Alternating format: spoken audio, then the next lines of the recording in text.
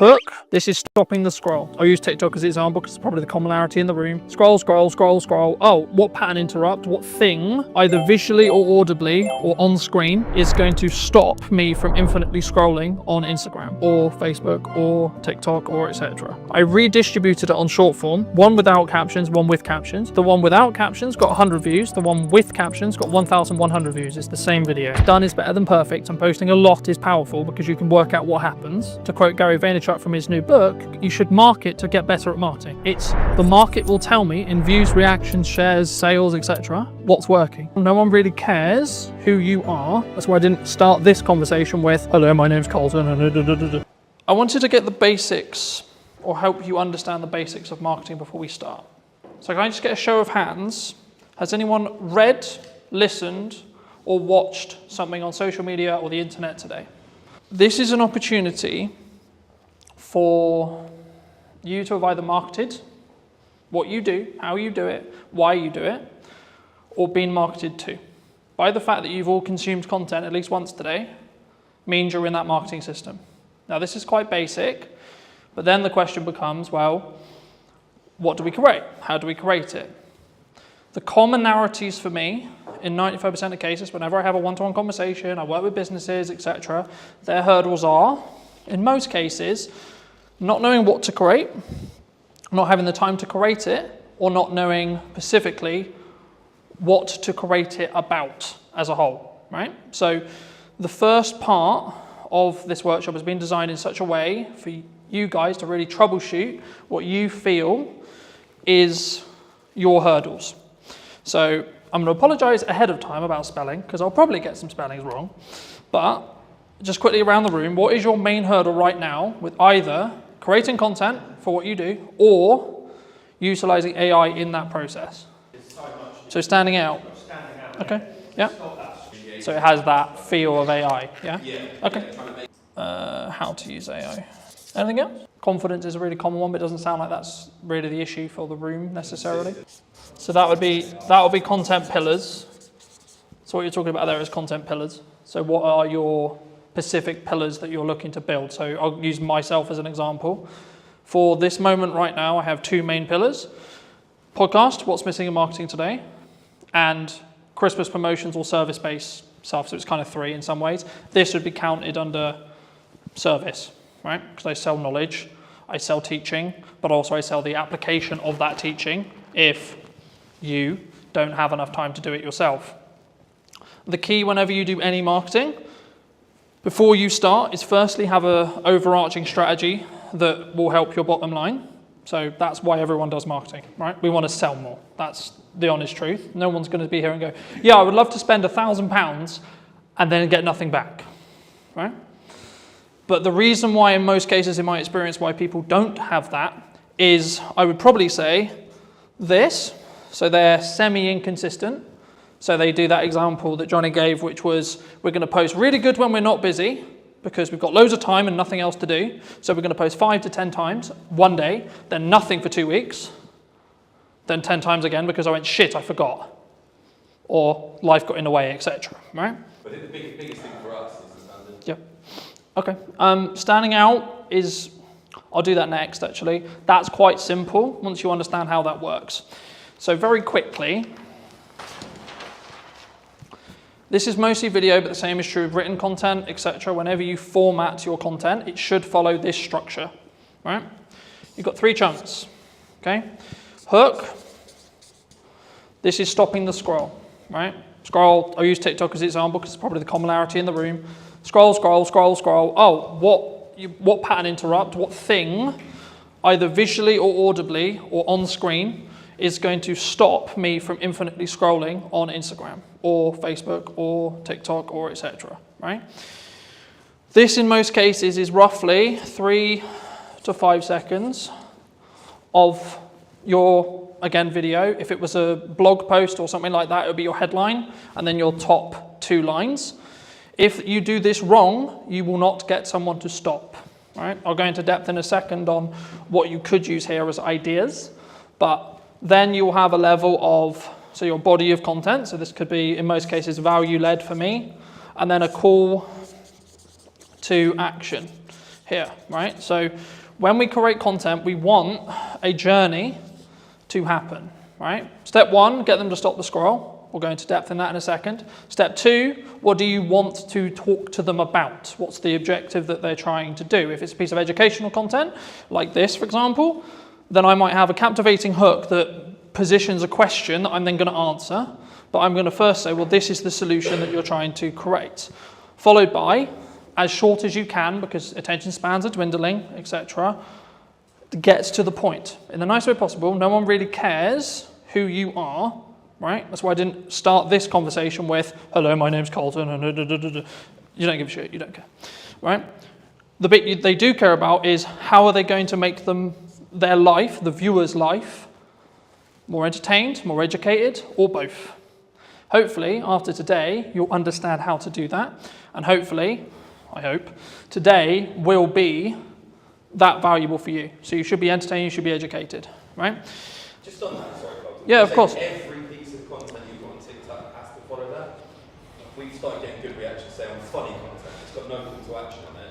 The only... Would you say that that's still valuable? So if I put my hand here and ignore the call to action, then yes, that would be true.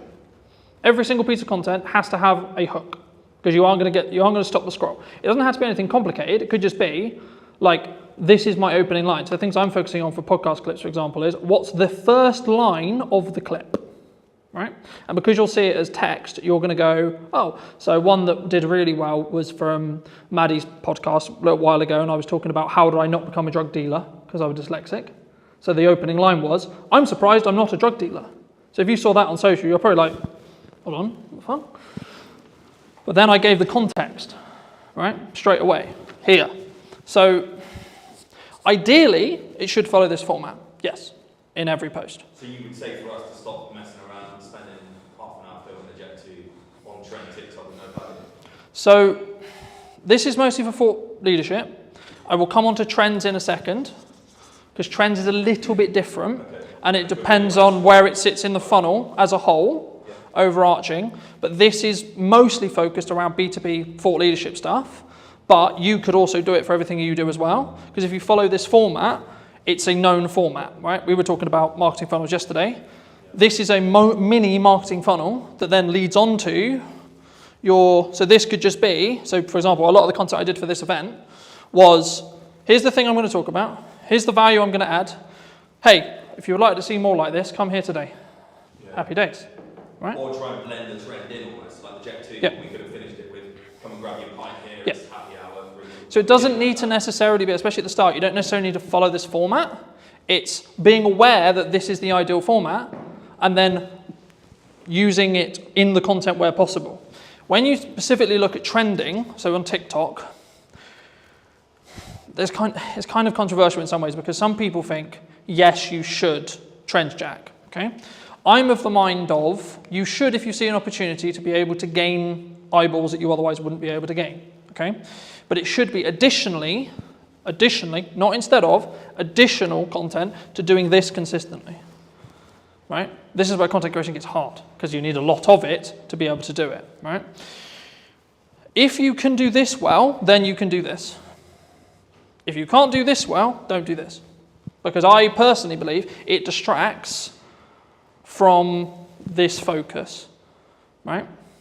For me, the issue with this is you're going to hit your demographical things, right? So I put out a video, I know it's roughly going to be hit by people in Salisbury because that's my following, right?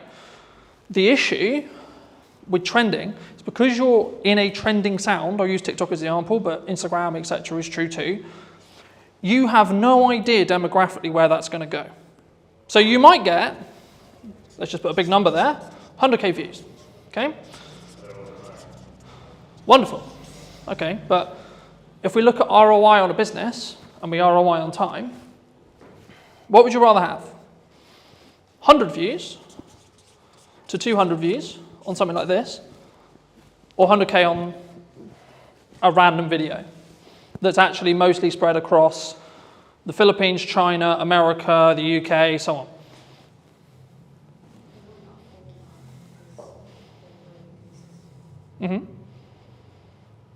What do you think? 300 real people rather than 100,000. Because 100,000 looks good. Yeah, but 100,000 looks good, right? Yeah. But when we... 999,000 aren't going to become, or probably might not be close to your venue. And that's why chasing virality, yes, it looks fun, yes, it looks sexy, but does it really do much for your business? I'd much rather have consistent of the right people at 200 to 300, maybe up to 1,000, but I know that each one of those views is going to potentially mean that I get more people sat in a room, I have more people to work with, I have more people I can help in my location, or in your... How do you do that location on TikTok? Facebook's very simple, physical business. So social media's changed, right? If I did this presentation or talk 3-4 years ago, I would only be talking about social graphs. Okay, I'll explain both in a second. But on this side, we've got social graphs. Okay, that's how everything worked before TikTok or Musical.ly arrived. Okay, here we have interest graphs that I'm definitely going to spell wrong, right? But the job of the team of two. So this was basically what TikTok created. Kind of their algorithm created it. It was in other places like Tumblr, etc. But like modernized and actually like popular, it was TikTok who did it. So what happens here is and this is why I said yesterday, following doesn't matter because we're now over here. But just for those who don't know, socially, what happens is I would follow someone. I would like, share, or comment on their post, right? This would send or say to the platform, hey, cool, this person likes and enjoyed this content. Cool. Okay, so the platform goes, we're going to show more of that to that person, right? So you followed me. Okay, cool. So that means you're telling to the platform, I like Colton's content. Can you show me more? Sick, right? Same with likes, same with shares, etc. Now, the bit where it got interesting is because when they started changing the weighting, you wanted to target different things. That constantly changes. There's no point me going into it because by the time we finish, it will probably have changed. The main difference when TikTok launched a handful of years ago was instead of it being followers, like, shares, etc., they are kind of still important, which I'll explain in a minute, but the job here is Craig is going to open TikTok, and if he had previously never installed TikTok, it will just show him videos. And what it's trying to do is it's going to go, right, I'm going to show Craig a picture and a video of a dog. Cool. What does he do? Does he watch the video? Does he interact with the video? Does he like the video? Cool. Keep scrolling. You'll find that the more stuff you interact with, the more stuff you give watch time to, the more stuff you like, the more stuff you enjoy, you'll be shown more of it, right? So that's what an interest graph is, right? So is that what the FYP basically is on Facebook Yes. and Yeah. Reels? 100%. That's running that algorithm. Yes. But the main feed is still on the socials. They're moving from this to this. The only place where this is still prominent is LinkedIn. Really? So Every- the same people, use the old Georgia example, right? We post on that a lot. We can get the same 30 people commenting like on that. Yep. All the time. Mhm. So they're still seeing it. Because that's interest-based. Lost in an FYP of like TikTok. Because they are interacting on the posts related to that location. Right. So they're signaling the platform to say, hey, I want to know more about this location. So it's not as fully TikTok 100%. The reality of socials, well, it will probably be in this line here for the rest of time, right? The future of socials is going to probably be, there's a debate at the moment, right? In the marketing space, in the etc. with Meta and so on. But my prediction, and probably the prediction which I think most people would agree with, would be in 2 to 3 years, you'll have two feeds. One that's like this, and one that's like this. Okay? So this would be your FYP, this would be for you to discover new content. And this is where, to an extent, trending would probably go into. So if you're trend jacking, following trending music, etc. Let's say you like, I'll use the example I used with Craig, dogs, cats, motorbikes, games, pubs, pick your topic, right? This is also where a concept called community talk came from, which was a specific hashtag around a specific thing. So when TikTok launched, everyone thought, oh, it's for dancing. Can I just get a quick show of hands? Who thought TikTok was for dancing? And for kids as well. Oh, for kids, yeah. Yes. That was the commonality, right? Everyone thought, oh, I'm going to go on TikTok and I'm going to do a... Thank God that people laughed at that. But the key is that's when it was Musical.ly. So very quick history lesson. TikTok is owned by a Chinese company known as ByteDance, who used to own an app called Musical.ly, where that was what the app was for. Lip syncing, dancing, etc. They bought this. They then launched it in China, did really, really well, and it was strong from an educational point of view. And then it moved to the West, and it became interest-based. But what they didn't realize was that interest-based would work so well, right? And that's why you're seeing, in the last couple of years, Instagram Reels launched, standalone, short-form feed that scrolls forever. Facebook launched, scrolls forever, so on, right? Even LinkedIn's now doing it. LinkedIn will probably have a video-only feed that's interest-based. The only post that will be social graph-based will most likely be carousel or image posts where you tag.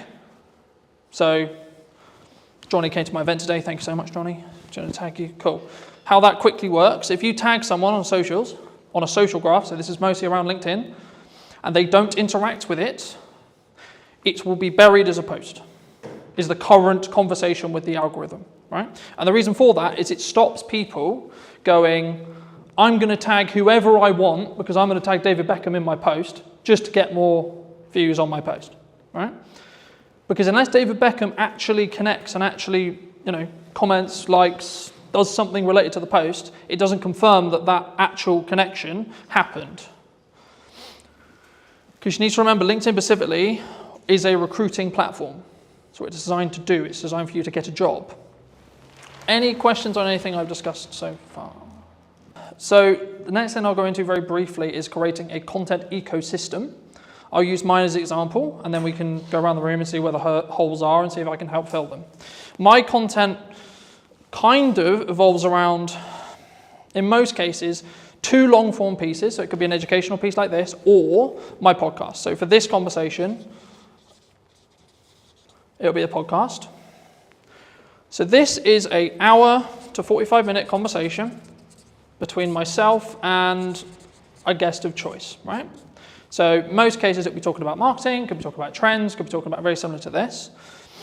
But you might say, okay, well, who's going to sit and watch the 45-minute presentation? Quick show of hands, who would watch a 45-minute presentation? It was interesting. Okay. It might have been booked by, I'm sure. That's the key. Okay. So what most people do, and the reason why most people don't do it is because they don't have the self-worth and self-belief to be able to put this 45-minute conversation out and it to get 2, 3, 10 views. What 95% of people should be doing is creating this, and then using it to fill their socials, right? I'll show you in a minute. And that's when you get like when you scroll through on YouTube. Yeah. So that's called that is basically about how you structure your short form, right? So very quickly, short form. I'll show you how to use AI to create 20 plus pieces from each one of these because I do it, right? Every week I do it. For you specifically, you could talk, I'll use an event that you're running for an example, okay?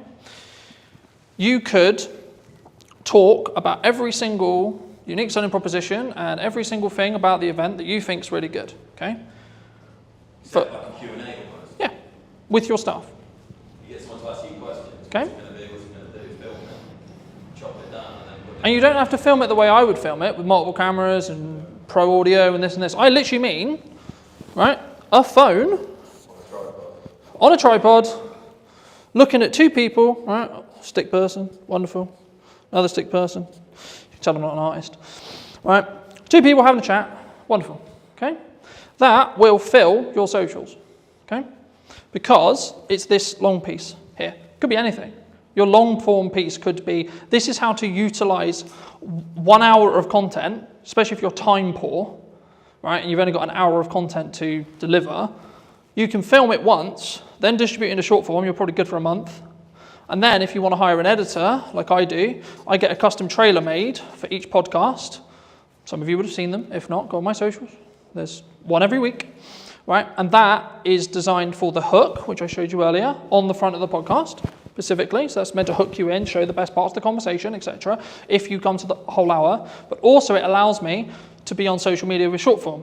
So by the nature of how the trailers are designed, I'm naturally going to get a higher retention chart, which will look something like this, which means people are watching the whole video, which in 95% of social media cases, if people watch up to 100% of a shorter video, less than a minute, it will then be served to multiple audiences, right? I'll go into that very quickly, but just quickly on this. Once you've got short form from this 1 hour, you can then do lots of stuff with it. You can pull out the audio and have it as a standalone audio podcast, right? You could also get it transcribed, and then using tools like ChatGPT, you can get it into blogs, etc., in your own tone, etc., right? And then also, you can then take that blog, turn it into 20 tweets, 15 tweets, right? Or standalone social media posts on their own. Hey, in this conversation, it doesn't even have to have the video, you can just take some pictures afterwards and say, in the conversation we'll be releasing next week, we talk about X, Y, Z, right? This is a very key example of hooks don't have to be anything. You need to do them to then see what works for your audience. Because what works for me is not going to work for you, and vice versa. So that's a social question. 95% of the time, socially, we watch videos in our breaks, when the kids are asleep, etc., right? So you don't want... Yeah, so or the telly's on or something else is on. So in a social scenario where you wouldn't necessarily want to blare out your reel, but you still want to know what's going on, right? And just to give you some numbers behind this, I re-edited some Christmas content that I did, I think about 4 years ago. I redistributed it on short form, one without captions, one with captions. The one without captions got 100 views. The one with captions got 1,100 views. It's the same video. Okay, that's a 10x difference in views with one change. And this is how I'm starting to test stuff. The one thing people get wrong with marketing all the time is they go, this is our ideal profile, this is the person we're trying to talk to, and I know what they like. Do you? You may have known what they liked 2 years ago, but is that what they're into now? Does your ideal profile change through time? Mine does. Personally, my content consumption habits and what I consume will change on a weekly basis. When I want to go really deep on AI, I'll be watching nothing but AI stuff. Okay? When I want to go really deep into content and delivery and how to do it, shift again. So on an interest graph, my feed is going to change dramatically across 2 weeks. On a social graph, I'll probably get some of the same content. So on the Look into the terms and conditions of TikTok, you'll be scared about how much it knows. Well, this was actually a big problem a couple of years ago where I was aware of it, where people would be watching a specific video. So I'll give an example where maybe it's a motivational video, or maybe they're feeling a bit sad, etc. They're watching something that may be a bit sad. And what the TikTok algorithm did, and they got in a lot of trouble for this, but they would then start feeding more and more, and you would go down this loop of negativity, right? I don't want to go into detail on it today, but it's the same with the quote, red pill spear, right? You are fed what you watch. So people are like, oh my God, my TikTok's so annoying because it only shows me X, Y, Z. I'm like, okay, log out, reinstall the app, watch stuff that you don't want, so watch the stuff you want, and then the algorithm will catch up. Or just when you're on the socials, just stop consuming and interacting with the stuff you don't want to see more of. Or manually go in and search, I want to see pretty kittens. I want to see dogs. I want to see positivity. I want to see quotes. I want to see etc. To start, put your video everywhere. Put your blog everywhere. Put your piece of content everywhere the same way. Because the first thing you need to get into the habit of is doing content consistently and getting consistent, right? Because that's where the results will come from. And concentrating on video. I focus on video because it's my best, building off Emily's point, it's my best way of communicating, and it's what I will also consume, and also I know the power of being able to leverage it because I can use it a million ways. Some people say, I don't want to be on video. Okay, that's okay, don't be on video then. But if you're a good writer, then write. Okay? You don't have to reinvent the wheel. The content quality will always rise to the top if you're A, consistent, B, talking to your target demographic, and C, adding actual value. Not fluff, not this looked nice, this was wonderful. The goal for me today is to give you as much valuable the stuff you want to learn as much as possible. That's it. That's my only objective today. Very quickly on how algorithms work in most cases. This is a video algorithm, but the same will be true in blogs, the same will be true in articles, and you can swap the words. So whenever I say video, there is a similar algorithm for every other form of content and will work very similar to these principles. Okay? So when you post a video, I'll use Instagram Reels, for example. This is your video. Okay? The first thing it does is it will send it to, these numbers are rough because they change every week, right? And we actually don't really know. It's roughly about 10%, maybe lower, maybe 5% sometimes, of your audience. Okay? Now, depending on what happens will then depend on if you get a new audience or not, right? So in most cases, if, let's say this video is, 30 seconds, okay? If someone watches up to 25 seconds of that video in this seed audience, so this is called a seed audience. The job of a seed audience is to tell the algorithm, because it doesn't know what this, all it knows is you uploaded a video.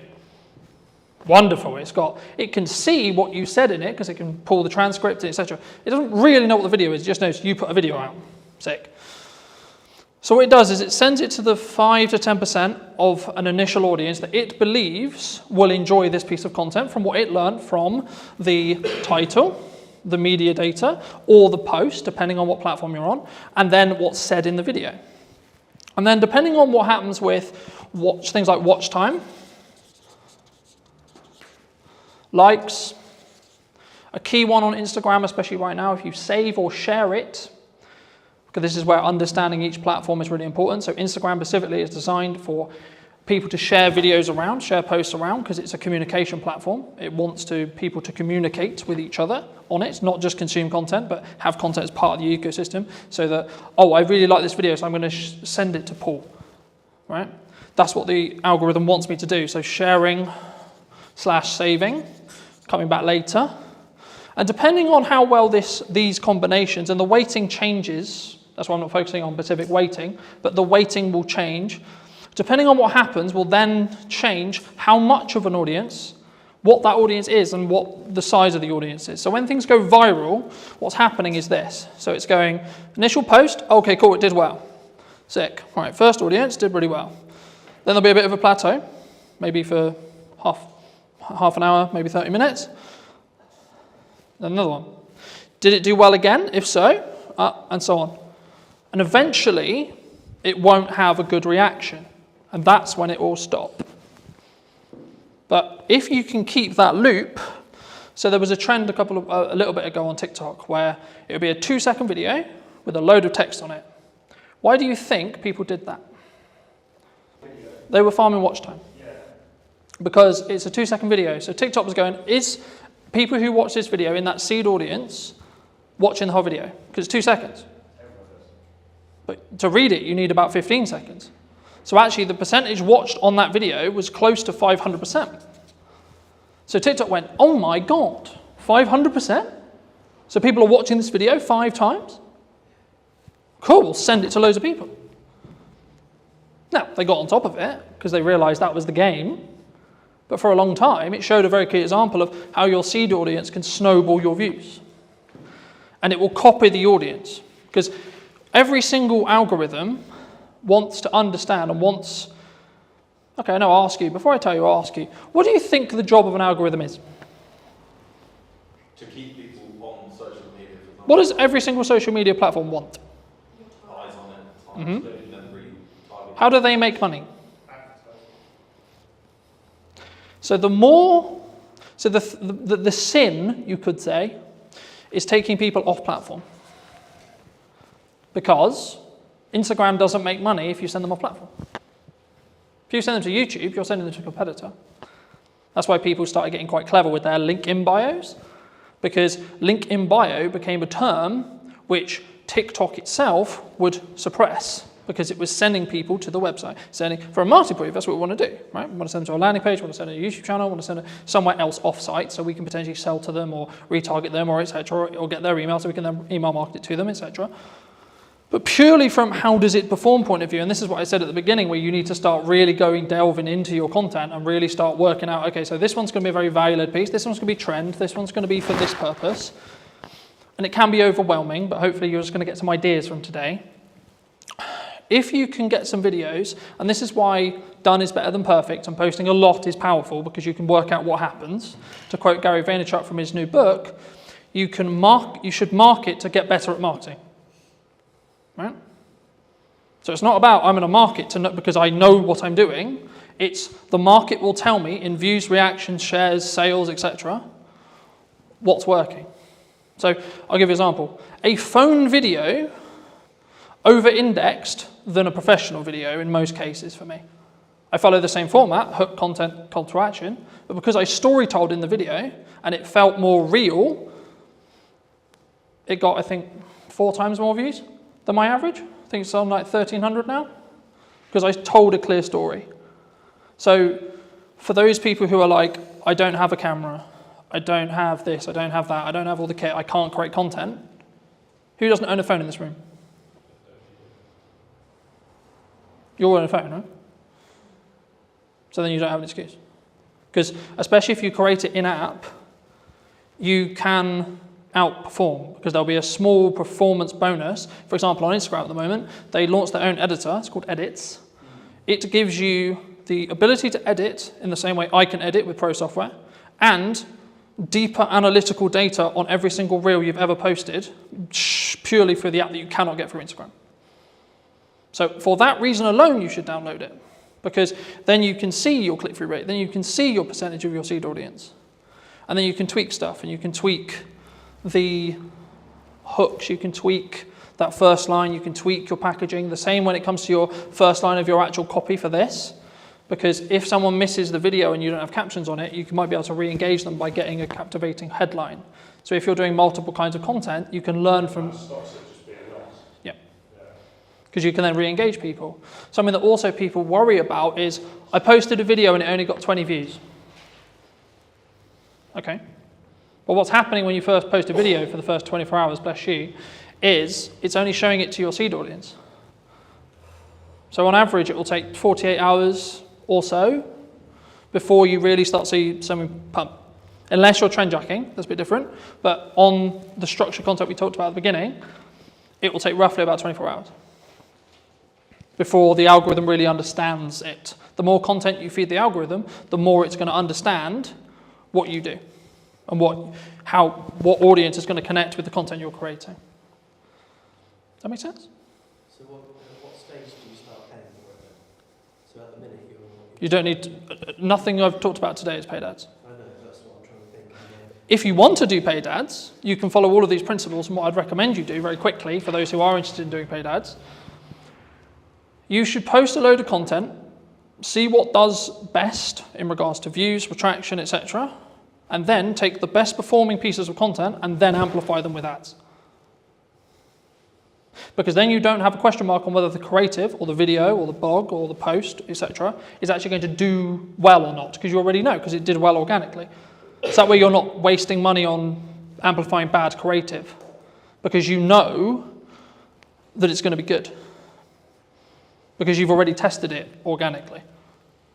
Does that help? Yeah, no, But if 10,000 people saw it organically, you go to millions if you pay for 10. Yeah.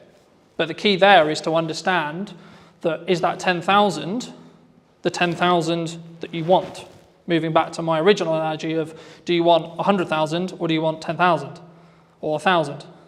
If the metrics align, as in you got 10,000 of the right people, absolutely you should pour money on it.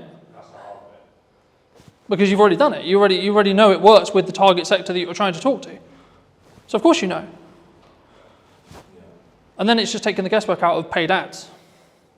Yeah, you should tweak the copy, you should tweak the text that goes next to it, maybe add a stronger call to action on the end to be a bit more salesy if you're going to, or maybe tweak the hook slightly, or tweak the video very slightly, but you know the bulk of the content's going to work for creative because it's already worked organically. How important is something like LinkedIn for a business owner or a filmmaker? Yes, LinkedIn is essential, I think, for any business owner. I've been posting regularly there for 8 years, I think, something like that. How do they up their prices? Because they struggle to actually put that into practice. If you're paying a freelancer £300 a day, that's way more than 30 grand salary for a full-time editor. Did you reach out to the brands you were looking to do the spec ad for? Because I think some people, when they look at spec ads, there's kind of like two approaches. One is like, do it, tag them in it, or send it to them and sort of see what happens. How did you navigate that initial process of making that spec ad? Anybody looking to scale their video business needs to double down on the brand, and people want to work with the brand, not necessarily just me. Does speed really play a factor, or is it more kind of standard to think about? Did you know that 93% of you are not subscribed? So if you could please do me a favor and you're enjoying the show, then subscribing would mean the world to me, and it would allow me to grow the show and continue to get larger and larger guests and continue to bring what's missing in marketing today. Thank you ever so much for joining me, and I'll enjoy the episode. Hello, my friends. Hope you're well. Hope you're having a good day. Today I'm talking to Carl from over in Manchester. Specifically, he runs a really, I would say a upper class or like premier video production agency on the higher end. And today I really wanted to talk to him about specifically branding, but also how I think a lot of filmmakers, we're stuck in this rut of like being quite maybe lowball or midball or just working on ourselves. I mean, how does would you say, and feel free to give any context you want, Carl, and do you think that people really struggle to sort of scale their business as a whole? Firstly, I've never been called upper class in my entire life, so that's really just thrown me off big time. We're definitely a premium offering though, so I get what you're saying there, so thank you for that. So yeah, I run a production company called Dead Pixel Films, doing video and photography for a variety of FTSE 100 clients, online brands, TV commercials, that sort of stuff. And what was your question? How do they differentiate themselves? Yeah, because I think a lot of people, they're very maybe solo space, and they're maybe worried about like how do they up their prices, because I think that's maybe the dream or the objective of a lot of filmmakers, but they struggle to actually put that into practice. Yeah, absolutely. So for context, we're a team of 5. So I'm not a solo shooter anymore. I started off shooting weddings, same as a lot of videographer journeys, I guess, shooting corporate videos, went to universities, then jumped into freelancing pretty early on. So I was a solo shooter for 4 years. I did weddings, corporates, bits of football, bits of TV, all sorts of stuff. And, I made a really good living doing that. And there was nothing wrong with that. And I loved doing it. And the wedding specifically was amazing. I was working with really like happy people, and it was really, really good fun. But I eventually reached a cap where there's only so much time in the day I have. There's only so much I can charge. And I just realized I was I was at a peak, I suppose, in terms of like camera operating in Manchester as a technical skill, and what I could therefore charge or how I could scale that into a business. So my next step was to go from a freelance camera operator, solo shooter, to a production company owner. And that was a monstrous leap, because I alienated all my clients literally overnight, because all my clients were other production company owners. And so suddenly they're like, oh, hang about, now you've gone from Cal Thompson camera operator to Dead Pixel Films, video production agency. You're now a competitor. You're not a collaborator. At least this is how it was perceived 8 years ago when I first set up the company. So I had to kind of start again, really, in terms of like finding new clients and developing those relationships. I had some crossover for a year or two, but eventually it just fizzled away, and I had to then go after bigger and better clients that would, and then focus more on relationship building and then scale it over time. And like I said, it's taken 8 years to get to where we are now. There's 5 of us full time. We've got a production studio downstairs, so I'm in the it's like a meeting space that we're in at the moment, and then we've got a 1,000 square foot production office, and that's where all the edits are being done. And then this downstairs is a 4,000 square foot studio space. And that's taken years to be able to have the cash flow and the regular clients to be able to build to that point, to be able to afford to have a studio. We've been in the studio 2 years now, and we use that as a bit of a marketing tool as well to generate more opportunities. It's very challenging because it's very expensive to sort of keep it going and making sure that it's not just burning through cash. But But it's all part of the journey. It's really good fun. Yeah, I mean, I was going to ask you about cash because I think, like, as cash flow as a business owner, right? Because I think there's a massive difference, obviously, from a solo shooter who's maybe positioned themselves as an agency, or maybe the traditional, I think, from the sole videographers that I've spoke to about, they're looking to get work through other video production companies or agencies similar to yourself. I mean, did you always have good money management skills, or because the story that I found is people normally get it wrong before they get it right? Yes. I mean, cash is king with any business, and it's definitely applicable to video production and photography services. I've always been good with money. You have to be a business owner fundamentally, but even as a kid, I was always quite tight, I guess, with money. Didn't intend to be. I always did what I wanted to do, and I went traveling all over the world and stuff like that, and I had some great experiences in my 20s. But I've always been quite strict with money. I've never been spending it on like designer clothes. I'm not really fussed about anything like that. No, I bought my first house when I was 27, which I was really pleased to be able to do. Me and my wife got a mortgage together. So I've always been quite good with money. And that has served me well when running a production company. It's like whenever an invoice gets paid, immediately save the 20% VAT. That goes into a reserve account. Immediately save roughly 20% corporation tax. That goes into the savings account as well. And then I've got the cash account of what we actually use for day-to-day spending and paying payroll and expenses and overheads and stuff like that. So there's always been a reserve account. I'll always have a figure in my head of the minimum amount of cash I'm comfortable with, and that's taken a long time to build it up. And obviously, when things like COVID come around, and that is a world-changing experience where you can't have all the cash that you've always wanted. You might have to dip into it, or you have a few quieter months. But in order to run a company, for me, to sleep well at night, I need to make sure there's months and months and months worth of cash flow sat there. And some people might disagree. They might say, well, you should be putting your money to work and making it work for you, so you're earning money in your sleep. And obviously we invest in the studio facility, we invest in our marketing and invest in our team and training and all that sort of stuff. But having a good cash buffer for me just makes me sleep much better. And it means I've got the mental capacity to pursue opportunities that I want, and don't just have to take any project that comes our way because we need a quick 500 quid.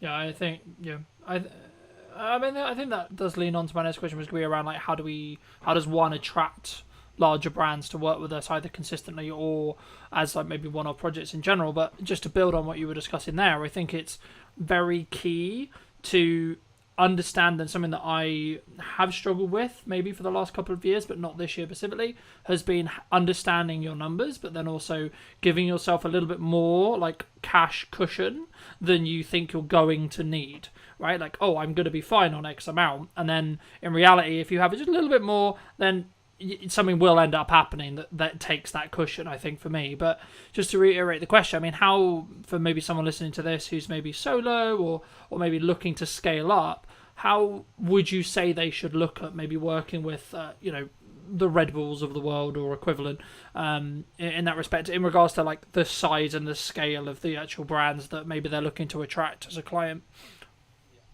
I mean, this is changing loads over the last few years. From what I've seen, is historically the big brands would only ever work with big agencies for the longest time, and that is still the case for a lot of places. Like Coca-Cola will only ever work with WPP, or they have done for forever, because they feel like they need the resource. They need the WPP, are one of the largest advertising agencies in the UK, in the world. They feel like they need the cushion and the experience of a big advertising agency, and they probably do. They need the strategy thinking and all these different resources they're going to pull upon. But what I can see is over the last few years, more and more brands are doing more in-house, and they don't necessarily need the big agencies or the big thinkers, from what I can tell. Now, I could be wrong, but a lot of brands are now doing that big thinking in-house, and they're bringing more smaller, independent specialist agencies. So rather than just like one overarching agency that handles everything in terms of their marketing and their branding and strategy and their content, they might have, okay, there's an SEO agency there, and there's a production agency there, and there's a web design agency there, and they manage it themselves rather than an agency managing that. And they just make sure that's all sort of aligned, which means that smaller companies have access now to bigger brands. And they're able to work. And basically, once you've got one, it's easy to get the next one, or easier. You still have to chase for it. It's more competitive for sure. But once you have a few bigger brand names under your portfolio, and the work can start speaking for itself. So we're able to attract bigger name brands because we've worked, like we had our Premier Foods Group, which is a FTSE 100 company. We did over 15 YouTube pre-roll videos for those guys back in, it was like 2021, I think. And that's for their whole suite of brands: Ambrosia, Oxo, Bisto. Anyone in the UK will have heard of these brands. They're in every shop ever. So we did loads of ads for them. And by doing work for those people, it opened up doors to more foodie brands. So then we're suddenly able to work for BBC Food. There's another project we got off the back of that. Yeah, we had to pitch for it. We went up against 27 different agencies on a public tender to win that particular project, but suddenly we got that. And then I marketed the fact that we worked with BBC Food for a 9-month content retainer on LinkedIn. That then led to one of our current biggest clients, which is Uni, and they're the pizza oven company based in Scotland.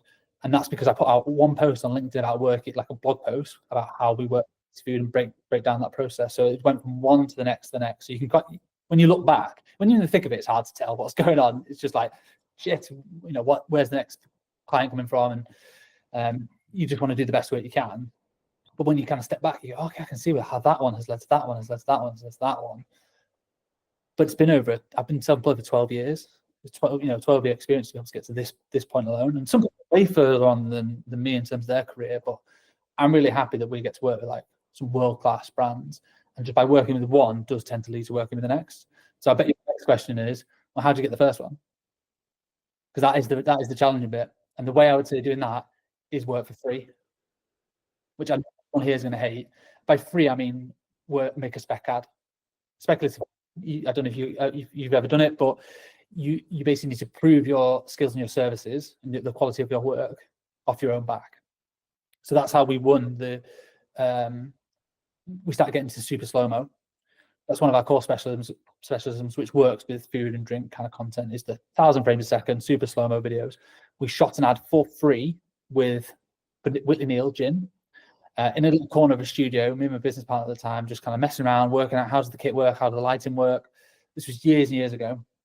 And we put together a little 20-second montage. We partnered with a kit hire company who lent us the camera for the day. So that was very generous. All it costed was our time and the ingredients. And then we pieced that together. And we used that piece of work as a marketing asset, piece of collateral, to then go and win the next one, and then win the next one, and then win the next one. And that just snowballed. We then became the specialists in super slow-mo and food and drink, which then led us on to the next project and to the next one. So that's always my advice to anyone looking to get into it. How do you attract bigger brands? Is you can't just go to university, study a bit of film, and then go, well, now I'm just going to either have my own agency or go work for another agency, and I'm going to be balling working on these big bad projects. Like, you've got to prove it. Education, you've got to prove it with your skills and your portfolio and your work. And if you've got to just go out and do it. Yeah, no, I completely agree. And I guess the question that comes from that is, did you reach out to the brand you were looking to do the spec ad for? Because I think some people, when they look at spec ads, there's kind of like two approaches. One is like, do it, tag them in it, or send it to them and sort of see what happens. The other one is like, hey, start building that client relationship, etc., and be like, hey, we would love to work with you, or etc., but can we make one for free? Like, how did you navigate that initial process of making that spec ad?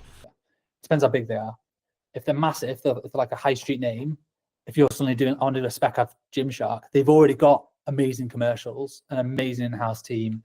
They don't need your spec ad. So you emailing them saying, I'm going to do this ad for free. If you want to use it. They just won't. They don't need it. So in that sense, I would just go and do it and just tag them, like, massive fan of you guys. I hope you don't take offense to this. We've made our own ad. We want to tag you in it. And if Gymshark will unlikely see that and then want to just hire you immediately, but their competitor might.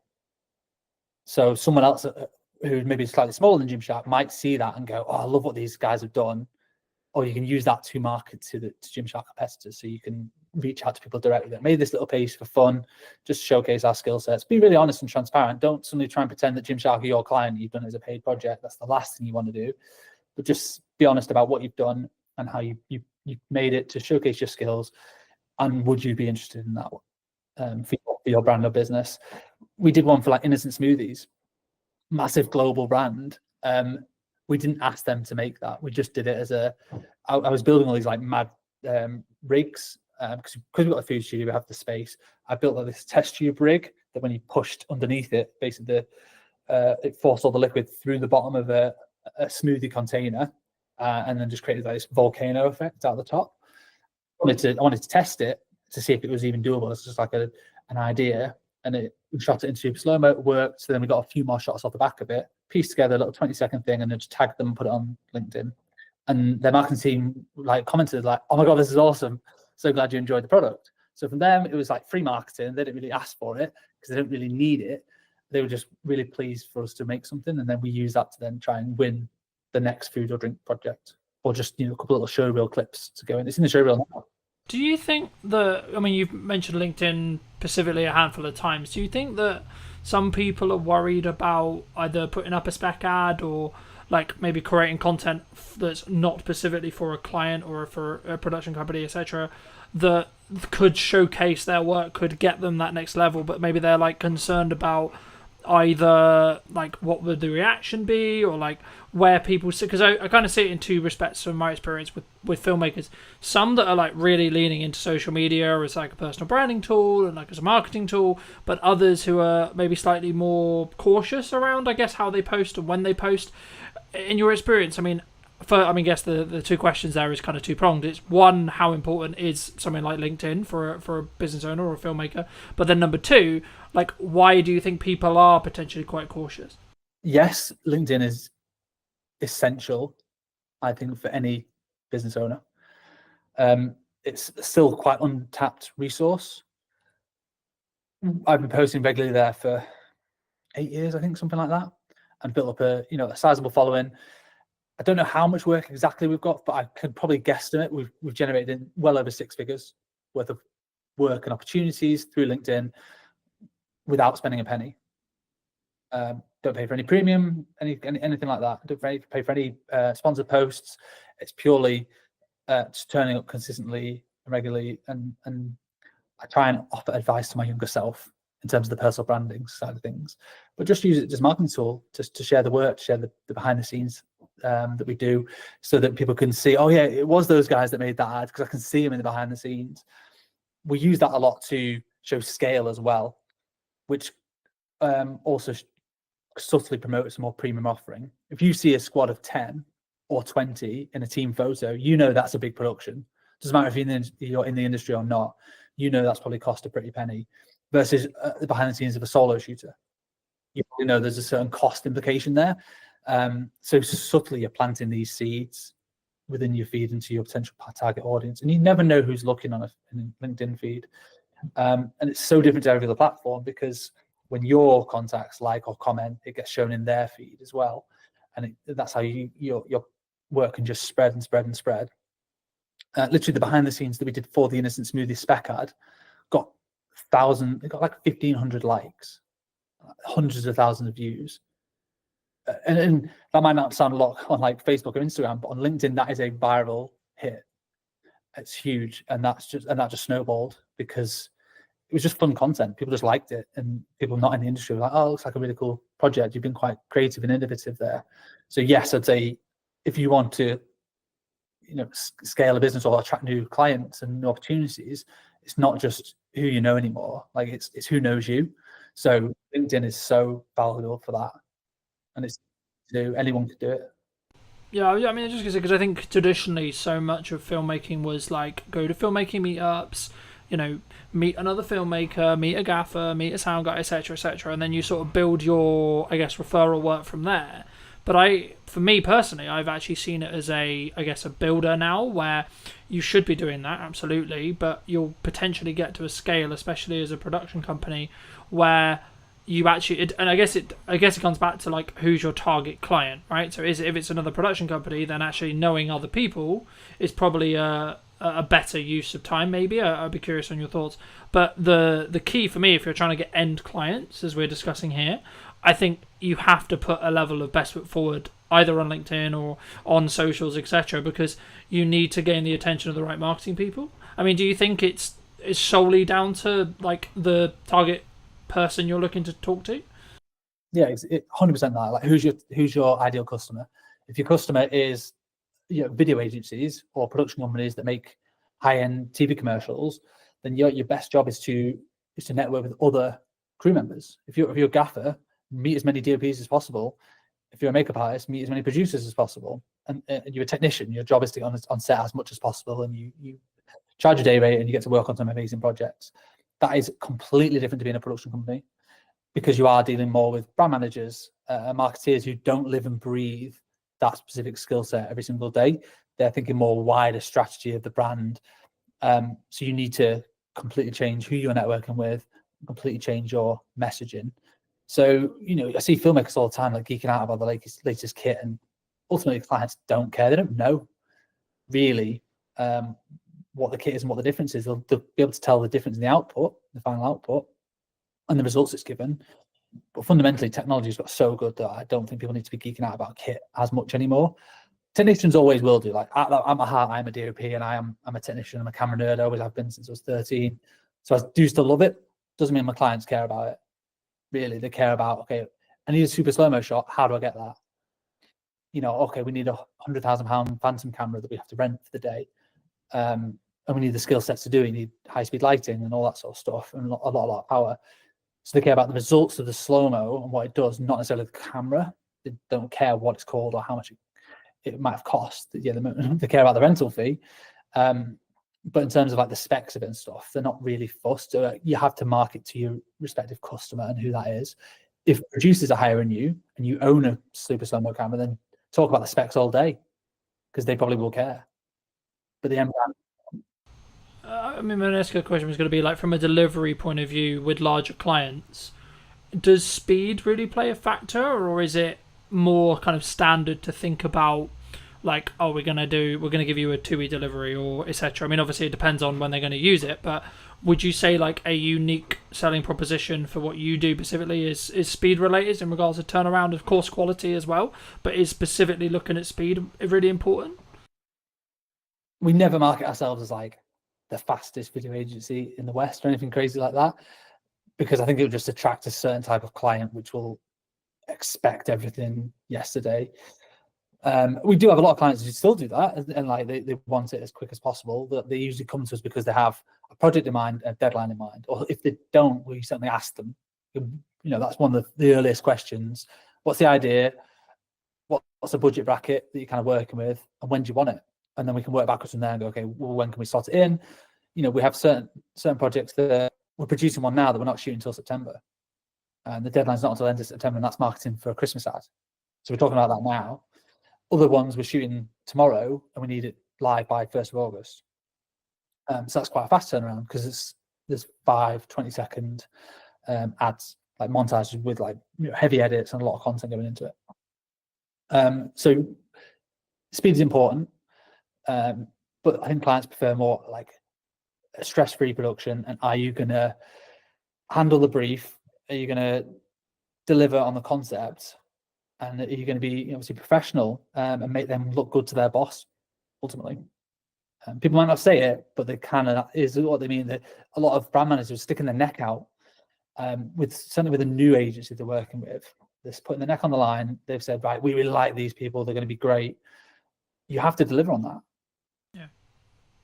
You have to. Yeah, I think the key is you have to follow through on the content or the promises that you have like said that you're going to do, but then over deliver on those. So I've always followed a motto for a long time, and it might be why I'm doing quote unquote okay in business, because I've always under promised and over delivered with every project that I do.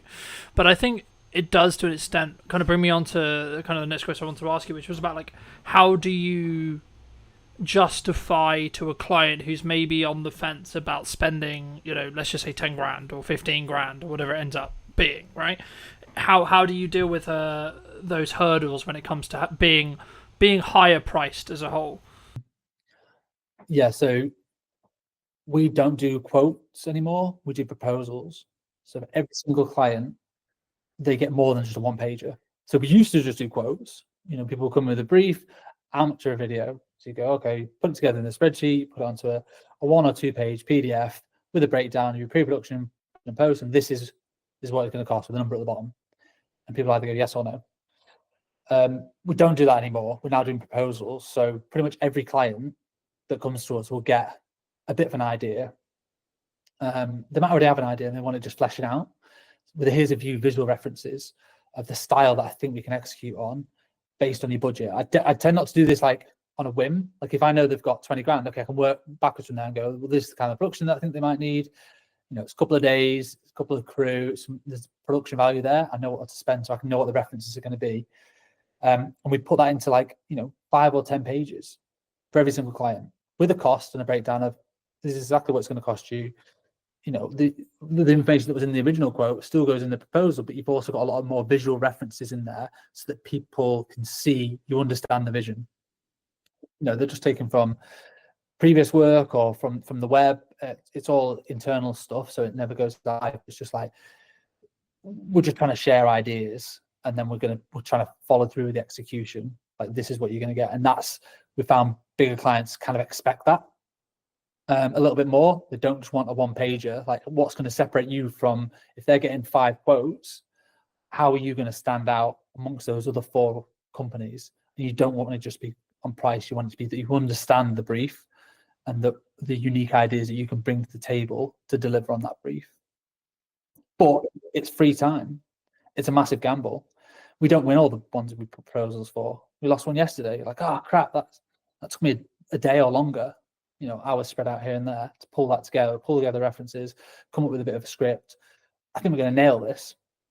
I thought we'd nailed it, and then they still didn't go for it. And you're like, well, not sure what we've done wrong there. That's the game we're in a little bit.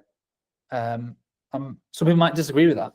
They might say, oh, you should be charged for that time. And we charge for creative development time, but sometimes that initial spark, we often give it away for free. Do you think that's one of the reasons why you do just stand apart? But is that the same? I guess the next question was going to be around like the confidence of maybe charging more or being value-based price rather than necessarily the time. Obviously, there's always time that goes into it, of course, but it's more about, I guess, in some ways, when you look to attract those higher-paying clients, it's also about it's the entire, in my experience at least, it's about the entire process and journey and the perception that client goes on with you, rather than necessarily just the production day. And that's, I think, where it comes back to where you and I both agree, which is like, they don't care that much what it's filmed on. They care about what it's going to do for their business and what the return on their investment is going to be. But for you, when you started out, was there a confidence kind of hurdle for you to say like double your day rate, for example? Probably, yeah. Not really thought about it. Often we just do it. I started off charging £250 a day. So as like a corporate filmmaker, if you like. I charge a lot more than that now. So yeah, there did just become a time. You can base it off APA rates as well. That's a good starting point. Producers Association, it's like a union, not part of it, but they do set rough crew rates, and they adjust them every year based on inflation. So you can roughly see what a crew rate should be charging for those. And it varies between like commercials or dramas or photography or whatever. Everything's slightly different, and communicating with other people in the industry as well. Asking other fellow filmmakers like what sort of rates do you normally charge is a good way to at least set a benchmark. And if you're winning loads of business and almost like too busy and don't really feel it in the wallet, it's because you're too cheap. And because you're just saying, yeah, well, here's a £500 video, that person will work on it for an entire week, and when you work it out, you're working for less than minimum wage. That's not a very good business model. So at that point, you need to pause and go, what do I need to change here?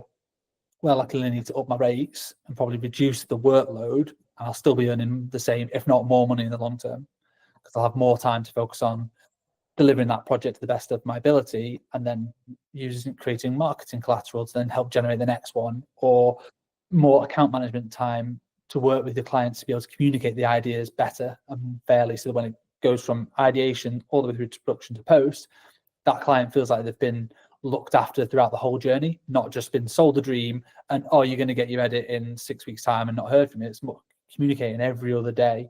This is where we're up to. This is what the deadline is. This is how we're doing. And that was 6 time. I can't do all that myself. And that's very hard to do as a solo operator. There's 5 of us here. There's 2 people full-time editing, and there's a producer and a studio manager. So they do a lot of the account management side of things in terms of liaising with clients and communicating and getting edits through the post-production workflow and then back to for amends and all that sort of stuff. So that does take a team to do it to the level that our clients demand. Yeah. When you were building your team, because you said at the beginning that you went from being solo into like developing the team, did you scale it from like 1 person, then 2 people, then 3 people slowly? And then if so, did you focus on systemizing how you did it yourself? So originally it was myself, and then I partnered up with somebody else. So we then became 50% business owners. And that was just the 2 of us for probably a year. And I was literally doing all the shoots and the edits, and he was doing business development and operations. And that was fine, around COVID time, just surviving. But eventually the edits got too much. So it's like looking at the business model and trying to work out where are we bogged down with in terms of time. And it was edits. So it made sense to hire an editor. Great, let's work out what the finances are going to be. It can be quite daunting when you look at your first hire, like, oh my God, how am I going to find 30 grand or whatever you're agreeing that first initial salary is? But you tend not to look at it on a yearly basis. You just have to look at it on a monthly basis. Oh, I actually need to find 2.5 grand or whatever it works out at. Because obviously including tax and all that sort of stuff. So that's much more manageable. And it's a bit easier to think of it like that, or what do I need for this quarter to be able to hit that, rather than thinking about the larger scale side of things. And editors are amazing, hardworking people, and that is quite an easy way in terms of a business model to, as long as you keep them busy, they will pay for themselves very, very quickly. We did, and then we did just add on to the next one, different skill sets, and eventually the producing was bogging us down a little bit. So we're just like, oh my God, we're just having to, my email inbox is 100 every day. Like, how do we help manage this? Okay, we need a producer to start doing some more of the logistics, booking hotels, doing casting, all the logistics of like sorting crew and client liaison. Right, that can come. Basically, I hire somebody when I get too busy with one thing that I don't necessarily want to do all the time, and then just let them do that, and then I can focus on the stuff I want to work on. Yeah.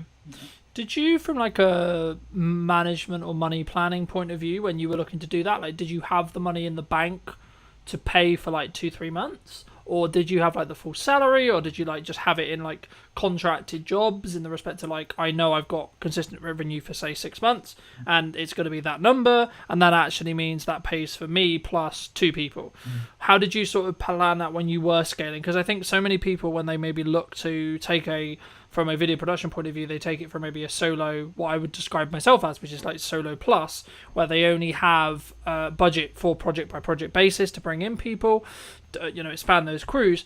But for me, like, potentially in like 2-3 years, it will be a situation of, I guess maybe it's risk profile thing, but I'd be curious on your thoughts around, like, did you plan it as a, like, I've got 6 months and actually we're good regardless? Or did you maybe lean into like, actually, I know we're going to get the work, or I know it's going to free me up to the point as a founder where I could do the marketing and the sales to then mean that I can then know that I'll have the work? Yeah, I mean, for like a U+1, use freelancers until it becomes so obvious that you're spending so much money on freelancers that it's more cost effective to hire somebody full time. So if you're paying a freelancer £300 a day, that 10 days of work, it's 3 grand. 20 days of work, a normal working month, that's 6 grand. That's way more than 30 grand salary for a full-time editor of what you've got to pay out as an individual. So if you do that consistently, you'll soon realize that having all these freelancers has cost me way more money than a full-time person. So generally, that's exactly what we did. We had freelancers, and we actually won a few big block bookings. So we knew we had 2 months worth of editing work. So we had freelancers just coming in. I think we had 2 at the time, just helping us churn through this massive volume of work. It was all costed for, so it was all fine. And we just knew that, well, hang about this. Once that project was coming to the end, we were getting another big project. We had loads of edits on, so it just made sense to eventually put a job ad out and hire for that full-time role. So we would effectively be saving money on the freelancers. And we gave the freelancers the opportunity, like, do you want more job stability? Do you want, to come on full-time? And some people did, some people were not interested. They're like, no, I'm happy with the flexibility and the variety. Like, there's a place for both in terms of freelancing as a technician or going full-time in-house. Really depends on your personality and your personal circumstances. But from a cash flow point of view, I think we had at least, let's call it 6 months worth of cash to be able to pay that person. They could be sat around twiddling their thumbs. It'd be a terrible business model, but they could be without us necessarily worrying about how we're going to pay that person. Because also when you hire them full time, you have an obligation to pay them. They're now an employee. You can't just get rid of. You can make them redundant, but that's a failure on your part, I think. Rather than just, we didn't have enough work to be able to pay them. Like, you've got to then go and get the work to keep them busy. So that is part of the risk. Definitely, it's a high risk move. I mean, it's such a while ago now. I've always had staff members around me for the last 6 years, so I tend not to worry about that as much now. It's just a no-brainer that we are a team, and it takes a team of people to deliver on the projects that we have now. So if it does sound scary to anybody as an initial thing, I'd always just say, bring on freelancers until they become too expensive to not just hire. It's a no-brainer to hire somebody full-time. Yeah, I think I agree. I mean, I think, would you say that in that though, one of the things that a founder, like an origin person of the business in a video production context, like they should spend, like as they're scaling and as they're bringing in people to help with the delivery side, should they spend like a significant amount of their time in trying to, I guess, apply financial resources to getting more people to help them either with their personal marketing or the company's marketing or etc. to then because I found, like, for me, that will have the strongest ROI by me creating my own content and me being in the world of marketing all the time as much as possible and not as much in client delivery. And if so, how did you transition? I mean, did you just end up, like you sort of alluded to it at the beginning, but did you have to transition all your clients because they wanted to work with you specifically? Because I think that's sometimes the weakness when we're very founder-led as a business, where a client wants to work with me because they've consumed my marketing and then they want me to have that touch on the project. And how do you sort of balance that with also then scaling it with a team? Yeah, I'm still figuring that out, to be honest. A lot of our projects are of a scale where it can never just be one person. That one person ideally should be on the job. That was a big USP for the longest time, is we weren't necessarily just another production company that brought on loads and loads of freelancers. It was like, if you see us in the initial call, you're going to see us on set, and we're going to hold your hand all the way through the project. And that's done really well for us for the longest time. It's helped us build relationships with the right people. It's helped deliver good work. But that is only scalable until a point. I can't be on every single job if I want to scale the business beyond where we are now. So that's probably a bit of an ego thing that I've got to figure out and navigate and work out. There are other people who can shoot. Yes, technically I'm a DOP, and it makes good financial sense for me to be on the shoot, but also makes good financial sense for the wider business for me to be marketing and spending more time doing business development to bolster the scale of the productions and the bigger business and clients. As long as they are getting a good service from you as a brand, not necessarily you as a person, I don't think they'll fundamentally care that much. As long as it's not sell them the dream and then you never hear from them again. You've still got to check in, but that could be checking in with just emails, texts, how you finding everything. I went on holiday last week and I was like, all these productions are going to fall down. Well, of course not. I've got a team who've been briefed in and they looked after the clients and they did a smashing job, and I came back and I'm like, so what are we shooting tomorrow? It's all been done. I just trust the team to do their jobs.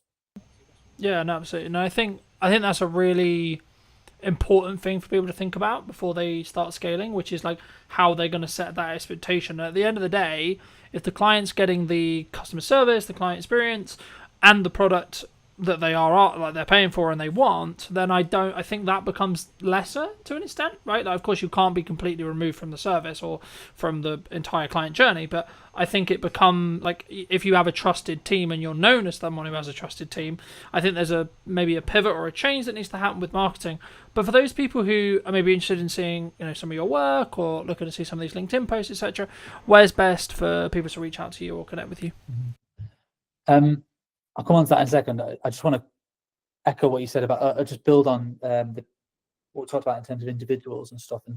And I think it depends on your role. So if you're a photographer, quite often you are hired because you are, I don't know, Cal Thompson photographer, for instance. Not me, because I'm not like a world famous photographer, but an individual is often hired. From what I can see, people don't necessarily hire. There's a couple of very good ones in the north, but photography agencies where it's a different photographer every time. They just want that individual. Whereas video production, because it seems a bigger scale often, and there's more people involved, clients aren't hiring just one person necessarily, unless they are just looking for a videographer.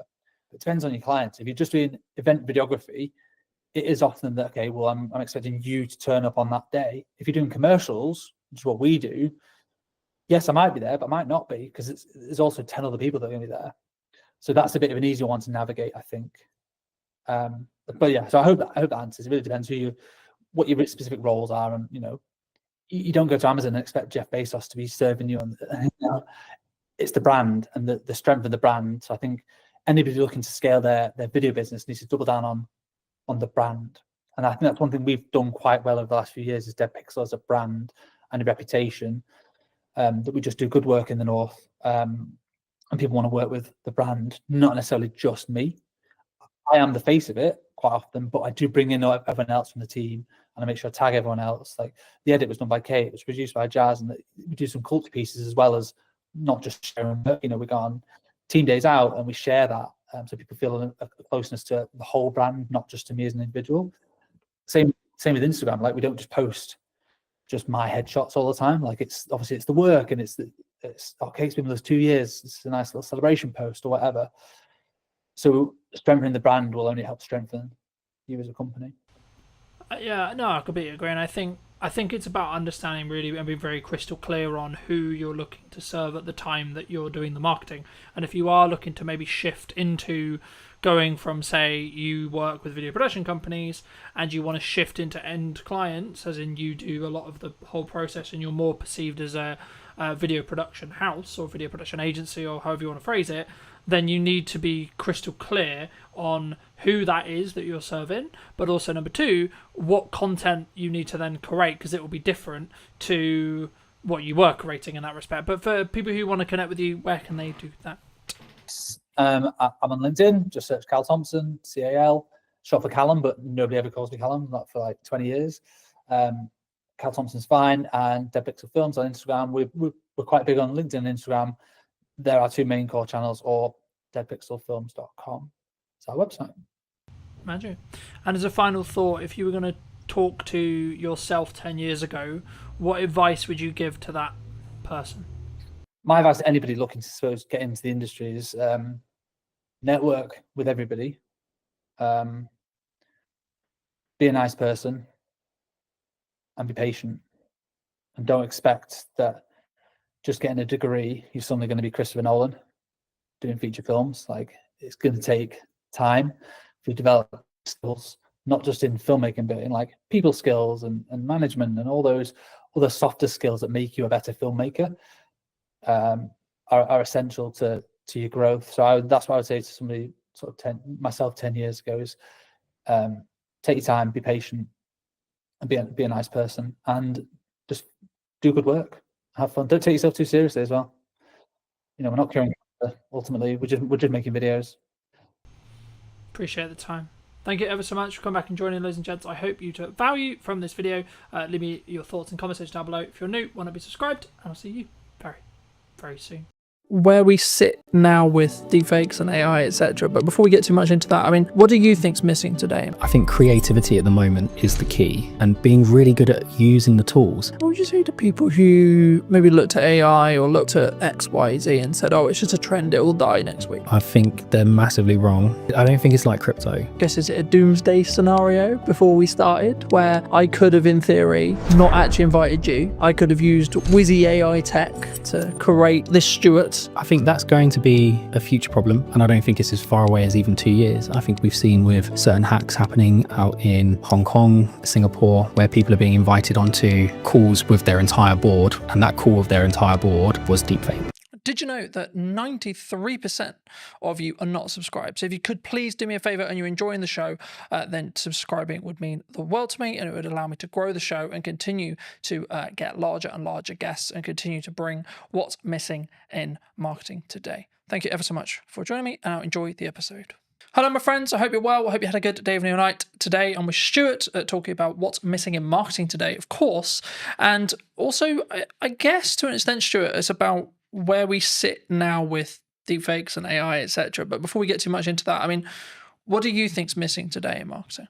Well, coming from Origin Secured, we're always going to say trust and verifying trust. I think one of the things we're seeing with lots of marketing agencies, lots of companies, is this model of make as much noise as you can, say whatever you want to say. No one can really prove whether it's true or not, and hope that it catches before you get caught out. And I think that's the biggest issue we see with marketing at the moment is bringing the trust and the verifiability back into it. I mean, because we were alluding to I guess, is it a doomsday scenario before we started, where I could have, in theory, not actually invited you. I could have used Wizzy AI tech to create this Stuart, you know, which I haven't done, by the way, for the record, anyone watching. But there is going to be a potential world in maybe 5-10 years, or maybe, you know, technology moves quickly, so it could even be as little as 2, if not 1. You know, is that kind of where it comes from? Do you think the lack of trust, like actually confirming that, yes, I am talking to Stuart today, and yes, Stuart did actually come on the podcast? I think that's going to be a future problem, and I don't think it's as far away as even 2 years. I think we've seen with certain hacks happening out in Hong Kong, Singapore, where people are being invited onto calls with their entire board, and that call with their entire board was deepfaked, right? And I think they got away with like $20 million. Dollars, whatever it was, in that particular one. So I think that's coming. I think that's going to be sooner rather than later. And I think we're seeing that online, where you'll get images of people like Martin Lewis or whoever saying something that just isn't true, or supporting a project that is a scam. So I think that's coming. But I still think just traditional trust, right, is a problem. How do I verify that I've worked with the MOD as an example? How do I verify I've worked with this organization? How do I verify I've worked with this person? And I can make loads of noise and say loads of things about it, but I don't have maybe a podcast to prove that I've done it. So I think that in that sense, we have to find a way of enabling people to verify that information, but without risking all of the personal data that goes with it. I mean, I wasn't actually going to start here, but I think it's important for me to start here. Someone like me, right, who has been on the internet for, I'm going to say, shy 10 years. I might be in deep trouble when it comes to AI tech and AI training and deep fake stuff, right? Like, what can I do in your view? What, to protect yourself? Yeah, I think is very challenging. I think our product will go some way to helping that. But even still, even with kind of Origin secured verification on top, all we're doing is verifying whether something is real, right? We're not necessarily proving something's fake. And I think you can argue that if it doesn't have that stamp of approval on it, or you can't verify it cryptographically, then it's highly likely to be a fake. But it still doesn't stop someone pulling their phone out on the street and recording you. That's still you. But it's going to be very, very hard to detect the difference. More, I guess, as I think about it more, is it actually more down to an integrity and trust thing? Like, someone looking at it, you might look at it and say, well, I know Colin. I've known him for however long, 2 years, let's say 3 years, right? I don't think, my gut tells me that's not him, because he wouldn't come across that way. He wouldn't say it like that. He wouldn't, like, why is he involved in that? That's weird. That makes sense. Like, is that actually maybe the defense? Maybe, but I think if you look at the way things happen in the media and the press, that's typically not the approach that most countries take. It's very much kind of someone's appeared on an online platform doing something they shouldn't be doing, and they're instantly vilified, regardless of whether it was them or not. So I think there's an element of education and adaptation that we need to go through as a community. Absolutely, that will help. I think technology will assist. I think that will go some way to proving it as well. I think it's really going to be education. I think we need to teach people to be safer online, and to be able to identify when something might be a fake, which at the moment I just don't think we do enough. I think we rely heavily on third-party organizations who we think represent security, and in some ways they have been secure, but when you've got trillions of dollars flying around markets every day, if you carve off even 10%, even 1%, right, these are huge numbers. Fraudsters are going for them. So I think we need to adapt and find new ways. Do you think, as marketing, or as like just a medium to small size business, what can I do then? What can you do? I think, again, having things like this will help. I think having endorsements from organizations will help. And again, going back to what Origin Secured is about, it's about having endorsements, right? How do I verify that I've worked with this organization? How would you verify you worked with Origin Secured? Well, you can have my video with you online. But outside of that, it would be a case of, you could put my quote up on your website. But again, how do I verify that was real. You might have to get one of your customers to come and talk to me. So I don't know if we actually have an answer to that question at the moment, other than we know with Origin Secured, we can cryptographically prove you've worked with us, and you don't have to pick up the phone and call me to get me to prove it. So it's difficult, right? You know, I think Absolutely. everyone thinks trust and brand, and you know, like I'm a big advocate for trust and brand, and I think that the only really, like to quote Gary, the only thing that matters, or the only thing that will be left, will be brand when everything is commoditized by AI. Yeah. But will even that be left? Because if you look at some of the AI tools that are coming out now, I mean, we're looking at them. We use AI throughout the business. And I know a lot of companies say that, but genuinely, from cursor all the way through to the front end, products like Replit are coming out. You can take an existing front end and you can copy that, and it might take you 2 weeks, maybe a month with a couple of half decent devs. So you've spent millions investing in this product, in this brand, and then someone comes along and just copies it. It's a carbon copy. And if their marketing skills are better, if their social media skills are better, if they're better at hacking that kind of influencer side, well, where's the value then? Like, is it more valuable to have a really good kind of marketing team, or is it more valuable to have a really good brand? I think they don't always go hand in hand. You can have a really great brand, security, integrity, strength, and it can be destroyed in minutes. I think that's difficult, right? Isn't it? I think that's, I hate to use Bud's term, but like that's where personal branding comes in. Yeah, because like if I'm saying and I'm endorsing something, yes, it could be AI'd, but then as I say, maybe it is that. Like as I say and think about it, like maybe it is just that because of my track record. Because like then people, I guess the question there though is it then down to the person consuming it to make the decision? Well, that's kind of the approach we've taken, right? So the approach we've taken is it's down to the individual to choose who they trust and whether or not they believe that's true, right? So we can have, and we'll get into the tech more later, but we can have a series of endorsements for yourself, right? So we could endorse you cryptographically. You could be endorsed by the Passport Office, right? Or by an ID service provider, or by the DVLA, or by your bank or your solicitor. All of these endorsements build up trust over time, right? And the more of those you have in sequence, in the right time frame, the more people will trust you. And I think a big question on top of what you've asked is, if we're moving more to a solution where you need kind of integrity and trust built over time, how do people break in at the beginning? Because at the moment, the big reason that companies do that is they're trying to make a name for themselves. They have a great product, they've got a great idea. It's not always fraud. Often it's just a small company trying to make it. We need to be able to create environments where those companies have an opportunity to prove themselves. Because if we just say, well, you have to have brand integrity and you have to have a history, and you have to be around for 5 years, etc. Then it's going to stop that from happening. It's interesting because I'm rapidly approaching like 6 years full time and 10 years like doing the thing. And I'm like, oh, it must be really hard for people starting out. But like genuinely, like when I was starting out, AI wasn't a thing. And that's the big conversation with AI at the moment. It's like completely obliterating those grunt jobs that people did as junior editors and junior tech people and etc. Is it down to us then as providers, like medium and larger, like to say we're going to choose, or is it purely just it's going to get commoditized because it's efficiency? I think there's going to be a huge amount of commoditization. I think there's going to be lots of consolidation, right? More importantly, there'll be lots of consolidation. I think standing out from the crowd is going to be challenging. I think it already is challenging, right? If you can have the best product in the world, but if you can't get the message across, or you can't convince people what it actually does or how it does it, it's not going anywhere anyway.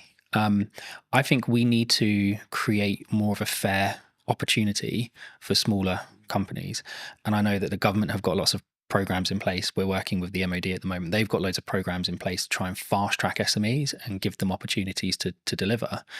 I think we need to do more of that. And I think we probably need to have better controls over how are these contracts won, how are they tendered for, because ultimately they're geared up for companies who have got hundreds of people to spend hours and hours and hours of time building this kind of knowledge up over time, and then you've got a small SME that's run by 3 people with no experience. But also, I guess you could flip it on the other side when you look at AI or things like ChatGPT, large language models, etc., where actually that could be the greatest equalizer that you've got, right? Because someone who's maybe solo or 2-3 people, then arguably, if they're leveraging AI and they're early, they could actually be keeping up with 100 staff in regards to workforce because they're working quite smart. Well, they can. And I think, look, we've certainly benefited from it, right? Lots of smaller companies are benefiting from using AI, but so are the larger companies. And I think if you, I'm going to get in trouble for talking about this, but one of my favorite TV shows is The Wire. And there's a scene in there where one of the characters is out of jail. Cutty, I think his name is. He's sat with this other guy, and they're talking about doing something they shouldn't be doing. And he gets handed a gun, and it's supposed to be a revolver. And he's like, "Oh, I'm used to using a revolver." And he goes, "Yeah, but that doesn't hold 17." And he's, "Oh, the game's changed." And the other guy goes, "No, it hasn't changed. It's just got more fierce." And I think for me, that's what AI is, right? Yes, there's going to be less entry-level jobs. Yes, there's going to be less opportunity for people coming out of university. It doesn't mean anything's changed. The industry's still the same. It's just more fierce because the competition isn't now just with someone, one of your peers. The competition is now one of your peers who can control 4 or 5 AI prompts and do the work of 12 people rather than doing the work of 1. And so, yes, these companies will benefit smaller ones, but I think you're in a more fierce environment because those larger companies have access to just the same technology. Do you think it comes? I mean, there's kind of like, there's 2 strands here. Number one is like the larger companies is like turning a ship, right? A massive ship. When I'm a speedboat, I can go, woo, Yep. you know. But I think the more important, I guess, question is around number one, how agile you can be as a company, but also number 2, it's the mindset, I guess, in some ways, because I think like with the commoditization of automation, technology, etc., like we could go down the mindset of, okay, we're all gonna be out of jobs. Bye-bye, farewell. Yeah. Right. Or we could go, actually, how can I utilize this as a tool? And, you know, I was having a conversation with someone very close to me about another filmmaker the other day. And I was very worried for his model, looking at his business model, because traditionally he's, in this case, brought in as a camera operator for other video production companies. And there's been a large conversation in the space, for those who are listening, about you've kind of got 2 models that you can really like business model-wise that are still profitable and can still work. Yep. Massive Hollywood stuff, which big crews, big money, lots of stress, and then the 1 to maybe 2 at most, like production size, right? The issue is, I guess, the middle-class filmmaker, you could say, in my realm. Yep. Could be and potentially is going to be commoditized, especially if they're not utilizing or looking how to use AI, how to do prompts, especially if you look at like the AI generation stuff that's coming out and like Google VO3 and etc. Like I looked at it and went, oh, right, okay, I need to talk about strategy more then. Yeah, because the idea of filming stuff is going to become less profitable than I think it was. Yeah, potentially. And again, playing devil's advocate to the other side, does it become less profitable, or does it just shift into a different community? So is it now not the middle class filmmaker, right? Is it now opening this up for everyone to be able to access it? And actually you get more creativity out of it because there are people who are learning to use those technologies at a younger age and more efficiently. I think my cousin is doing phenomenally well in Sydney at the moment as a filmmaker, right? She's still going through school, but she's done several productions. She came up with this phenomenal idea about a particular singer, and she's been talking to their team about being able to produce a particular song. The idea behind it is incredible. You won't get AI to produce the idea, right? Not yet. That might come in the future. But at the moment, AI is just really, really, really good autocomplete. Lots of people are going to be really upset with that. But it is, right? They're just predicting tokens. We're not yet at a point where it is finding new ways of doing science, right? It might find a new mathematical way of folding a protein, right? But that was always there. It's just able to run more permutations. But it's not going, I've got this great idea for this film and I want this and I want that and I want the other and I want the other, right? That's still really a human kind of product. And I think... Do you think that's where the opportunity lies then? 100%. I think creativity at the moment is the key, and being really good at using the tools, right? I still think there's going to be lots of jobs. I think they're just going to change. I think you'll have less entry-level jobs, not necessarily a bad thing, but you might just have lots of people who are really, really good at doing the prompt engineering. That will become a big job in my opinion. What would you say to people who maybe looked at AI or looked at X, Y, Z and said, oh, it's just a trend, it will die next week? I think they're massively wrong. I don't think it's like crypto, right? I think my co-founders and I always disagree on this, especially one Mark. He's very what's the word, optimistic on the crypto side. You know, Mark, and he loves it. I'm still very much of the opinion that there's been too much happening with the mainstream cryptocurrencies from a dark web standpoint, right? From a criminal historic standpoint. So the AML piece and the KYC piece can be incredibly challenging if you can trace it back on the blockchain to criminality, because really you should be taking that as proceeds of crime. So I think there's a major issue with that. I think the difference between that and AI is AI genuinely has solutions, right? You can take someone who spent the last 20 years of their life learning how to spot tumors in lungs, right? They might have a really good accuracy, 80-85%. And then you can train an AI model to 92-93% accuracy in 3 or 4 months. That's a huge jump, right, for us as a species, in my opinion. So I just don't see AI dying. If anything, I think it's going to become more and more integrated. And I think actually what we're going to see is that AI is going to become smaller and smaller and smaller. And I don't think it's going to be long before it's fully inside your device, not in the cloud. It will be inside your device. You'll have your own private AI. And it will learn you more and more and more. And this is why Origin set out to do what it does, right? As more and more information is being collected, you need to secure that in a better way. You need to be comfortable that your data is yours, that you have control over who accesses it. And if they do manage to get access to it, that you can revoke that access. And if someone is storing your data somewhere, you've got some level of encryption yourself over that data. I think that's much more important as a conversation. Is not necessarily is AI going to be a great tool, 'cause it's not going anywhere. Is how do you secure the data? How do you scrub the PII out of it? I think, yeah. Because I know that, you know, other large language model providers, I'm sure, have done similar. But I know OpenAI, owners of ChatGPT, got into some hot water because they basically, what it seemed like was they were basically ignoring copyright law completely. And they just went, oh, look, the internet's got loads of internet and information on it. Let's just take that. Thank you. And I don't believe that could be undone now. We're kind of in the wild, like we're in the Wild West in that respect, as in like ChatGPT knows everything and they will know everything forever. Yep. And again, there's only so much data in the world, right? So forget kind of some of the data that people think is proprietary for their organization, right? Where they might have taken 4 or 5 pieces of information and done something cool with it to produce another metric. The actual data, there's a finite amount, right? OpenAI found that out really quickly.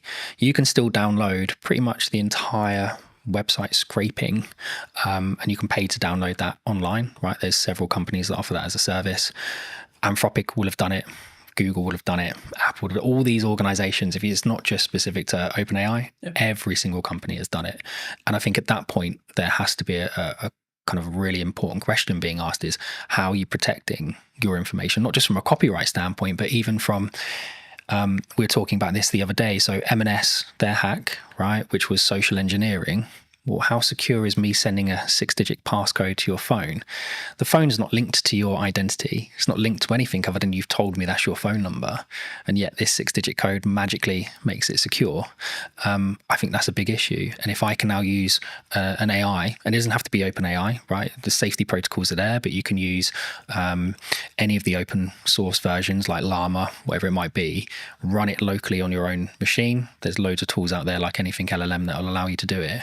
Well, I can now connect that online and I can say, right, go and find the maiden name for Carlton's mum, right? And give it access to Facebook, give it access to LinkedIn.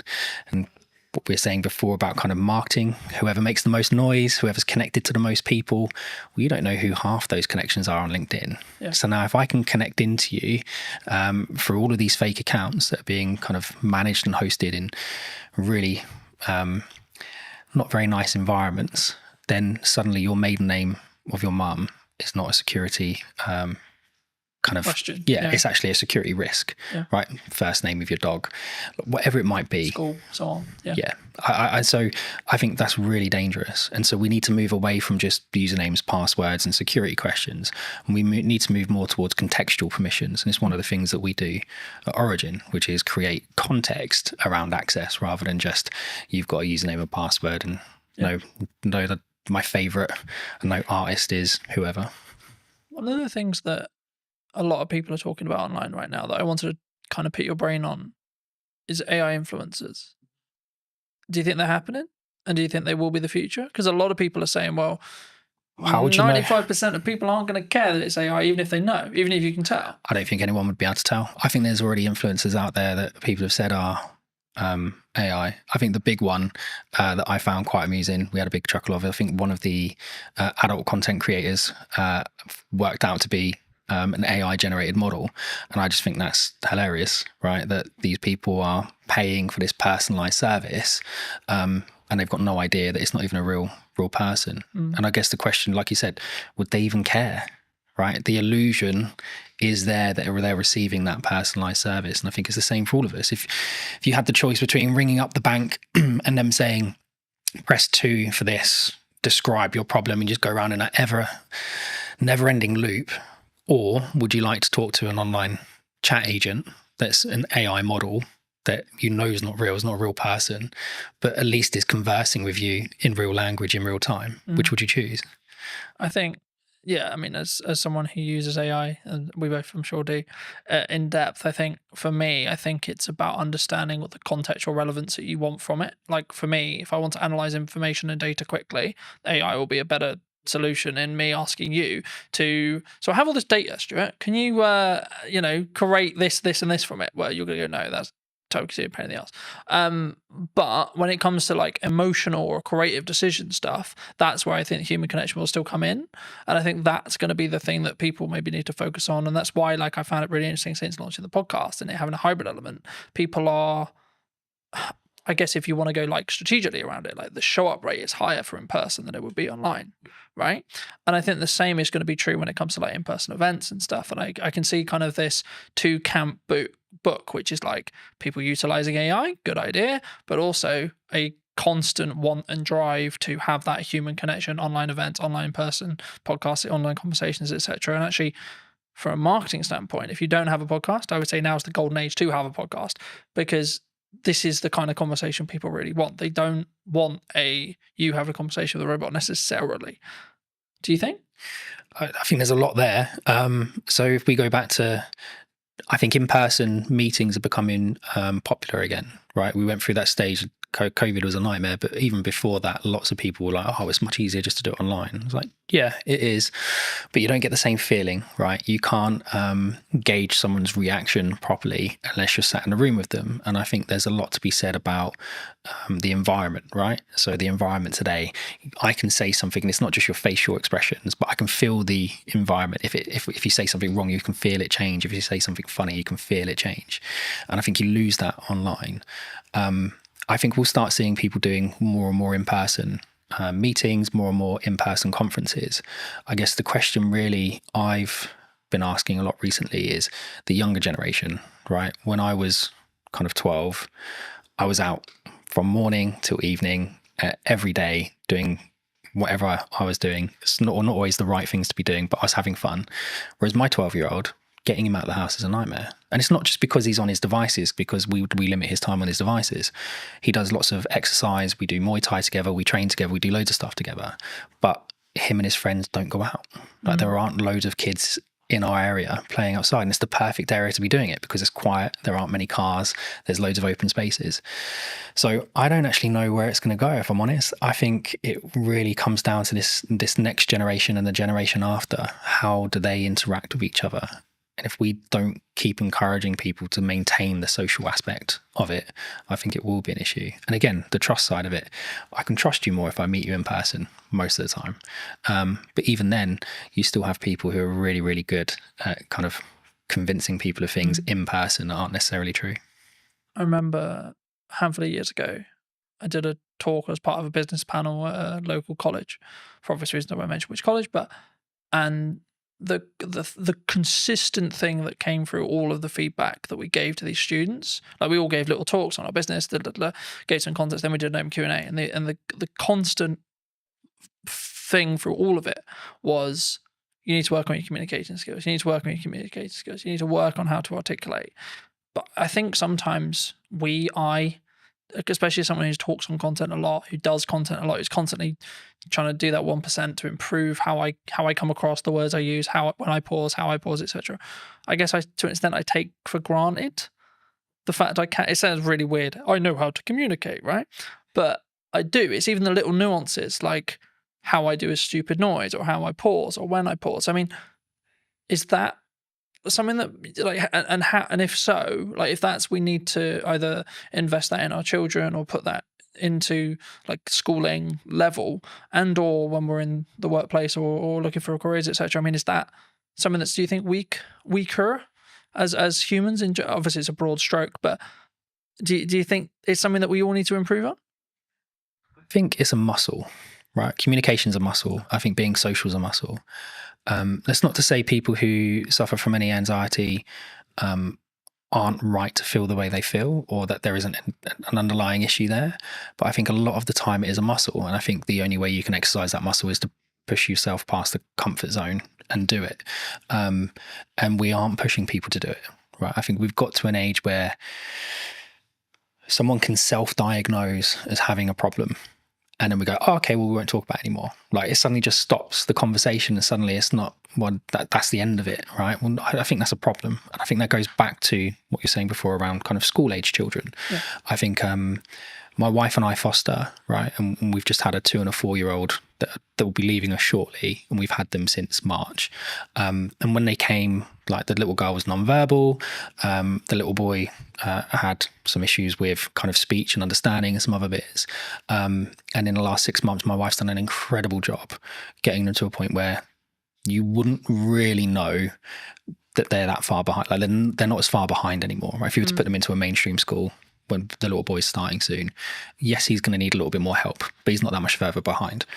But it's because we didn't just go, oh, okay, well, they've had a hard time, so that they get a pass, or we think they might have some anxiety issues. No, let's get them outside. Let's get them on the climber frames. Let's get them interacting with other children. Let's explain to them repeatedly. No, it's not just about saying, oh, kind hands if they do something they're not supposed to do. It's, no, that's not right. Explain to them why, and spend that time educating them. And I think we don't do that with kids at the moment, right? There's so much, people talk about it all the time, but there's so much power with the kind of the child. And there needs to be some power with the child, absolutely. But you've also got children walking into schools stabbing people, right? That's a problem. I'm not saying we can solve that with Origin, not at all, right? But I think that's how far back we need to go. I think we need to start at schools. I think we do schooling wrong. Does that come from boundary settings? I mean, like the statistics from like a quote broken household is ridiculous, you know. Like, mine is true in that respect. You know, I didn't have my dad around for 20 years, and since about probably a month ago, 2 months ago, I spoke to him for the first time in 20 years. Mate, congrats. Right? How did that make you feel? Big deal. It was just, it is what it is. You know, like, I wasn't there to be like, right, I'm going to, and I wanted to make sure that when I did it, it wasn't coming from a place of anger. It's like, right, I'm going to pull 20 years. And it was, right, okay. But I did it for a point of view of, I need to make sure that I do this so that I don't regret if I'm told he dies. I did my best, I tried. And I think, but then also I've set a boundary to say, this isn't a fully open door as well. And I think for me, that's come from years of building on it.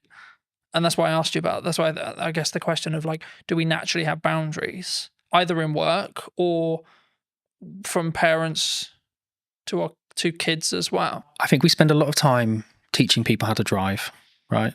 Lots of time teaching people how to drive. We spend a lot of time teaching people how to communicate at work, right? You can't say that. You can't say this. You have to say it this way. You have to say it that way. We don't spend a lot of time with children teaching them boundaries, because sometimes the parents haven't been in a position to learn those boundaries in the first place, right? Not everybody has the same start. I had a similar experience with you. Didn't see my dad for a long time. And I did go in different directions, and I was lucky enough to meet my wife who kept me on the straight and narrow. And I didn't speak to him for a long time, and he passed away. So before we had a chance to reconcile, whether we would have not, I don't know. So I'm really pleased you managed to get through that.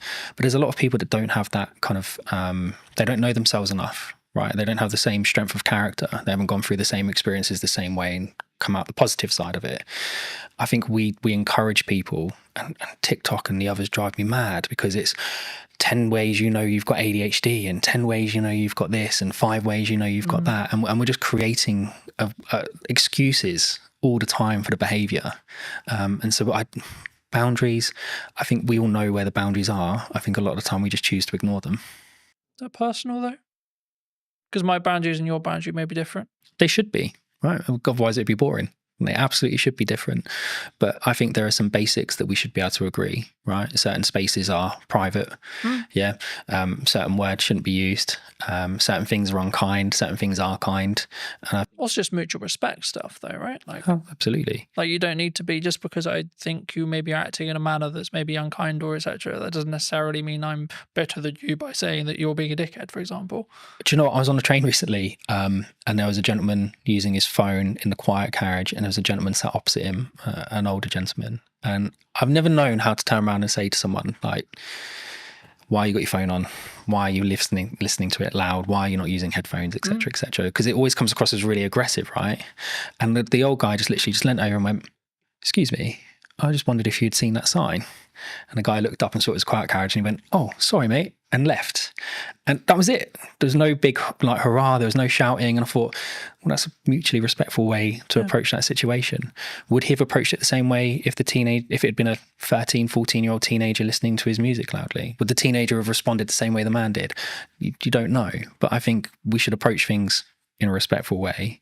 And again, that boundary issue, mate, that's a hard one, right? There's people that have spent their entire lives working on that to try and find a solution, and they still haven't figured it out. I think I keep coming back to this whenever I talk about something like this, and I keep coming back to it's self-love, self-development, self-you. It's reflective of you.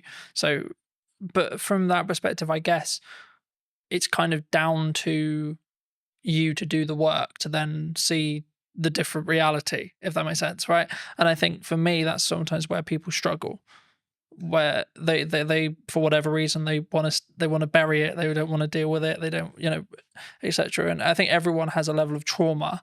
It's I don't know using that word, but the level of trauma will either make or break you, and then it's up to you to see how you deal with that to then move forward.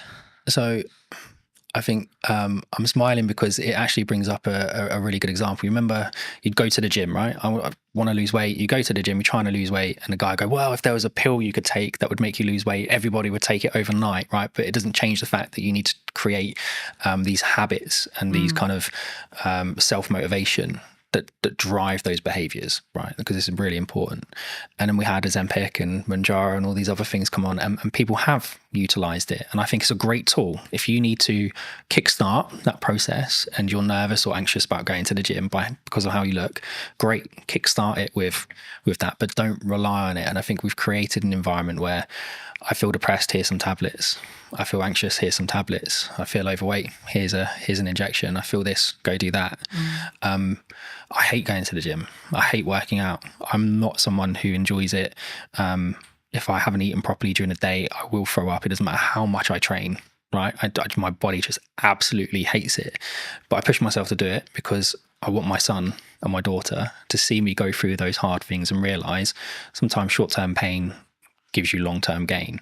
It gives me an extra 5 years with them, and it's important. And my dad was 41, 42 when he passed away, and I hadn't spoken to him for a long time. So I don't want to be in the same boat. I'm only 3-4 years away from being in that age category. So I'm going to do everything I can to. Do you think we need to not live with regret then? 100%. And if we can take actions that are maybe uncomfortable today to mean that we're not going to be regretful in 5-10 years? Yeah, I've lived a lot of short-term pain for long-term gain. And if you ask my wife, she'll tell you that it's been kind of lots of long-term pain for not very much gain, but actually we're starting to see the fruits of our labor. And I've got lots of friends who I've grown up with who haven't always taken the same approach. There's one or two of them that absolutely have, and they're smashing life and they're doing really well. But there are still an incredibly large number of people I know who are living month to month, and whether that be just kind of taking out finance on a new car because they want another car, or they're not taking those kind of short-term pains of, well, actually maybe I'll just hold this car for another 5 years. Nothing really wrong with it. The plate might be, I don't know, my plate's a 17 plate, right? I've got no interest in selling my car. I love my car. I've had it for a long time. Yeah, but you don't get the, oh, that's a cool car. Oh, well done. You got a new car. Tick box from your social circle, though. No, you don't. But again, it's that confidence of being able to say, well, I don't need it. And again, you go back to what you're saying before about boundaries and how you're brought up. Lots of people don't have that. And again, from a trust standpoint, well, who's going to give it? right? Because you do need a parent or someone you trust in your life to give you that validation. And if you're missing it, you're going to be looking at it from all the wrong people. Do you think we come from a place of like strong, I guess, I'm just thinking of the best word to describe it, but like for me, it's like we can only think about this way because we come from a sense of privilege. Yeah. Because I'm always aware, for example, like, and not to like dwell on what's happening in the world right now, but there's areas in the world where like children are starving. Mate, Right. I look at what is happening in the Middle East, and it fills me with dread that we kind of won. And even then, we still had We're to in the struggle. fortunate position to have the available time, energy, and resources to sit here and have a conversation that we can put on the internet. It was a genetic lottery, right? Like we just happened to be born in the UK. We just happened to be born into the families we were born into, or the environments we were born into. It doesn't mean that we haven't had to struggle, haven't had to go through interesting times. But it just do we have to frame it in our aspect of when we come in? It is a privilege. We're coming in from a level of passive privilege because in 95% of cases, yes, there's exceptions to the rule, etc., etc. Everyone has the different story, but in most cases, in the UK especially, or Western culture especially, like we haven't really need to worry about most of the essentials, either because state looks after us, and or because we come from a family that can look after us, and or we're given the tools to be able to create income that then means we can take those, have those things. It was having the opportunity, right? I think cars aren't exploding next to us. And I think when you can walk down the street and a bomb isn't going to go off, that creates a level of opportunity where you can focus on different things. You can focus on building wealth. You can focus on improving yourself and moving up the social ladder, so to speak. My upbringing, my parents, my mum, my stepdad, everything they could for us, but we still went without certain things. But my dad loved holidays, right? So we did one big family holiday every year, and he loved to travel. He loves politics. He loves history. So we would go all over the place, and we would go and actually really explore the areas we went to. We'd meet locals. We'd understand the history of the place, and that gets you out of your comfort zone, right? Because now you've got the social aspect of it. You've got the verify point, because I'm actually in the country speaking to the people at that location. And I think that kind of shapes you as an individual. Whereas if you spend your entire life just seeing everything on TV, you can just turn it off. And it's not the same. So I think we absolutely are very privileged. Even if you're going through hard times, you're still not necessarily worrying about the same things other people are. But it doesn't mean your story is any less challenging. Though. And I thought that's why I've always, for as long as I can remember, I've always talked about the fact that I don't have to walk 3 miles to get 50-50 chance if I die from drinking the water that I got, like I have clean drinking water, etc. And it sounds slightly ridiculous, but like also just the odds of being alive is 1 in a trillion, right? Yeah. Like, and being alive now, like, and if you look in this age as well, with this level of opportunity, etc., which is maybe why I can sometimes come across quite brash, because I'm like, I don't have time for people who maybe victimize themselves. Cause I'm like, you don't understand how lucky you are. I feel the same. I've look, I'm not gonna get a violin out. My life hasn't been anywhere near as hard as some people, and some of the children that we've had come into our care, their starts to life have been like horrific, really horrific, and how they are going to shape themselves and cope through life, bouncing around kind of the fostering care system, I dread to think what the outcome is going to be at the end of it, because how can you kind of fix that? But then there are a lot of people who haven't gone through those experiences quite like that, who, like you say, kind of want every excuse under the sun not to be doing something, not to be doing this, not to be doing that. Why can't I just have a pill? Why can't I just have an injection? And I think that's one of the things that AI can't do, right? AI can't solve that. That's a social issue that we need to solve together. And I don't think we're going to solve it by all being in our homes tapping away on AI. We have to be out with people, meeting people and doing it ourselves. Moving back to what you do. That was a bit of a detour. Nice detour. But digital licensing, where does that sit? We've discussed this at length. So one of the key things we wanted to solve of Origin was, how do we verify information about something without revealing the underlying data? And I think a really good social example of that is when police do stop and searches, right? I experienced it quite a lot when I was younger because of the environment I was in. My friends did as well. We'd get stopped and searched by the police lots of times. And sometimes it was okay, and sometimes it was really not a nice experience. And I think it always started with, what's your name, what's your date of birth, what's your address? And even if I give you my name, date of birth, and address, how do you as a police officer verify it, right? Does he have any tattoos? Does he have any markings? Does he, I don't know, look a certain way? But you kind of become generic. Guessing, right? Lots of guesswork, right? And lots of gut feel on the police officer side. Whereas we wanted to try and find something that would, and it wasn't just for this specific reason, but it lends itself really well to it. We wanted to be able to provide technology to the environment, to the world, that kind of removed that friction. So a digital license isn't like an ID card. There isn't a centralized database of all your information in one place. That's ridiculous. If that gets breached, it's going to be horrendous. The fraud will go through the roof. What we've done is we've used kind of a decentralized approach. So we've taken some concepts from blockchain, but removed the blockchain because it's inefficient and doesn't really work for this context.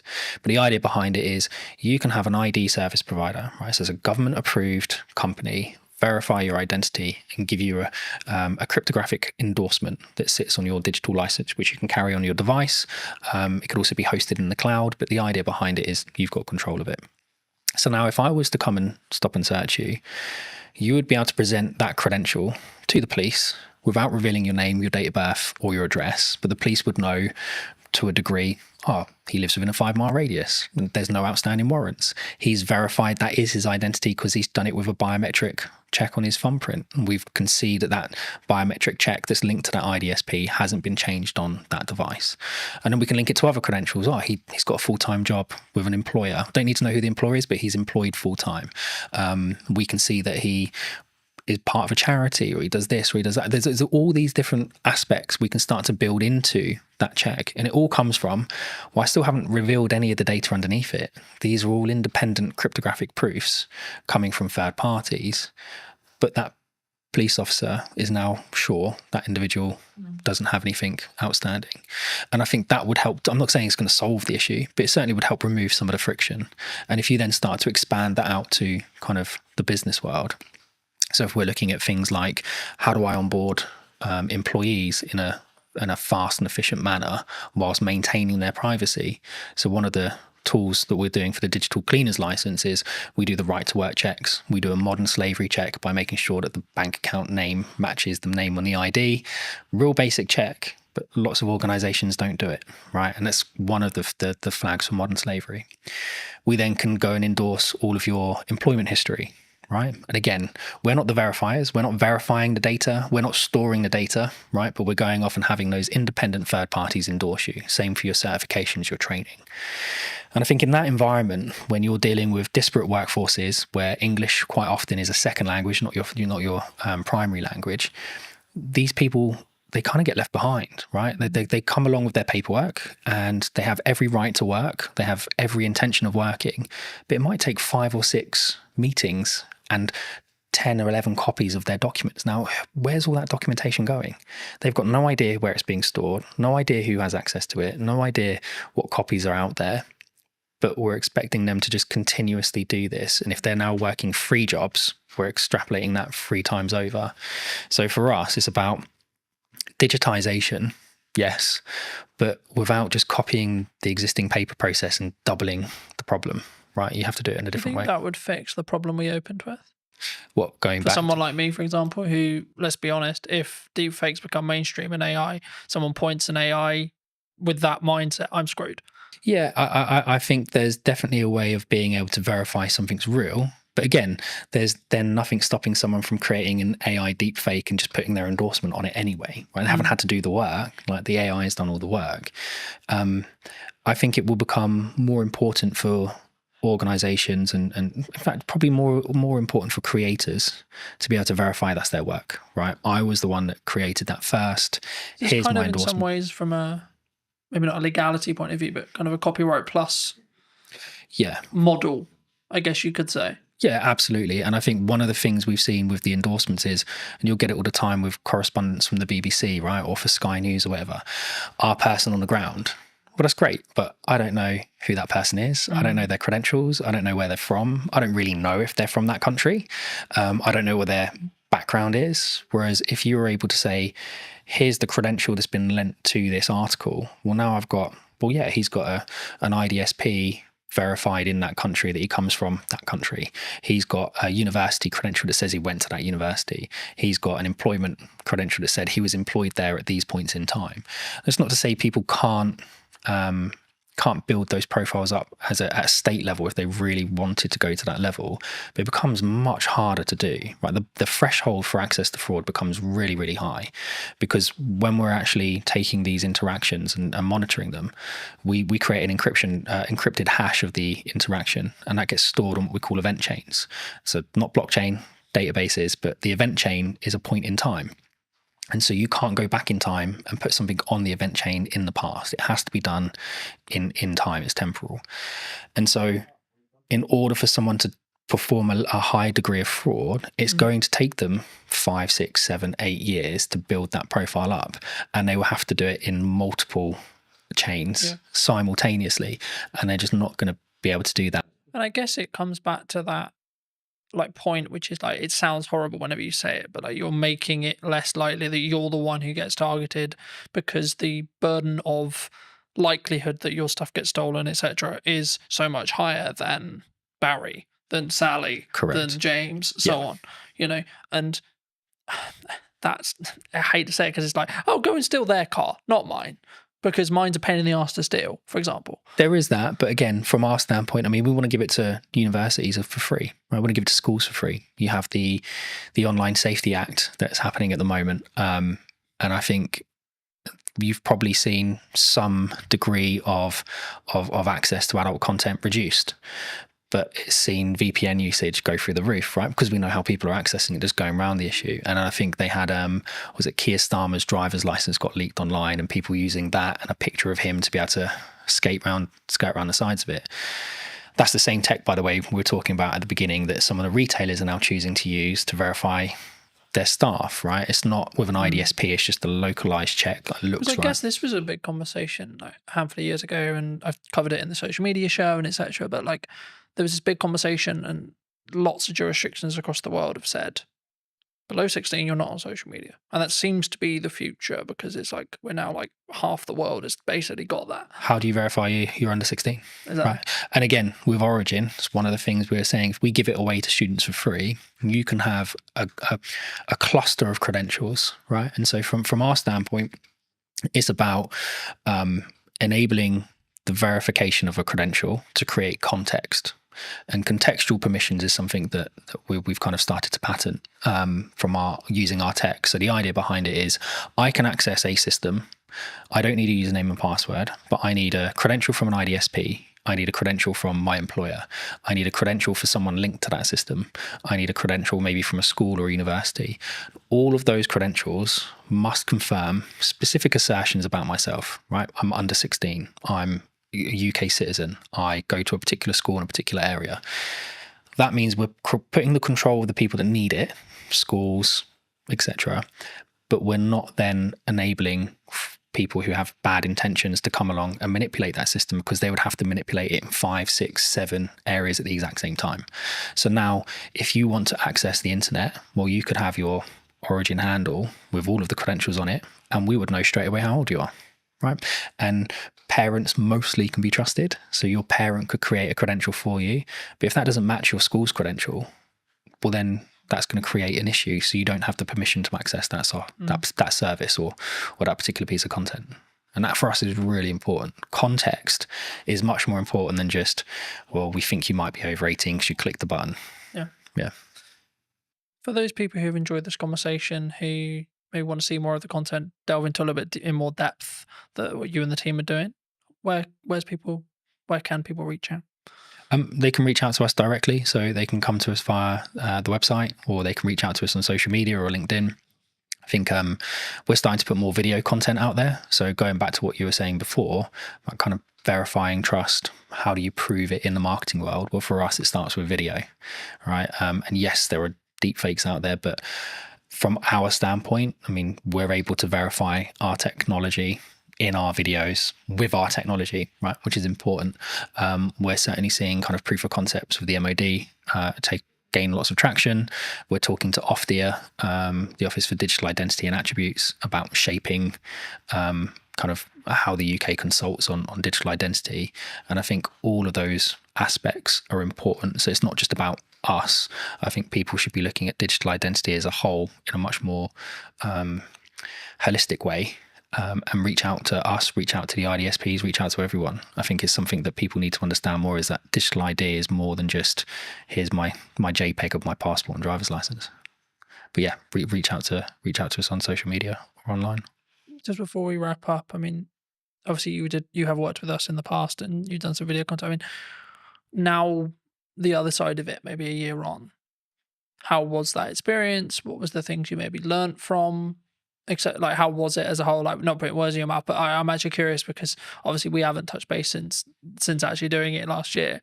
And I mean, was it how you thought it was going to be from firstly from the perspective of what we did, but then also, like, was there any byproducts that actually came from like working with us specifically? I think we realized really quickly that video was the best way. Yeah, 100%. And I think working with you guys and working with Lucas for the day, it kind of got into our minds a different way of thinking about things. And we were just on the cusp of really understanding how to talk about our product and how to talk about our technology. And by focusing on the video approach, and we've now released several other videos that we've kind of produced in-house, it kind of got us to where we are now, which is we know what our narrative is, we know what the story is, we know how to describe our technology. Whereas a year ago, we were still kind of trying to work out what it was that we were. And we were early to market, so lots of people trying to explain it to investors, trying to explain it to customers. It was a challenge. So no, mate, having that time with you and Lucas massively helped us kind of crystallize what we were trying to do. And then over the next kind of 2-3 months, I think that's when we nailed it. But it come off the back of the original filming we did, which was phenomenal.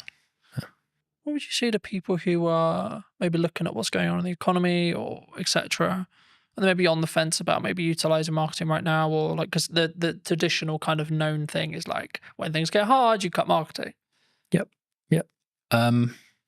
Honestly, I'm probably not the best person to answer it, but I'll answer it as best as I can.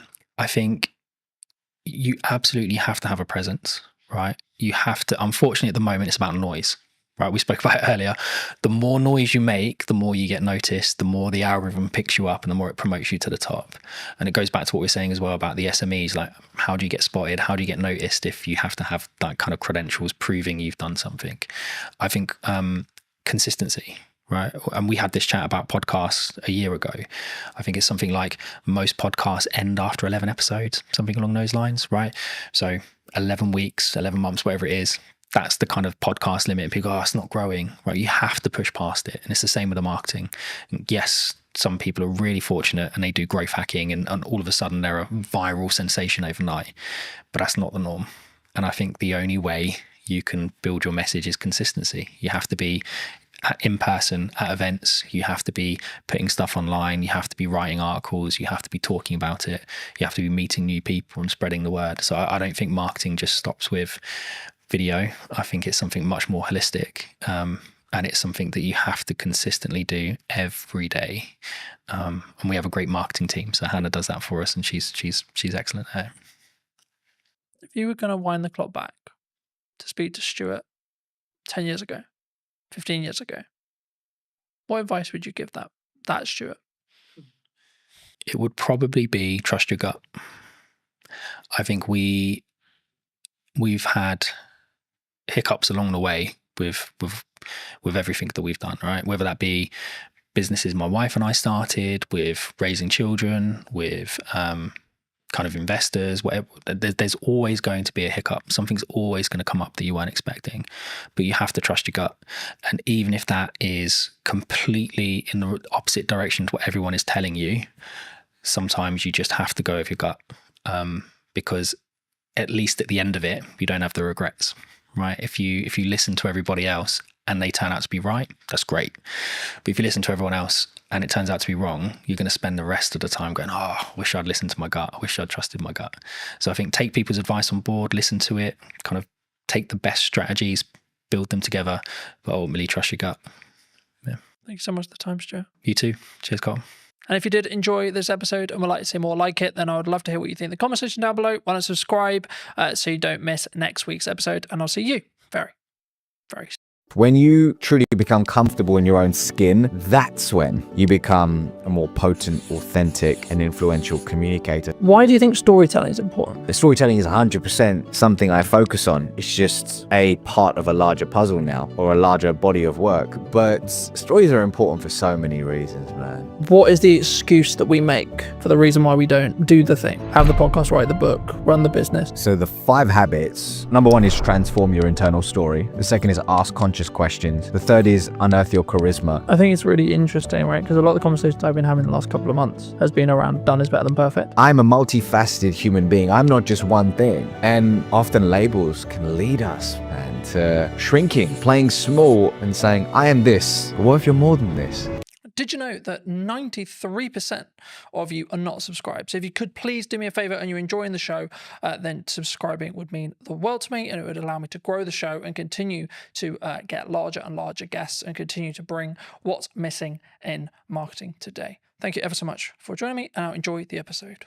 Hello, my friends. Welcome back to a brand new episode. Today, I'm going to be talking to Ravi, who talks all about communication and actually why is it important. So that's going to be what this conversation is going to be about. But welcome, Ravi. How are you?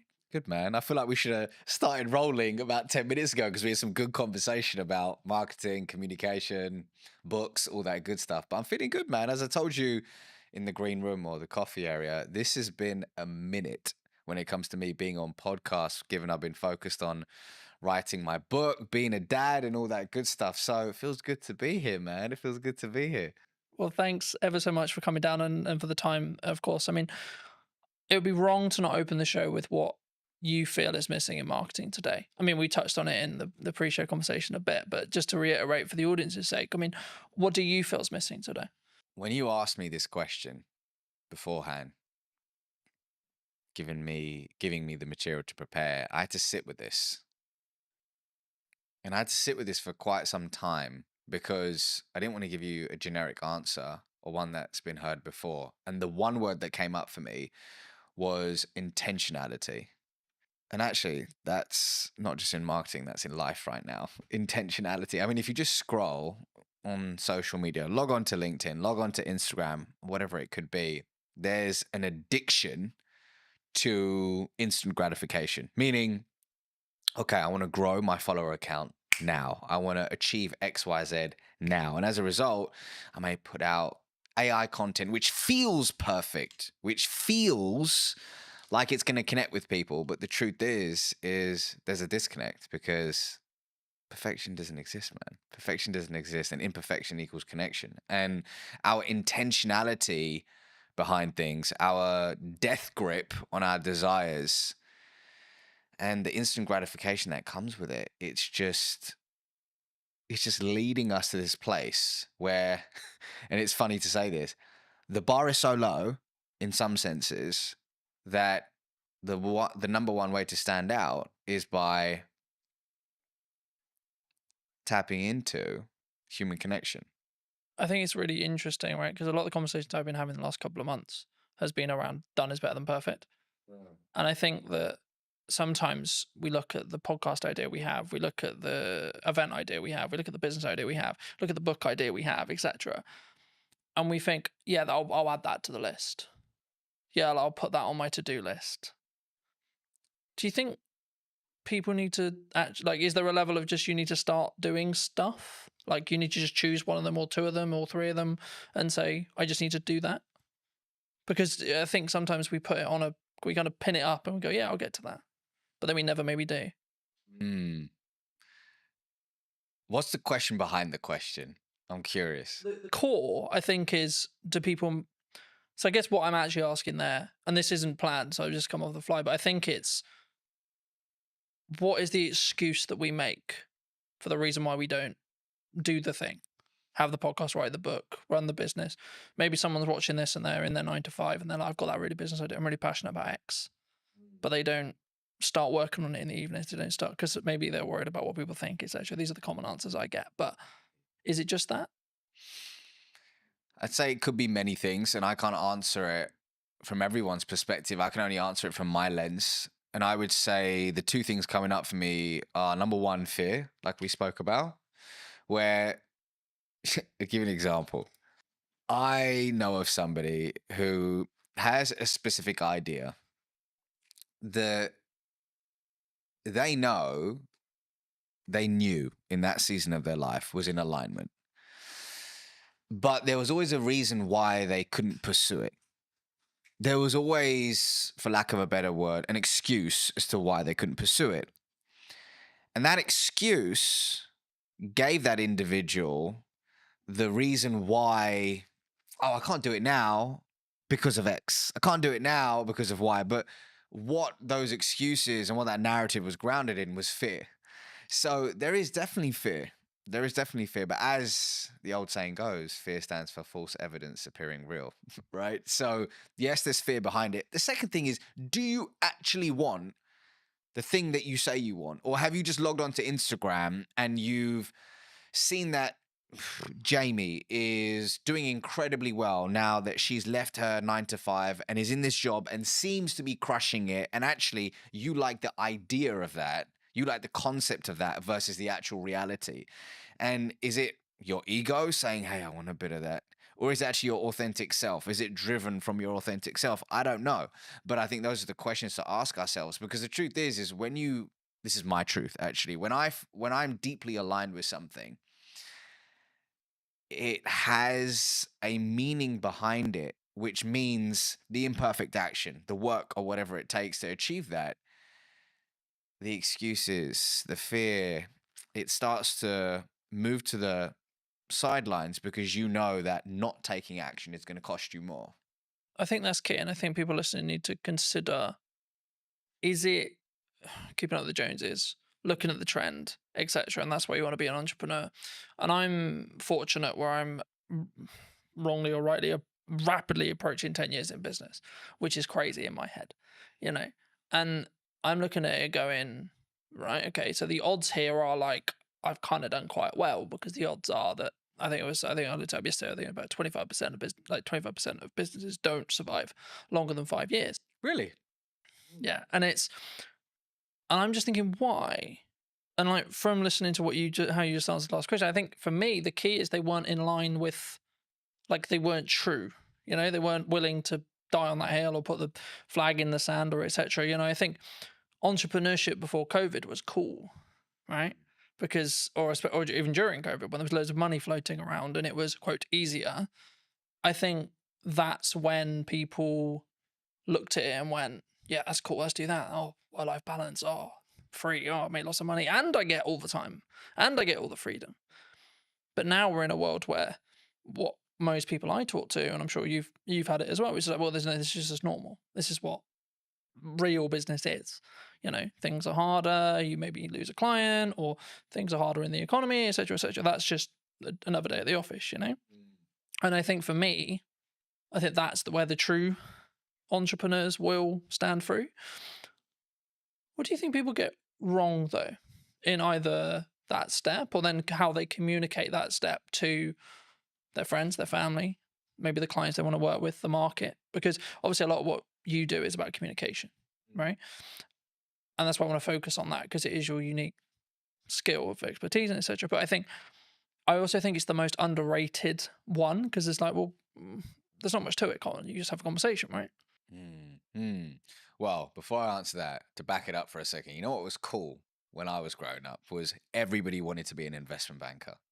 Everybody, there was like, everybody would watch the movie Wall Street, Gordon Gekko, Greed is Good, and they're like, okay. And the movie American Psycho, Patrick Bateman, they're like, okay, I want to be an investment banker. And it's so funny how entrepreneurship is now the thing. Like, I think about my daughter, she's nearly 3.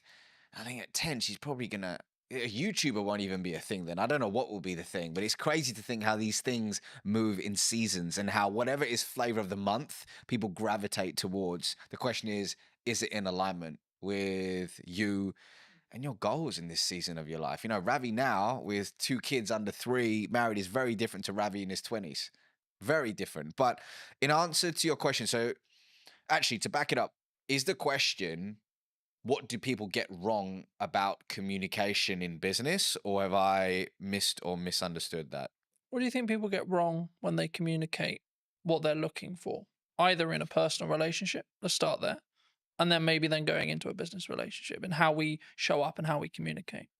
when you say what you're looking for, meaning how they communicate their desires to the external world, I think actually scrap that. I believe that often we forget to look within before we communicate our desires to the external world. And I think it's important to, in today's noisy world, just find solitude, regulate your nervous system, and find neutrality so you can really figure out, hey, what is alignment for me? Is the thing that I say I want actually the thing that I truly want? Or is there a path that is more aligned to me in this season of my life? I think that internal communication is super important and really tapping into your unique genius. I believe everybody has a zone of genius. Everybody has a zone of genius. But so much of the time, when we look externally, we say, oh, Colin's doing this thing. Colin's pushing out content 24/7. That looks so dope. That looks so cool. Maybe I should do that. But actually, your zone of genius may not be being in front of the camera. Maybe your zone of genius is writing. And you should go all in on writing. Yet, what looks good is Carlton on video. So you disown your genius and you move towards a path of misalignment. But hey, sometimes we need to have the disconnect to allow for the reconnect, right? And that's a part of the journey. So I think, once again, actually scrap that. I believe that looking inward is a step that is often missed in today's world when it comes to thinking about our desires in business and personally. I think that's really important for people to consider, but also like it made me think of where I was at the early part of my 20s, and now I'm in my later half of my 20s, right? And I think the definition of the word success when I was 20 was very different to what it is now. And I find like I can say this now, like in hindsight, but I find that really interesting in how it's developed and changed. And I think that's kind of to an extent what some people misunderstand, right? When they look at maybe I'm going to do this business and maybe it didn't work, or maybe they gave their all for 5 years and then actually they're like, you know what? Yeah, I could, but you know, like I'm just going to go get something that is close, but not there. Right. And it's a job and it does what I need it to do, but then I can focus on everything else. And they're putting that first. Do you think that people sometimes struggle to, I don't want to say the word abandon what they used to call success or what their definition of that used to be, but do we need to, as we move forward in the seasons of our life, do we need to constantly readapt and constantly be okay with changing what success means, do you think? It's funny you say that because if I think about the version of me in my 20s and what I defined as success, so different, so different. And it's wild. But I also needed the 20-year-old version of Ravi to, like, actually, a better way to put it is I acknowledge that younger version of me. I have compassion for that younger version of me. And I know that he did the best he could with the consciousness that he had at the time versus berating that version. You know, some people say, oh, God, man, I was such an idiot. I did So many years. Yeah. Actually, we did the best we could in that season of our life with the tools that we had. So I've got to honor that version of me. But when I look back, I'm like, wow, I'm glad I've evolved. I'm glad I've evolved. And I think we do need to be comfortable with not labeling ourselves. We need to be comfortable with labels. I will give you an example. Somebody could say, I am an entrepreneur. I am an entrepreneur. And on the face of it, great. Gives that individual a sense of belonging, pride, identity, brilliant. However, let's say that one of their buddies hits them up and says, hey, Jamie, I've got this role at Netflix. It's in the C-suite. I've spoken to people internally. We think you would be incredible for it. But Jamie's like, hold on, but I am an entrepreneur. But actually, it's not working for them in a way that they would have hoped. And actually, being in the C-suite at Netflix could be more expansive and abundant for them, but they reject it. And they say, no, but I'm an entrepreneur. So the labels that we give ourselves can often create these mental cages where we shrink our desires, we play small, and we often reject abundance. Versus instead of saying I'm an entrepreneur, we could say I'm somebody who runs a business. Instead of saying I'm a podcaster, is I'm somebody who has a podcast. So when we expand our identity, we expand our being, and we allow abundance to organically find us. So for example, when it came to writing my first book, this was a first for me. I haven't written a book before, so I intentionally thought about embodying the label of I'm a world-class author. I am a world-class author. So I could embody that identity to write something I'm deeply proud of, but quickly switched it to I'm someone who writes books. Because does that mean I say no to speaking? Does it mean I say no to coaching? Does it mean I say no to consulting? No. I'm a multifaceted human being. I'm not just one thing. And often labels can lead us, man, to shrinking, playing small and saying, I am this. But what if you're more than this? I think for me, and what I was thinking of as you were like explaining that as well, I think you can have your definition of success in the correspondence to the season you're in, right, as well. And I think I understand why people would like, I need the X, whatever it is, right? I need the car, I need the house, I need the wife, I need the lifestyle, whatever. But I think you can undo what's possible if you stay true, like if you only solely focused on that, rather than saying, I want to go north. Yeah, but Colin, you're not being specific on where north. Okay, but I know I want to go in this direction, and then see what opportunities then arise from there, and then reflect on what happens. So at this moment, yes, I run a marketing company. Sure. Okay. But if you had this same conversation nearly 10 years ago, I would have said, I do video production. Right. And if I had just locked into, no, I only do video production, that's all I do. I work with other video production companies and I help them create content. Cool. Then it would have pivoted or changed what horizons I could have met or gone to. And what I found was that people, they tie what they're doing and their self-worth to it together.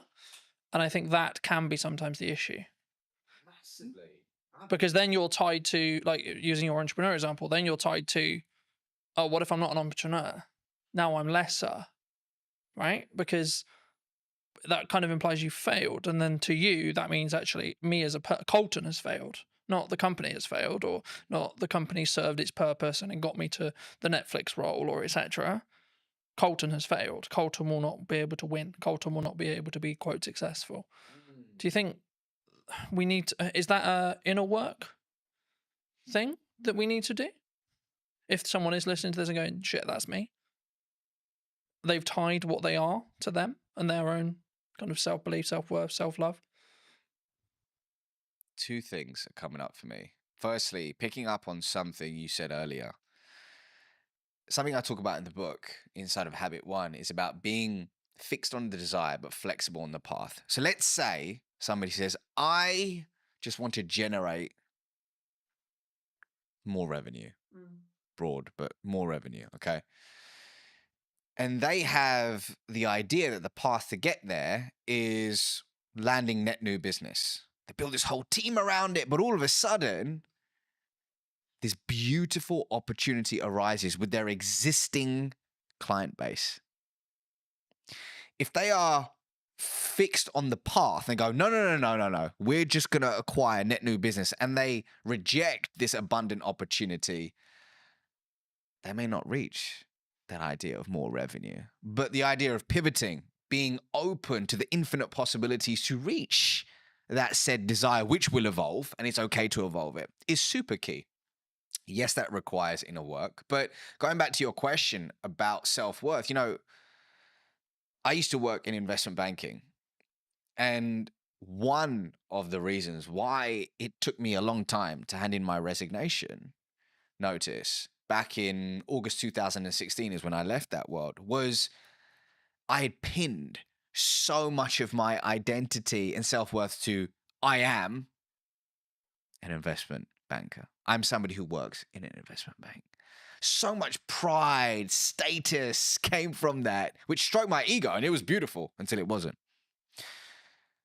But that experience, I'm so grateful for it, man. I'm so grateful for it. And it was, I believe that everything, this is my belief, that everything's happening for you, not to you. Whatever you're experiencing right now is a lesson that you need to learn to be able to transform your identity into the human being that can receive and sustain their true desires. So somebody listening to this right now may say, man, I'm so annoyed that my team member or my employee just keeps doing this frustrating thing. They keep being late to work or they keep missing XYZ, and you're getting frustrated. Why can it not be like this? It is not fair, you keep saying. However, you may have requested from the universe, whatever your North Star is, that I want to be an influential leader. Well, you've requested it. So as a result, the people, the projects, the challenging circumstances are coming your way to sharpen you, to expand your being so it can, once again, your identity can be transformed into one that is able to receive and sustain. So whoever's going through, whatever you're going through right now, see it as a gift, an opportunity to transform your identity. So if you are pinning your entire self-worth, over-indexing on career, whatever it could be, see it as an opportunity, right? Does it take looking inward? I believe so. For me, that's the way forward, but you got to figure out the right path for you. I think for me, lacking in the business world, and this is a very broad stroke, there's obviously exceptions to the rule, but I think sometimes is lacking is the self-accountability side of it, right?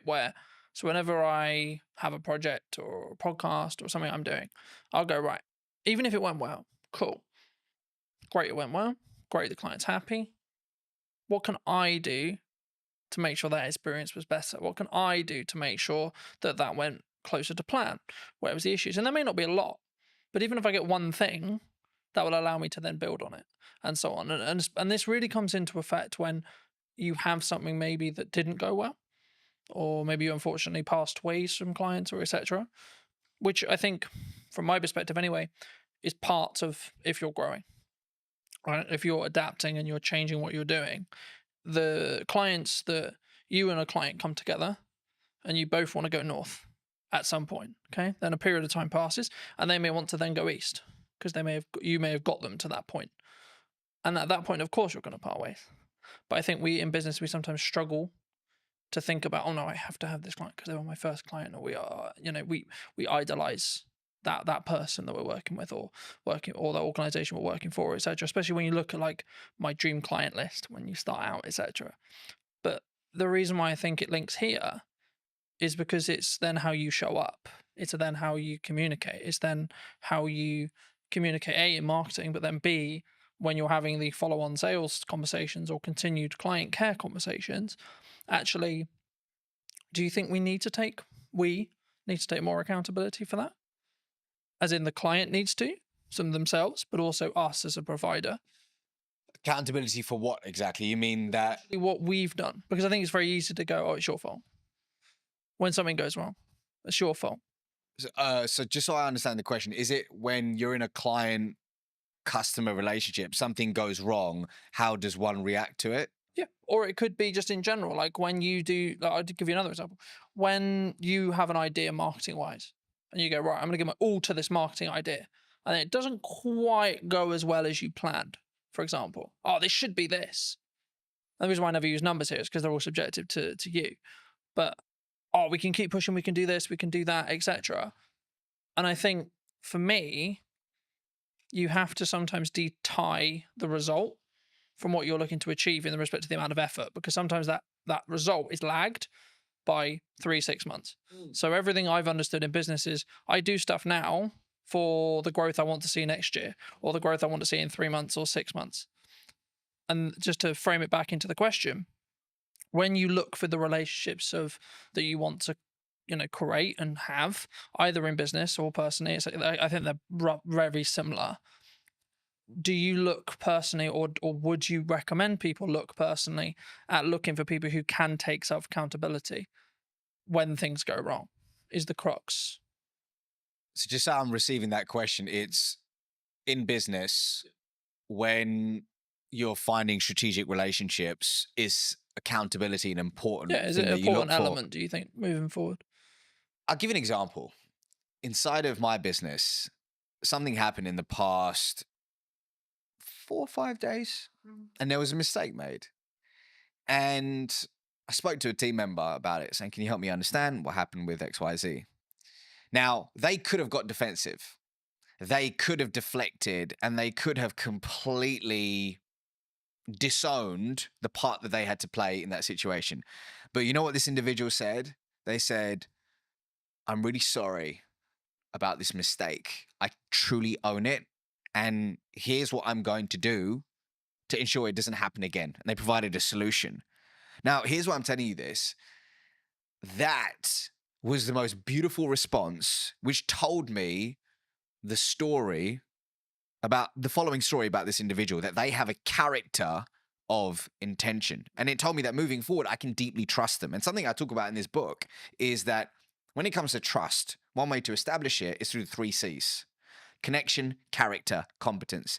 In this imperfect moment, which is a gift, I got the opportunity to learn something about this individual that would have never happened if everything had gone perfectly.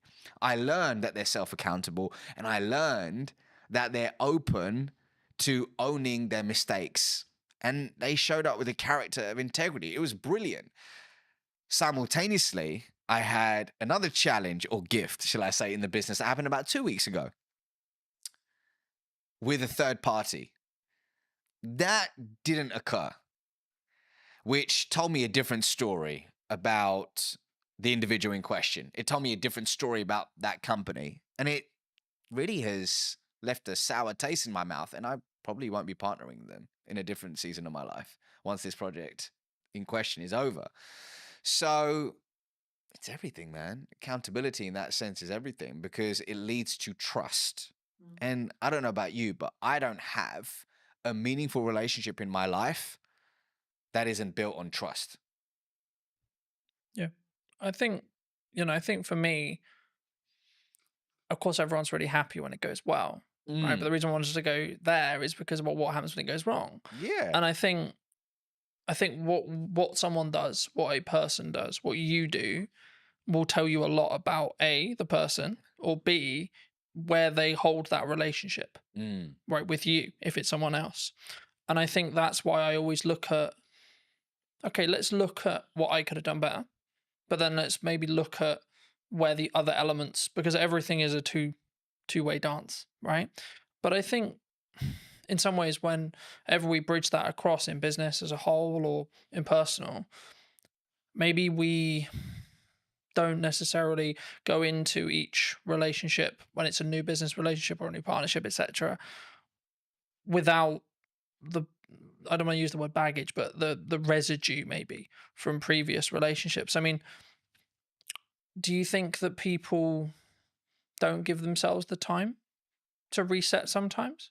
Like when it comes to either like you had a long-term relationship with a client and maybe you've got some other clients, but in that sector that you don't step back and say, okay, well, kind of building off that accountability question, you think sometimes we need to take that time to step away? Can you give me an example? Yeah. So let's say, for example, I worked with a client for a year. Okay.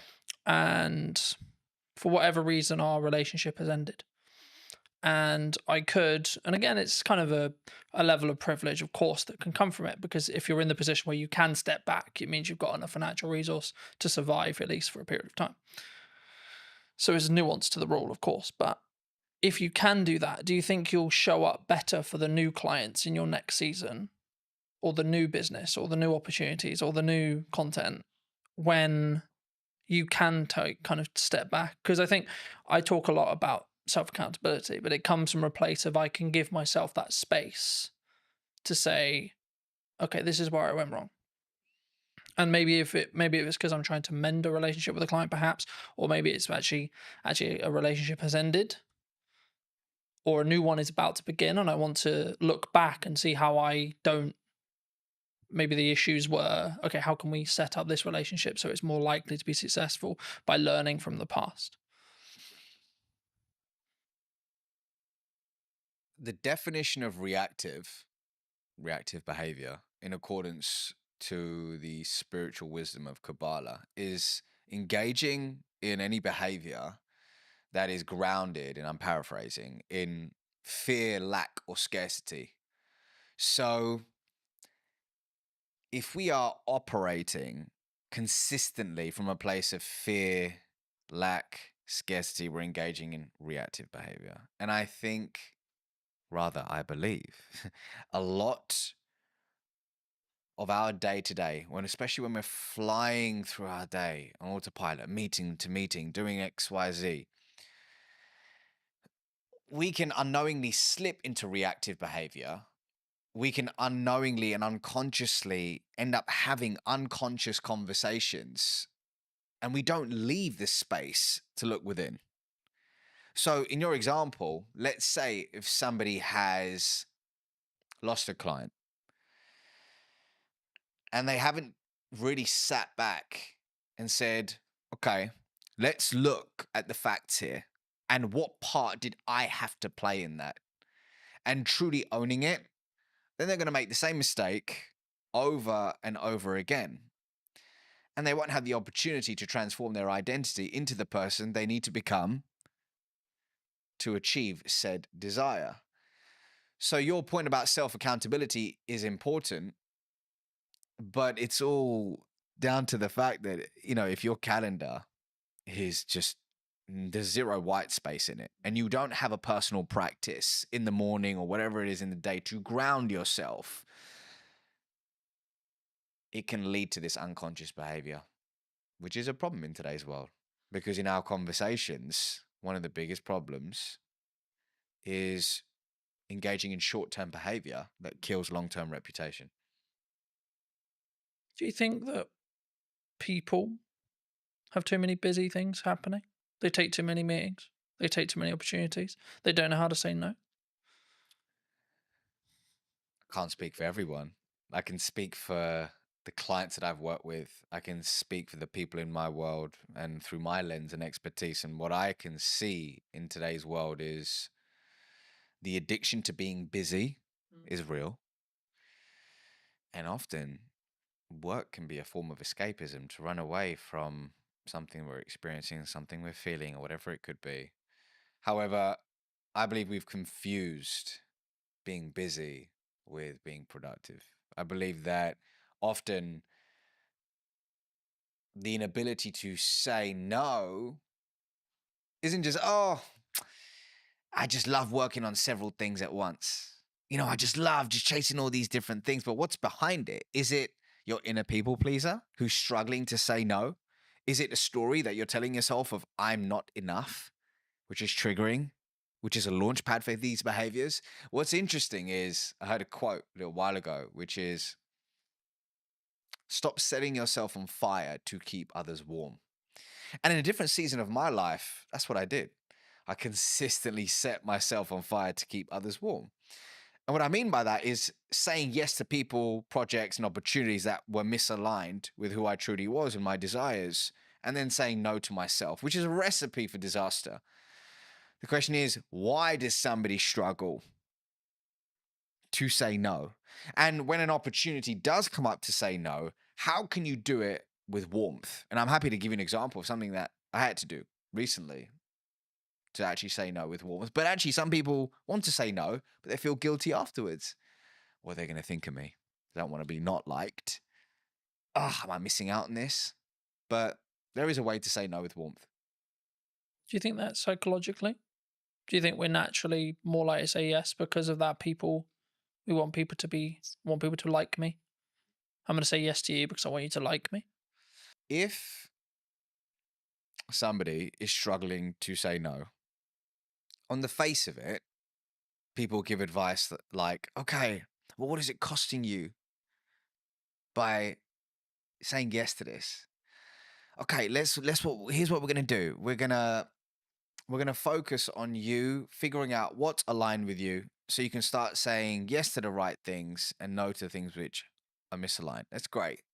I mean, an exercise which Dr. Zoe Chance of Yale University does with a lot of her students, she's a senior lecturer over there, is she gets them to say no. She said this on my podcast many years ago. She goes, I get people to say no for 24 hours to everything, as long as it doesn't result in a divorce or anything crazy, right? But get them to say no to everything so they can start flexing that muscle, which is brilliant. And that's great on the face of it, looking at all those things. And then there's going slightly deeper is, okay, but why do I struggle to say no? What is the story that I'm telling myself? Is it true? How long have I told myself this story? How do I reframe this story? How do I find positive evidence to start stacking evidence for the new story I want to tell myself? How do I reinforce that story? And is that work, that messy inner work that often people don't want to do? But for me, when you commit to a journey of introspection, that's when the beautiful things happen. And that's when organically becoming no doesn't necessarily make it easier, but it feels aligned.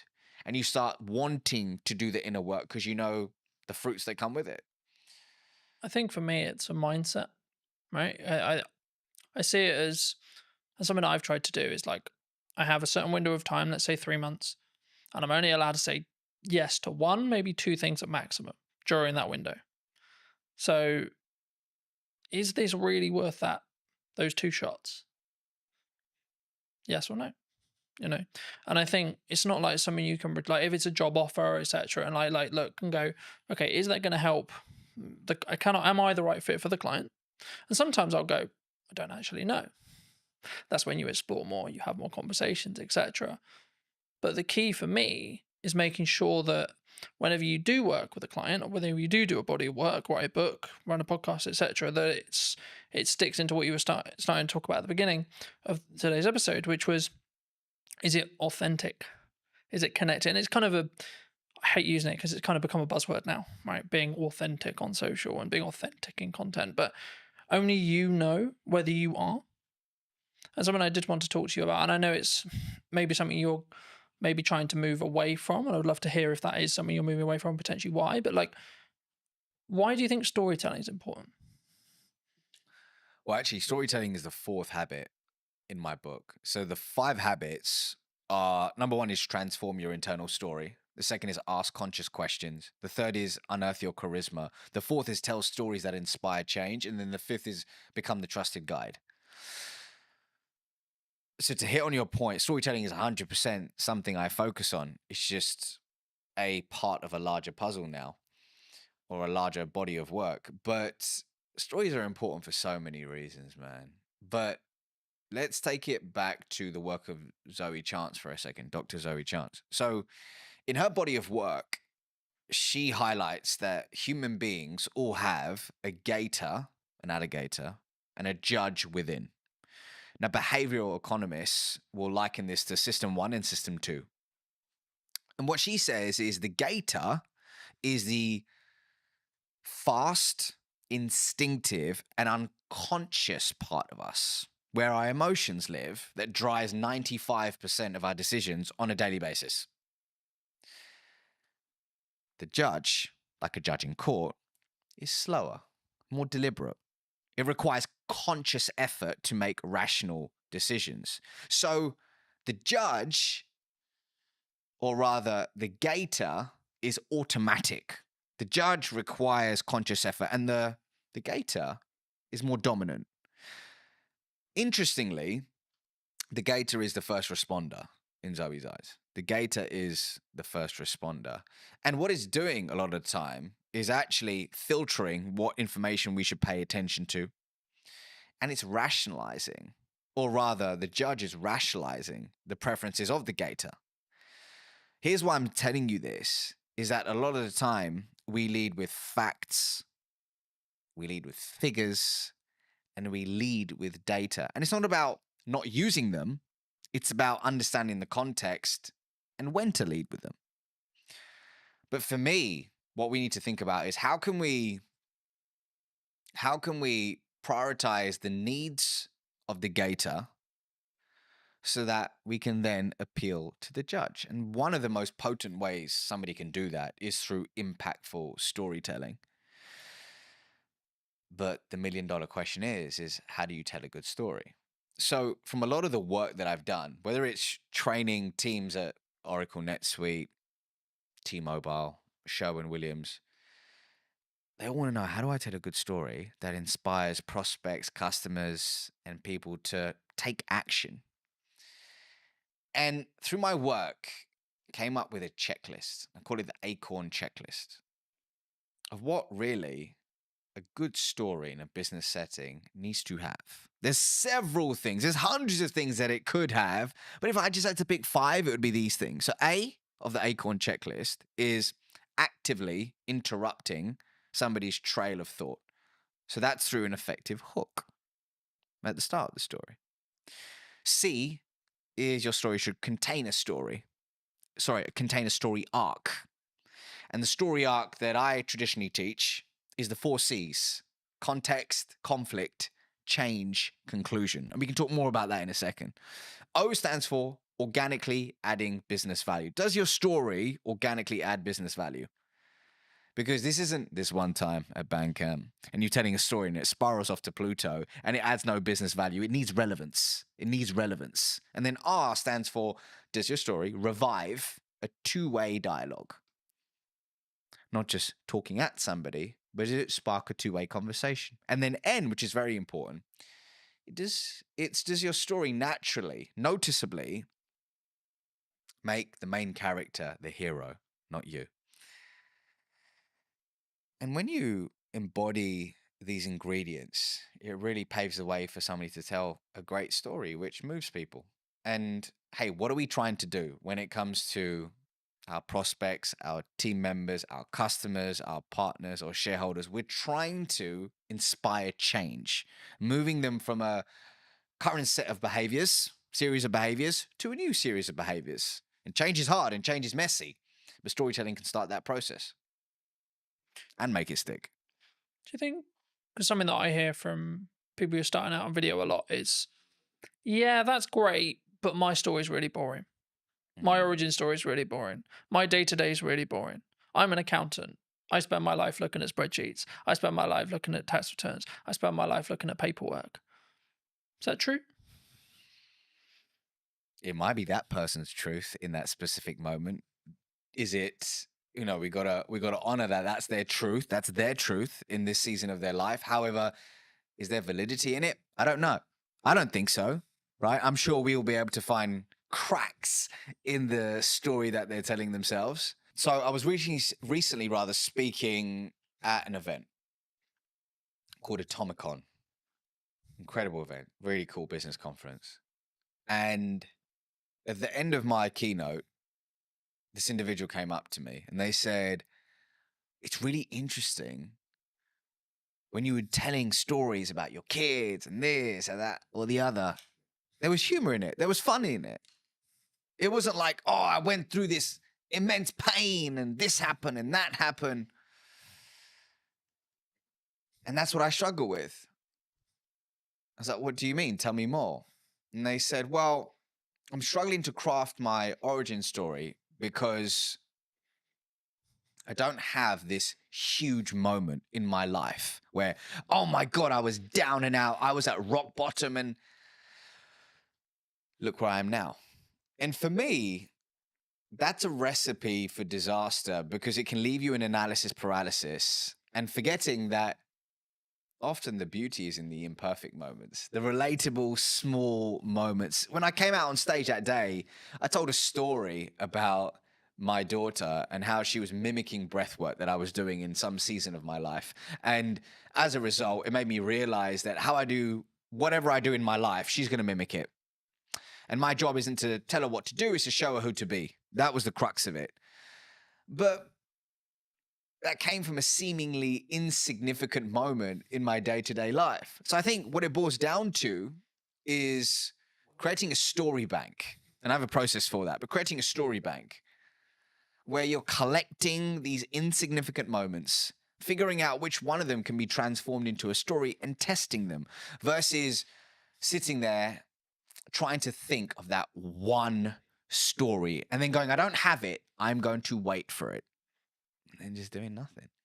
So everybody has a story to tell. The question is do you have an intentional, going back to our question at the beginning, do you have an intentional approach to finding them, identifying them, and then delivering them in low stakes scenarios to test and tweak and iterate for high stakes scenarios? It's a real process. I think it's something that you'll adapt as well. Like as you move through the seasons, right? Like you might not talk about the current season or the season you just come out of, but you potentially will talk about maybe season 1, season 2, season 3, etc.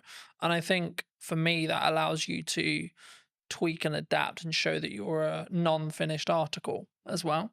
Building off that, like my level of success at 20 was very different to now and will be very different in 10 years. And I think that's the constant thing. And the thing that kind of goes through the core of that is, what's my improvement today? What's the 1% thing I can do? What's maybe the thing I heard from you today, or the thing I picked up whilst watching something, or the key takeaway from the book I just read, or etc. And I think sometimes we don't give ourselves that time. That's why I asked you about the kind of the busy schedule thing. And something that I've tried to do is book less, like put more barriers in the way of those meetings, put more barriers in the way of guests coming on the show or etc. And then have more of a filter of who comes on, why, who am I having a conversation with, why, how can I be present in content, what content am I doing? And the reason why I do that is because then I can be more present and more focused on, and doing less work means I'm more present in the work I'm doing.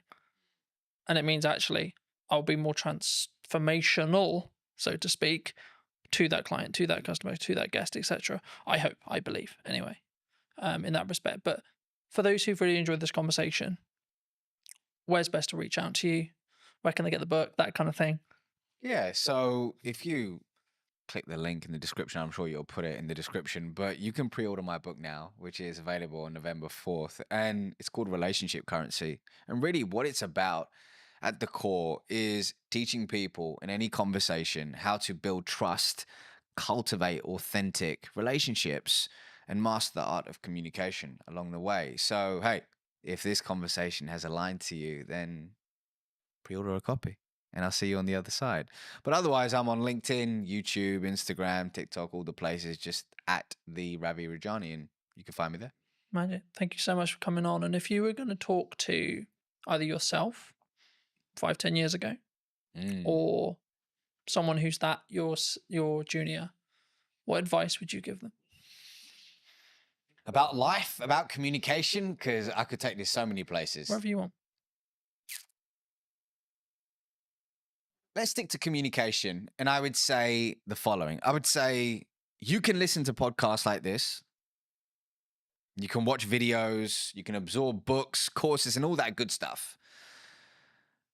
But if you truly want to be able to communicate with influence and with intention, it doesn't begin with that. It first begins with a journey of introspection. And for some people, that can mean seeing a therapist. For some people, that can mean journaling, seeing a coach, or speaking with a friend where you can speak freely and remove the mask. But here's my truth. When you truly become comfortable in your own skin, that's when you become a more potent, authentic, and influential communicator. So start within, and then look at all the cool stuff, such as the podcast and the books. But hey, if you can't look within first, there's no hack, gimmick, or trick that will save you. Thank you ever so much for the time, ladies and gents. I hope you took value from this episode, and thank you for coming and spending the time with us today. And I will see you very, very soon. If you did enjoy this conversation and would like to hear what's missing in marketing, probably tomorrow or today, then be sure to be subscribed. I'd love to hear what you think in the conversation down below. And I'll see you very, very soon. What would you say to the people who maybe are on the receiving end of the obsession? I think you've got to be a part of it yourself and experience the ins and outs of the day-to-day, rather than just when the person comes home and they've had a bad day. I think that's true in anything that you do, marketing or fitness or writing, driving, or whatever the skill is that you're trying to build, with consistency and with showing up when it's harder is when it will work. I think what you touched on there is a really common misconception in marketing. I'm not a fan of it. I'd much prefer the in-person world. If you were going to speak to either yourself or someone 10 years your junior, what advice would you give them? So I'd say take the risk, take it sooner. I waited too long. So I left it and I left it and I left it, and then I went, okay, I am going to do this now. Did you know that 93% of you are not subscribed? So if you could please do me a favor and you're enjoying the show, then subscribing would mean the world to me, and it would allow me to grow the show and continue to get larger and larger guests and continue to bring what's missing in marketing today. Thank you ever so much for joining me, and I'll enjoy the episode. Hello, my friends. I hope you're well. I hope you had a good day, evening, or night. Today, we're filming a brand new podcast, as you have seen, with Matt from Involved Health. Thank you so much for coming on. My pleasure, Colton. Thanks very much for having me. No, you're very well. Good to be back. For those who don't know you, Matt, how did you get to sit in front of me today? I'm sat in front of you today because I've sat in front of you before. We've done some work together before. You've helped with some of my social media marketing. And we had a few of my clients come in and do some testimonial work. So, and obviously I've seen your work with other businesses and other people in and around Salisbury. So, yeah, it's nice to have you back here again. Absolutely. I mean, I think we'll get onto that a bit more in depth later, but how did you, because you're obviously have you always been passionate about like helping people with personal training and fitness as a whole? Yeah. Like, how did you get into this industry? If I think back far enough, the origin story is I loved sport, I loved fitness, I loved playing sport and being involved in fitness and health related activities. I was absolutely rubbish at everything else. So that it was like, how can I make what I enjoy and what I'm half decent at into potentially a job further down the line? So left school, went to college, pissed about in college and sort of experimented in a few different sport and health related activities. And then through pure chance, I ended up working at the University of Bath, sports training village and sports setup that they had at the time.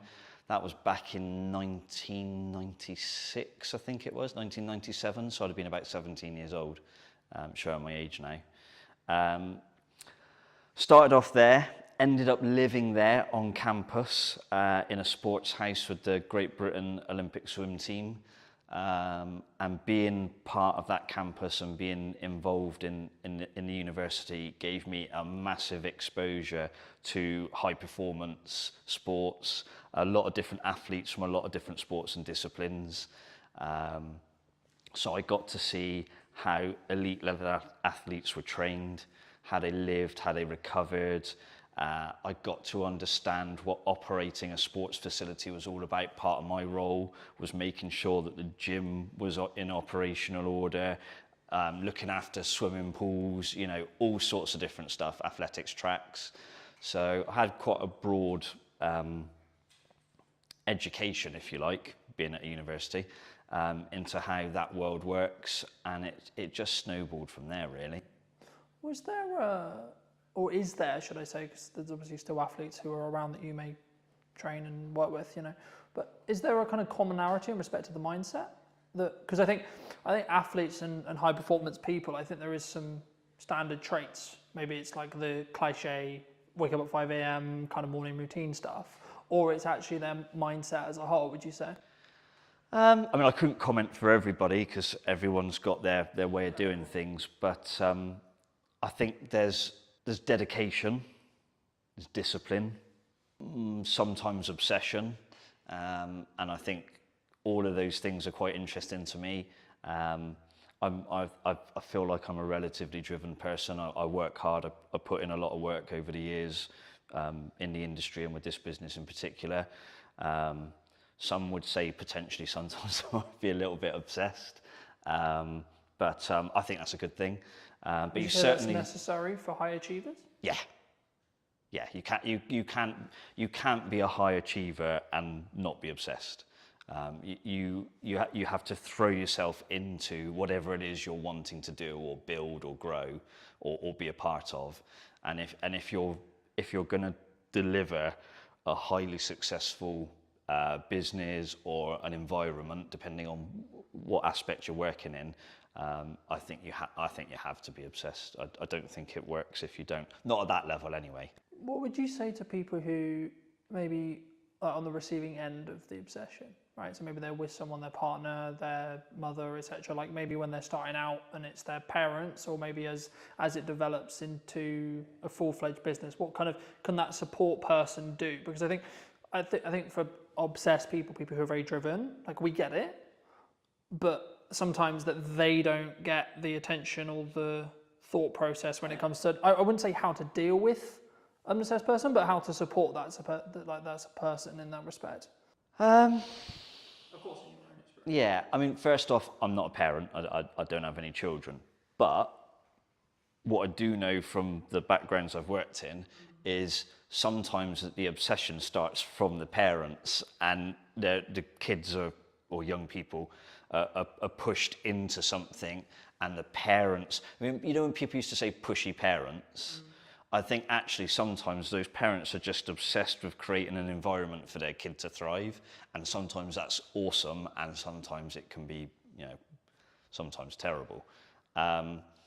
So in terms of how to support someone who is obsessed in trying to deliver high performance, tricky one. I think you've got to be a part of it yourself and experience the ins and outs of the day to day, rather than just when the person comes home and they've had a bad day and they, Is uncomfortability kick and the cat stress almost. that kind of comes from that? Is that normal though, for a high achiever? Is that a sign or a byproduct of them being high achieving? Stress. Yeah, like so from a partner's point of view, or etc. Like in that respect. I think there's elements of stress for sure. They will be stressed about delivering an outcome on a performance. If they're trying to compete, they want to win. They're stressed in the build up to a competition, can be stressed at the competition. And then there's the stress if the competition doesn't go so well. So yeah, stress definitely plays a part. Obviously, I've not competed myself at a high level. I've experienced and lived around those that have, and more often than not, I think the stress is a positive, like the person has responded to it, but I definitely saw a couple of occasions where maybe it didn't.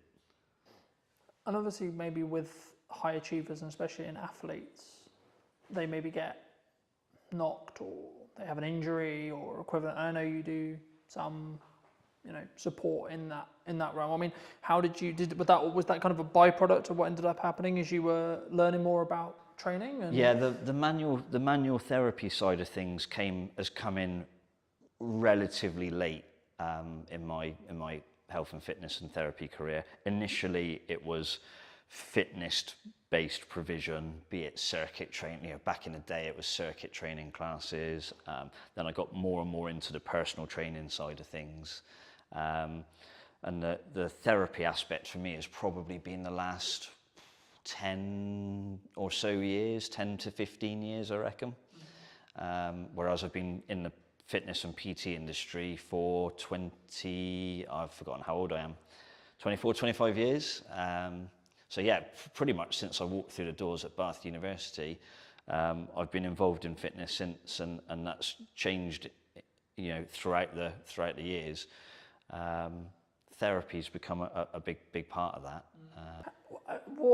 I guess, how was it a natural progression from, so you train people and maybe they have injuries, and then you saw it as like, actually I can help people here with X injury or Y injury to actually help them with their recovery to get back and train as hard as they actually maybe want to mentally. Yeah, I mean, but certainly their body isn't there yet. Yeah, it was a combination of things really. One, I started to listen to most of my clientele is Gen Pop, so general population. So it could be business executives, stay-at-home mums, or dads, doesn't matter.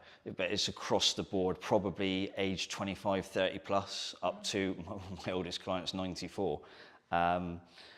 So they would always mention niggles and aches and pains.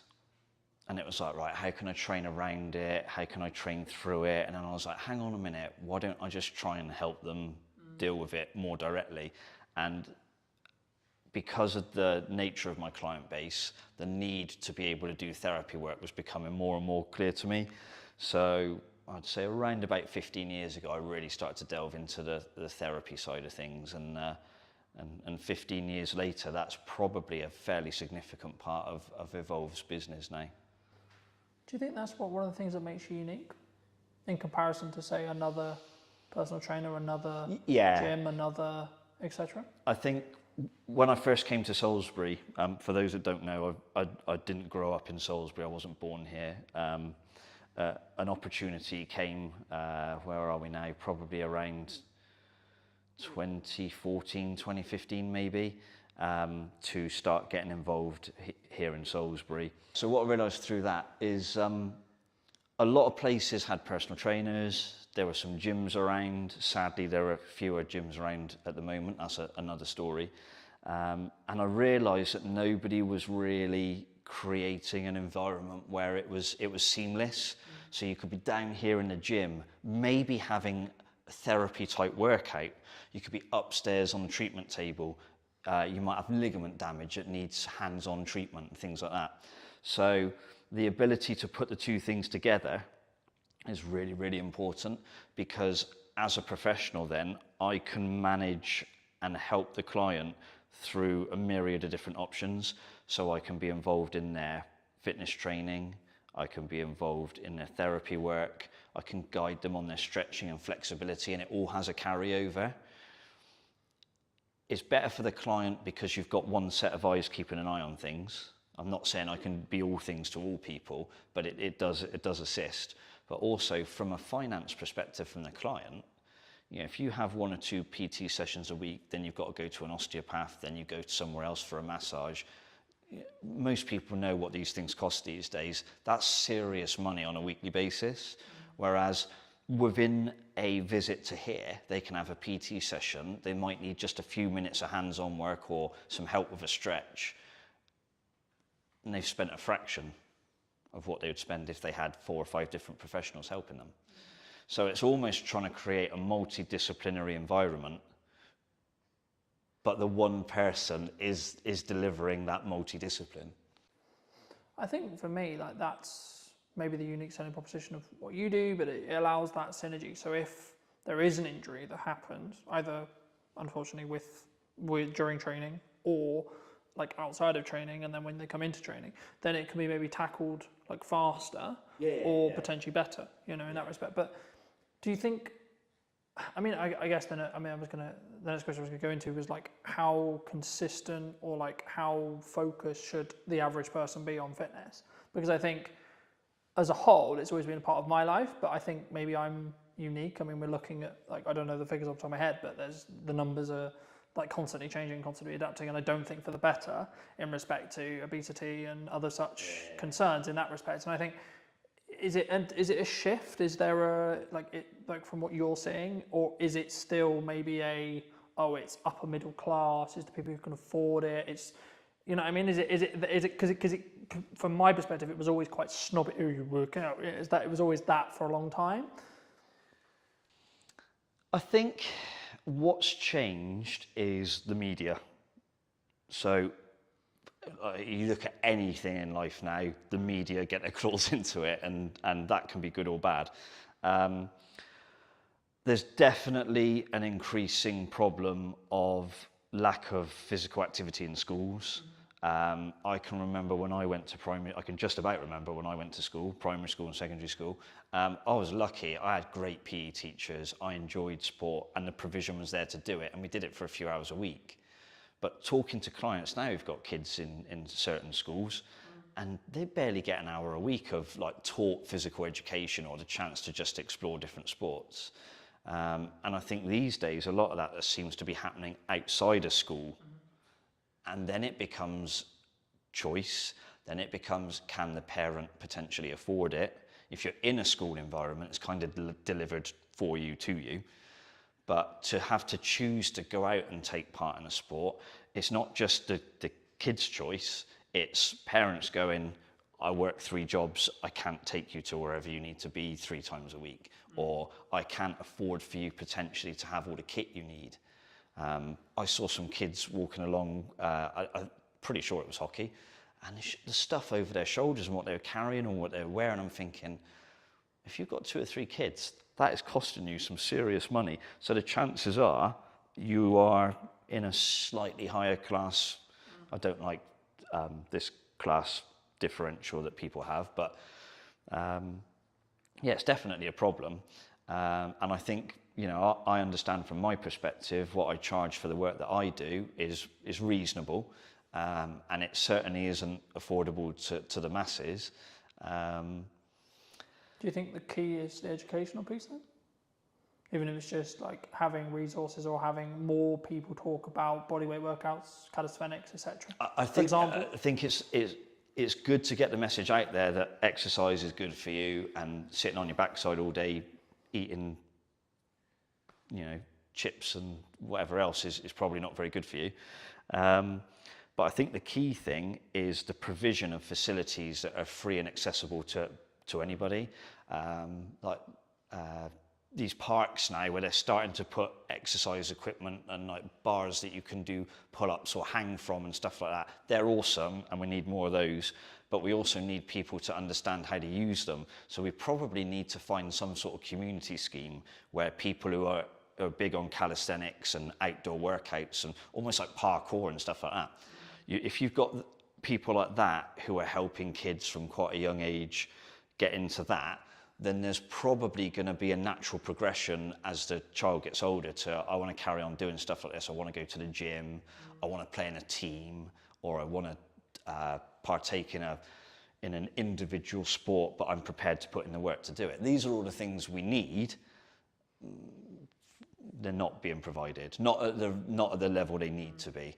I'm quite lucky, I'm fairly well travelled, and a lot of places I go, you go to places and they've got outdoor, again, environment comes into it, climate, things like that. But even countries where the climate's a lot like ours, they've got outdoor parks, they've got outdoor physical activity. We're a long way behind in this country in certain areas, and that needs to change, and fast. Do you think, because for me, it's like number one, it's a priorities thing. Number two, it's a mindset thing.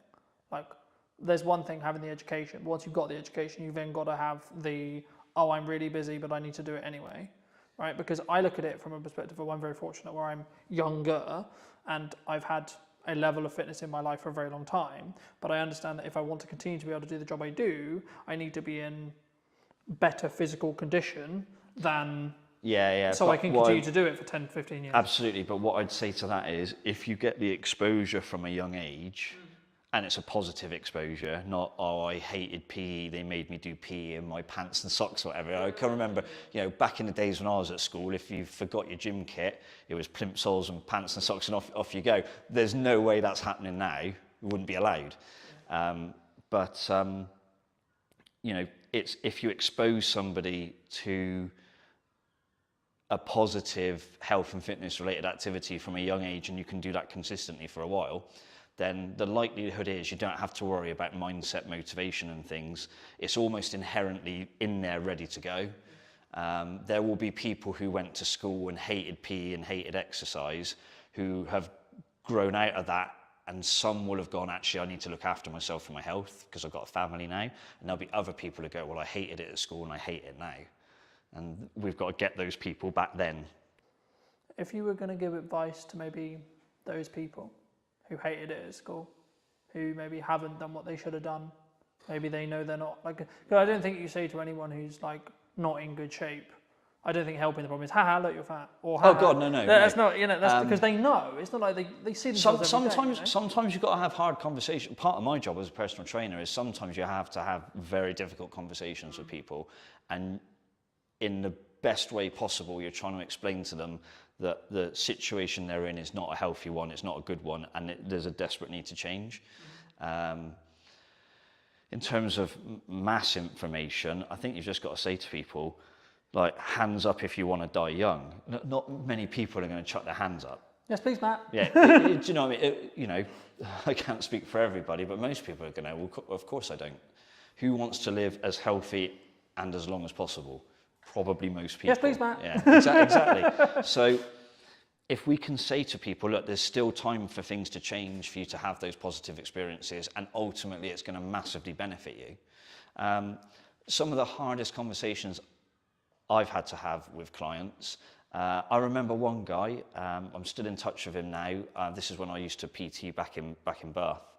I literally had to sit down and say to him, I know his daughter had got stuck into him. She was not far away from graduating university, had been involved in a relatively long-term relationship, and there was a wedding on the cards.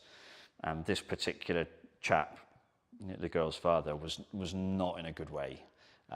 Very successful, but very highly stressed executive. He owned a very particular international business, and he was flying all over the world, airports, long hours, eating all the wrong foods, a lot of client hospitality, so a lot of drinking, and he'd got himself into a real mess.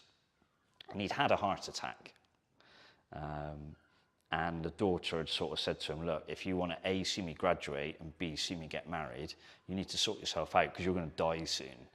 And I think when it comes, if you're a father, I can imagine your daughter looking at you and saying that's got to be a gut punch.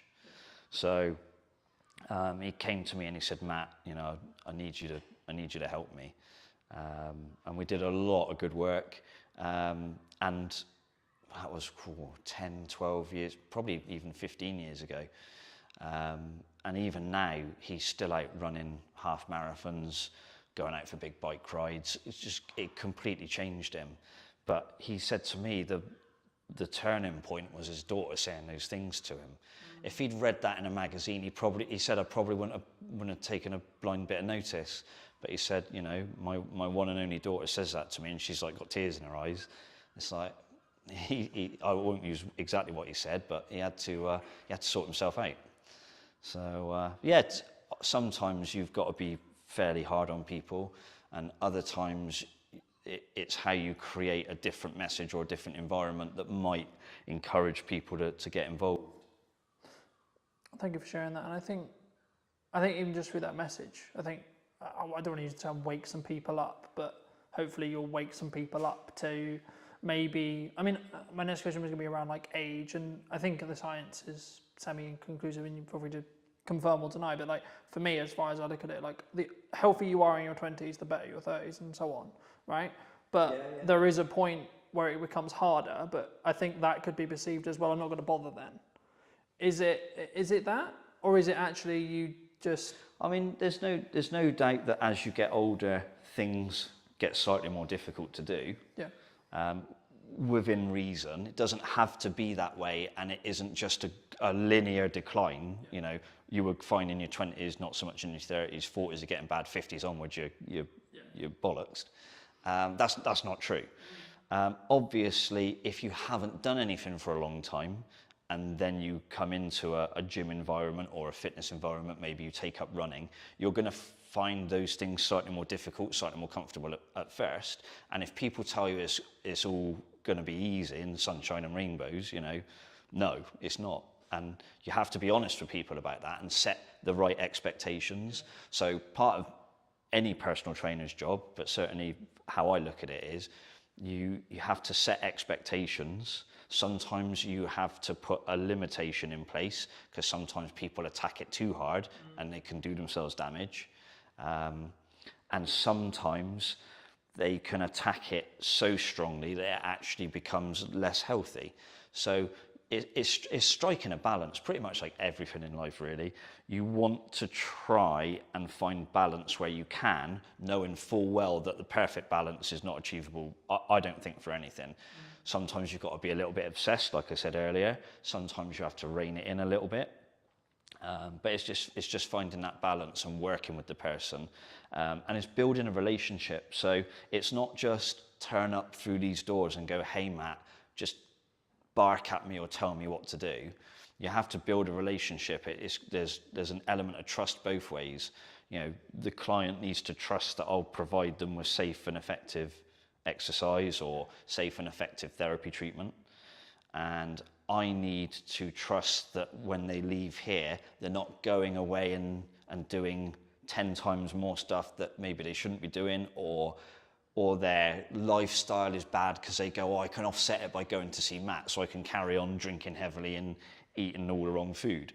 So it's a relationship, and the relationship's built on trust, and that trust comes with me establishing at the start of the process what are their expectations of me and what I expect from them, and it does go both ways. So that's crucial, I think. Do you think some people struggle the long-term mindset of the results? Because fitness is, from how I look at it anyway, it's a compounding thing. Like once you're consistently doing it repeatedly, then the results will compound.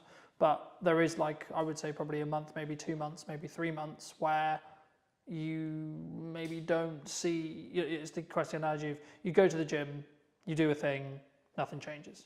You go the next day, you do the same thing again, nothing changes. But there is a day where it does start where there's a change. Yeah. It's consistency. I can write the best fitness program, the best strength program, the best flexibility program for somebody. But if they're not consistent, they won't get the result.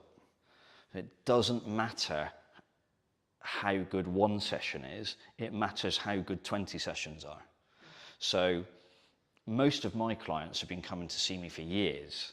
I mean, I've still got clients who are training with me now that we've opened the doors to 12 years ago when we first opened, and they're still training with me now. That's consistency.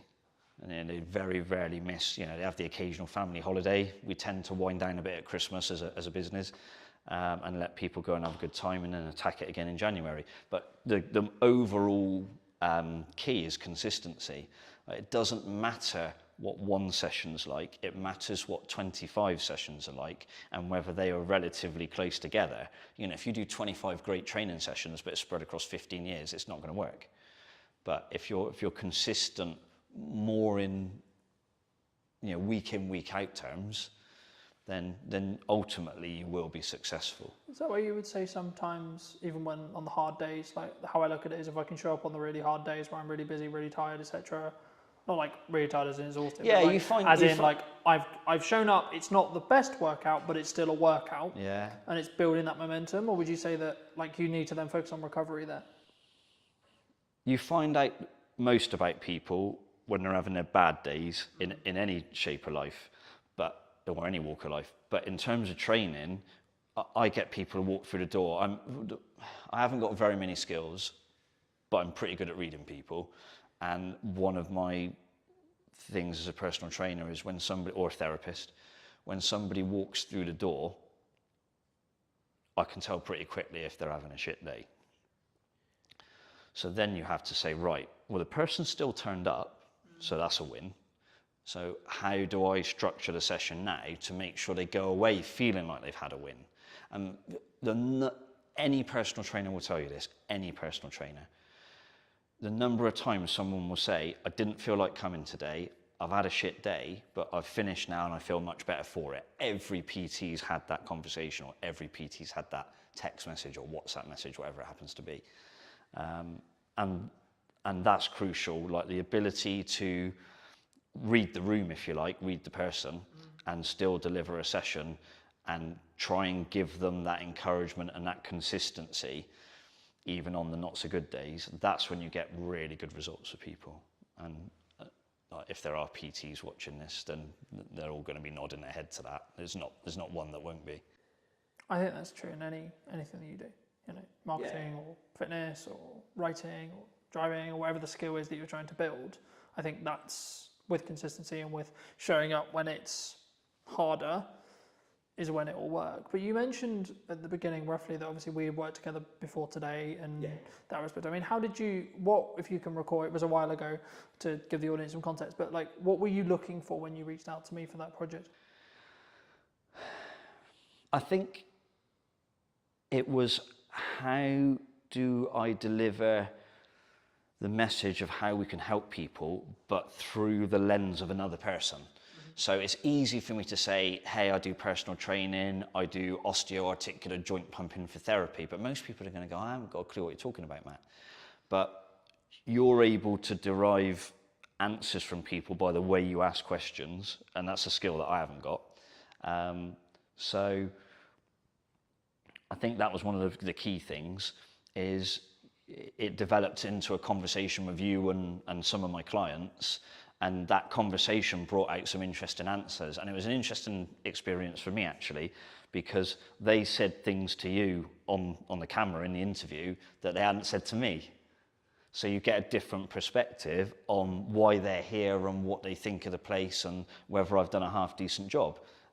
Hopefully it seemed to be that's what they thought, which is good. But the key thing for me was the ability to extract information from them that I hadn't got myself. Even though I know the person and I know what they're trying to achieve, the way they explained it to you was different, and I found that really useful. And that kind of then helps you think, well, how do I put that message out further down the line? So that was pretty cool. What, I mean, either since or in general, like, how do you look at marketing in the current landscape? What do you think people should do? What do you think people shouldn't do? Is it a time, obviously it's nuance related to the business, of course, but is it a time, I mean, a lot of people are saying the creative industry is struggling, people are saying the economy's hard. I mean, in the nicest way possible, I've heard that for nearly the 10 years I've been in business. I've always heard that. So I don't want to be this way, but I'm like, but what's really going on? You know what I mean? Because for me, there's always something going on. There's always something going on in politics. There's always something going on in geopolitics, etc. But right now, at the time of filming, what are you looking at from a marketing point of view that you think is really going to work, or you know, are you leaning into more referral-based stuff? Are you maybe like keeping your costs lower because you are seeing the climate, or are you going the other way? Try and unpack that. I think the key thing is be transparent and be honest and upfront about what you do and how you do it. Don't bullshit people. Like, I can't deliver, I don't know, think of someone who's in incredible shape, who's on TV a lot. Can't think of a name now. But if I said to all of my clients, you can have that in 3 weeks, I'm telling some porkies, yeah? So be honest with people about the process. Explain to them that, yes, you can achieve some brilliant results and sometimes life-changing results. And it might not just be the way you look, it might be the way you feel, it might be the way other people view you, it could be all sorts of stuff. But be honest and transparent about what you do and what you can deliver. Most of what we've got here at Evolved has always been referral based. I mean, you know, because we've had this conversation previously, I'm not a big marketer. I don't do, what is it, sponsored ads or Facebook, whatever it is. I wouldn't even understand how to set one up. So on that side of business, I'm probably not very good. But I came here to Salisbury, I knew two people. And we've built a business that does 80 or 90 sessions a week between myself and my colleague Charlie. We've been here 12 years. That's referral, that's not marketing, that's referrals. It always has been, and I suspect it probably always will be to a degree. I think the challenge for me and how I grow Evolve now is I need to market to the people who don't know I'm here and that people can't refer to because they don't know we exist. You know, you can only get referrals from people that know you're here. So I should probably try and get more people to understand that we're here. You know, if I had a few quid for every time somebody comes and said, I didn't even know you were here, Matt, until someone told me about you, I'm like, oh, I really need to do something about this. But yeah, I think marketing for me now is being able to explain to people what we do and how we do it, and saying to people, do you want to come along on the journey, as opposed to come and get fit in 6 weeks, which I hate that message in the fitness industry. It's rubbish. I think what you touched on there is a really common misconception in marketing, that people think it's either referrals or it's word of mouth or it's ads or it's content or it's this or it's that. The reality is all that content's going to do, all that marketing's going to do is apply fire to your word of mouth. Yeah. If you have good word of mouth, happy days. Yeah. If you've got bad word of mouth though, you can kill your business very, very quick, because it's just going to, make things better or continue things moving faster in whatever direction the business is currently going in. So what I say to clients when I start working with them, and I think we had this conversation when we initially started thinking about working together, I said, okay, well, are you moving the trajectory you want to work in? One, and then two, how can we utilize video content that's scalable that allows you to then do that upon scale, right? So instead of you having to trade one-on-one time with each person, you can say the stuff you want or get your clients to say the stuff you want on camera to then be like, okay, cool, this is what real people think. And social proof, which is what you're talking about, getting your clients to talk about it, is infinitely more valuable in a marketing context than you saying it. Yeah, exactly. In the nicest possible way it is, because in the same way with me saying, I'm going to say video is a good idea because I have a monetary tie to whether it's good or not. Yeah. In the same way you're going to say PTing is a great idea because you have a monetary tie. We don't even necessarily do this deliberately, but we're naturally going to because it's our natural sales process, marketing process, however you want to articulate it. And that's why hearing from clients, that's why I ask people about marketing, is really interesting and really important because then to an extent they're making the decision all on their own. Yeah. And I think for me, as the landscape changes, as the economy does what it will do, I think and it's more of a mindset thing and seeing how people either want to shift or don't, because and I guess actually this is a question of, in your case, do you actually need to market? I would argue you don't even need to market because from what it sounds like at this stage right now, at the time we're recording, you're close to full capacity, if not full capacity, and you don't really have enough space or staff or both to scale. No. So actually, should you market? Yeah, tricky one, isn't it? Yeah. Maybe, finding maybe good... if you want to create a waiting list and you're trying to develop another product and you want to keep things going, but you wouldn't market in the same way as if you were trying to fill a new class, for example.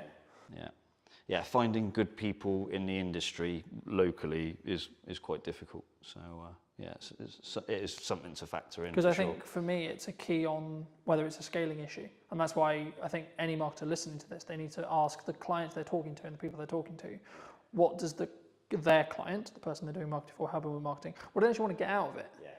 Because there's one side of it's like continue with the reputational gain that you can gain from doing video, sure, but that's a way of doing it.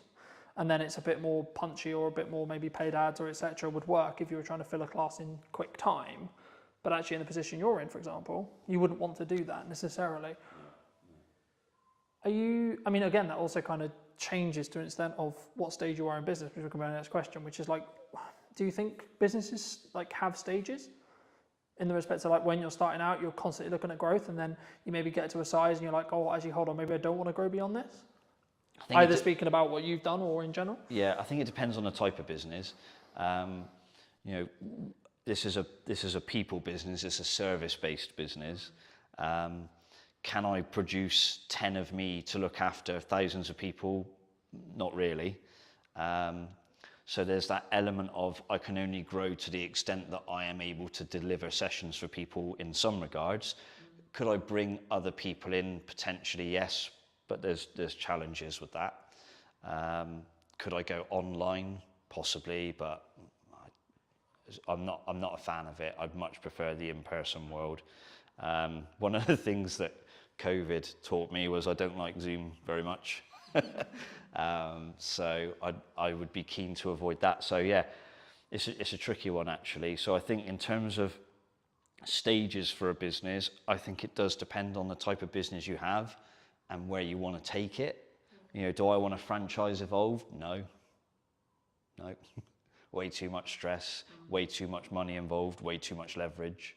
What are the things about stages and where you are in your life as well, right? Yeah. I mean, I'm 45. Yeah, 45. Do I want to be franchising a business at this stage of my life? Probably not. I've certainly got a fair few years left doing what I do, and I feel good. But I'm not sure I'd want to put that sort of pressure or stress on myself. I'm pretty happy with where we are as a business. So in terms of growth for us now, it will be, I think it's improving what we do as opposed to doing more things or trying to be more things to more people. I would like us to go in a slightly more medical direction, and I am looking at maybe bringing a medical professional into the business, whether that's as a part of it or a service that is available to people. I won't go into the exact details of that because I know someone else will just jump on it anyway. Yeah, that's one of the things I might do. But in terms of how businesses grow, I'm not going to pretend that I'm a sort of serial entrepreneur business grower, because I'm not. I've worked really hard at this one thing, and I've tried to be consistent. I tried to do the right things by people, and it seems to have worked so far. You know, we've been, as Evolved Health, it's been 12 years now, and hopefully a few more years yet. But no plans in terms of trying to launch a huge business. I think those days have passed now.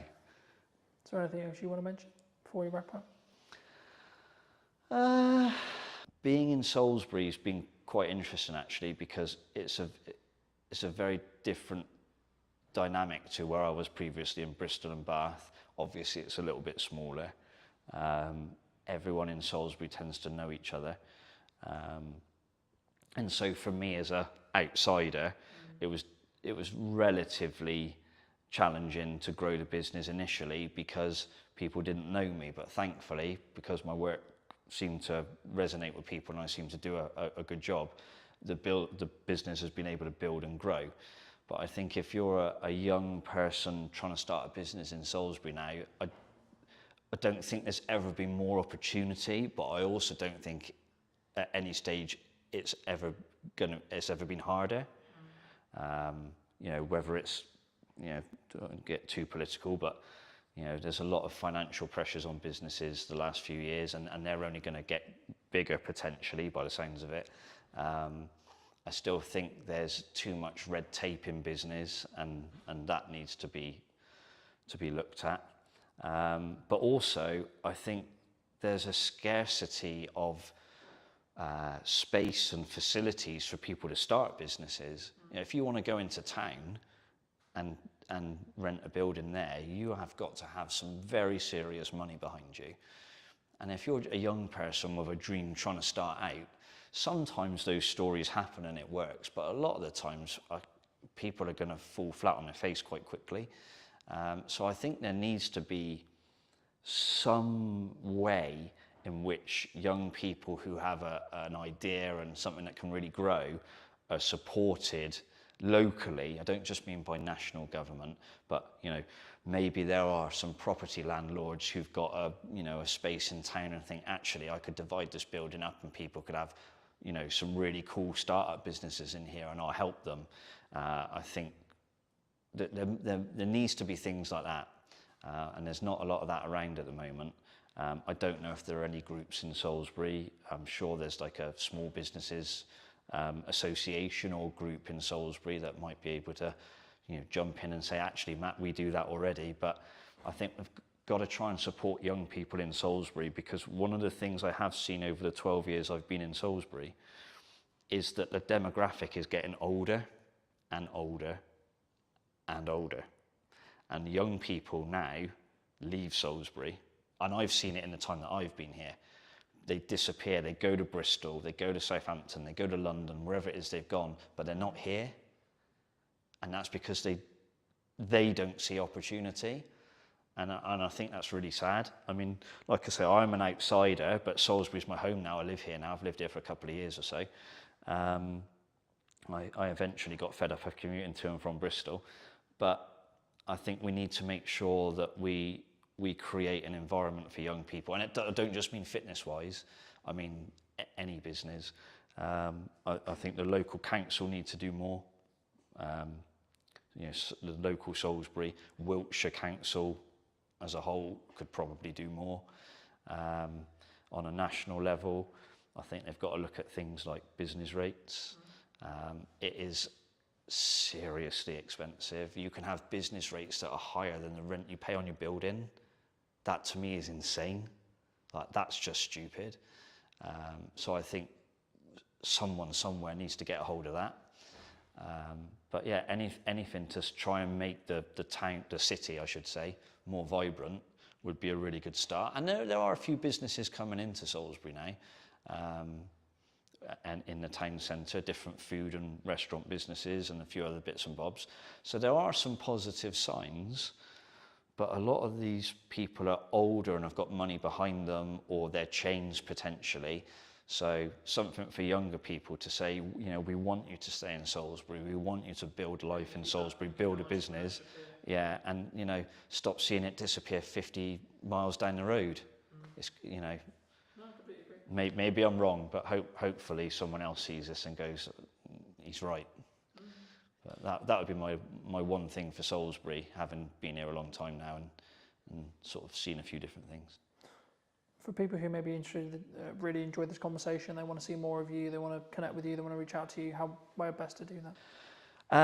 One of the best ways is probably on the Evolved Health website, which has got various contact details. We're on Instagram at evolved_health. I hope I've got that right. We've got Evolved Health Salisbury is our Facebook name. And if someone decides they just want to rock up and knock on a door, that's not always the right thing to do because I might be with clients, but we're based down on Churchfields. We're in the Glenmore Business Park. There's normally an open door policy, so if someone wants to come and say hello, they can do. Or if they don't want to reach out directly through me, they can contact you and say, is it worth having a chat with this guy or not? Absolutely, would always be the answer. If you were going to speak to either yourself or someone 10 years you're a junior, what advice would you give them? What advice would I have given myself 10 years ago? Yeah, if you could talk to even maybe longer, when you first moved to Salisbury 12 years ago, what advice would you give to that Matt? With the hindsight and with the knowledge you now have sat in front of me today. Take the risk. Honestly, take the risk. I'm quite pragmatic, so I tend to I analyse a lot. I'm probably one of my faults is I overthink things. So I'd say take the risk. Take it sooner. I waited too long, so I left it and I left it and I left it, and then I went, okay, I am going to do this now, and I should have done it sooner. So to anybody else, take the risk. To myself, Matt, you should have done it sooner, because it's been brilliant. But yeah, take the risk. Thanks so much for the time, Matt. My pleasure. And if you did enjoy this video and you would like to see more like it, make sure to be subscribed. Leave me what your thoughts and comments were down below, and I'll leave Matt's information down in the description as well as always. And I'll see you very, very soon. But entering the retail market was a huge step for us. Like how you want to perceive yourself in the market. It was a very difficult time, I think, for the business. Do you think it's changed how you show up as a leader? And it was honestly the most fun thing I've ever done. And it was stressful. What do you think's missing in marketing right now? When somebody rebrands, the general question is, has the company been dissolved? Like you want to, in some ways, make him proud first. I think if you've built brand loyalty, and by that I don't mean you're selling millions of products, but if people trust in you, I think as a person, you'll automatically gain respect within the market. Let's restart everything. Let's replan the business model. Let's replan marketing. Let's replan everything. And then, funnily enough, when I executed on those things changed. The results changed. Work on yourself. Just work on yourself. Seriously. Like every day. Just be better every day. Hello, my friends. Welcome to a brand new episode of the podcast. Today's going to be a really special one because technically I'm actually interviewing my first client. Now, that sounds a bit weird, nearly 10 years in business now, but it is. So, welcome to me. Welcome back. It's been, I think it's actually been, nearly 4.5 years since we've actually seen each other? The last time I remember, I think we were shooting something on top of a car park in Salisbury. Yes, we did. And yeah, that's got to be about 4.5 years ago at least. So yes, it's great to be back and great to see you after all these years as well. I know. Yeah. Super good. I mean, you were actually under a different brand then. That's right. We were. So our legal entity remains the same, but we have rebranded to Anand, which incidentally is our family surname as well. And that came about through some hard lessons, I think, in business. One of the ones being most probably that you never really you never really stop learning, I think, and when you get to a point where you think you've kind of, worked everything out, there's like this curveball thrown at you. So that was sort of what happened with us as a company. There were some legal obligations that we had to meet, and the old brand no longer resonated or could technically be used moving forward. So I think it all came about because we entered retail as a business. Predominantly, we are wholesale and hospitality. But entering the retail market was a huge step for us, and sort of at a national airport as well. So when that came about, I mean, it was a huge shock to the system because we had just launched this huge sort of project. There was 2 or 3 in the pipeline, and then all been vetted and all sort of been mustered up with this brand. And then to all of a sudden launch something, and then I think it was about 3 weeks later we had something to say, there were some legal obligations that had to be fulfilled. It was a huge shock to the system. So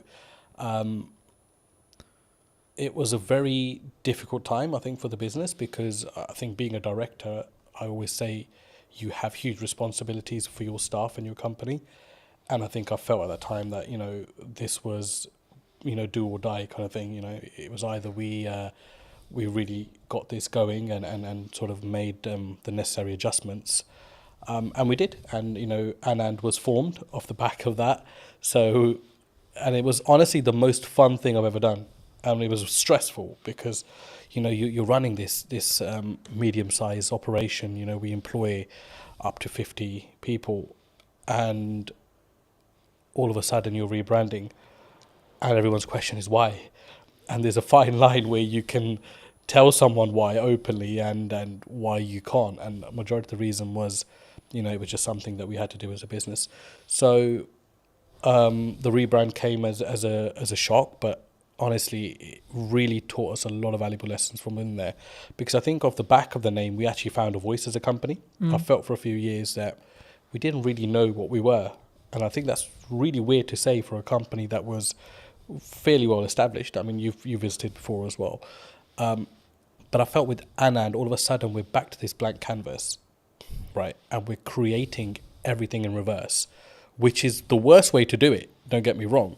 But because it had to be done, it kind of forced our hand to look at aspects of business that we never had before. All of a sudden, we're engaging marketing companies, we're engaging branding companies, we're engaging companies that help you find your voice. I didn't know those things even existed. And all of that came off the back of my mentor saying to me, look, this is one of those times as a businessman where you either go big or you go home, right? And for me, it was like, we got to go big here. Like, I've invested too much time in this. Like, I've invested too many years, those sleepless nights, everything, to just, pack up and be like, yeah, we're done here. No, we're going to go big, and we're going to spend big. And sometimes that's not the best solution, but we kept a control of that, because spending big wasn't just throwing money blindly at stuff. It was really taking our time, really looking at companies that met our ethos, but also companies that we felt genuinely wanted us to do well. So they didn't make us just feel like a number amongst their client base. And that was hard to narrow down because we made some mistakes along the way there as well. And in hindsight, it's easy to say, these things happen. But at the time, when you're financially forking out money, it's a huge, huge deal. So, I mean, look, it was an amazing journey. And it's been a year since we've rebranded, and I think as a company we couldn't be any happier than we are at the moment.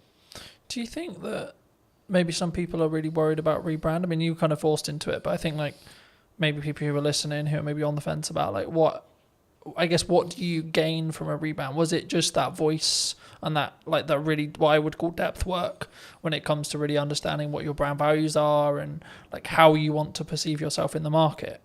Would you say, or is it like if that's like a disconjointed? Because for some business, I think that can be really disconjointed for some people. I mean, I'd answer that in reverse. So one thing you won't lose is your reputation, which was a huge aspect for us. It was, when somebody rebrands, the general question is, has the company been dissolved, or has something happened? Has the company gone bankrupt? Has there been a huge gross misconduct from somebody? And the thing is, like, you've got to get past that, because naturally as an individual we would think that, and you've got to put yourself in the public domain as well as a director personally yourself and think from both sides. So for me, I think if you've built brand loyalty, and by that I don't mean you're selling millions of products, but if people trust in you, I think, as a person, then you'll automatically, especially a small to medium-sized business, you'll automatically gain respect within the market.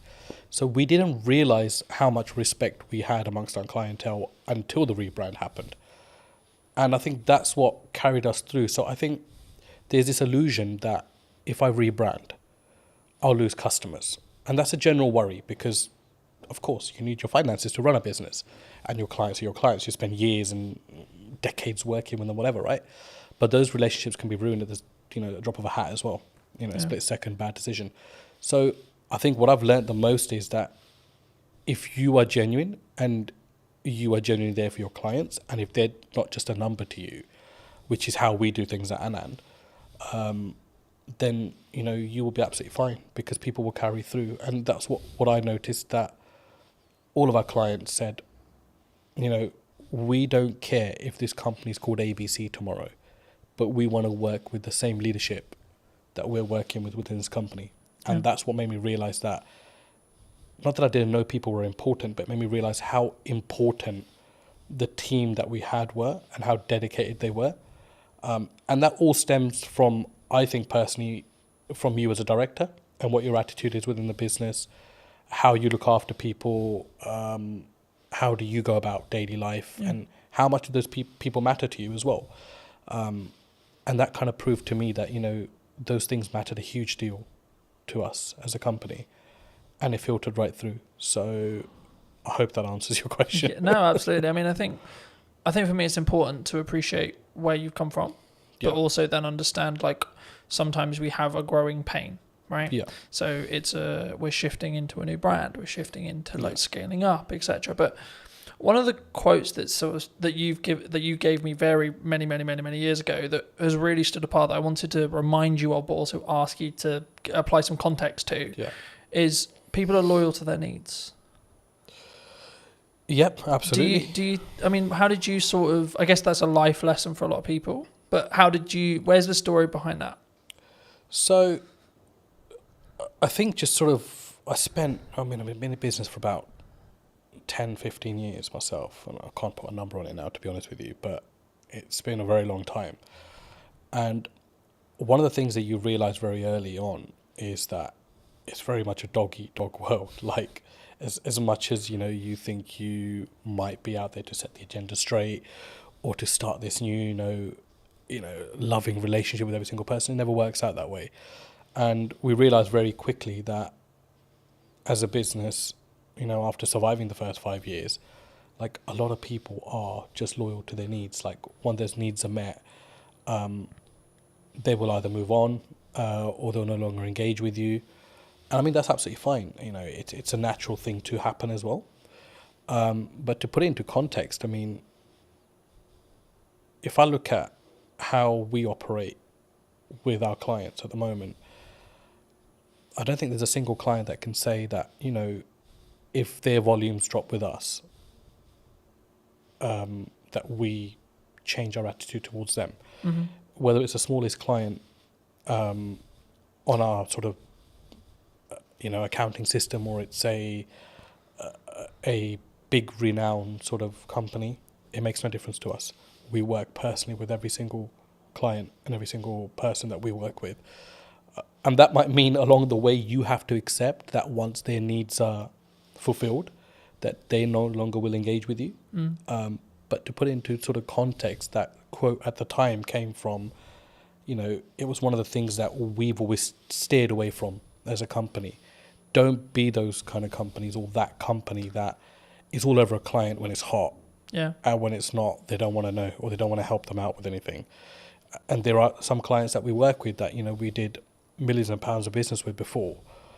And all of a sudden, they have engaged another company, but there are times where they still engage us when there's an emergency, and we would never turn them down, because you've got to remember that whether they've moved on as a client to another supplier, they were also once your client and made up the DNA of your business Yeah. to be what it is today. So yeah, I mean, it's something you have to get comfortable with, I think, in business, and grow some thick skin around that, because people are loyal to their own needs, and it's just the way of the world. For me, it's something that sort of, at the time, I think when you initially told me, I didn't really get it. Yeah. Right? And now I can say, like, 6 years, 7 years down the road, Yeah. I get it. You know? And I think for me, it's one of those things where it may not even be deliberate from that person, that client, customer. No, yeah. I think it's more around, actually, sometimes you just, like, there's only so much value you can add Yeah. to that customer, client, etc. You know? Absolutely, and people have personal lives, and it's well, you know, it's easy to say, you know, don't involve your personal in your work life, but it's a very difficult thing to do as well. So sometimes we do forget that people might have stuff going on in their own lives. People move on, and all of a sudden a new person comes into that role in the company and doesn't see your business to be as valuable as the previous person. So there are elements of that as well. Yeah. But I think I've always found there's no use keeping hatred and negativity about somebody moving on. I think you've got to accept that and look and think, you know, how can I learn from this, and how can I get better from this? And there was times that, you know, clients left us on a very bad note, completely unexpected. Some that didn't even pay, you know, the thousands of pounds they racked up in accounts, not to mention any names. And you know, that didn't mean that we were not going to look at what we could have done better as a company. So I think it always starts with what's going on at home before you look anywhere else. Yeah. Do you think, because I've been fortunate enough to be in business and grow and scale and adapt and be in a position where I think there's always some people who are saying, like, there's something going on in the economy or COVID or et cetera, et cetera. I mean, is it a mindset thing as an entrepreneur, as an owner? Because I've always been of the mind of, like, yes, there's stuff going on, but actually your output can then fix your, like if it's a revenue problem, then there's a solution for it. If it's a marketing problem, you can fix it. You know, it's down to you to fix it, regardless of, like, the economy's in bad shape. You know, a lot of people have said to me, like, the creative space is challenging right now, you know, in comparison to maybe when, like, COVID was really good, for example, there was loads of money floating around. But it's like, actually, I think for me, you've got to focus on what you're doing, and I think that's the key. But I mean, in your experience, have you? Is it kind of a catch-all kind of? Oh, they're just saying it because the economy's hard, or as maybe as an excuse. Look, I mean, there's no doubt the economy is very different to pre-COVID, but then it's also very different to 2009, when there was a huge crash, right? Yeah. So I mean, that's just a constantly sort of evolving, you know, situation. Yes, I do believe it's very difficult now to do business, no matter what field you're in. But there are some fields which feel legislation change particularly, you know, they feel it a lot more than some businesses. But I think you're right to say you can navigate through anything with a very positive mindset. And I think if you fold as a business, but you've given it your absolute everything, you'll sleep peacefully at night. And that's for me personally, and I felt that in a situation. I mean, you know, 2023 to 2024 financial year was our worst performing year as a business, and it was also the year that we rebranded. And there was a lot of sleepless nights there because revenue was, you know, rock bottom. We'd employed people that year, doubled our workforce because we were looking to go, you know, north, and ended up going south as a business. And naturally along that is a lot of doubt, because you think, should I have employed these 6 people? Should I have done this? Should I have done that? And it's easy to say in hindsight that actually I'm worried then, but you generally do worry at that point. So I think it's a mindset and how you navigate. And the thing that got me through was just mindset. I think I am just so resilient, like, to anything. I think right now in my life, where I'm just like. Do you think that comes from your years of experience in business and knowing that actually sometimes you've just got to what I would call grunt it or push for it to you just figure it out? I think it's both of those elements, but I think for me the biggest thing is upbringing. My dad was a very resilient character, hugely resilient. Sorry, not was, is still a very, he's still there. He's an extremely resilient character, and a completely uneducated man, which I must add to this story as well. So to see him, you know, as a migrant in this country with little to no education, he still doesn't speak English fluently. And it was like, this guy struggled, and he struggled so much. But he made it, you know, he made it in his career and in his life. And it was like a lot of that played on my head at that point. And I don't think those things sit well with you, or you don't draw on those things sometimes in life. But when it really matters, those things will come in. And you'll know what your metal's like at that point as well, and how strong you are. Do you think that was like a key in respect to like how well you've now done? Like that, having that upbringing and having that, I guess, those values or what could be described as the correct values being installed into you, even if it was like an information sponge point, like you as a kid 100%. just taking that information, sort of saying, well, this is the upbringing I had. I mean, 100%. But the thing is, I think I didn't realize that till I was about 35. So there's no like one fit solution to this. You know, it's just when it's going to hit you, and it hit me a couple of years back. The big change came from COVID, to be honest. COVID was a blessing for us as a company. I mean, that's not because we made money off unfortunate situations, but it gave me an opportunity to come out of the operation and be like, pause, because it's not something we could have done the way we were going at that time. You know, we were climbing as a business. There was no structure. There was nothing. And it was just like, this is going to be a massive train crash one day. And COVID came and just put the brakes on everything, and it allowed us to restructure. So when we came out of COVID, I'd say that's my real journey in business started then, because all of a sudden now I'm responsible for totally different things, because now I'm actually acting like a director. I'm not now, you know, stuck in the operation, and there were so many things that were falling off the side. So it was about coming in, containing that, and then restructuring the business through that. And then certainly, obviously, the rebrand came behind it. There is that, and obviously the resilience side. I'm you know, for me, I learned that from my dad, and I have huge admiration for the man. And that's to say, you know, I rub shoulders with a lot of businessmen, but I take my dad's advice very seriously in life. I always have, but I don't think you as a child or as an adolescent at the time will particularly understand that. But if you're exposed to that environment, I think it does rub off on you at some point. And for me, you know, I want to be like him. Yeah. Like I look at him and I think, you know, just the way he stands and acts and stuff, right? So huge influence on my life. Yeah. Do you think it's changed how you show up as a leader, as a, or even in your marketing maybe as well? Like that core, like you want to in some ways make him proud first, is what I'm sort of hearing from you. Would you say? I think I don't really think in that way, to be honest. Like for me, it's not about making other people proud. Like I think as long as you know you're on the right journey, I think honesty is very important in business. And I sleep very well at night, no matter what the situation is on the day.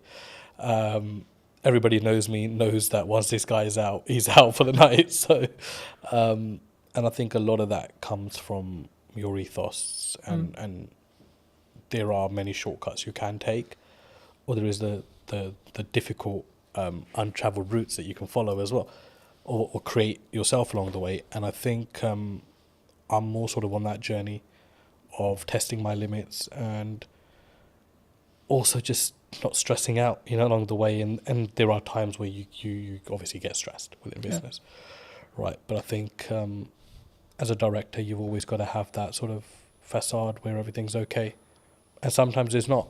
But you need to have that because you know you need to always give your staff and your company the assurance that you've got it under control, because the buck does stop with you, the director. To install that confidence into the team? I'd like to think they're confident without that, but I think what's your problem as a businessman should not rub off onto your team, because it's for you to deal with and put those things right. And I'd like to think we've created enough leaders now within our organisation that those sort of mistakes won't be repeated again. But that, again, is no one's fault. That's your responsibility as an owner or a managing director of a company. As I say, do you think people struggle with taking accountability for themselves? Like when things go wrong in business or when things go wrong, like they're more likely to go, oh, it's your fault, rather than it's my fault and it's what I could have done better. I think it's an easier route these days. And society kind of allows you to get away with that now. Do you know what I mean? But I think in your heart of hearts, you always know when you could have done something better. And I'm that kind of person where even if something has 0% my fault within it, I'd be thinking, what could I have done better? Or what could I have done to negate this issue?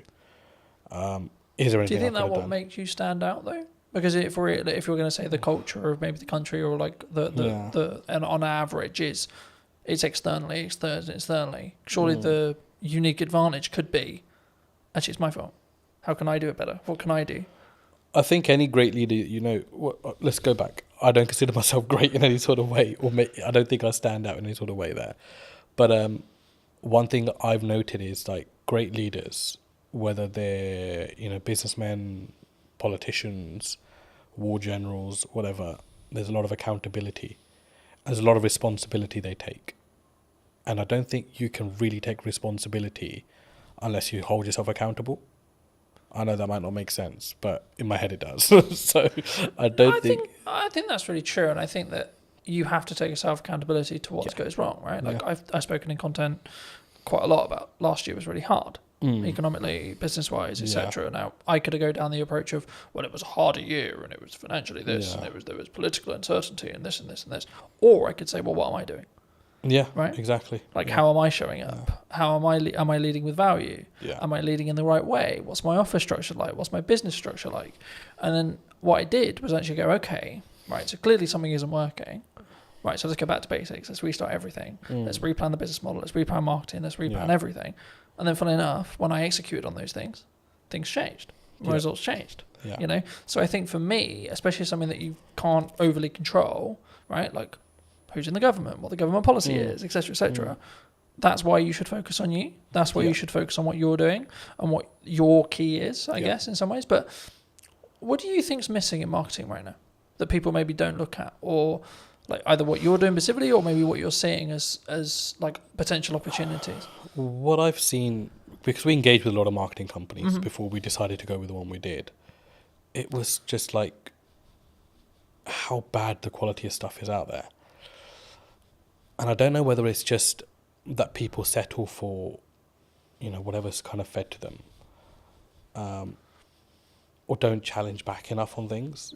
And for us, I was like, no, I don't want to look like a Pret or a Starbucks, because those things are fucking done. Like, I don't want to be that brand. No, I don't care how they're presenting their material. It makes no sense to what we do. And, the comeback from some of the marketing companies was, oh, yeah, but, you're operating in a different domain. Yeah, we're operating in the aviation domain. It's a huge domain to this country. I mean, you saw what happened when aviation shut down with the ash cloud. Yeah. I said, we're operating in a very high marketable area. But I don't need to be another one of these brands. So there's this whole, I think in marketing, they've kind of got these slots in their head. Where, oh, okay, you're in hospitality, so let's just follow the footprint of this company. You're in travel, let's follow the footprint of this. No, it needs to be personal to you as a company. And I think no matter what size you are, I think you've got to have that arrogance and you've got to have that strength to be like, no, this is shit. I'm sorry. Yes, you might be saying to me this is going to cost me £5,000 a month, but I do not value this at £5,000 a month. Like, this content is shit. And it was until we took that stance, we were able to filter out the companies that we actually wanted to work with. And it ended up actually being a company that had absolutely minimal experience in marketing, had a very strong presence in videography. They did some of our content. We sat down and said, we'd love the opportunity to market for you. And I was sold on the directors of that company. And I think that's a huge valuable lesson, that don't just go out into the market and think, I'll go to the marketing agency that does marketing for X, Y, and Z. No, that will not be the necessary fit for your company. You need to find the necessary fit for your company. So overall, I think it's a huge gap in the market there. If somebody's willing to come in a company and work personally with smaller businesses, I think it's a huge market, because everybody wants to catch the big fish. And big fish will potentially have the budgets just to pay and be like, yeah, the campaign didn't really work out. But as a small business, you can't really afford to do that. Every campaign has to work out. And whether you're small, whether you're a medium-sized business like we are, it has to work, because you're paying a lot of money for that to work. So huge gap in the market. I think there aren't many companies that I would look at and think there's a good reputation there, even though they work with big brands, because they will just consider you a small fish and think that they can pull the wool over your eyes. And I think it's very important, no matter what size you are, that you're the captain of your ship. Yeah. No matter how small it is, how big it is, you've got to lead by example there. And if you have to have the loudest voice, then you've got to have that as well. I'm glad you mentioned video, because I think sometimes people, they're overwhelmed by it, they're concerned by it. Yeah. They're like, well, I mean, why do you use it? Right, was the key, the question there. But like, I think there's so much that there's, like, from my experience, there's psychology around, like, oh my God, I sound like a dick on camera, or like, I don't like the sound of my voice, or this is how I look. But there's also then like the tactics, or like the tech side, right? Now, obviously, if you're bringing in a videographer, you don't need to worry too much about the tech side. But I still think you should, at some principle, you should understand it. I mean, why did you, because you mentioned that you leaned into it. I mean, why did you lean into it? I was obviously introduced to yourself into videography. I didn't have any, yeah, we know videos get made, but it wasn't something you ever gave, second thought to. For me, it was just kind of like, okay, I need to stop worrying about how I look or sound on camera. Like, just be genuine to who you are, like what you're talking about. If it produces great content, it does. If it doesn't, whatever. it's not the end of the world. And obviously, it was a changing landscape at the time as well. I think all of a sudden, Instagram changed its algorithms, like videos and reels, and all these new terms are coming out. And I'm like, what the hell's actually going on? And so, yeah, it was just something that came about. And for us, because we're hospitality and retail catering, imagery and videography is a huge aspect of what we do, as part of marketing as well. Of course, you can't just keep marketing with, let me take a picture of this and just keep sticking on social media. It doesn't really work that way. So for us, it was like, okay, we need to open our horizons here and actually look at things that work, and just keep yourself open-minded in the process.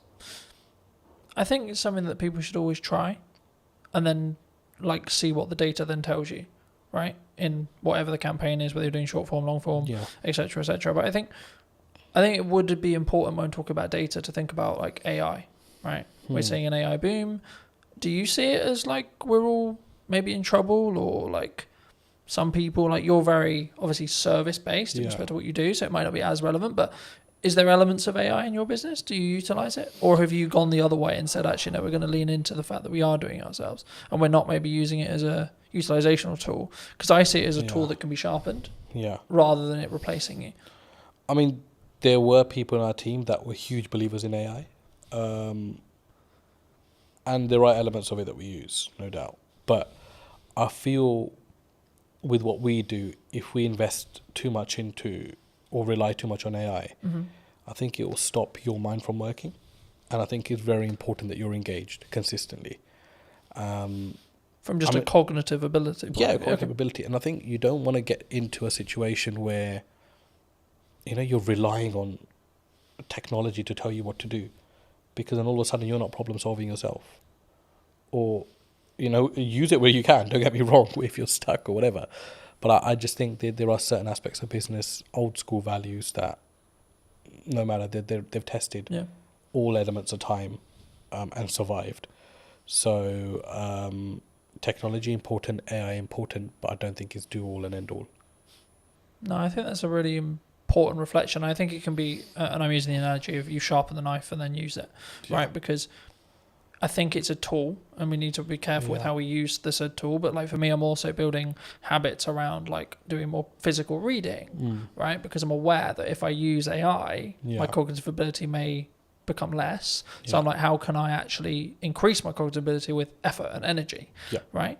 And I think for me, that's the difference, and that's why I think like you can still be sharper. But were you always maybe looking at like, because I think when we look at maybe the arbitrage, or maybe we're looking at for an advantage as a whole, were you always someone who maybe looked at technology and saw the opportunities it could give? Because I think sometimes people, they sort of put their defense mechanism up and go, no, you know, we're not going to use it. We're not going to do that because it's scary and new. You've got to use technology. It's not, I mean, a side story, but a family friend, I mean, he owns about 20 to 30 industrial units in West London. And he's a landlord on all 30, and he accumulates rent of all 30, is the managing agent of his own estate, charges his own service charges as well. So huge business. And in COVID, he had an issue where his bookkeeper caught pneumonia and was hospitalized. So he called me and said, I need some help with software and accounting. And I remember driving to his place thinking, there's just going to be so much advanced systems here because it's a huge business. So I don't really know what I'm going to be able to advise him on. When I got there, I was completely shocked that he had no accounting system, no software, and he was doing everything manually. To the point where he was even adding up sums on a piece of paper or his ledger, physical ledger. And I was like, and these are not small figures, 7,200, 9,229, and he's calculating all this on paper, and he's got this account running he's got a book per tenant running, and I'm like, shit, there's no way they can't be mistaken this. Like, there is absolutely no way. So his first job for me was, I want to move all of this onto an accounting system. Yeah. And I looked at it and I thought, like, that is just madness. Like, it's absolute madness. And I remember setting up Xero for him. And I mean, I'm no Xero professional, right? We have a team that runs our accounts and stuff, but he wanted this to be a personal favor. So I remember shifting all of these physical ledgers onto an accounting software. And the sums were wrong by like thousands. So his first comment to me was, I need to recover this £62,000, which is owed to me in rent. When we actually shifted everything onto a ledger, the figure was about 225,000, which was owed to him. So it's like nearly 3 times what he thought was owed. And that was his change at the age of 62 towards technology, that I need to adapt. And that was the point where he was like, no, Was it an eye-opener for him? Sorry? Was it an eye-opener? I think it opened. Like, how did he react? I think it opened everything that he had within him, because he was just like, he goes, I don't even know how many years I've been losing money for, which is the main thing. And he always had tenants, I said, and came to him like, this rent figure is wrong. And he was like, no, he's adamant it's right. And I was like, an accounting system will put all that to bed. All of a sudden, the queries went down by like 90%. People stopped querying their bills because it was all automated. Each tax code was set. Every expense was set. And I mean, that was like, okay, there's also no time limit to when a person can wake up and see that they need to adapt to technology. And coincidentally, he got very ill last year himself. So he had his son come in and take over the business, and it was a very seamless handover because everything was sorted.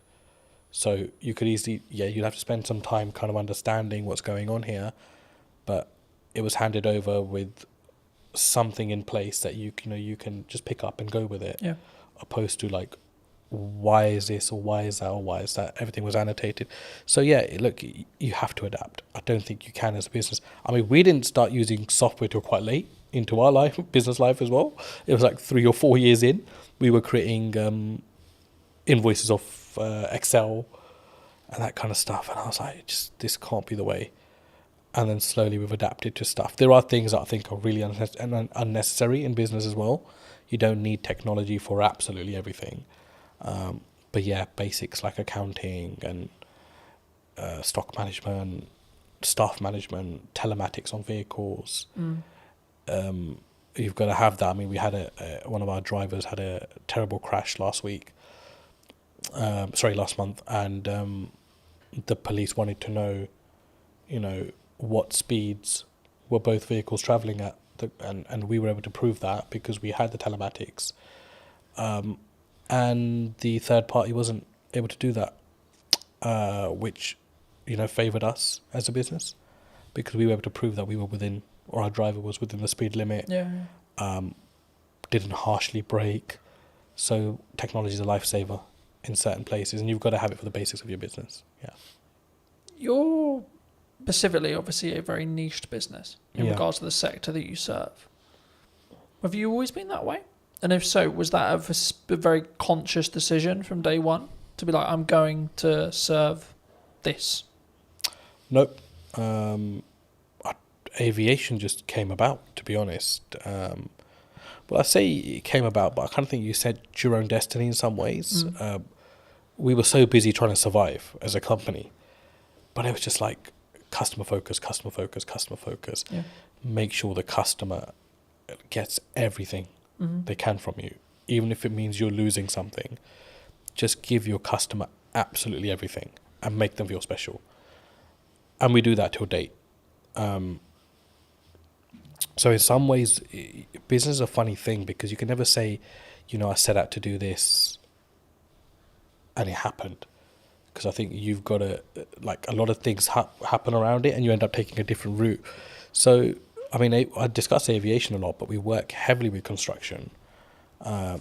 We work heavily with tech companies as well. And we have a huge footfall in the city as well. And none of those things were ever targeted. Like, I don't think we actually knew what we wanted to do when we started business. We just knew we wanted to serve food and, have a business as such, right? So it was like, okay, how do we do that now? And I think along the way, your business will adapt. Things will come up. You'll see value.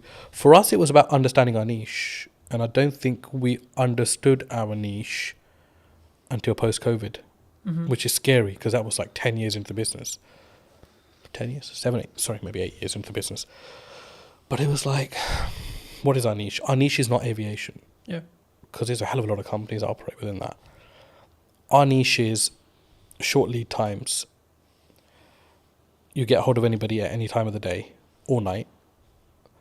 We will solve your problems. And if we don't, we will make sure we've done everything possible to try to solve that problem for you as a client.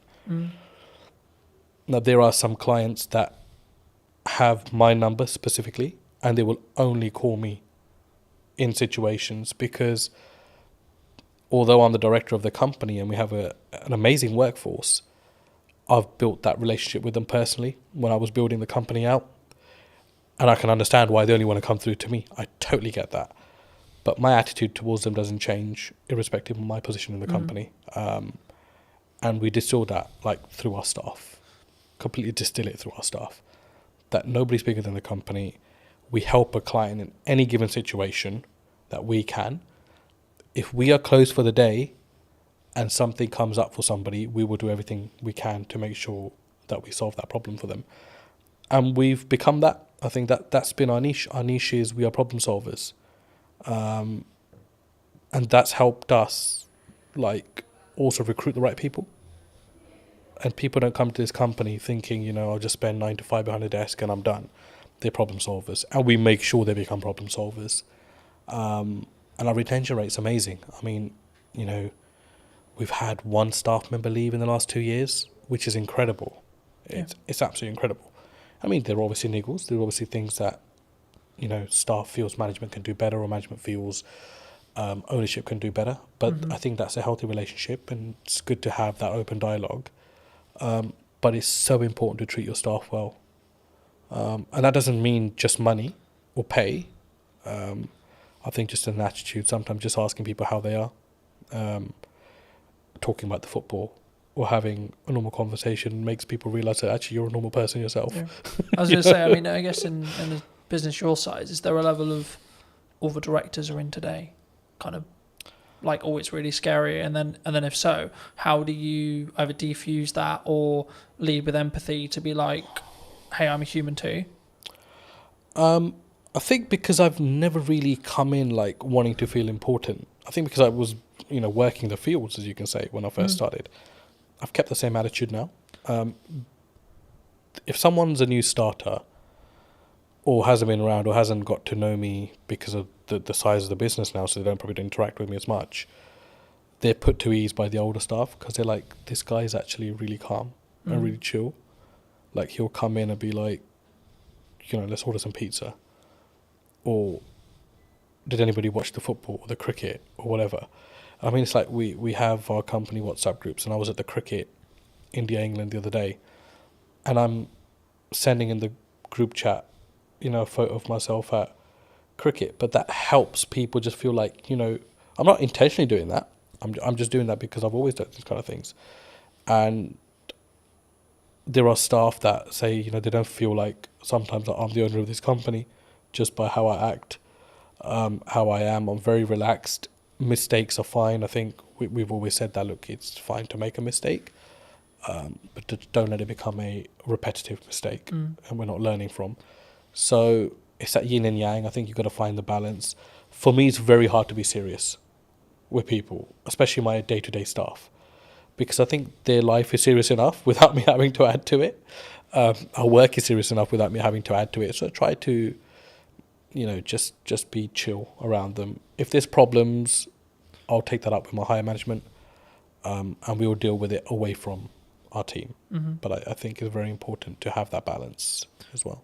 Do you think, as a founder, as a director, as a leader, that maybe not you specifically, but those people in the, you know, question, you know, leadership founders, they maybe have an ego problem, and if so, like, is that maybe their undoing sometimes? Like, they have a massive ego, they care about the car, they care about the house, they're keeping up with the Joneses, but they don't necessarily lead with maybe the correct, what I would describe at least as the correct values?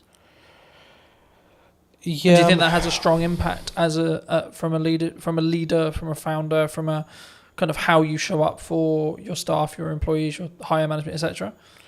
I think so. I mean, the people with, you know, if you've got the nice car, the big house, you've made it in some elements in life, and that's amazing for you as a person. I'm really happy for people that are able to do that.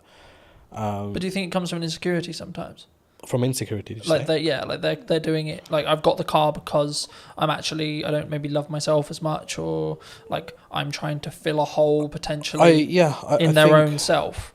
I think everyone's trying to fill a hole in some way within themselves. I think we all have that. I mean, there isn't a perfect person out there. No, of course. Let's start with that. You know, we all have our blemishes end of the day, and there are things that we can always improve on.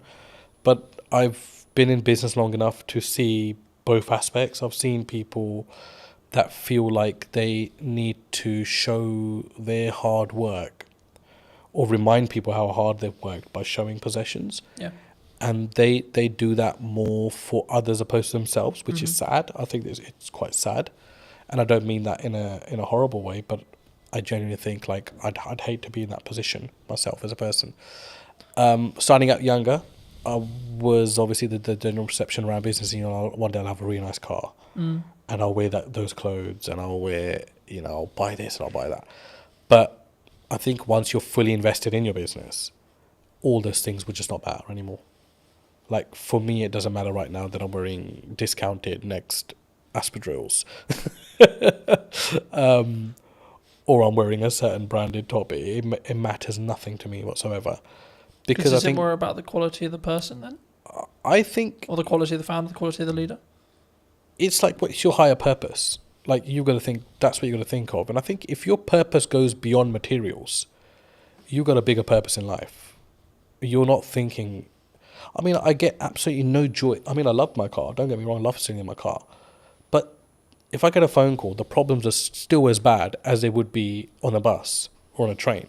Yeah. So all of a sudden, that materialistic thing matters in no way. Yeah. Right? So for me, I think it's like, you've got to be like, okay, why am I in this? But what am I about as well as a person? And people lose one of those two aspects somewhere along in the business. They either forget why they're doing what they're doing, or they'll forget who they are. And for me, I can't do that because I grew up eating dinner on the floor. I never sat on a dining table because traditionally, my dad grew up, there was no dining tables, in his household in 1960, whatever it was, in India, because he was from a very poor background, post-partition of India, Pakistan. So they grew up sitting on floors and eating. So he distilled that in us. And there are times where we're just out and about and we're having a working lunch and I'll just sit on the curbside because I'm totally happy with that. Like, because I don't need to change as a person, I feel, to show my status or to show who I am. Like, for me, I'm another person in this world. Do you think by having that level of humility, that like humbleness, will keep you, I guess, in some ways empathetic or like connected with every layer of your company in respect to management and the people and the staff and gives you more, I guess, humanity in respect to how you lead? Absolutely, because you'll be a human before you're anything else. A human that actually feels other people's pain and their situations, opposed to just your own consistently. Yeah. But it's very important for your personal life as well, because, I've got 2 young kids.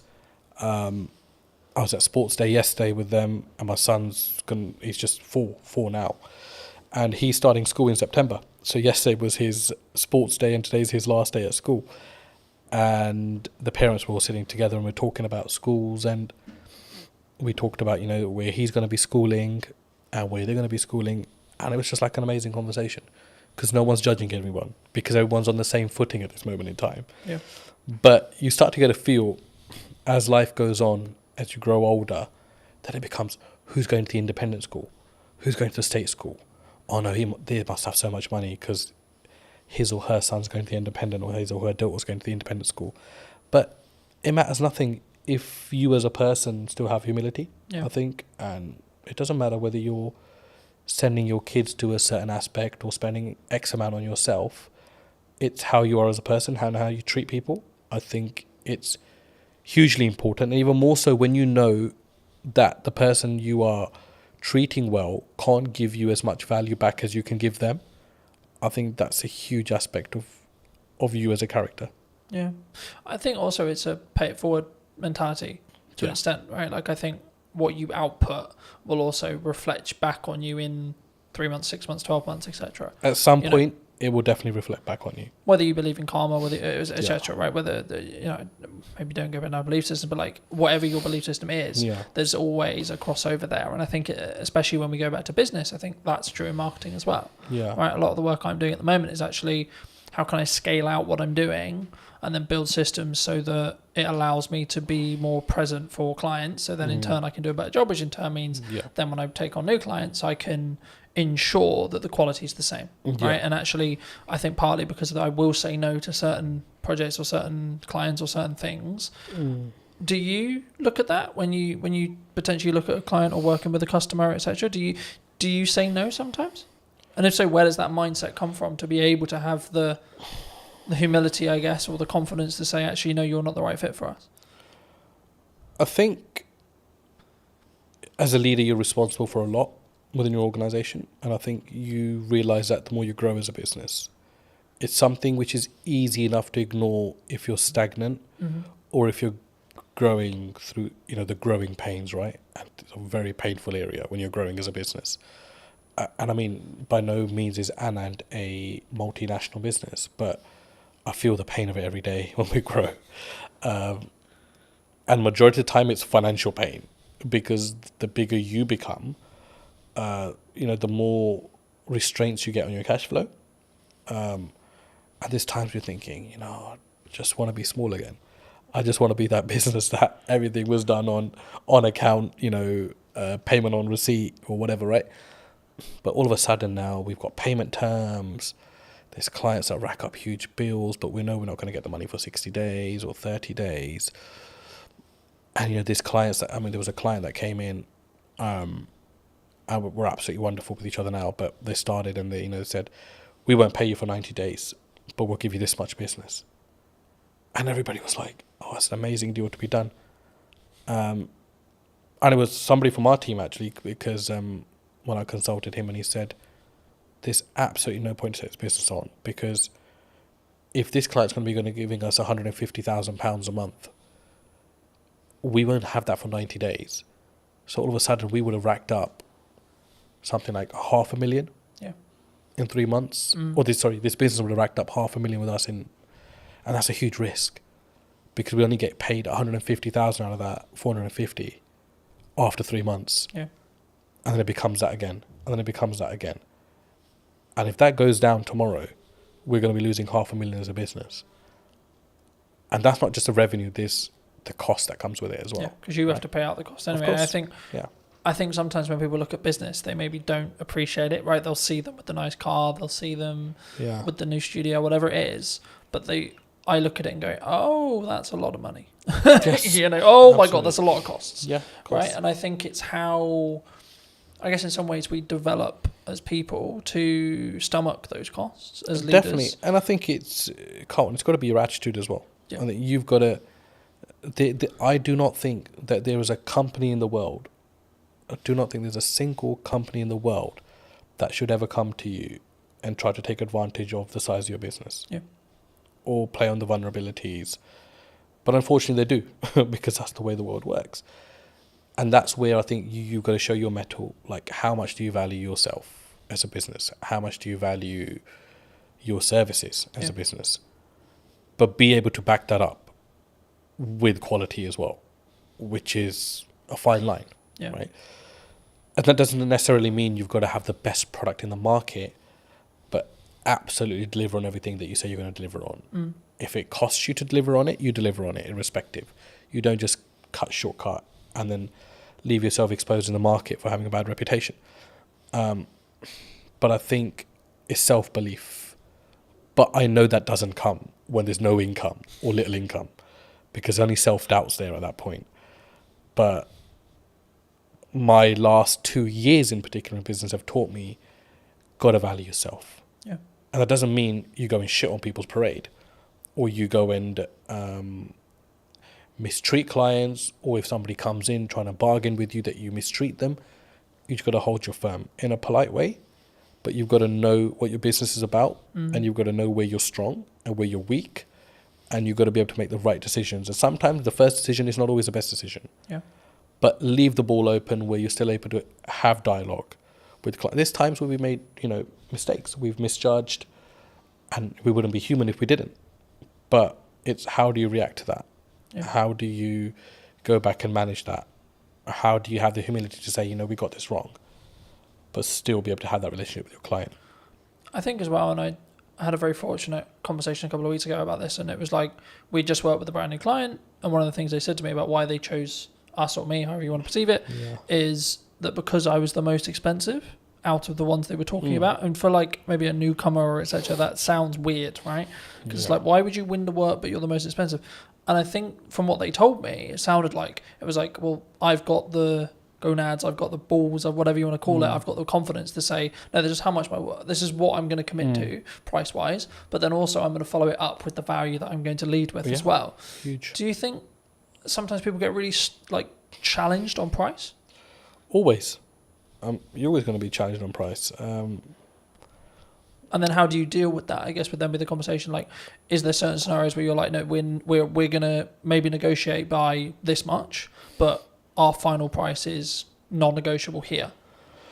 I think there's two ways to do it. I mean, I've been on the opposite end of that spectrum where I've bargained just for the sake of taking on the business, and I've negotiated myself into positions that are like the least favorable in the end. But it's easier said than done as well. But I think you've got to know your costs, know where you sit, know what you're trying to achieve out of that deal, because sometimes you take on a deal with the hope that it's going to lead to bigger and better things, which is fine if you know your market. And that doesn't necessarily mean that it's going to happen in that way, but it's a calculated risk. Do you think sometimes you have to take something that's maybe not ideal client, if it is just I need to make this money? Or would you still say no? For us, I don't think we really have that, because we're quite niche in what we do. Mm-hmm. So everyone that comes to us generally needs us, or we need them in some aspects as well. But there are, I mean, you won't know until you start working with someone, I always say. And the ones that you think are going to be troublesome end up actually being the better clients. And the ones that you think, because they're a big brand, sometimes extracting money can be an absolute pain, which is why relationships are very important. And you've got to go above and beyond. A business deal is not just, here's my service, I've provided it, here's my invoice, you pay it, thank you very much. It's all the stuff in between, the dialogue, the things that you don't cost. It's impossible to cost a project, you know that. Yeah. To the T. You can't do that. Because we never add our own time into that, really, if we think about it, as a business. And even if you add your own time as a calculation, they'll still be like, oh shit, I'm still spending too much time on this business. But it depends what your end goal is. If your end goal is like, I just want to be done with this client, get their money, and I don't care whether they contact me again, then that's a very different mindset. Or if you want to always leave you never know when a client might need you, that's a very different mindset as well. I think when you've done 30 years, you're really invested. You're really embedded in the business, the risk that you face when you've been loyal to a company for that long. I mean, I've always been of the view that like content will work, email marketing will work, networking will work, going to a trade show will work, but only if you do one. That business gave me a solid foundation. I understood the basics of most areas of business. I experienced working with logistics, with marketing, with operations. I look at how many views did I gain between 4 weeks ago and now. Don't get me wrong, we've done that loads. I mean, email marketing was one for us. I can focus on three main things. The podcast, client delivery, and the event. Yeah. That's it. I think AI is the assistant and we're the leaders of that. Hello, my friends. Welcome to a brand new episode of the podcast, this time in London. Today we're going to be with Michelle from, I guess it's from Eden now, but it was, as you'll find out briefly, from I'm going to go with corporation that no longer exists. Sadly so, yes. So, no longer on the high street. I mean, it kind of does, but not in the same way. It exists under another name, yes. Should we stop being elusive? And we should definitely stop being elusive. It's W.H. Smith's. For those of you that didn't guess, it's W.H. Smith's, yes. I'll start here. I mean, how did it feel? Because obviously you were, correct me if I'm wrong, but you were a regional manager. Yeah, so I looked after the north of the country for W.H. Smith's, yeah. I mean, I was with them for 30 years, so I grew from being a Saturday girl on the till to that position of looking after all the stores in the north. But yeah, at the point I finished, I looked after about 304 stores in the north. And what made you make the leap? Did you transition out? Because I think when you're in a position like that, maybe the money's good, or was it just like, oh my God, not this again. I hate the inside of my car. I don't know really, because I think when you've done 30 years, you're really invested. You're really embedded in the business. You are earning really good money. And you're super comfortable. And the reason you're comfortable, and this to me is the sort of the risk that you face when you've been loyal to a company for that long, you've kind of got into the zone of corporate muscle memory. So I didn't really have to think that much anymore. Yeah.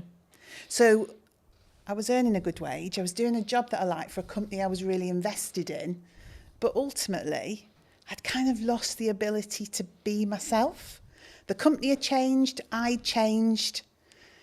And it was just time, I think, to find something that was me. I guess there's a natural kind of, sometimes there's maybe a disconnect. Like you were who you were then, you grew 30 years and then you wanted to go this way, but they wanted to either downscale or go that way.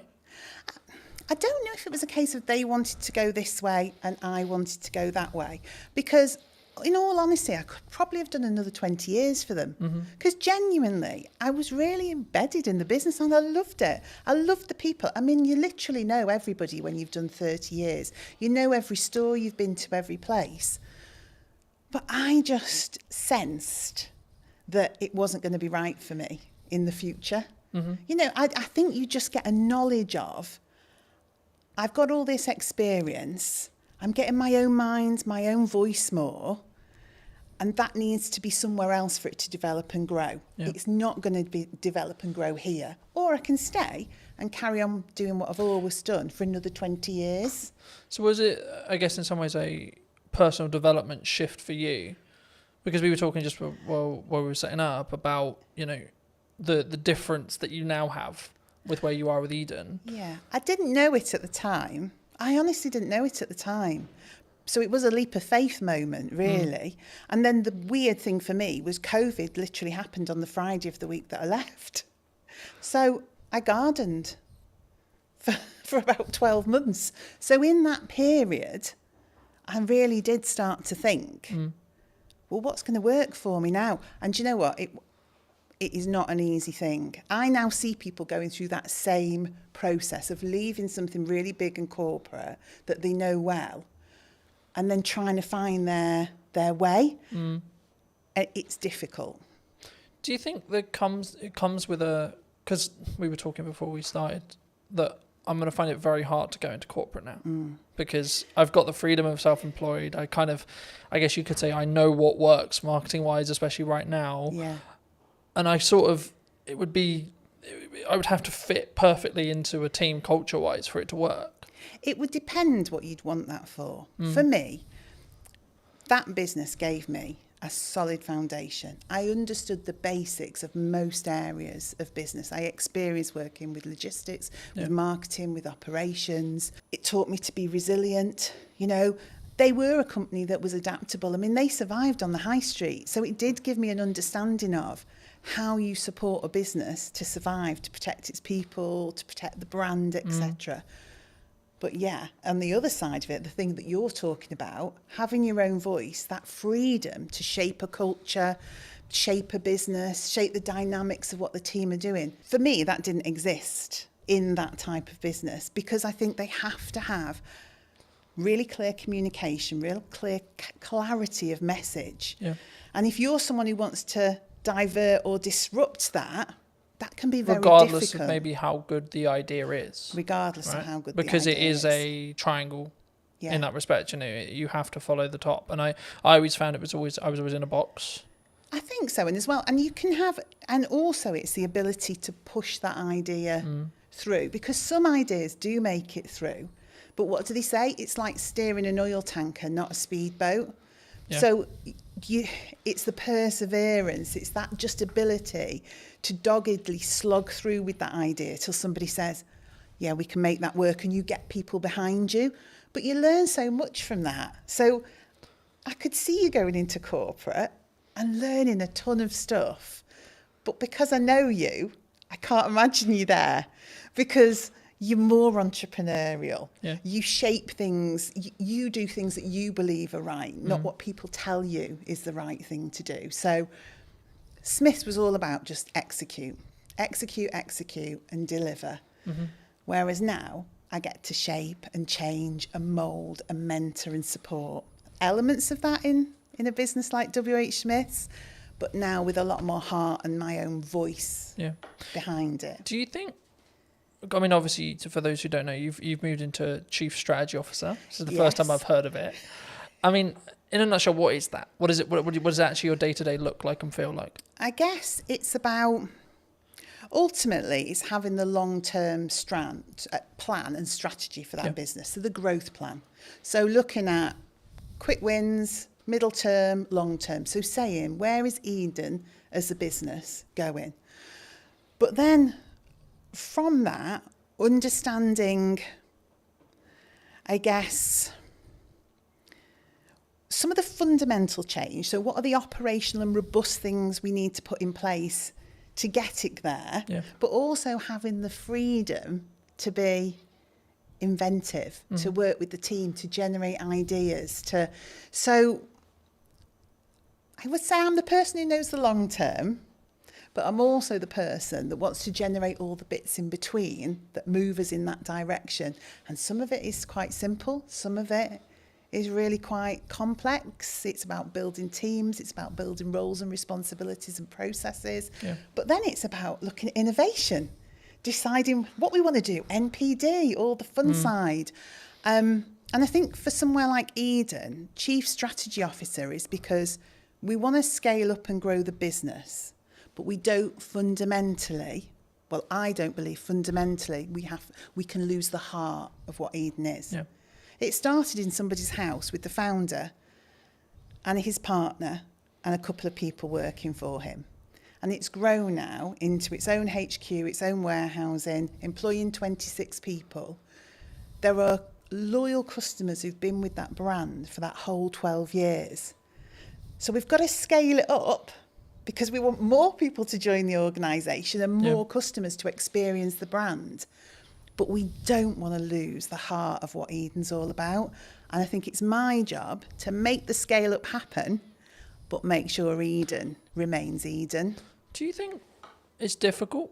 Because by proxy of scale, you have to somehow, like I'm in this, as we were discussing before, I'm in this struggle at the moment where actually things have gone like a lot better than planned. Happy Which days. is brilliant. Right, great place to be, grateful place to be. But it's also like a legitimate issue in the respect to actually now I've got to like, how do I duplicate myself? Because that's potentially the position I'm in, especially when it comes to like continuing the next step now, which is actually continuing with what I feel is working. But sort of, I guess, because I'll never be able to replace me sat here in front of a camera. No. Right? I can outsource everything else. But the only bit I'll never be able to, especially if a client is very tied to, I want Colton on the production, I want Colton on the marketing, etc. It's going to be difficult. I mean, did the team at Eden find that as well? I think because obviously you sell a product, right? But the essence is still there. Yeah, I mean, ultimately our main product, it's dog food. I mean, that's what we produce and sell, premium quality dog food. I think when I came in to that business, it was difficult because it was change. It was somebody saying, what you've done till now has been brilliant because you have organically grown this business with people from the local area, not experts, just people with a passion for pets, a passion for the brand. And then I had to come in and say, that's absolutely brilliant, but we need some roles, some responsibilities, some routines, some best practices. We need to get back to basics. We need the foundations. And that was the change people found difficult. So that freedom to just almost do whatever you want, whenever you want, had to be pulled in for a while we established some core basics. But once we'd done that, once we'd got the right people in the right place doing the right things, once we operationally were robust, when we'd done our risk management piece that said, what are those critical points of failure that sit within this business? Then people could see, oh, actually, I can still operate the way I did before with freedom and creativity and innovation, but there's more support underneath. Things don't crash off a cliff. Actually, the structure's there now for us all to be able to do the things that we're really fundamentally good at, which is connection with the customer, the love of pets, the love of the brand, getting out, word of mouth, spreading the word of Eden, knowing that the business is fundamentally running well. Yeah.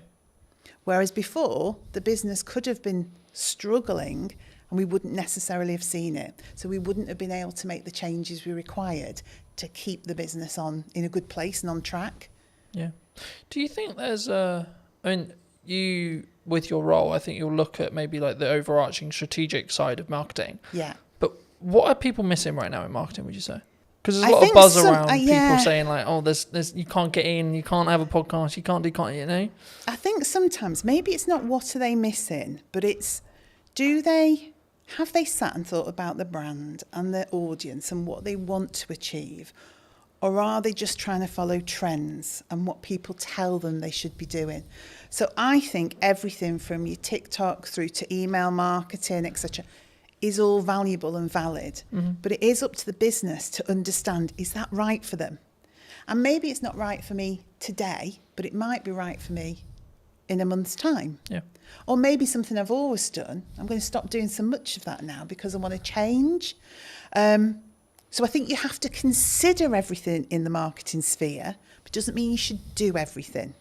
Because if you do it without authenticity, I've seen many TikToks where I just think I could literally crawl under a rock with embarrassment. Now, I'm sure some of that actually works sometimes. But if you're just doing it because you think you have to, I don't think it works. I think for me that's really true. And I mean, I guess the follow-on question was going to be around like the shiny thing syndrome. So to give you some context, I was out on a run yesterday. Yes. And I was like, hey, I should have like a teaching platform and it should be on a subscription base. I was like, no, Colton, that's a good idea, but no, because I'm focused on like two main things right now for the next, like probably to the end of the year, more likely, which is the podcast, right? And then the event, right? That I alluded to before we started. And the event's in September. So the reality will be like after September, I'll just be planning the next one and continuing with the podcast. Yes. Do you think people run into a challenge when it comes to like, they get some momentum with something and then they go, oh yeah, but this shiny thing over here is really cool. Yeah, and it's and also if you're looking at your competition quite heavily, if you're looking at the marketplace and seeing what people are doing, you don't know if what they're doing is actually successful. But internally, you go, they're doing that. It looks great. I mean, of course it looks great because they make it look great. Yeah. It doesn't mean it works. Doesn't mean it's successful. But it's so true to say you can just be pulled off. I mean, I say to my team, I know it's a really old analogy of all of us pushing the boulder up the hill. If we all run off in different directions, we're going nowhere and probably going to get squashed. Yeah, who's going to get squished? Who's going to get squished? And that's what I say. Look, we've got some key pillars. Let's stay focused on that. Let's consider the opportunities, but don't run off and do it and just leave this hanging over here. And don't get me wrong, we've done that loads. I mean, email marketing was one for us. We wanted to do it. We should have been doing it. We kept running off and doing shows and events and sparkly fun things, never actually nailing some of the fundamentals, because it's more appealing, isn't it, to go to Crufts and meet dogs. Do you think there's a level of ego that comes from that? Like either from a founder or from a team? I don't know whether it's ego or it's what personally turns you on, what your own drive is, what do you fundamentally want to do? People do gravitate towards the things that do it for them, don't they? Yeah. I mean, I've always been of the view that like, so for example, content will work, email marketing will work, networking will work, going to a trade show will work, but only if you do one. Okay. In my view, right? From what I've found personally. Yeah. When I've really focused in just depth on how do I make the podcast as best as it possibly can. Yeah. From a viewer's experience point of view. That might be how it looks, how it sounds, how I come across. Can I outsource it? I've got to balance it because it doesn't directly make me money, but actually the marketing collateral that I get from it will make me money. Okay, cool. So then it becomes a game of we're keeping those costs and balancing those costs, sure, but actually how can I focus on the viewer experience? Yes. And then when I look at maybe something like the event, it's like, okay, how can I make this client experience incredible for the people coming, even if there's only 5 people in the first event, right? Yeah. And I think sometimes we get, and that's why I mentioned ego, I think sometimes we go, but I'm only going to sell 5 tickets. It might be the possibility that I sell 20 tickets or 30 tickets, but like, what if I only sell 2? I get that. And it's interesting, isn't it? The business that yourself is in with you, and obviously you're looking to scale up and maybe employ, etc. Whereas now I'm sat with a team of 26, and so we've got the opportunity to do so much more. Yeah. But again, it is that decision on what's really valuable. I mean, and you just touched on something actually that I thought was really interesting.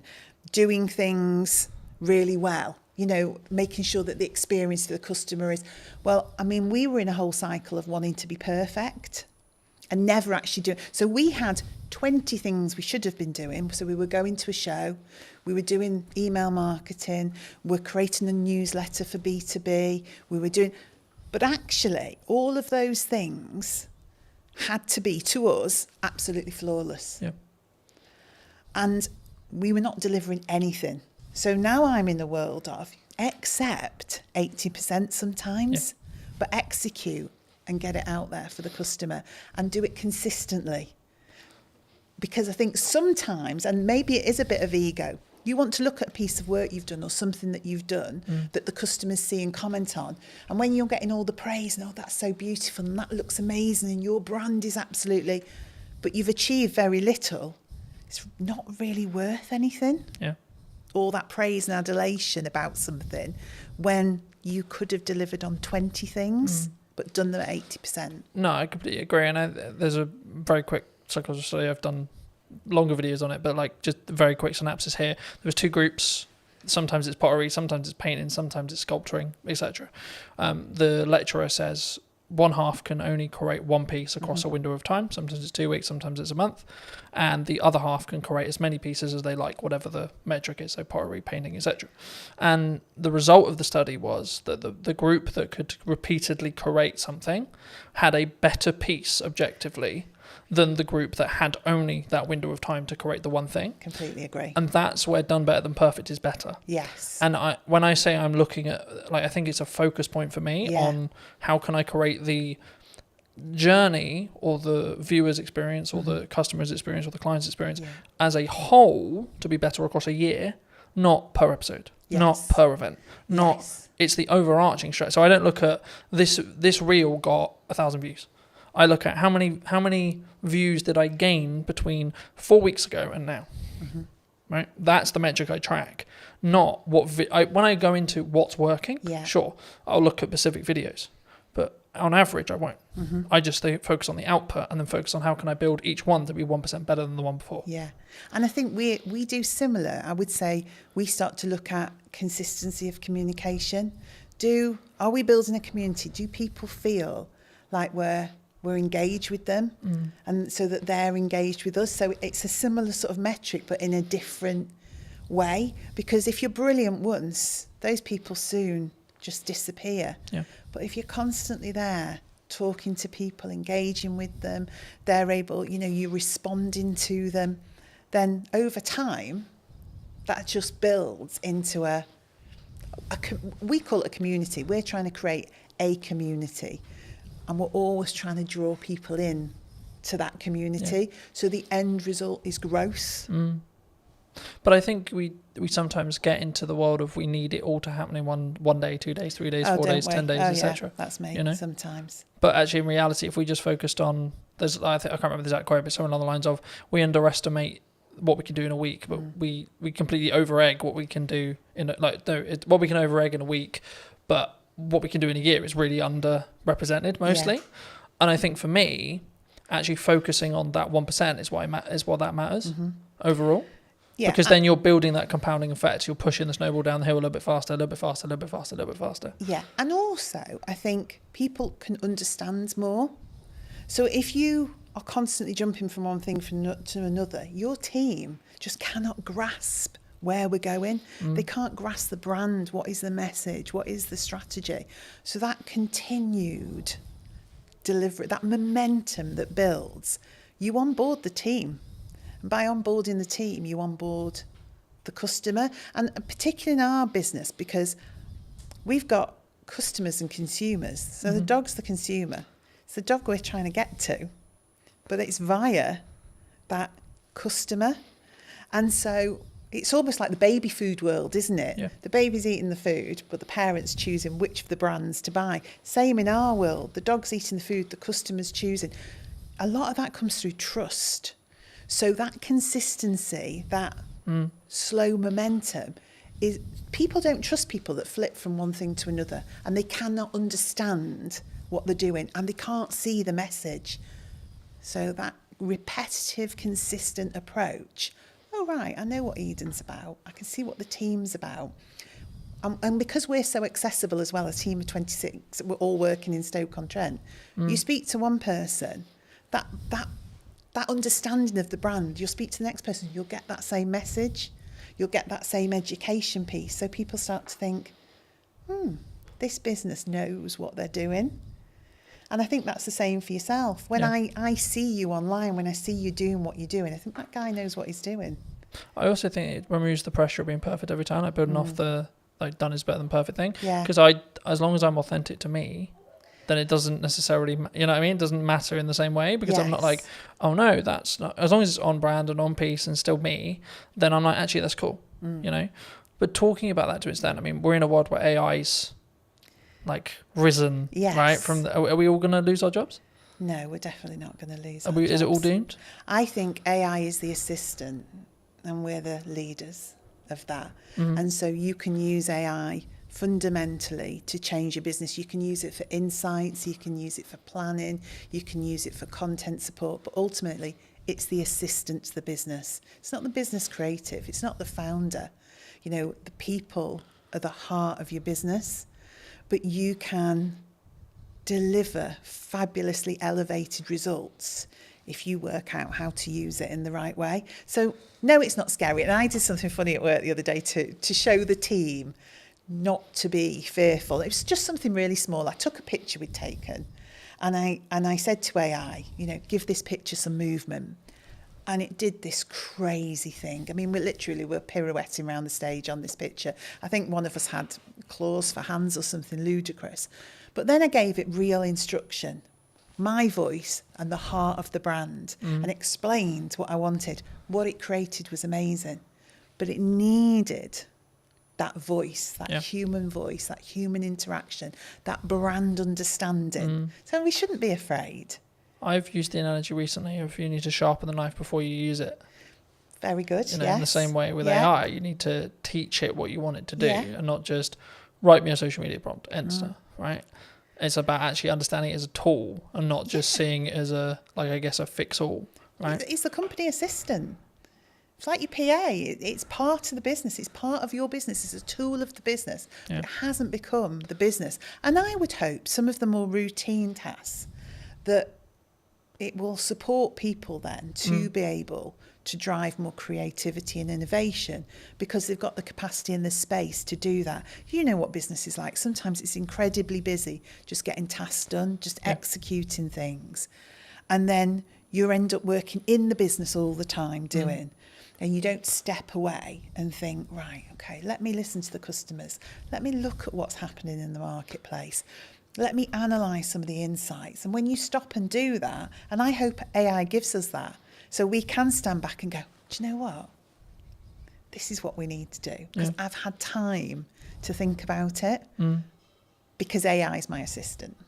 Something that I found really interesting, and I'll be curious on your thoughts as I'm bringing it up here. I mean, I'm rapidly approaching the end of Mel Robbins' the 5-second rule. Okay. I don't know if you know it, but it came out a handful of years ago, and the crux of one of the things I read on the way here was procrastination is actually a reaction to stress management. It's nothing to do with like not getting the work done. It's how we cognitively distract ourselves and have that stress break.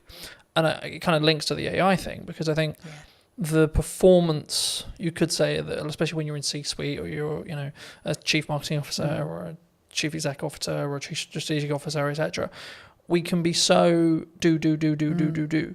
How do you personally balance it, but also allow yourself to have that time to, I guess, think up the more creative ideas, or like have that more synergized approach in respect to actually, no, I'm going to step back now and say, let's look at the problems I may be facing and how I can like strategically fix them, but not with the pressure on having to fix the answer today. And sometimes I'm really bad at it. So if I'm overly excited about stuff, then I'm just do, just as you describe, really. There'll be days that fly by and I'm not quite sure what that day was about. I think there's a point in business there where you have to do that, right? Probably, yeah. Well, you do it because it's necessary, in the moment. But then what I also find, I like to be planned and organised. We were talking about this. I like my notebook. I like to think ahead because I like to show up in the right way. Yeah. I am myself. I'm always the same, but I do give thought to how do I need to show up tomorrow? What are the things that I need to achieve? Am I planned and organised around that? And when I am, that gives me those periods of time to step away with people. Do that for people in the business as well. Say, hang on a minute, let's just stop.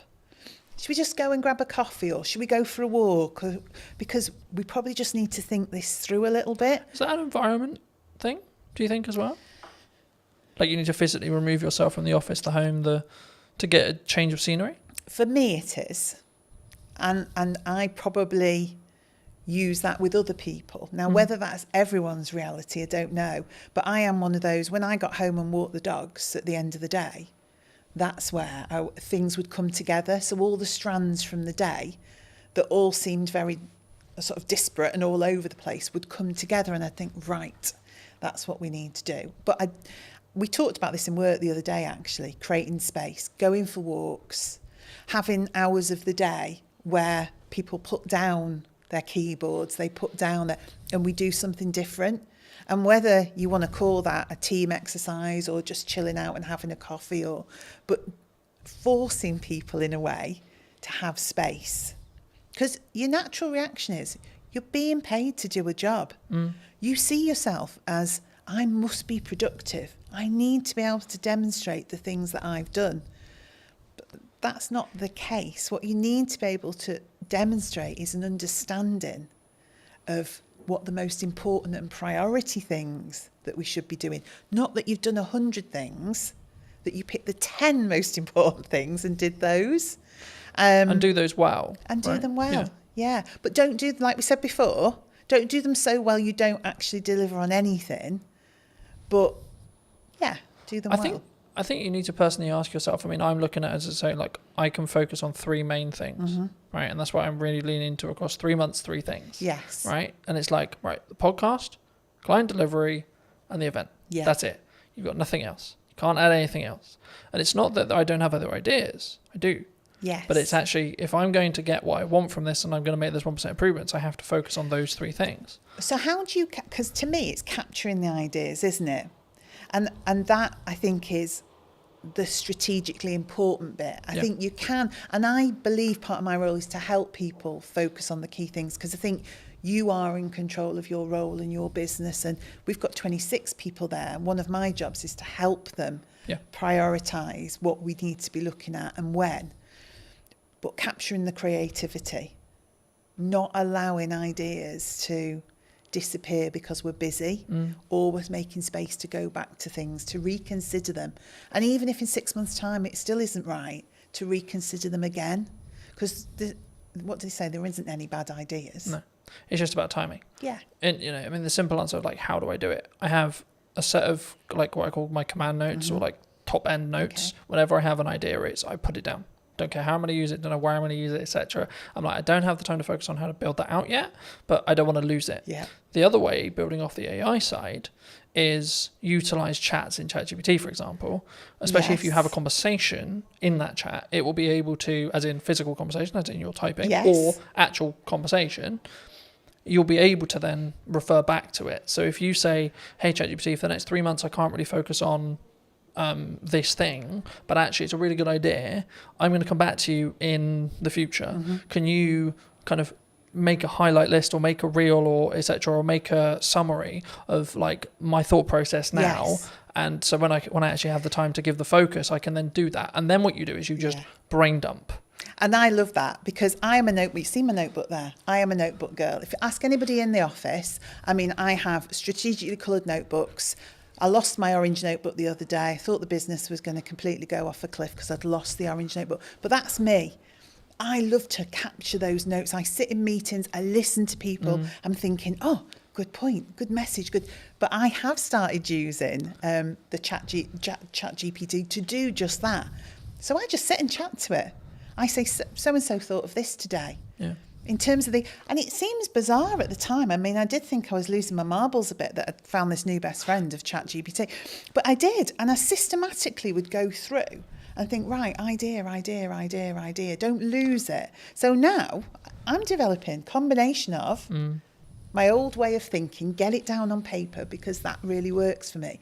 But now capture it somewhere where it can't be lost. Yeah. And I think as well, like if you are capturing it either written wise, like some people are really into writing, there's a couple of things I would say, like get a tablet with a pen so you can just write it and it can digitally transcribe it for you, or just get into the habit of taking photos of those pages, because if you give those to ChatGPT, it's probably nearly smart enough from what I found, to actually be able to capture that information and then convert it into like a text format or whatever you want it to do, or even just capture it inside the chat's memory.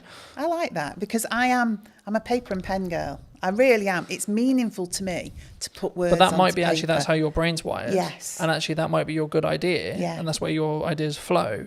But then, like in the result where you do lose your notebook, if you're also backing it up through ChatGPT's like chat memory, like you could just have one called idea dump, for example, right? And every single time you write a page in your notebook, take a picture of it, and then tell ChatGPT, I'm going to refer back to whatever the note is. Can you remember? Can you bring this content forward whenever I ask for it?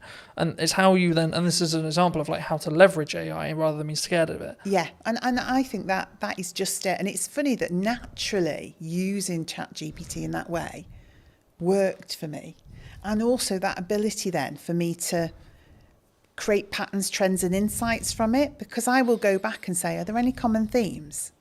And I didn't know if it would work or not. You never know if these things are going to work. So can you see any patterns, any common themes, anything that's coming together as one cohesive idea? And it's so good at that in terms of analysing and pulling out insights. Because I would go back, I mean, and this was an arduous task, I'd go back notebook, highlighting things in different colours, pulling strands together, generating one idea from 20 thoughts. AI is really good for that. Yeah. But again, I think it's an assistant tool. I don't think it's going to necessarily replace us. I mean, the trend sort of changed and it became this, someone who's utilising AI is going to take your job rather than the AI itself. And I think that's a more positive or more real reality of what we're going to have in the next 10 years. I think so. To be honest. And things change, don't they?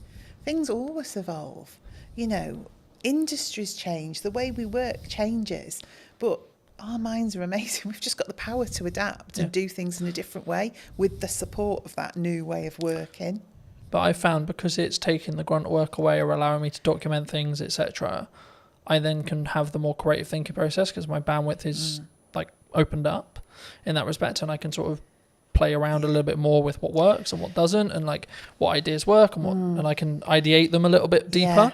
I think one thing that came to mind then, and this is why I think being the strategy officer is important, is probably one thing we need to think about. One thing I think about is everyone in the office is using ChatGPT or something similar, but I have to keep our voice as the Eden voice and the Eden brand. So that's what then becomes important in terms of us and the team. Because again, we could all go off with our voice thrown into ChatGPT. What it gives you back then starts to become... But I think it's a mirror, right? Yeah. And I think when we blame it, oh, it's a bit robotic, oh, it's a bit this, oh, the words aren't... It's like, well, you put it, you did the prompt, you did the... Yes. But I think, I mean, as a more generalised question, I guess, do you think that we don't look at ourselves, accountability-wise, as an over... Not even necessarily AI, but as an overarching... kind of like as a person when we see something maybe goes wrong, like more generally, like what that people as a whole we don't take accountability themselves, or do you think that's rarer?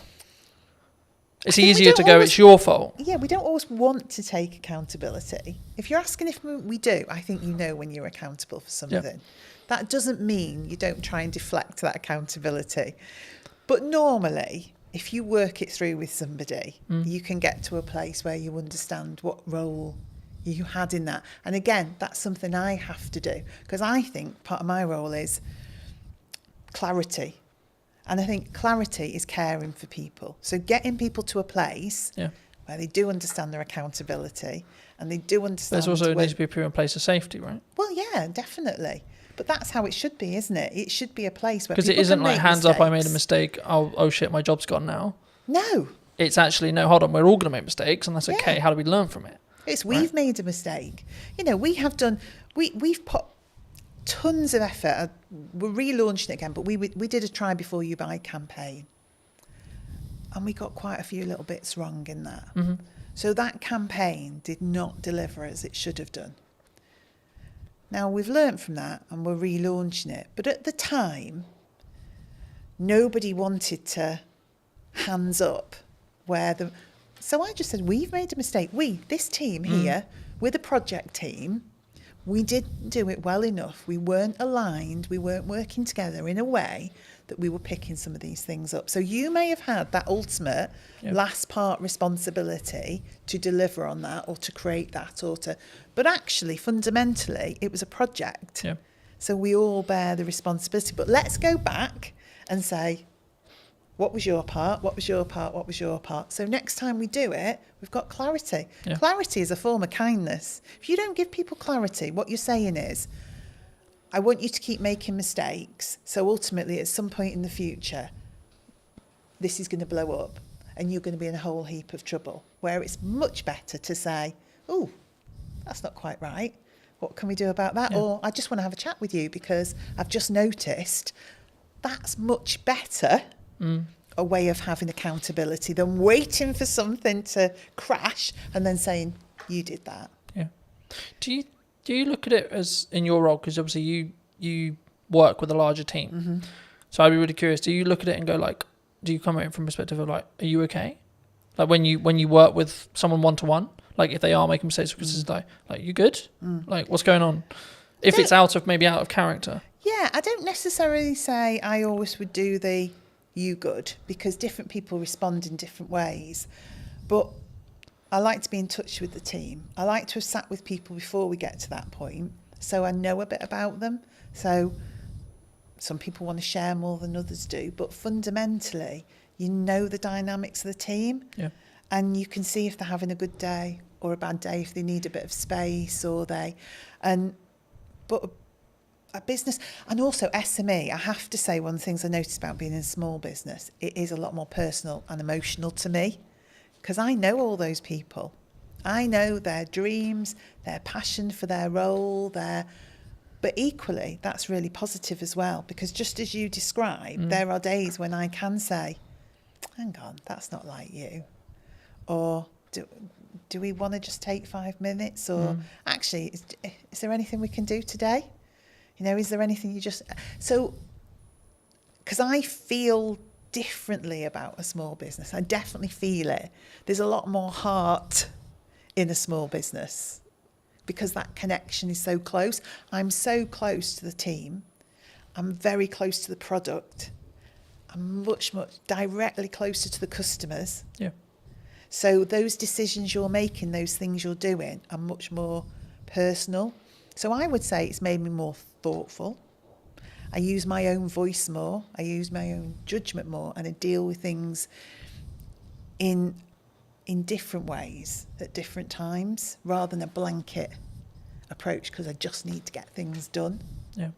Do you think that do you need to, I guess, lead with empathy as a leader in some scenarios? Definitely. I mean, I would say for me, what has always been important to me in the roles I've had, outside of the things you need for life, like your money and all the rest of it, absolutely. is building a strong team and a strong set of people and individuals. So, yeah, you've got to have empathy for that. You've got to have some kindness for that. You've also got to you want to drive people. So motivationally, you do want to stretch and challenge people. So it's equal hands of empathy, kindness and support, but drive and challenge and creating a buzz in people where they can see a future and they can start to really push themselves forward. So I think it's in equal measure, really. Yeah. I think sometimes we don't necessarily look at the empathized way of looking at it. I mean, I think we'll wrap up soon, but do you think people are purely just, you're here to do a job? Like, could that be the approach? Like, it can be very, like, I'll use the term like maybe domineering or led or like very pushy in that respect. Like, you're here to do a job, get the job done. It definitely could be, couldn't it? And I think we all have to admit there are times where you just want somebody to get something done. 100%. And actually, is it more of an ebb and flow? Yeah, in some scenarios, you need to lead with candor and you need to lead with empathy. And in other scenarios, you're like, come on. Yeah, because you're also thinking sometimes the mentality of just get it done is because you know what the impact of that is going to be for other people and other things if that isn't done. Yeah. So it is empathetic, but in a different way, because you can see the end result of that not happening. So say we get something wrong. We've got someone who's relying on our food, getting to them on a certain day for their pet, who's always at their food, has a health condition, and logistically we get something wrong. My view is I have to help that person. So in that moment, you just need to get that done. Because we really need to care for that customer, that pet. We have to do the right thing for them. Then we'll stop and say, right, okay, could we have done that differently so we didn't have to get to that point where we had to drive somebody to get that done? Yeah. But there are moments where it's right, but most of the time that's a result of not having done the hard slog in the first place, that you got there. Yeah. For people who may be interested in connecting with you, seeing more of your work, seeing what you're doing at Eden, where's best for people to connect with you? I guess I would say social media, Eden-wise, and then message me via there. So if you go onto Instagram, Eden, throw a message out. Because we're all in the office together, I will pick that up and see it. We're so easy to contact. I am on LinkedIn. I have to say it's not my favourite forum. So I'm much happier to see messages come through on that social media platform, and then I'll be in touch. Fabulous. If you were going to talk to the person who was in corporate maybe 10 years ago, 15 years ago, and you give them this advice today, what would you say to them? Gosh. As a final thought. Allow people to have a voice. We all care about business at whatever level we work and are operating in that moment, and let that individual have a voice. That would be my message.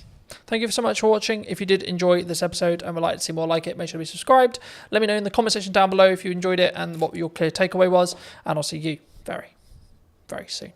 Hello my friends, I hope you're well. Welcome to the Old Mill, and today we're going to be doing a brand new podcast talking to Johnny from Taste World and just kind of the Old Mill. Hello Johnny, how are you? How are you? Good I'm to see you very again, well, Carlton. absolutely. I was going to think about where to start, but I mean we're sat in the Old Mill restaurant, right? And I think a lot of people who are local to Salisbury will obviously know the Old Mill in Harnham. You've just acquired it maybe, what, 6 months ago? 3. 3 months ago? Okay. Yeah. Why here? Why did you choose here, specifically?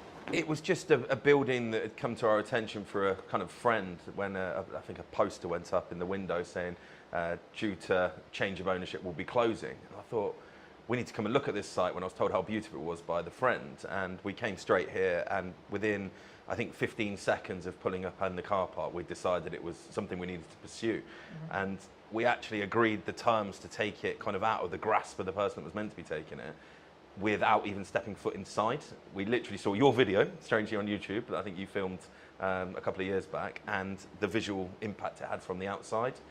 And that was the decision we made. It was just something we almost kind of fell in love with. It's not something I normally do, to be fair. I normally think with my brain, not my heart, but I just fell in love with it. And then when we came inside, it was actually better than we'd imagined, which is always a good thing when you've already made a decision like that. But yeah. So, I mean, we were talking just before we started about the ebbs and flows of hospitality, maybe the ebbs and flows of any business. I mean, in your experience, how have you looked to target, how have you looked to frame creating a business that can be sustained through winter, through slower months, rather than, like, how do you look at that from a hospital? Because hospitality, in my experience at least, is known for do really well in the summer, do really well at Christmas, but then you have those other areas where it's maybe tipped down a bit. I mean, how do you look at it in your other venues as well, which I'm sure we'll get onto, but either here or in general, how did you strategically think about it? How do you sort of create that demand throughout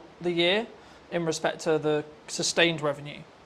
How do you see it? Because I think that's like, if you can do that with a business, then it will continue to, you'll make more money overall because you're more consistently creating that consistent revenue. Absolutely. And I think the big thing, you just actually used the word there, we talk about a lot in our business, is consistency. Delivering product consistently to the customer, giving consistent service.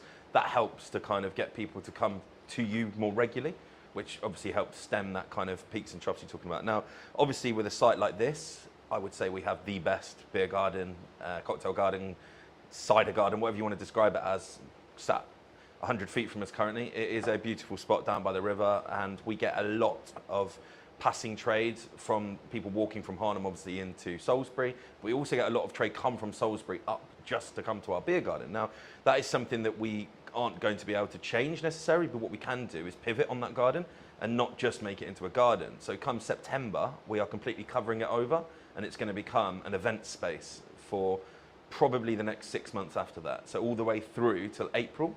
So we've got a Halloween kind of pumpkin picking experience thing lined up. There's a Santa's Grotto, a pre-bar ready to go in November time that will go all the way through to December. We'll probably have a quiet downtime in January just because the team are going to work really, really hard. And then come February, we're going to do a really cool Valentine's themed month out there. Really cool stuff. Again, we'll share all this on socials when it's finalised. I'm being tentative what I'm saying, not to kind of ruin the marketing spiel when it comes out. But then coming into kind of March, April time, we're going to have obviously a big space where we can Mother's Day out there. So we'll maximise the real peak moments. Mother's Day obviously being the busiest single day in the calendar year. We'll have a potential extra 130 covers out there to what we would normally have. And then we'll have an Easter experience out there. And then we're back ready for the summer. Again, with kind of how we bring people into this space, the beautiful restaurant we're sat in with the river flowing there behind me. I'm sure you can probably pick that up on the mic. It really is a stunning feature of the building. We really want to drive people to want to come here for an experience. So that will come through kind of the level of food that we're trying to aim for, using sustainable local produce. And the big USP is the fact that we are either already or can be 100% gluten-free. So that's something we're really going to be targeting over the next sort of 3 to 6 months, is doing packages wrapped around the bedrooms and dinner experience for those with celiac disease or those avoiding gluten. Now the figures on that at the minute in the UK is around 6 million. So it's about 10% of the population are either actively avoiding or for medical reasons cannot consume gluten. Now these people have birthdays every single day of the year, right? So 365 days a year, I've got a potential celiac that I can target with some marketing, go, come and stay at the Old Mill, have an amazing stay in our beautiful bedrooms, and by the way, we can do dinner for you as well, which is celiac safe. So that's something that we really will be pushing hard. As soon as we get the main kind of summer bulk out of the way, wasn't the best time to take a pub like this, kind of going into the busy period already, should we say. So we're very mindful of not trying to overload ourselves. So layers to a cake, layers to an onion, however you want to look at it, we kind of stack on top. When we get one thing right, we'll do the next thing, the next thing, the next thing. So we're hoping if I sat here this time next year, I'd be able to say to you, everything I've just said, we've done it, and it's great. So, do you think there's, I mean, you've mentioned like that being one of your unique selling propositions, but do you think that's one of the reasons why maybe your locations will be successful in comparison to someone else's who maybe isn't thinking that forward ahead, isn't doing those outdoor events, turning in their beer garden into things? Because I think people sometimes they look, because you've got to spend quite a bit of money to do the beer garden stuff, right? It can't be cheap to convert the beer garden semi-consistently and then convert it back, and then I imagine if it works, you'll do it the following year and you'll flip and you'll continue to rotate it. I mean, is that just the nature of the business, would you say? yeah, I think the age-old sayings, innovate or evaporate, speculate to accumulate. I'm very much on the leading edge of wanting to use tech, for instance. We're using more tech in our business, and we look forward, not backwards. We don't look at why things are bad, we look at how we can be better, and that's something across the whole group. Our senior team, that's all I'm talking about. I'm not cutting wages, I'm increasing sales. I'm not saying how do we get rid of people because times are hard. I'm saying how do we bring more people in for different reasons. What we're also really good at, and if anyone on here is listening as a hospitality owner or manager, we are very good at getting brand deals. So all the cool stuff I've just spoke about, we'll be approaching brands. And so the pre-bar, for instance, we'll be selling a shed load of Bailey's hot chocolates, I'm sure.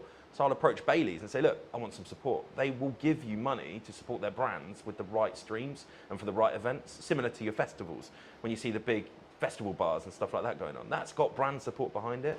And it's having those conversations that really help us, and we're very good at that, to be fair. We've got great relationships with all of our suppliers, both local, national and international, to kind of help with that. Not just the financial costs, but they've got years and years and years of expertise doing similar events, so why would you not lean upon them to kind of help? It might be a supplier they use that can cut some costs that we didn't know about, or just simply going, have you thought about this? Like we had an event a couple of weeks ago that we used Thatcher's, a very local company, obviously from Somerset, but they are fantastic, just gone to #1 cider brand in the UK actually last week, that was announced, and they supported fully. They paid for the live music, and they came down, gave us a load of free stock, and had people down here giving out samples. That was just because they wanted their brand to be seen in a beautiful pub like the Old Mill. Yeah. So it works both ways, I guess. Thatcher's has got exposure from being able to use us as kind of a staging post, and we've also got kind of the use of their kind of expertise as well as paying for our live music. So yeah, I think that's a really important thing, and a lot of what I'm hearing about that is a very modernized touch, right? And I think the concern with some, would it be, I don't know, I don't like saying like, oh, it's this person's fault or etc. But there's a lot of people in my industry, like I had a conversation yesterday that was around like the creative industry struggling, right? And I've been very honest and very fortunate where actually I'm in a very different place. I'm in a very fortunate place with the kind of work I'm doing and how I'm doing it. And like actually like looking at the bottom line of my business, it's actually doing really well, right? So I'm not feeling that, oh, it's difficult, right? Do you think in your experience, has there been like always something going on? Because I always see it as like there's always something happening in geopolitics. There's always something happening in the economy. There's always a concern related to the up and coming budget or the up and coming changes or etc., which of course changes things for businesses. Of course it does, right? But is there a perspective, I think, because obviously a lot of your group, a lot of how you work could be perceived as you're very successful, right? You're clearly very good at taking on some sites, making them make money, and then continuing to repeat that process. Is that from a mindset from you specifically and the rest of your exec team of we've got to keep being aggressive, we've got to keep moving forward, regardless of what the doom and gloom is, would you say? I think absolutely. What we talk about a lot is that age is on our side. I mean, myself and my exec team are on the right side of 40, shall we say. Apologies to any older listeners listening. So we're there, we've got bags of energy. Now, a lot of the sites that we look at now have had kind of historic landlords, tenants for a long period of time. They're just tired. They don't know where to look. Social media, they don't get it. When I'm saying, why are you not on TikTok? They're like, oh, no, I don't want to do that. They just don't understand that TikTok isn't just for young people now, right? We have spent 0 pennies on paid for advertising, okay? Obviously, we brought you in, you made some amazing content for us, but we've paid absolutely nothing to do it with. We've done all organic. That's because we understand what we're doing. We've been pretty much fully booked here in our rooms and our restaurant and our garden for the last 6 weeks because we understand where to put our energy and our time. We don't put energy and time into something that's not going to give us back reward. So if a conversation starts happening, even at kind of management level within here, I'm like, is that going to actually affect my bottom line? No, stop talking about it then. Because you've got to be so fixated on the numbers that it's almost autistic. I mean, there is definitely traits of autism in me, but sometimes I wake up in the middle of the night and all I'm doing is thinking about those numbers, how we can trim 1-2% on this cost base, how can we then put that money to work in increasing sales. I think the old saying is the good places, the good people will always do well. Doesn't matter what the economy does. I think without blowing your ego too much, the reason you're doing well is because your content's bloody brilliant. There is plenty of people out there doing similar stuff to you that are probably complaining, moaning it's not great, and you look at the quality of their work and it's just not there. They haven't got the adaptability, for instance, without throwing anyone under the bus. We dealt with another content creator doing very similar to yourself, and they were just so slow to react to us. Whereas yourself, Colin, this is what we need to do. Can you be a bit more flexible? Yeah, cool, perfect. We can do this, we can do that. And you said yes more than you said no. And that's very much what we talk about in our business. If we can, we will. And I think the customers react to that, right? Yeah. We're not perfect, never perfect. It's not a real word, right? Perfection, I think you can pursue it, but you'll never get there. I think, well, just building off that, I mean, I've always followed the motto of done is better than perfect, because your concept of perfection will always change, right? Yeah. Because if you're growing personally and as a business, your definition of that word will then change by proxy. So you actually you should never hit perfection, so to speak. And that's why I think execution is better to focus on. And that's, I think, why we synergize so well, because I do focus on execution, but also I focus on strong ROI. I'm so glad you mentioned TikTok, because so many people think it's what it was when it was Musical.ly, right? Which was dances. Dancing for kids. You know, kids are social. But I think it's more around the attracting of attention to then make the byproduct be sales, right? Instead of we're going to just look at the pure ROI when it comes to sales of we do this, then we pay it on ads, and then we get a higher return. Because when you do paid ads, you can track that cost a lot because you can see the metrics behind it. When you do organic, it's slightly harder. I mean, how do you look at either TikTok or your content strategy? Because one of the first things we talked about was actually like you're really strong at marketing, right? So I was like, okay, absolutely fabulous. How can I then add value on top of that? because I wasn't then going to have the, oh, you need to post on social media. You need, you know, I wasn't going to, because it was like, you've had it. I didn't need to have that conversation. With some clients I need to, because they're new to social and we need to get them up to speed. But with you, it was like, okay, cool, what do you want? What do you want us to do? Yeah. You know, I mean, is it just TikTok? Is it just Instagram? Is it socials? Like, how do you tackle marketing from your perspective? I mean, we approach each venue with different purpose. So we've got a competitive gaming venue, for instance. So targeted 21 to 35-year-olds that want to go out and play interactive darts, shuffleboards, that kind of thing. Now, our marketing strategy there, very different to here. We actually use Snapchat still, believe it or not, because we get good, positive interaction on that. We use a lot of TikTok, we use a lot of Instagram, we use a lot of Facebook. Don't do any paid for stuff there, really. It's a lot of get influencers in, come and play some darts, film it, put it on your Instagram for us. That gets us great results. It really, really does. Somewhere like here, where our target base audience is 35 and upwards, we're actually using Nextdoor app. We're using Google, we're using TripAdvisor, because these are all social media platforms. They don't get spoke about, but that's what they are. So we'll have a really strong focus for, say, a month, where we work really, really hard to get lots of reviews focused on TripAdvisor. Not by any other means other than giving great service and just going, guys, really appreciate it, just leave us a good review, or a review, sorry. You know, we're telling them what reviews to leave, of course. An honest review. And yeah, that works really, really well. So then people searching for places to go in Salisbury, we're up there, right? Yeah. The biggest thing we do, I think, is getting the team on board. So we're not a single person marketing company. I am head of marketing, if you want to call myself that, as well as obviously CEO. That's where I like to spend most of my time, because it's where you see the excitement. But I think here we've got 6 social media admins. So they're tasked, right, today's your day. This is the plan. Execute it, because as good as your stuff is, your captured pictures are only going to be live on the day you did it, right? The best stuff we see is what I call the instantaneous, the random stuff. We had a dog swimming in the river yesterday. Unless I ring you up and go, can you come and snap a picture of the dog that's now swimming in the river? You're never going to get a picture of that. Yeah. We post that online and we get such good interaction. We're not into just posting food. You'll probably see that from our marketing.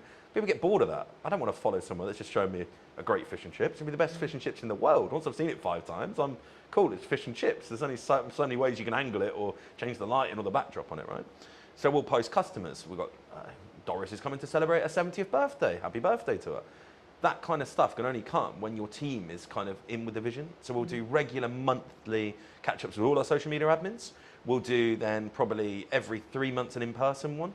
So we'll bring them all in, and it might be yourself I ask next time, right? Can you just come and do a piece on how you get great filming angles, great lighting angles? So they all understand they're never going to be as good as yours. They don't need to be when we're putting out as much content as we are. Yeah. And I think that is something that I really understood, and probably the biggest thing we change when we take properties. I mean, yes, this is beautiful. Yes, we've spent money on it. Yes, we've elevated it. But circumstantially, this building was beautiful before we took it, right? Why are we now busier than it ever has been?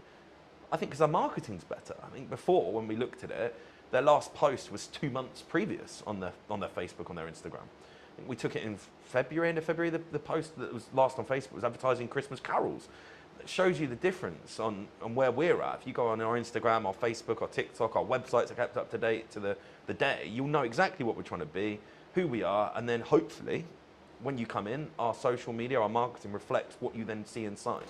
So I don't want to become a fake presence. There's quite a few restaurants I can think of that look amazing on socials, and you get there, you're like, wow, you've just taken a picture of the corner of your restaurant that does look nice, and the rest of it's not real. So we'll do a lot of kind of walkthroughs. I think the other day I just live filmed, walk straight through the front door, down the alleyway, through the garden, no editing, no filtering, just here you go, guys. This is what you can come to if you want to. And that, I think, gives an honesty.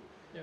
I think that's the best word to give it. You're not trying to sell anything. This is what we are. Do you want to come? If you do, great. We'll see you at the other side of the door. But if you don't, cool. It's also not for you. And we're very, very good at that, actually, to be fair. Identifying who our customers aren't, because not every customer's for us. If someone walked in here and they wanted to have a £10 meal on a Friday night, we're not for you. There's plenty of places offering a fantastic meal for £10 in the Salisbury area. But on the flip side, if you were looking for a fantastic Chateaubriand on a Friday night to enjoy with a fantastic bottle of Malbec, we're the place for you. And you should come here. You're not going to get that if you go to the £10 meal place around the corner. Yeah. So it's understanding where your market pitch is, not trying to be for everybody, because it's impossible, but the people you are for, really being strong at that and having that kind of full team cultural mindset that all of my team will know who we're for within probably a parameter of what age we're aiming for, what service we're aiming for. They'll all know that our USP is gluten-free. And I think that's really, really important, because I can't just sit here now spouting all of this and then not relay that to my team. And again, we're not perfect. We're definitely, particularly in this site, 3 months in, it's nothing. You're really still learning everything at the minute. We're learning our customer base, we're learning our team, still a weekly training for all of our team. In 6 months, would I expect 99% of customer visits to be at the level I'm talking? Absolutely. And anyone watching now that came here and didn't have that, please contact me on the Facebook and we'll put that right, because that's another thing we're very good at. If we're not right, let's put it right. If we know it was something that we did wrong, we need to do everything we can to put it right. If someone came, they just didn't like our menu, that's okay. Really sorry we weren't for you. Hope you find somewhere that is, because we're not going to be for everybody. But if something's kind of not to plan, shall we say, identifying that, having the touch points during the visit to identify why you're here is best practice. But having then the touch points after visit, we have feedback emails that go out.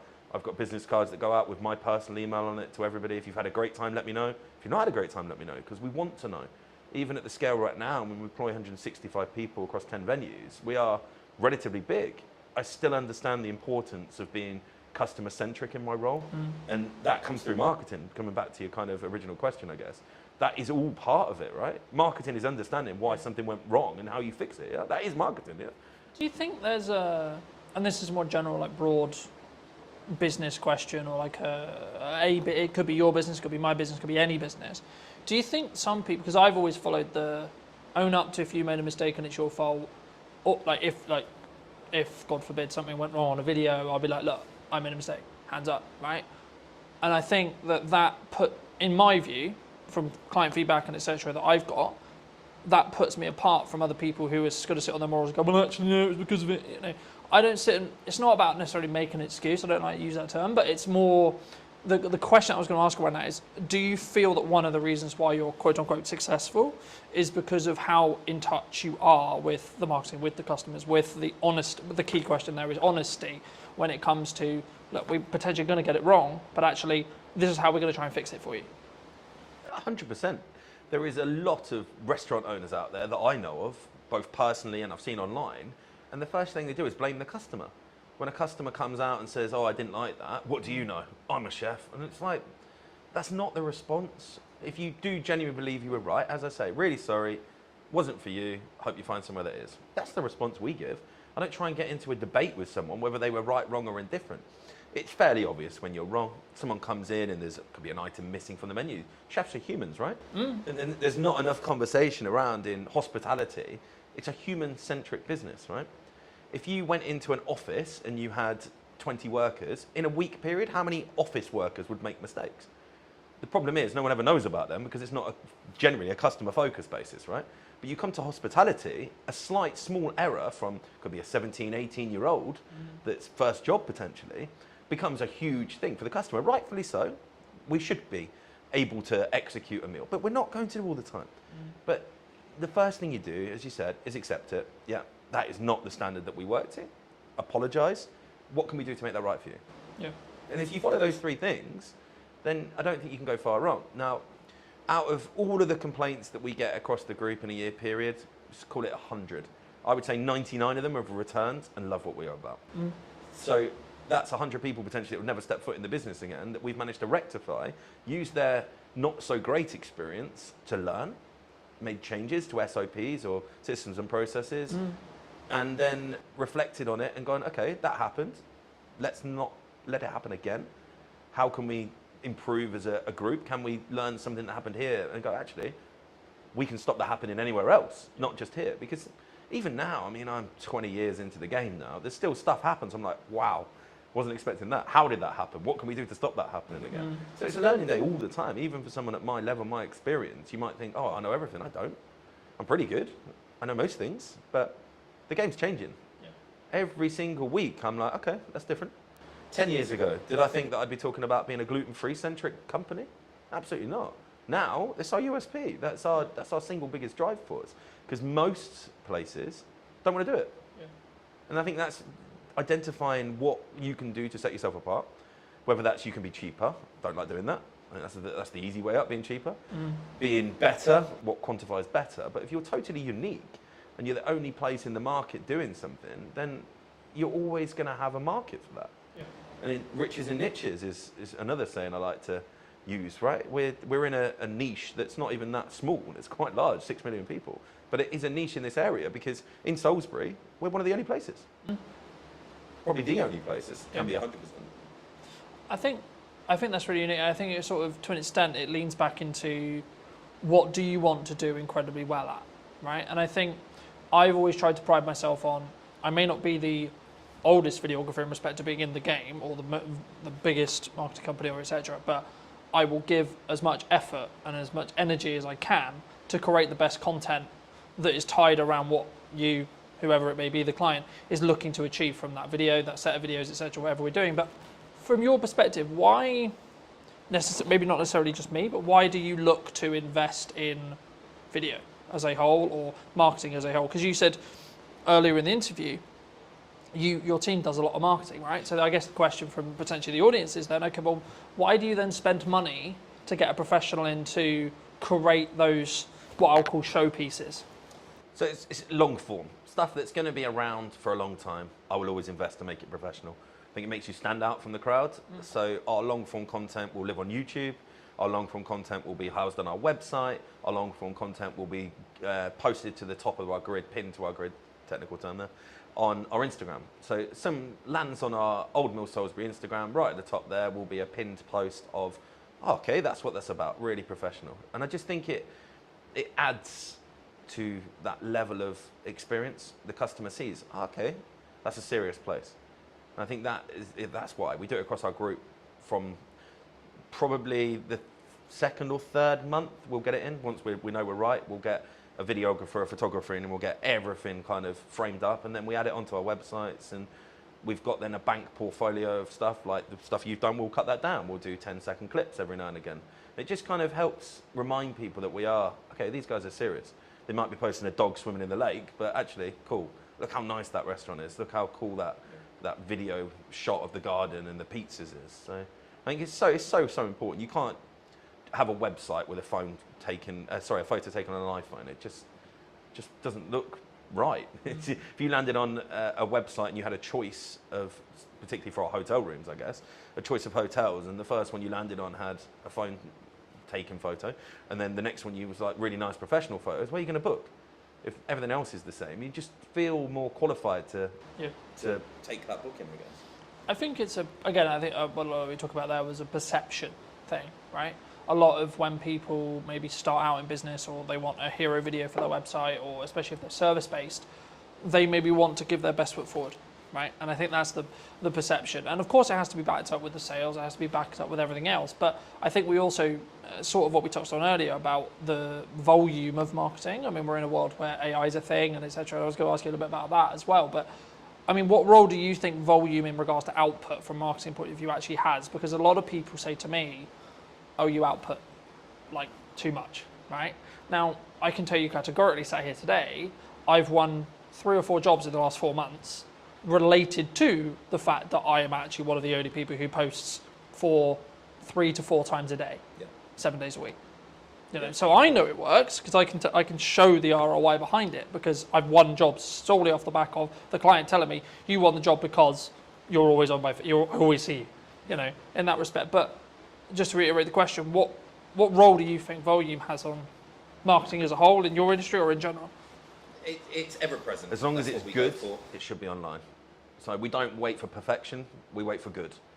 So if you take a photo and you go, yep, that's good, so 6, 7 out of 10 quality, it can go online. Now, that, I think people get stuck in, oh, not many people liked it. Now, likes don't pay your bills, okay? And I think that needs to be spoke about so much in our industry particularly, because I hear it all the time. Oh, if I post once a week, I get 100 likes. And if I post 10 times a week, we get 10 on each, so it's the same likes, and I only have to do I'm like, but you're not looking at who's seen it. You're not looking at what that then does. Now, I think we can tell how good our marketing is because we're busy, right? I look at my diary and I go, we're full, right? That tells me that we're doing something. We sold out our garden for a cider and sausage festival by posting 7 times on social media. I didn't do anything else. There was not a single poster printed outside the front of this pub, right? I didn't do a banner, I didn't do any flyers, I didn't go to the newspaper, I didn't do anything. So social media is working because there's people coming through the door. I don't get fixated on how many people like my posts or how many followers I've got, because I could have 1,000 followers. If all 1,000 of those come to my pub, I've got good marketing. I could have 20,000 and only 500 of them come to my pub. Yeah. Have I got better marketing just because I've got 20,000 followers? You've got to understand what your marketing's for. Who do you want to see it? Are they going to do something useful with it? Building that community online through volume. Yeah. So I look at some of the best creators that you look at, right? You follow them because they're putting out volume content. If you only had one video from a creator to watch every week, you wouldn't subscribe to them. You wouldn't follow them. And consistency as well. If you follow someone and then all of a sudden for a week they haven't posted, you kind of forget about them, right? You switch off. If you're always ever present, now we get people unfollow us. That's fine. I don't worry about that. It's like sending out an email marketing, right? Without kind of jumping around too much. We do a lot of email marketing. I had one of the managers go, well, 300 people unsubscribed last week. It's like, yeah, I have 15,000. So that means that 14,700 are still reading my email, right? Am I bothered that 300 no longer want to interact? Or no, if it was 5,000, we might go, actually, was that email a bit missed? But it could have just landed at the wrong day. Could have been, it might have been they'd had 3 other restaurants email on the same day and they just had a mass free. You can't fixate on numbers when it comes to the social media aspect directly. You need to understand, are you busy? If you're doing an event on a Tuesday, Wednesday night, do people come to it? Because if they do, and that's your only marketing, and your marketing's working, right? Yeah. Obviously, when you start paying for it, we don't tend to do paid stuff if we don't need to. I'm not a fan for giving Meta and Zuckerberg money if I don't need to in full. Why am I going to start paying for marketing? But I'm also aware that you can't just dwell on that. So there will be a point where I know, and I'm like, okay, we need to start doing some paid ads now. For here, it'll probably be August. August, I'll probably start hammering home some paid ads, ready to start picking up the September. My events we've spoke about, they'll start coming online. But right now, our organic marketing, showing people, look, garden's sunny today, there's people out here, come and join us, is working really, really well. I mean, I don't know my exact numbers on here, I probably should have known them before here, but I reckon we put 30 pieces out on our socials last week, roughly. So 3-4 a day, plus 60 or 70 on the stories. There have been 5 or 6 TikToks. We actually did one at the weekend that worked really well, the Jet 2 meme one, where it comes up with the Jet 2, book your holiday now. There's a couple of the staff in the cellar lying on top of the beer barrels where it's obviously 14 degrees, having a cocktail. And it just flew. Like, we got hundreds of thousands of views on that. And that's something that took, I think, 30 seconds, maybe a minute for them to film. And it's not advertising anything, but people are going to see that and go, oh, they've got a sense of humour. They're real people, right? We do a lot behind the scenes stuff, particularly with our kind of restaurants. We want to show prep. We want to put that out. If we've just had a beautiful piece of fish delivered, why would we not show someone what that looked like when it arrived, what we did to it, and now what it looks like when you get to eat it? Because I think it gives that authenticity. Now, if you weren't doing volume, you couldn't do that. Because it looked really weird if I hadn't posted for 2 weeks and all of a sudden I got a tuna bit skinned. Like, what the hell? But people expect it from us because we're there all the time. But, oh yeah, old Mel posted, cool. What's that? Oh, they're prepping a fish. Yeah. It kind of it makes sense. Right? It's not sporadic. It's not random. It doesn't take people by surprise because that's not a good thing, right? No one wants to be surprised on social media. I think so many people, they don't. I would say if I was going to go down the nuts and bolts of it, they don't optimize for the lurkers, right? Because the lurkers, the people who don't actually interact, the people who actually don't comment, the people who don't, etc. Like, oh, I got no likes on that. Oh, I got 2 likes on that, etc. But like, how many views did it get? How many impressions did it get? Yeah. Actually, and then, as I say, like, what then is the knock-on effect to actually seeing your business, right? And you're seeing people come through the door talking about that post, talking about, oh, etc. It's about being human, especially in a world with like where AI is a thing, right? That people is concerned about. I mean, maybe it doesn't affect your industry as much, but do you feel that, like, are you using it? Like, firstly, are you using it if you're open to share? And then secondly, like, is it something which you were scared of, or was it actually, hold on, this is actually a supercharger for us?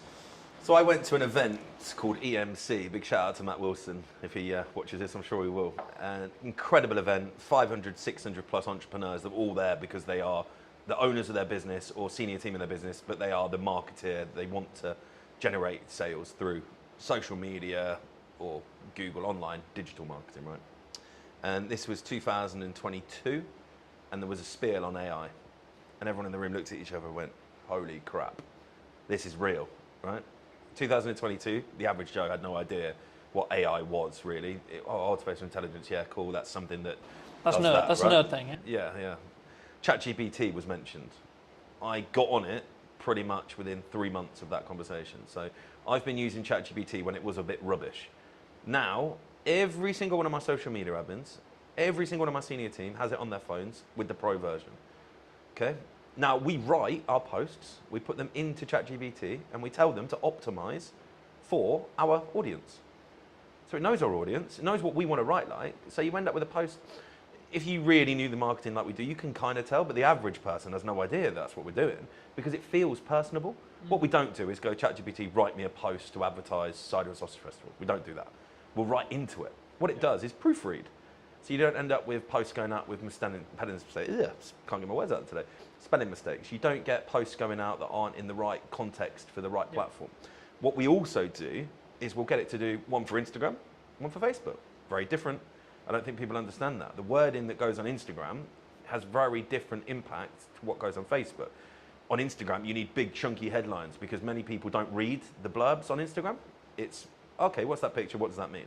Whereas Facebook, people get drawn in and they want longer form reading content. So you have to give more wordy stuff to it, less big headlines, because Facebook looks a bit spammy when you put big chunky headlines. That's something we get ChatGPT to do for us, right? Yeah. Costs, it's about £9 a month. It's not a lot of money when it does what it does for you. And it saves so much time. Now, AI in our industry at the minute, where it's gone the wrong way, I think, is AI food. Now, there is lots of restaurants, chefs that I know of, that they're posting amazing looking dishes and they're AI. Literally AI generated. And that's the scary part. I think we're going to get to a point where you turn up to a restaurant and you're going to think, oh wow, look at all this food.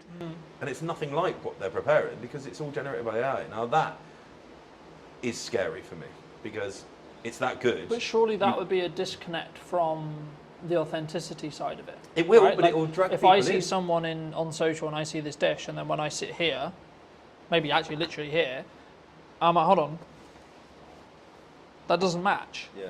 You know, like is that because would that be the, or do you think it's going to get so good that actually people, by the time they've sat down, they're like, shit, I'm kind of in now. Already, I know it's getting that good. Now, visually, you can't tell, but if you save it and throw it back through ChatGPT and say, is this AI? It will say yes. So you know it's AI, but it doesn't look like it's AI. It's that good. It looks like a really good dish of food. There's one particular chef, and I think his last 70 posts, 50 of them have been AI. But it's like really deceiving almost. I mean, video AI, let's not get started on that. I think that's very scary. I'm sure at some point I'm going to be able to CGI Channing Tatum walking through my front door, taking his top off, having a cocktail at the bar, and people will think he's actually at my bar, right? I think that's the scary part, where the authenticity is going to lie with that. You're almost going to be able to, if you got really good at it, simulate a fake restaurant where celebrities hang out and none of them have ever been there. And you know what celebrities do when you put their name to restaurants? It's interesting how it's going to play out. I'm sure some of the big boys have already started doing similar things. I mean, there's a lot of talk in the marketing space about like what AI influencers was kind of what you were hinting at potentially.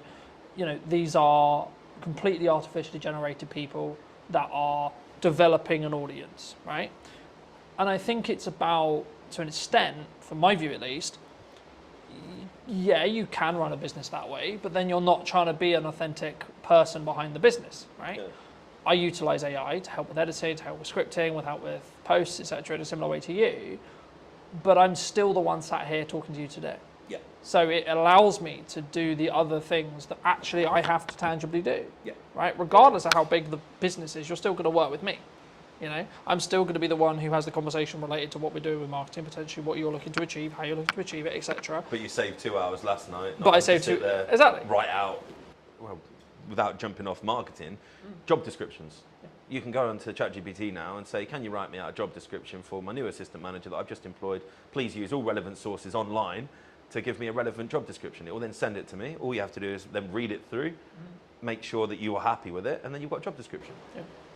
5 years ago, it had taken me 3 hours to write out an assistant manager's job description. We're doing it now in 10 minutes. Yeah. Like, that's the big thing, I think. We're probably slightly more protected as well. Sorry to jump in again, but in hospitality, if you are really good at hospitality, you're never going to replace that with AI. There will be a point in some fast casual food dining settings, a robot will serve you. It won't be long. It's already happening. We went to Japan for my honeymoon last year and a robot served us. Really odd. I didn't see the human the whole time I was there. Took my order, brought my food, cleared my table, literally came over and said, "Have you finished, sir?" I said, "Yes." Said, "Please put your plate on me." So you put the plate and it goes off. Really odd. That is not too far away, but no hospitality. Hospitality for me is escape from AI, escape from technology, escape from digitalness. If we go out for a meal, myself and my wife both have very high profile jobs, working very hard. We want to get away from our phones, get away from our laptops, and go and connect, go and have a human, have a conversation, see someone, do something different, not be served by a robot. So it's certainly not something that everybody's going to do, but you're going to end up with this real kind of interesting space where those that are in the mid sector to low sector will get gobbled up by the big boys because they'll just put robots on play, right? Our biggest cost in this industry is wage, by a long way. 5-6% more than what we spend on food and drink is spent on a wage on a weekly basis. Yeah. So if I could have loads of robots running around and I felt it wouldn't affect my business, then of course I'm going to do that. I spend 10 grand on a robot. It never phones in sick. Never tells me he's got a hangover. Never tells me he can't come to work today because his child's had to come off school, right? That's going to have a big benefit for some of the big boys. But then that's going to leave a really interesting space for people like ourselves that will never go down that route to be the personal touch to the industry and really have that as kind of a hyper differentiation to the main kind of norm is actually, I don't want to be served by a robot today. Let's go to the old mill. We're going to have a human service. I think that's only 5 years away. I know it sounds pretty Crazy futuristic. concept, a human carries I us think 5 years away, your big chain fast food places, maybe not the full service, but I imagine the food will be brought out. I imagine the tables will be cleared by them. It will be kind of a little system running around with little lines on the floor, and all the tables will be symmetrically placed in square grids, and there'll just be robots running up and down, and you'll probably have a few humans to oversee and maybe say thank you when you leave. And that's scary.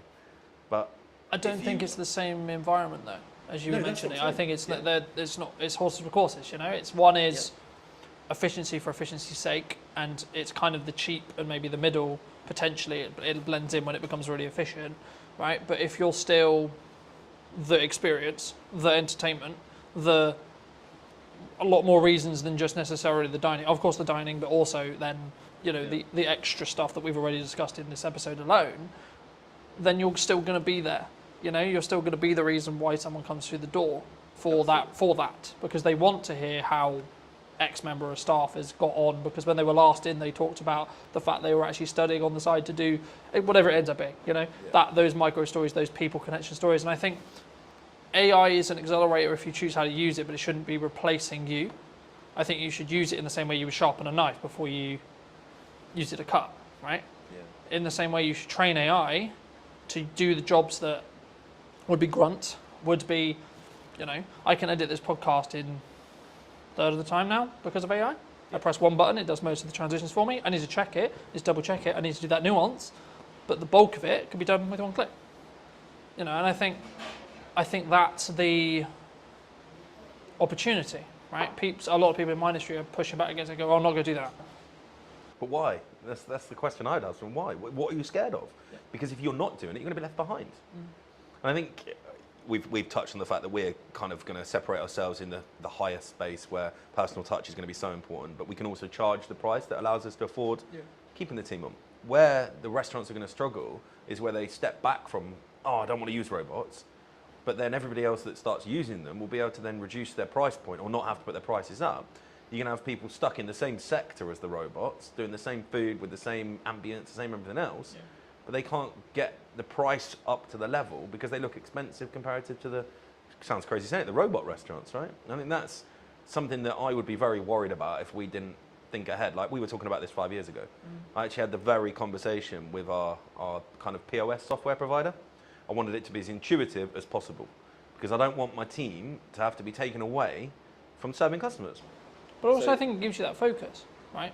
Like if you know you've got those processes that are being optimized by AI for your socials, etc., that you can then focus on, okay, all right, we're talking to Johnny today. I can focus on what I need to do for the prep. I can use ChatGPT to help me with the prep, but then I can just solely focus on this.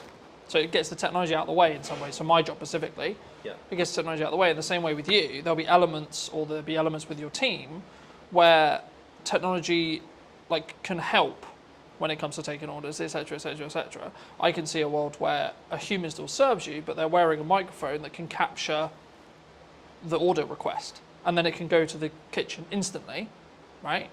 rather than, and then maybe I'm being pedantic, right? But it saves that 20-second walk. And then the person can focus on actually, oh, how are you? You know, that customer service element, and not worried about what would you like, sir? Yep, you know? And they can focus on the recommendation of the wine, they can so on. Because they're not thinking, oh my God, I've got to remember this thing from the start of the conversation, back to when I go to the kitchen to tell the team what to actually create, you know? And it removes human errors. Yeah. Unfortunately, whether you want to admit it or not, AI makes less mistakes than humans, right? And again, without jumping around, there's a reason why they're looking at AI doctors, right? Because they're going to have infinite information on the medical science in the world, and every doctor that's ever made a thesis on anything is going to be available like that to AI. The best doctor in the world can't do that. And I think that's, you've got to embrace it. Can't be scared of it, because you'll just get left behind, because it's happening.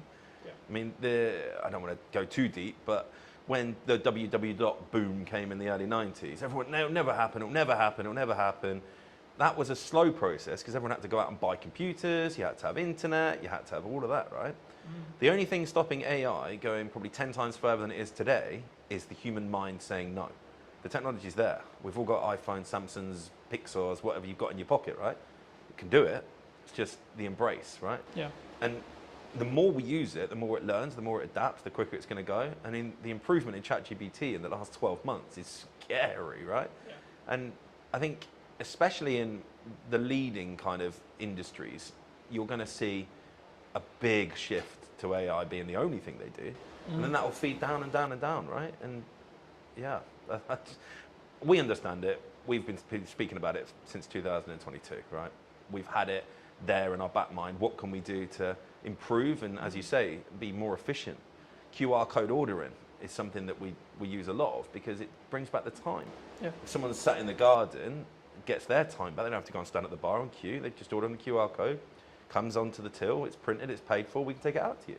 Yeah. That saves so much time, right? But also in then, you're actually creating a better customer experience, which determines they're more likely to come back, which determines they're more likely to enjoy their time. Yeah, so of course, when it works, right? That's the key factor, is you've got to make it intuitive, you've got to make it seamless, you've got to make it easy to use, not friction. It should feel like you're doing them a favour, not the other way around. And I think that is how you frame it. Guys, we're using technology because your life's going to be more enjoyable, you're going to have a better experience, not we're lazy, we can't be bothered to serve you. Because it's not that. Like, it's just, I think using it to your advantage. I mean, you're editing software for your videos, I think it's the prime point there, right? Yeah. Is your video any better now because you say? Probably not. You probably do it the same, right? But you've done it in a third of the time. So now you can do 3 times the work, right? Yeah. You can edit 3 videos in the same period. Yeah, exactly. You know, I'm not in a position where it's a choice of I can do this or this. I can now do this, this, and this, because each section takes less time. Yeah. The product is identical, pretty much, because I'm still going to go through it. I'm still going to tweak that nuance, etc. It's not that I'm not editing it. It's just the grunt work of okay, camera 1, camera 2, camera 3, camera 4, camera 1, all the way through, is done in 20 seconds. You know, that used to take me 2 hours.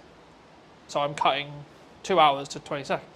Yeah. So it allows me to then, focus on, okay, actually, technically you're talking, but my reaction was really good there. Okay, so let's swap back to me, even though you're still talking, right? So I can then focus on that nuance, because also I'm not, in my head, I'm also not creatively kind of fatiguing, because I've been looking, oh my God, I've been looking at this interview 2 hours, right? Yeah. And I think it's also like you can focus on the other elements, and then also you can just increase your volume, because it's an efficiency thing as well.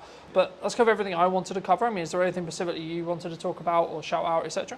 No, I don't think so. I think it's been a really great chat, to be fair. I think those that are in business will know that it is hard at the minute. But I don't know a single person that's talking like we've spoke today that's complaining. Because that's the kind of the key, I think. If you're complaining, you're not thinking, you're not changing, right? You're complaining. Stop bloody complaining and just look what you can change in your own business, in your own life to be better, because it's not going to change in the macro, right? Complaining is not going to stop the Labour changing any of the crazy wage bills they want to put on us. It's probably going to happen again in April, right? We all know that. But we're already factoring that in. We're like, okay, what can we do different in 12 months? What can we do different in 6 months, 3 months, 2 months? Not, oh, it's happened, what am I going to do now? Because it's just too late then, right? You get to the point where something's already gone wrong, it's, what can you do, right? I think it's also about focusing on what you can control, outside of like the government's going to change what the government's going to change. Yeah, cool, it affects you, but you can't control what they're going to change necessarily. Like really, you can write to your MP, you can try and lobby, etc.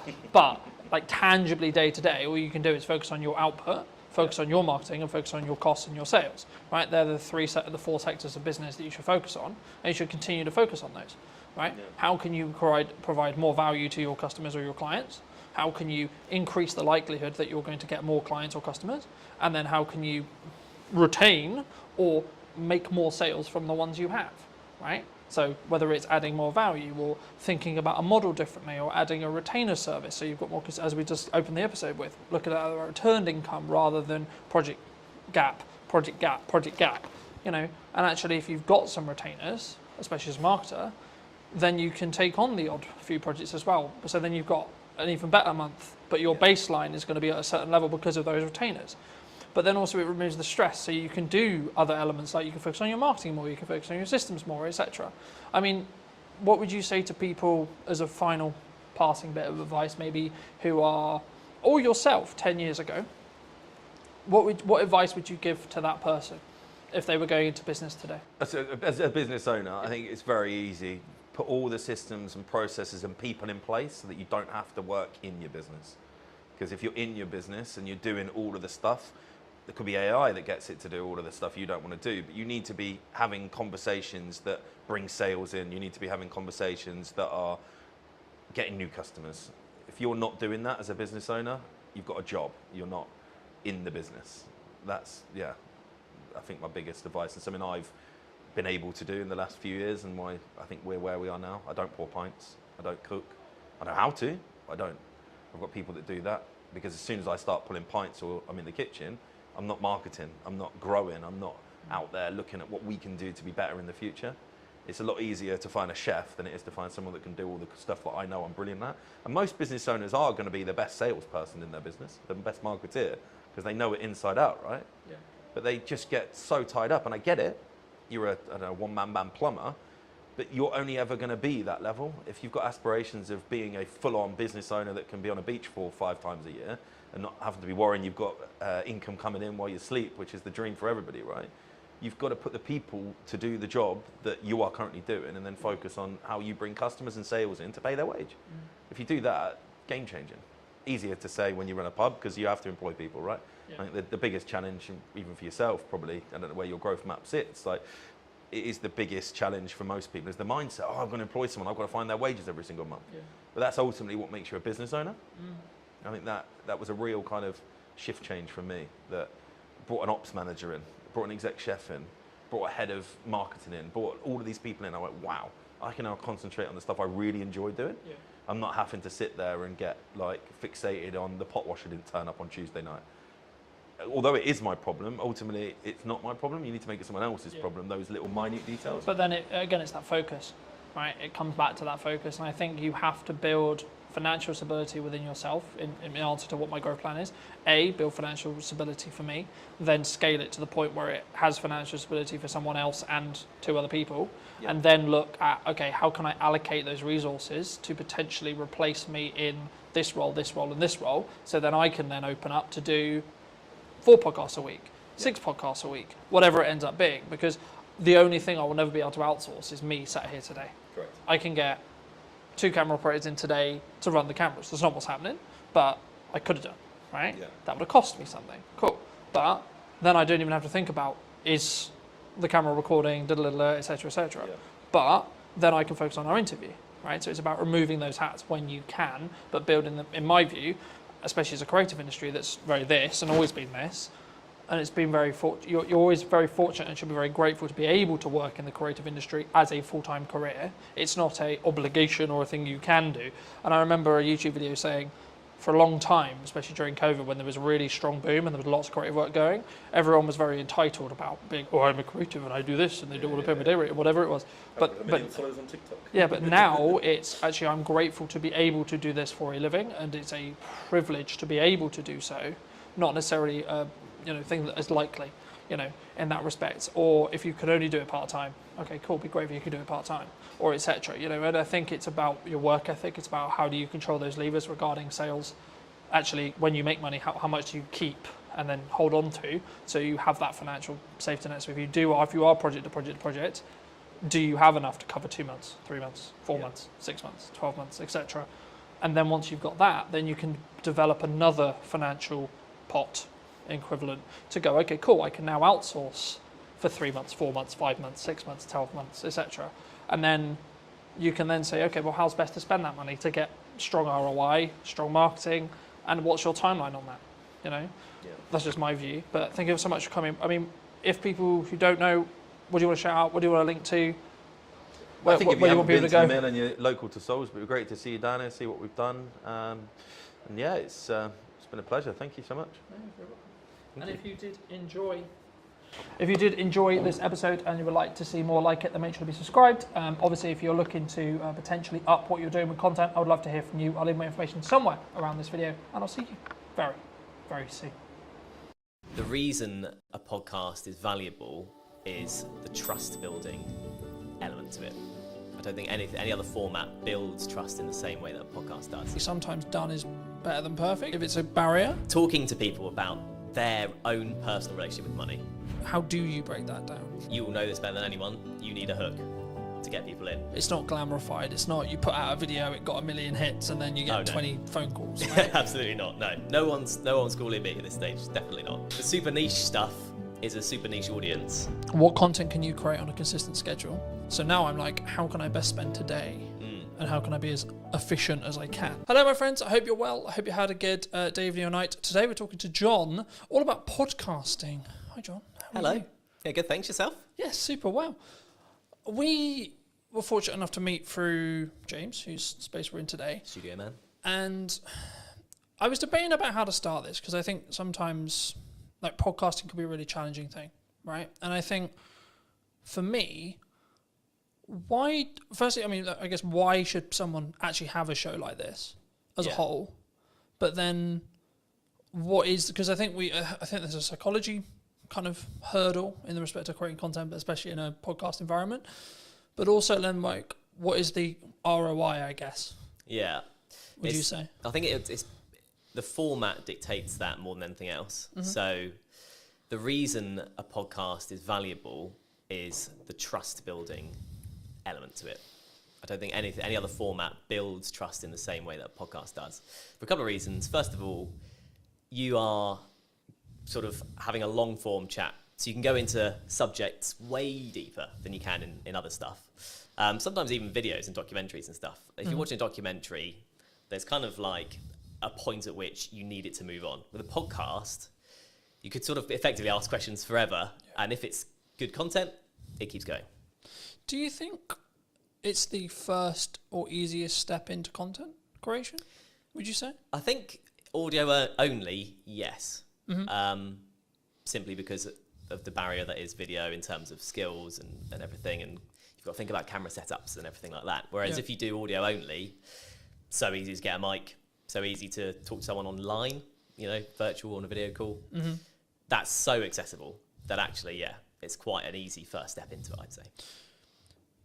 Do you think you're limiting like yourself though? Because I don't know whether I question audio only, unless obviously you're on the platform, but when you're looking at maybe social posts like LinkedIn or Instagram or Facebook, is there an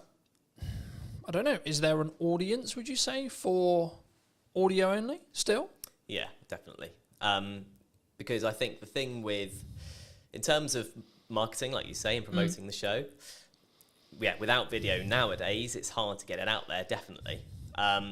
But a lot of people, myself included, view the podcasting format as something you listen to while you're doing other stuff, while you're hoovering, while you're driving, that kind of thing. Yeah. So I think it's definitely still there, and I don't think that's going away. Would you say then it's more of a step by step? So someone could start audio and then where's step 2? I think so. Yeah, I think so because, for depending on who you are, if you're a business, it's a bit different. If you're an individual, you kind of learn the time required to sort of get to each step. So once you start on the audio step and you're like, actually, it's taking me too much time, it's not worth it for whatever reason, it's not for you. If you then introduce video purely for clips, so you film the whole thing but only use clips, then you can see what time the promo takes, and then when you should go to a full video, you can see how long that takes. So I think that's why you'd do it potentially in that step if you're coming at it from a completely new perspective, if that makes sense. And then, I mean, I guess you then can grow to the Diary of a CEO style, full form trailer-esque piece, right? And I think sometimes we get so, and this is true for any marketing, not necessarily a podcast, but it could also be true of a podcast. I think we get so hemmed in I need it to be Diary of a CEO quality instantly, right? Yeah. And I think that we struggle with the idea of, I'm going to take one step, make a 1% improvement, next step, 1% improvement, one step, so on, right? And I think for me, especially with what I've done with marketing, it's always been right, so this is the results I've got previously from this output. Okay, but what happens if I double the output, right? And it's constantly that testing period. I mean, in your experience with podcasting, how would you recommend people, or how would you look at like working with a client, because I know that's some of the work you do, to actually help them actually work out, should they have a podcast, but then secondly, like, what are the nuts and bolts of their podcast in regards to topics and like theme and etc. and or does that matter now? Yeah, so I think in terms of the sort of nuts and bolts, you kind of have to have the reason why you're doing it first, then you go into the nuts and bolts. So like I said at the start, the reason why is the building trust element. I think you need to, if that's what you want to achieve, and you have, say you're selling a particular service or a product that can be gone into in depth, then it's worth doing from the start. Then the nuts and bolts from there all depends on how you want to package that, I guess, to be unique or to kind of be the same, because everyone is kind of getting used to this kind of format. So there's options on the table for sure. I think there's obviously that psychology thing that we've talked about a little bit as well, but I think for me, I didn't overthink it. I was like, I enjoy talking about business, I enjoy talking about content creation, I enjoy talking about marketing. And yeah, I've evolved it, and yeah, it's sort of changed, and depending on like the guest, will kind of tailor the conversation slightly. But I also don't overthink the conversation, because I trust in myself as an interviewer to ask, I guess, poignant questions, or like what naturally comes to my mind. And I think sometimes when we look at content, it's not in this box, right? I watched a video this morning talking about the fact that like one of the reasons why the person in question wasn't on YouTube was because he was constantly concerned about, he sells video production, so it has to look good, has to sound good, and I followed the logic of yes, sure, but actually sometimes done is better than perfect if it's a barrier. Do you, like, how do you, when you look at either, and I'm sure we'll get onto the podcast you're launching, but like when you work with clients, or when you're maybe looking at your own podcast, like, how do you balance that line of, okay, it's done, but actually there's these things that that could be better? Do you hold a podcast back? Would you reshoot a podcast? Like, where's your line? Yeah, I think you'd want to know that before even starting, frankly. If you want it to be polished, and the client's a big company, for example, you want it to be polished, you start from there. That's kind of, the level is set effectively. And going on from there, in terms of, you know, if it looks scrappy, there's kind of growing evidence that a scrappier look still appeals on the right platform.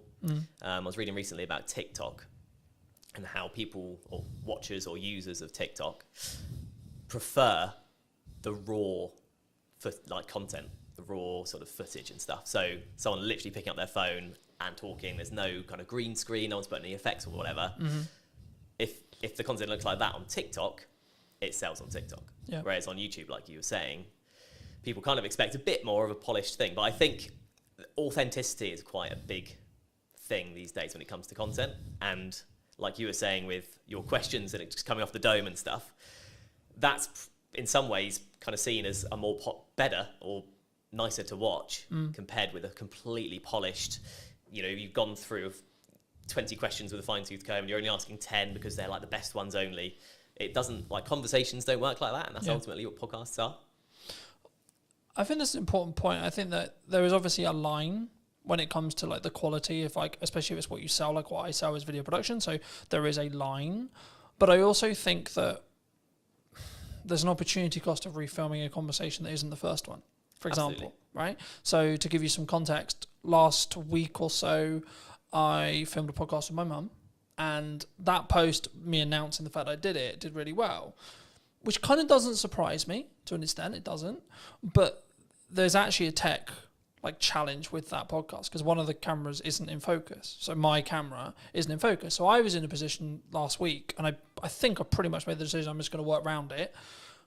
But I'm in a position where I'm like, the episode is really strong in regards to the content, but it's not perfect video production wise. Do I reshoot it with the potential opportunity that it will feel different and the conversation will maybe come across differently? Or do I work around the fact I've got multiple cameras and I fix it that way?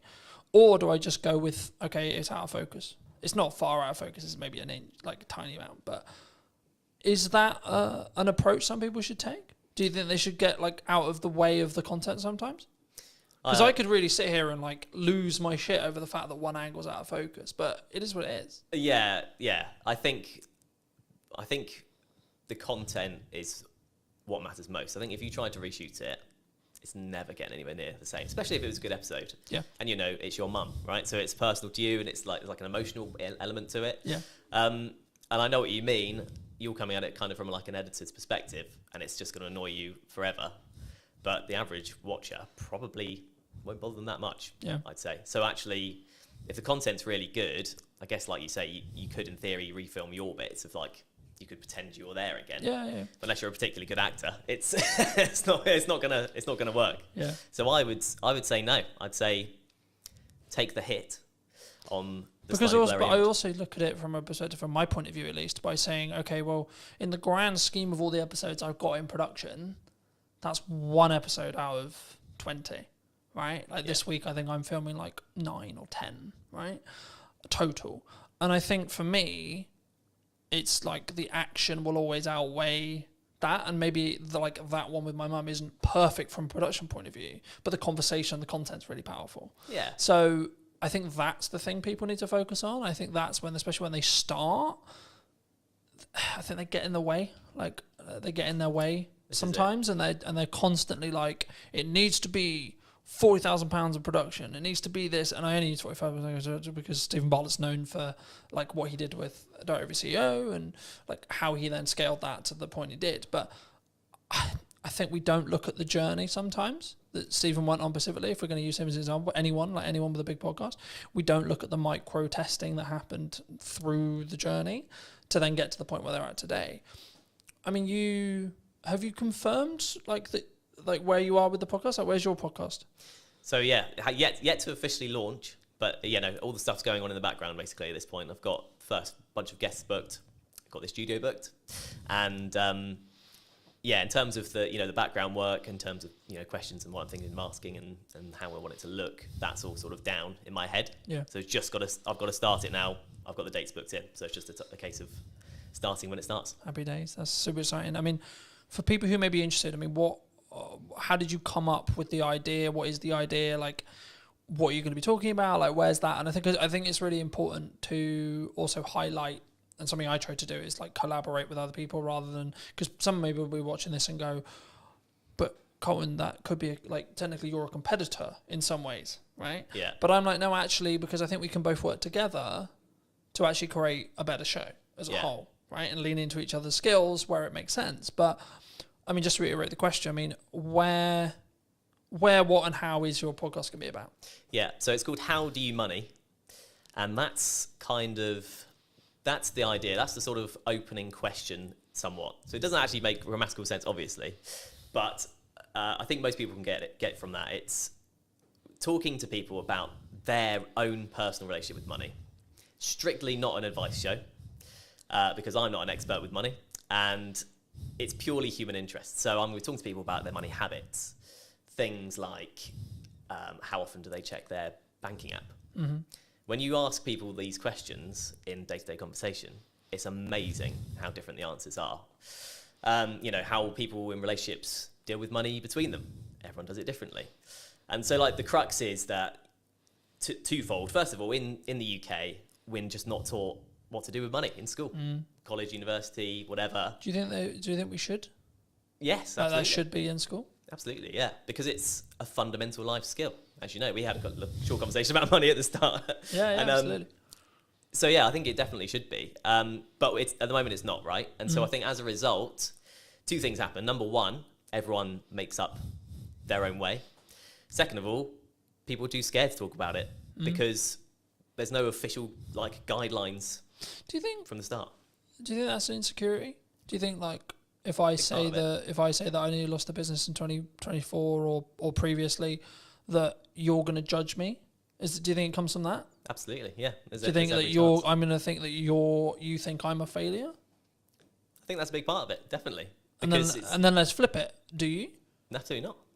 No. And I don't think anyone would, because, well, the main thing being everyone else will have their own story along the same guidelines. You know, because we're not taught about what to do, because life is a challenge anyway with money, because there are so many ways you can trip up with money.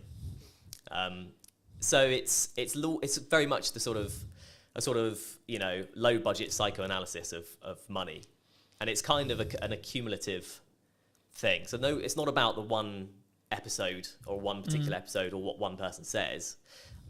My idea about it is looking back at the first 10 episodes and seeing all the different answers. I've got a killer question that I ask at the start of this podcast that everyone will definitely have a different answer. It's a one-word question. One-word answer. And I hope that kind of sets the tone for how the rest of it is going to be. Yeah.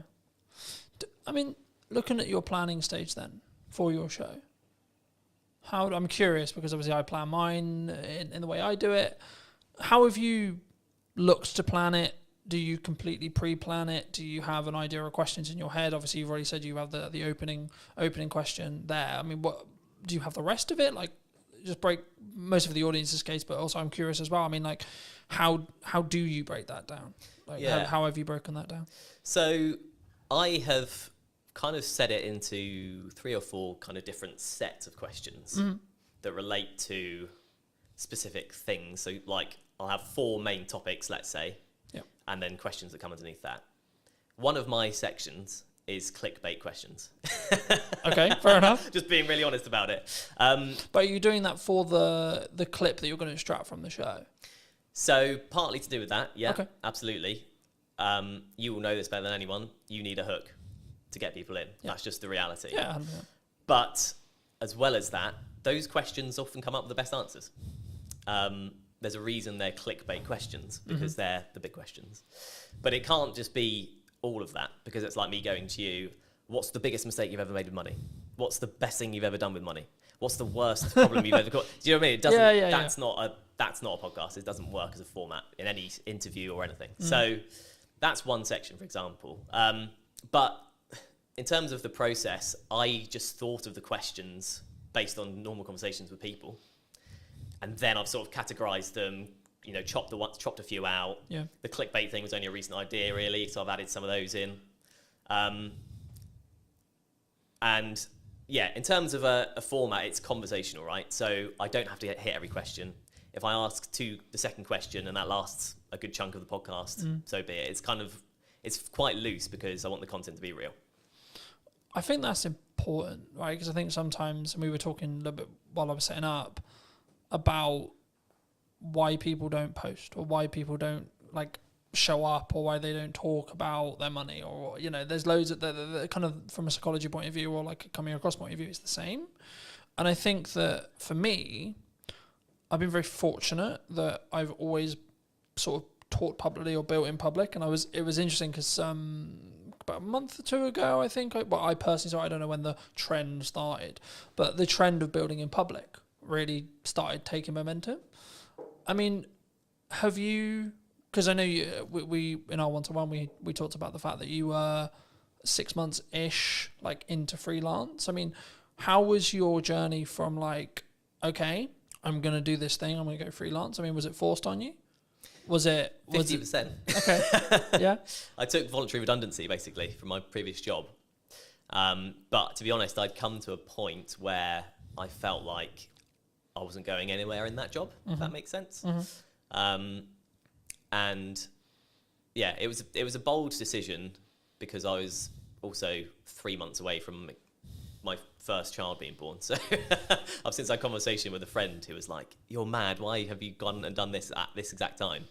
But yeah, a lot of things felt right about it. I did seek advice about it from people about, you know, rates and how much work is available, just a few people that I knew. And it just seemed like the way to go, and it has been the way to go up until this point. So it's a bit like that freelance, and you'll know as a business owner, you're just sort of going, okay, I've got through this month, go to the next one. I was definitely like that at the start. Right, I've been very fortunate. I've talked quite openly about the fact that 2024 was quite rough, but I blame myself on why it was quite rough. Yeah, because I wasn't showing up as it's in the correct marketing to actually get the output I wanted, but also in volume, I don't think. Yeah. I think if now I look in hindsight about what I was doing and like what went wrong, quote unquote, and I could sit in the respect of maybe a victimized mentality of saying, well, the economy was hard and there was this issue and then etc. But like as we were discussing before, I think you're an example of this at 6 months in, but I'm maybe an example of this year. You have to have a strong business model. Something that I've tweaked in the business model now is a more recurring revenue model. So we'll work with people on a monthly returning like payment plan. Nice. Or like, and it's not like that's not the only thing I do, but I still do project work. But like for me, it was always a matter of, from looking at a business point of view, of how do I squish those troughs, right, and also squish those peaks in proxy to an extent. But it's basically having a flat line. I know categorically I'm going to have X amount coming in, and then how do I design a business that allows me to do that?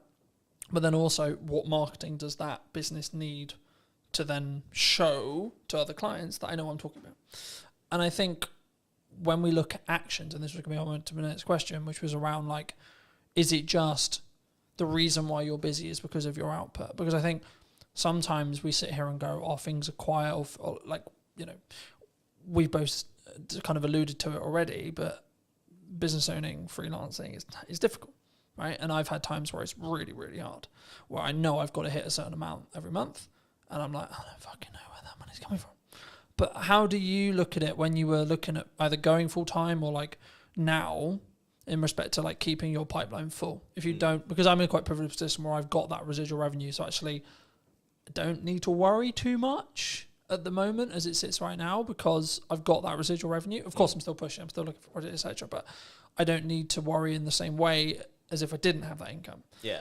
So for people who are maybe in the position closer to that, where they're just project to project, and maybe they don't have a pot of money and they don't have like money management, how do you look at it? How do you create a strong pipeline, I guess is the question.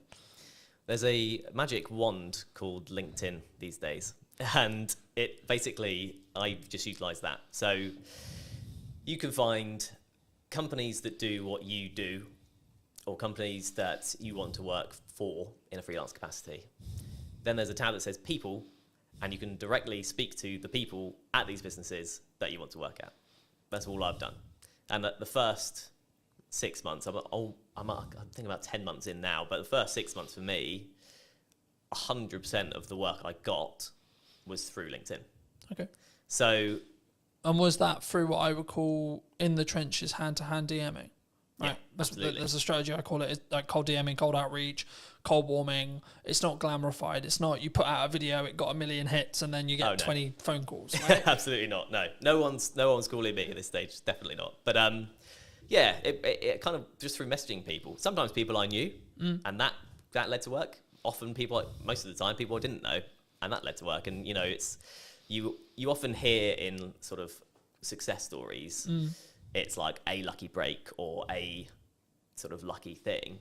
And I kind of did have that with my first job. But it was because I made that approach, and I said, "Oh, hi, you do these kind of podcasts. I've done these for this number of years. I'd love to do more."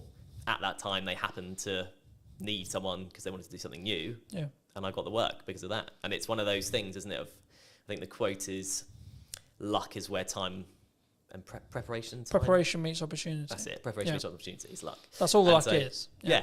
You're prepared for an opportunity to come, and then you continue to keep yourself prepared and keep yourself ready. Like we're recording this just before, about a week and a half before the kids break up for school, right? A lot of people in business look at that as, oh Christ, everything's going to go quiet. Everyone, which understandably, they're going to spend time with their children, they're going to go on holiday, etc. I read a post the other day, there was something on the lines of, things are quiet, right? Things like the creative industry is struggling, like these kind of terms. And I was like, okay, that might be true. And it might be actually we're coming into the summer holidays, etc. But that's then an opportunity for you to A, output your marketing, B, look at maybe cold outreach or what you're doing there, and then try and set some stuff up for September. I mean, do you see, like, are you, because I remember when I was just project, especially when I was like tighter on cash flow, it'd be this rush to get money in because I knew I'd have 6 weeks where things would be a lot harder. Are you either financially planning wise or pipeline wise or etc., are you planning for that to be slower, or do you expect actually there's going to be a percentage of businesses that actually just keep going and work around everything? Yeah, I just feel like at this stage, I don't think I can really plan for it, if that makes sense. The planning is outreach. Yeah. Just message people, talk to people I know, people I've worked for before, people I don't know, people I want to work for, all that kind of thing. So, yeah, I'm not at that stage yet where I could do that, but there are opportunities sort of on the horizon where I may be able to do that. So it's one of those, really. I don't know exactly how that planning would look like for me right now, if that makes sense. Yeah, no, absolutely. I mean, I think, and this is kind of like a bolt-on question to marketing or networking and how you tackle those things. For a long time, people have always looked at maybe traditional marketers as, I'm going to go to an event, I'm going to network in the room, and I'm trying to get work from that room. What I've always understood is it's networking through that room, right? But nowadays, because of time and because of what I do less of the in the room having a conversation stuff, but I'm still leveraging either the network that I have and then their connections that they're making potentially, or you as an example, or I'm actually just trying to utilize the network I already have to then lean into either creating more content or creating opportunities to have conversations in one-to-ones with very targeted people. And I think sometimes, especially at the beginning, and I look at it as phases in business, right? So I'll use you as an example. The phase you're in freelancing as a whole is you've got to do a lot of hand-to-hand, you've got to do a lot of time investment, you've got to do a lot of network events, you've got to, like, I think the term would be like kiss a lot of frogs before you get your prince or princess, right? And I think for me, it's then about like maybe looking at scaling. You may not have thought about this yet, but like how would you then look at, say, you're 3 years down the line, 4 years down the line, and actually you've got, like, not that you don't have a reputation now, but you've got more of an established reputation. How would you then like say to a person or a client or a friend that maybe was looking to scale, because the issue is when you're trading time like that, it's not as scalable, right? You can scale the unscalable by just working really hard and working smart, sure. But would you look to do content? Like how would you look at it from your perspective, and or what are you planning to do? In terms of content, how do you mean in terms of content? In respect to like, would you continue to network and would you continue to lean into your own podcast and see that, because I expect what will end up happening, of course we don't know, it hasn't launched yet, but I expect what will end up happening is you'll get inquiries solely because you have a podcast, right? That's kind of, yeah, and that's part of the strategy, frankly. Yeah. You know, an ultimate goal for the podcast would be sponsorship eventually, right? Mm-hmm. Very hard to get, notoriously, very long time to get there. So I'm not particularly holding my hopes up for that at this point, but that's kind of my best bet in terms of something like you say that isn't just working and getting paid for the work, if you know what I mean. Yeah. You are getting paid to do the podcast, but it's not directly, I do this hour, I get this pay. If that Yeah, makes sense. yeah, absolutely. I mean, I'm glad you mentioned sponsorship because I think it's something which people really struggle with. Do you think, because normally it's audience size based, right? Yeah. But I would actually say it's value, to an extent it's audience size, but also it depends on who you're asking to sponsor it. Okay. Yeah. If you're trying to get Coca-Cola to sponsor it, you probably should be pulling like a couple of million, right? If you're not trying to go for Coca-Cola, you can probably do it on a lesser scale. I mean, at what point would you, from your experience, would you say that even entertaining the idea of a sponsorship is a good idea? From a business's perspective. Yeah, from from the sponsor coming into looking for shows, and or if you have a show, at what stage should you then be like, hey, we've got sponsorship opportunities? Oh, I see, okay. Well, from the sponsor's perspective, there's a lot more talk these days about the power of niche podcasts, basically. Mine isn't very niche, so maybe I've missed the mark there and I have to relook at it. But the super niche stuff is a super niche audience, and super niche stuff brings a super dedicated audience in a lot of cases. Because if you love barefoot shoes, I'm particularly interested in them, you're looking about barefoot shoe stuff all the time. People will look about, how to strengthen your feet, what to do with toe spaces. You can go into mad detail and mad depth. And if you're a barefoot shoe brand and there's a podcast with 1,000 dedicated fans, you can put yourself in front of 1,000 dedicated fans.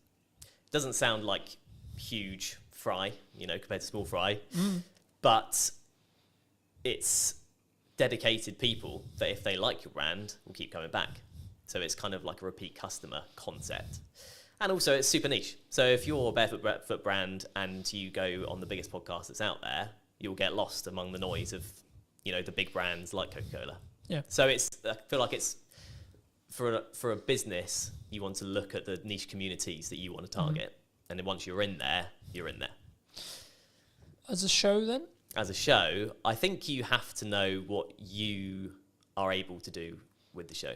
If you're committed to it week in, week out, because I think sort of weekly is what you need to be doing really for it to be worth sponsoring, maybe bi-weekly. Yeah, you could go for it from day one. I could be chasing it now, but I haven't got anything to show. I can't say, here's the podcast. I can say, here's the idea. Yeah. I think if you have something that it looks good and sounds good and the content is good and a community are reacting to it or people are reacting to it or you're getting a good amount of, if there's a value proposition in there, you're ready to sort of offer it up as long as you're committed to keep it going.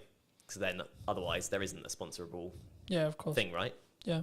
Do you think, I'm glad you mentioned like rhythm as what I call rhythm of shows. Do you think that you kind of alluded to it maybe weekly or bi-weekly, like, because I know there's some people who may be listening who are like, I can only do once a month. Yeah. Right?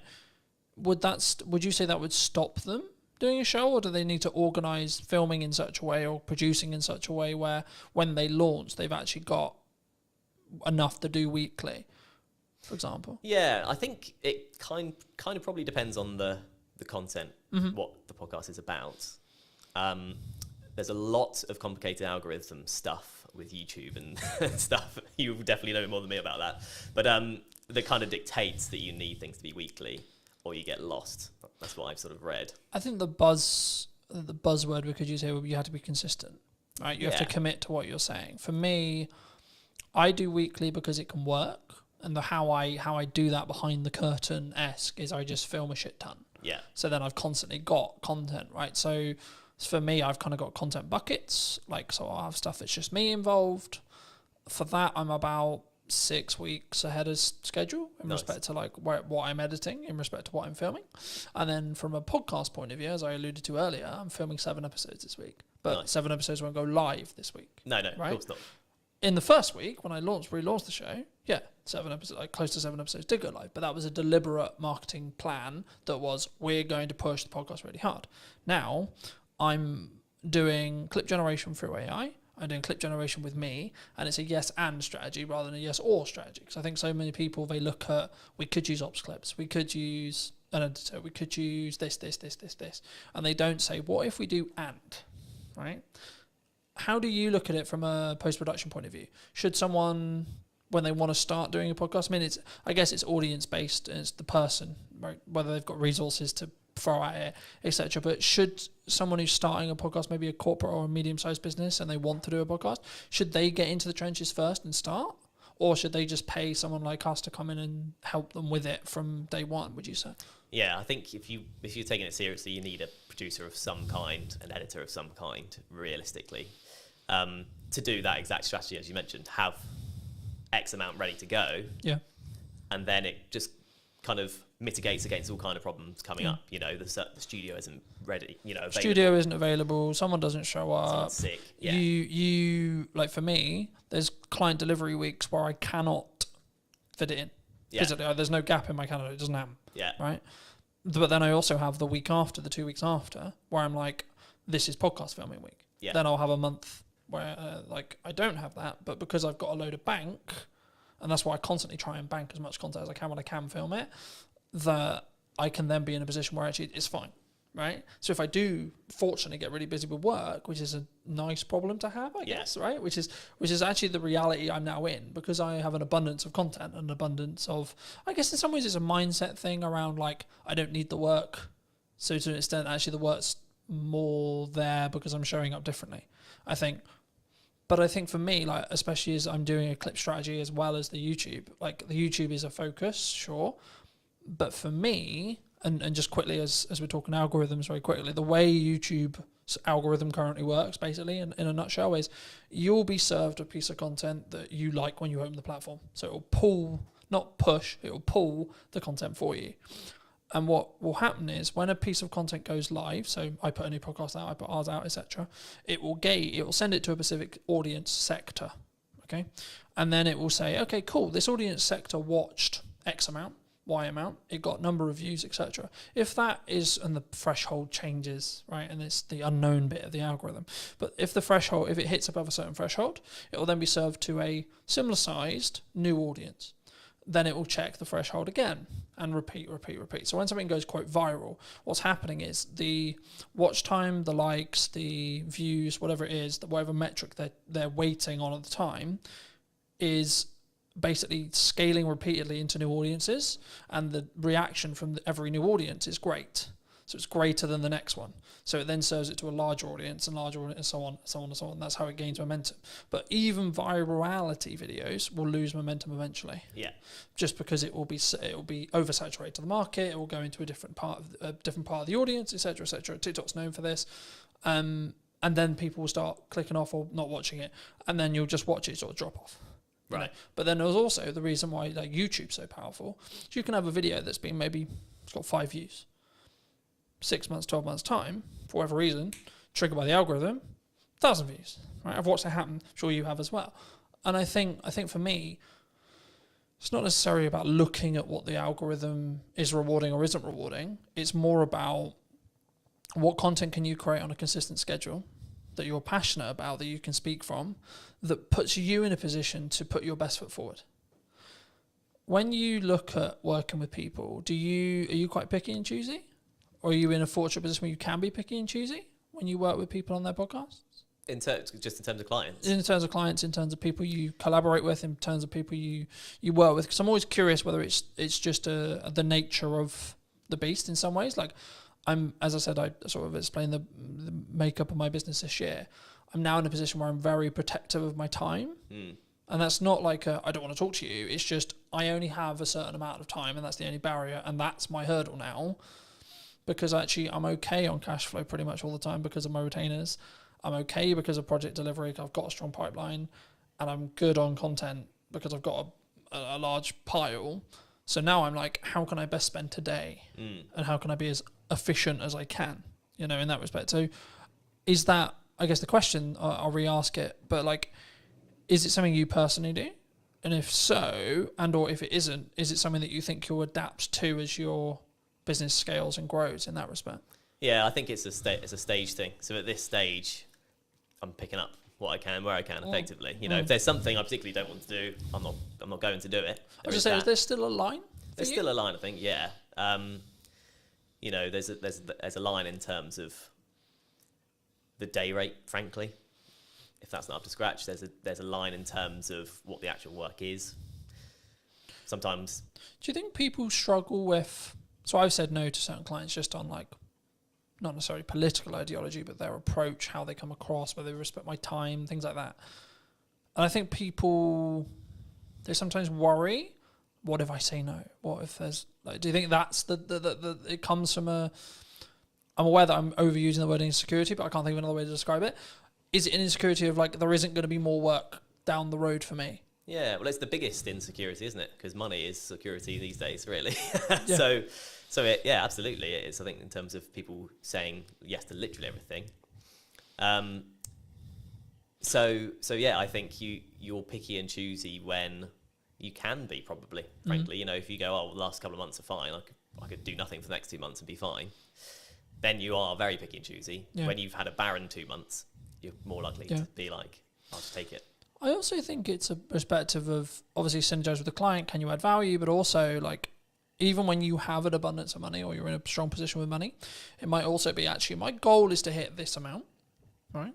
And this project might not be ideal, but it pushes me closer to that goal so I can hit it sooner as well. And I think I'm in two minds about it. Part, like, because I'm a big advocate for you should say no, But also I'm a big advocate to get off your ego, get off your high horse. You still need to be in the trenches. Just because things are good right now, they're only good because you make them good for 6 months' time, etc. Right? And that's why I'm focusing on content. That's why I'm focusing on how I show up. That's why I'm focusing on constantly personally developing me, so that actually in 6 months' time, things can be even better than they are, rather than, oh, I had a really good 25 for the first half, you know? Do you think people sometimes just want the instant, though? Oh, as a question, like, because we're very social media orientated in that respect. Do you think it's purely around short-term validation, short-term money, short-term deal, short-term this? I guess, yeah, to an extent. I mean, it's if you're in a situation where I need money now, everything else will go out the window for some people, you know, depending on your circumstances. This is the crux of it, is it depends on your circumstances. If you're comfortable for a while, then you'll be fine. Otherwise, probably you will just snap up the short-term things. But I think, in terms of what you're saying, I think... Of course it's nuanced, right? Because it's like, if my back's against the wall, then I need to go and do what I call hand-to-hand outreach, right? Which is I need to come up with an offer and I need to go to my network and I need to sell it and I need to sell it quick. Yeah. Right? But if I'm not in that position, I can then take my foot off that. You know, I can step back and I can say, okay, actually, let's play the mid to long game now. Yeah. And that's what I try to do in my content all the time. It's not direct sales. It's not this. It's actually, hey, have you thought about doing this? Hey, da-da-da. But as a society, as like starting creators, as freelancers, as video people, whatever you want to call it, have you noticed that people are more, they want short term? And they don't really have, I guess, the patience to look at where you're going to be in a year? Yeah. I think that's a reality. I mean, I would have been quite sort of downbeaten if I'd had a different first 6 months to it. You kind of have to go through the journey to understand what the journey is. Yeah. Right. So with clients, with people approaching you, you know, and you will have experienced this as well. You have 100 people you message. Yep. 30 reply, Yep. 10 say they'll have a call with you, 1 person gives you work. And if you think of it, if you go into it with that mindset, you'll live by that mindset, right? Yeah. So you'll keep doing it and you'll keep getting work because you've played the numbers game effectively. You know, you've hit as many people as you can. Eventually something's going to come up. You've done the rep, so to speak. Yeah. I was going to ask you, it was about speed of delivery, speed of output, speed of execution. Do you think that's maybe a nature of why someone's more successful than someone who's, I'll do that tomorrow, from a mindset point of view? Do you think?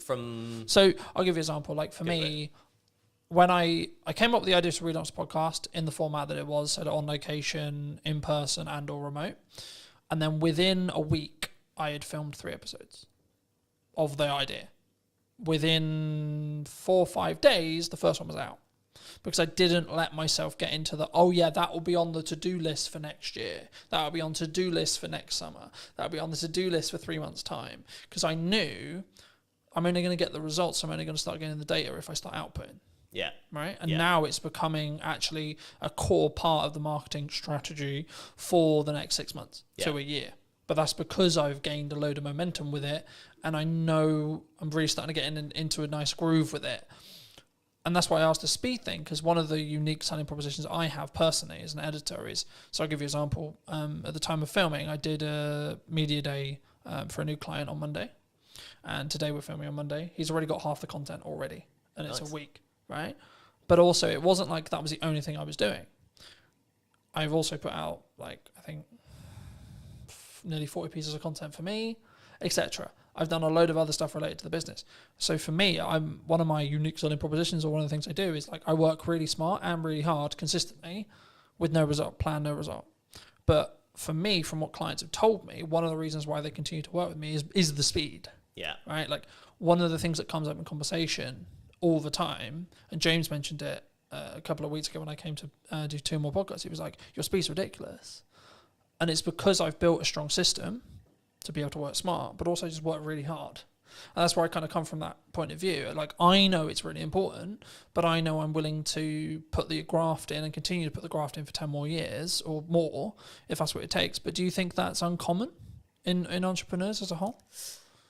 I guess potentially, yeah. I mean, there's you kind of touched on it. Because there's a level of complacency. There's the work smart, not hard mantra, isn't there? But like you say, if you do both, kind of double the results effectively. I'm going to outperform someone who's just working hard, sure, because Yeah. I'm working smart and then doing the hours on the smart work as well. Yeah, right? that's it. Yeah. So I think it probably is in terms of that. I mean, the get up and go thing. If you follow Gary V on social media, then you'll get the get up and go thing, because that was very much me. This podcast idea I'm doing was, I think I first thought of it 2 years ago. Okay. I've been writing notes about it on my phone, like month after month, something pop into my head. I'd be like, oh, that'd be cool. And then, but do you think we have a culture of we're going to write notes about it? Yeah, definitely. Rather than execute on it. Yeah, absolutely. Absolutely. You know, because it's you have to. I think you have to go through that journey. You know, I'll be better at fitness next year. My diet will be better next year. Yeah, absolutely. Yeah, you just need to go. Or next month, or tomorrow. Yeah. It's okay. We can. We've had a really long week. We can chill. Yeah. You know. Yeah, it's true. It is. It's and we've got that comfort, and it's the whole being in a comfortable position. You don't grow in comfort. You have to be in discomfort. But actually, saying yes to things, you've got your yes and kind of mantra. Yeah. So just saying yes to things opens up. You realise, oh yeah, I can do this. Like if you just go, I'm just going to do it, and actually plan it. Like whether that's setting a reminder, put it in the calendar, write down, on your fridge, this is what you need to do today. However you do it. Something I just building off that briefly. Something I found really valuable the last couple of years was, if it takes me less than 2 minutes to do, I just do it. I don't set a reminder to do it. I don't I'm going to write a to-do list or this or this or this. Like, I need to send an email. I'll send the email rather than write a reminder about sending the email, because the action will probably take less time. Yeah. 100%. And it's done. Then you don't need to think about it. Yeah. If it's a longer thing, I need to ask ChatGPT about that. I need to do some research on that. I need to plan the podcast, and it's like a longer goal thing. Start momentum by putting a reminder in your calendar and then stick to that. Yeah. But I think sometimes, especially with like fitness, I use that as an example all the time. It's like, I need to start running. Okay, but when's the first run? Yeah. You know what I mean? I think, and I've just finished Atomic Habits from a book point of view, and it talks about specifically, my girlfriend's driving mad because I keep using the word compounding, but it's the only word that matters at the moment, right? Which is that everything I'm doing is like, how can I compound? How can I small win? On the way here, I was reading my second book. I've started reading physical books rather than listening to them. For a long time, I listened to them. As a dyslexic, I was like, right, this year I'm going to read a book cover to cover. No excuses, going to do it. So I was like, right, let's get a book that I actually really want to read that I haven't read, that I know is actually quite good because it's got good reviews, and has been talked about in this whole improvement space for ages. So I was like, cool, let's start with Atomic Habits, see where I go. And then I went on to Mel's 5-second rule, which I knew about for a long time. Mel Robbins is a leading psychologist, for those who don't know, in Canada, and she's just launched a new book talking about they, them, and other people's opinions on us. It will be on my read list. But for me, the crux of the 5-second rule, for those who don't know, is you count down from 5 and then you move. Right? So 5, 4, 3, 2, 1, move. And what it will do is it will trigger your mind to do the action step. So if you're like, I need to start running. Okay, 5, 4, 3, 2, 1, go get changed, go on a run. Because we don't sit in that uncomfortable window long enough on average, right? I'm really embarrassed because I'm not good enough at health and I can only last 2 minutes of running. Okay. But then the next day do 2 minutes and 10. Next day do 2 minutes and 30, etc. And I think once we start building the compounding, right, is when the snowball effect will continue to roll. I mean, do you think is that what you've used to get to this point, do you think? To a point, yeah. I mean, the Atomic Habits, my favourite quote from that is, every choice you make is a vote for the person you want to be. Yeah. And once you tie it to your identity in that way, there is a bit of a mental switch. And you start doing even the smallest things, right? Like the eating healthy or whatever, you make the healthier choice on a menu or that kind of thing. You justify it to yourself in a way that's personal, and in a way that you can then live by effectively. So that's definitely helped. And there's a lot of things in that book. That book's brilliant. So yeah, I think definitely. Obviously I've read it as well, and it's probably helped me. I've signed up to the newsletter. I get that as well, and I do think there's something to be said for being in that world of like the positive quotes and shifting your mindset around certain things. If you look at it enough, you just will start to think like it. I think for me, I've been aware that like what I consume is how I'll show up, right? So like that's why I'm trying to build the habits from building off Atomic Habits, but in general, I'm trying to build the habits and build momentum. So like when I finished Atomic Habits, I was like, I've ordered another book, but it won't be here for 3 days. So I'm like, I need another one, because if I stop, then I won't do it. Then I broke the habit. And in the book, in Atomic Habits, they talk about streaking. And I'm the same with fitness, I'm the same with podcasts, I'm the same with everything. But for me, that's the key. So actually, I'm not like, my heart's not broken that my other book's not going to be here, because actually it's now planned in for when I finish Mel's, right? So actually I'm constantly like, and now to an extent, my travel plans, my thought process, etc., like how I use my downtime is actually trying to change. And like, actually I'm sleeping better because I'm reading before bed, like I'm reading on trains, etc. I'm like using my phone less, and I'm trying to, I guess sometimes I did an episode that I'm recording about a week ago talking about digital detox. And I for me, I've been notoriously known for like, because we work in media, so we're constantly on our phones and we're constantly, etc. And it's a tool, but I hadn't given myself that. And that's, I think, why I shifted into physical books as well, because I was aware that I was constantly on my phone. Do you think that's like from a psychology or your own well-being, or like as a freelancer, that can be your advantage? Like having those non-negotiables every day? Yeah, I think so. Yeah, definitely. I mean, it's an interesting dichotomy, like you say, because when you're in the industry and when you're in a position where you can't not rely, but you're chasing views, but then you recognise that it's tough.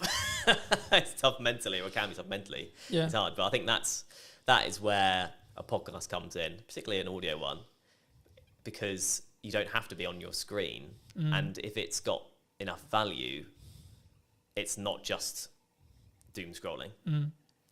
It's one thing with detailed information that you go into, kind of like you're sort of talking about audiobooks is how we used to consume things. That's kind of what a podcast is. Yeah.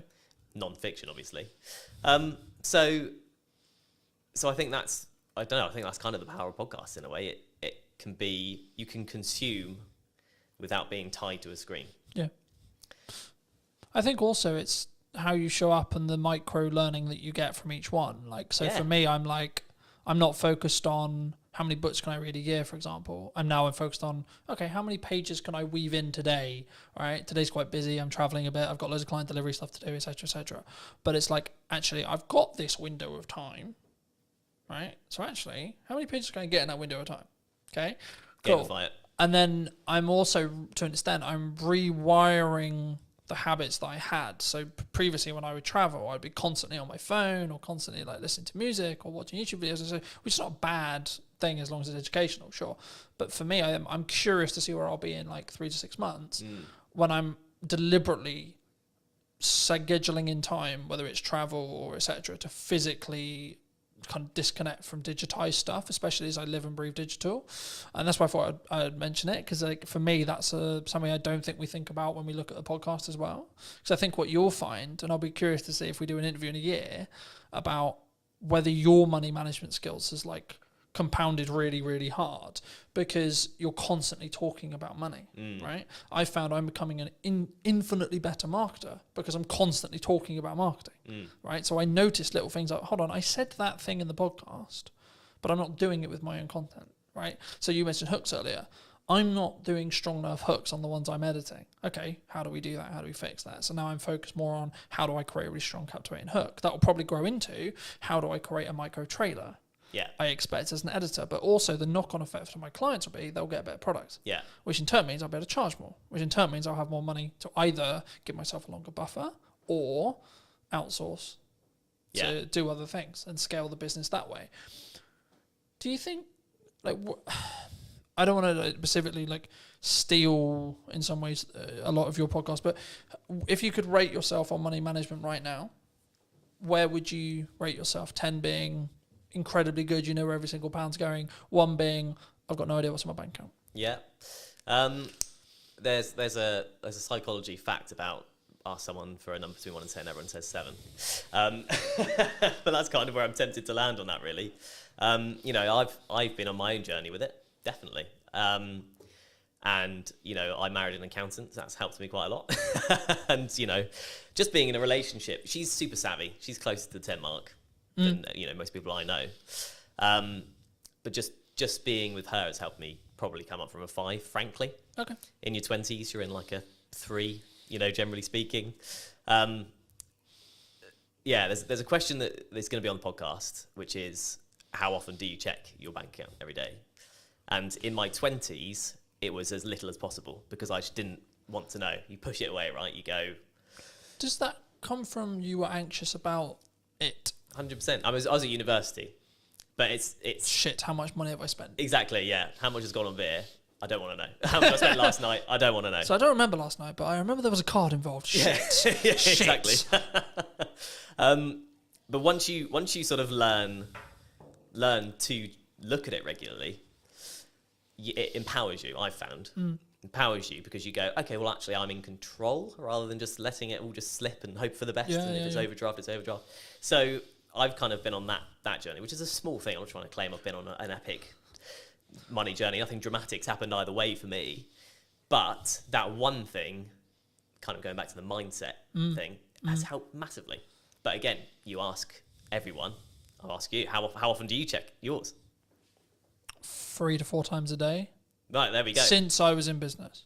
Right. For business, same as you. Just hide fucking away from never it. fucking terrified of it, right? That's it. In business where I know I've got to pay for shit and I need to work out where that money's coming from all the time.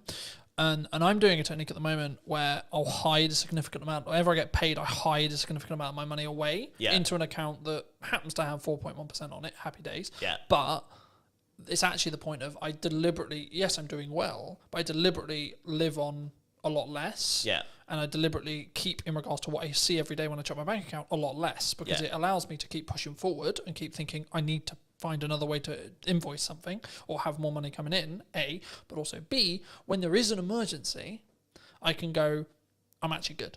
Yeah. You know, I can fix that problem. Hidden account will fix. Yeah, so this is an example of how I use AI. AI is currently tracking for me the books I'm reading, what my takeaways are, how much am I showing up, what my fitness is, where my money is being allocated and how and why, and how well that's doing and how in line I am with the goals, how the podcast is doing, how many episodes I've filmed, how many episodes have gone out, what views are going on, what views are likely to happen in the future because it can extrapolate the data from, okay, you're here now and then in 6 months I think you'll be here. You're following the growth rate. So people, and I wanted to talk briefly, and I'm aware of time, so I think we'll wrap up soon, but I wanted to talk a little bit about AI with you. Yeah. Because I think it's, people are either going to use it to be more efficient and have a lot of those things being monitored for them, as I mentioned, or they're going to sit on the moral of, I don't want to. You know what I mean? Yeah. I'm not doing it because it's the world's over. Yeah. You know, and we're all going to lose our jobs. Do you think we're all going to lose our jobs? Not necessarily, is what I'd say. I think it still has to come quite a long way because, and you know, people will reference the manual jobs of, you know, an AI won't fix your sink. Yeah. Maybe a robot with an AI brain could do one day. Mm-hmm. But actually, anything that involves a human at this point, largely, you need to be able to talk to someone about. Yeah. And you can have a conversation with AI, but it's slow, like, compared to talking to a human. If you just want to get to the bottom of a problem, because of the way LLMs work and how they're programmed, you can't get there quick enough. Yeah. You can't relate in the same way. You can't. It also has ask, a bias why don't you do this? towards being positive as well. So if you want constructive criticism on something, it's not very good at that. Yeah, Right? exactly. But I always use I've used the analogy recently of like you need to sharpen a knife to be able to cut something, right? Yeah. So you need to sharpen the AI, tell it what you want. And that's what I mean. When it comes to data analytics, which is everything I basically just discussed of how I use it, it's actually really good. Yeah, absolutely. Because all I'm getting it to do is do the thinking for me. Yeah. But I'm also aware that I may lose my cognitive ability. That's also why I shifted to reading physical books. Yeah. Because it keeps my cognitive ability high. Yeah. Right? So actually I've got the best of both worlds now. Because I'm building more time because I'm being more efficient to then utilize my brain more in tasks which are more challenging, you could say, to then be able to utilize AI better and the snowball effect goes that way. Yeah. You know? Do you think people are naturally scared of it because it's the new thing? I think there's an element of that, yeah. But I think it's also it's seeped into normality. Hello, my friends. Welcome to a brand new podcast. We're here with James in his wonderful space. Hey, thank you How's it very going, much. James? It's going very well. Very busy, though. The space is launching very soon. We just started kind of putting the idea together for Hampshire Podcast Studios, and it launches July 1st. So I'm sure by the time this is out, it might already be launched, but putting together an all-purpose space for content creation, video podcasting, audio podcasting, anything you need, one-stop shop, walk away with your footage. So it's going to be fun. I think it's an interesting space, right? Because I think so many people find podcasting really hard to do, to know how to do it. Yeah. But also, not even from a tech side, just being in the psychology around creating content, but especially having a conversation. I think maybe it's slightly more natural with the conversation element, but I wasn't actually going to start here, but I think it's a nice place to start. Like, why not? How would you say right now to people who are maybe watching this, who are looking at this and going, I kind of know I need to be doing content, yes, but it's terrifying.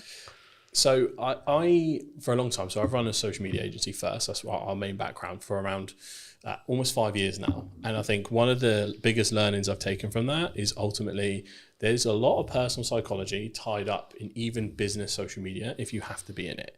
And I really didn't realize that in the first few years of doing it, because for me, a lot of it, this is so common sense. As like a marketing practitioner, is like, we need to get you in a content surplus. We need to get you everywhere. We need to transform your brand into a media asset, essentially, like a whole brand in itself, churning out stuff all the time. I want to do YouTube channels, Twitch, TikTok. I want to go to town. And I took that attitude to everyone.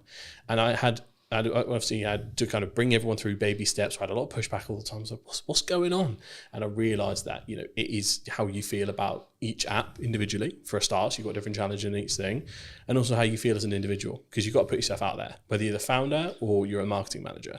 And I think in learning that is what attracted me more to the whole podcasting angle first and video podcasting. When you try and drop someone straight in it to create 2-camera, YouTube videos and TikToks, you forget everything you've ever said in your whole life. Even if you're my mouth doesn't work, James. Yeah, literally you can be the most knowledgeable person in the world. You're like, what the fuck is going on?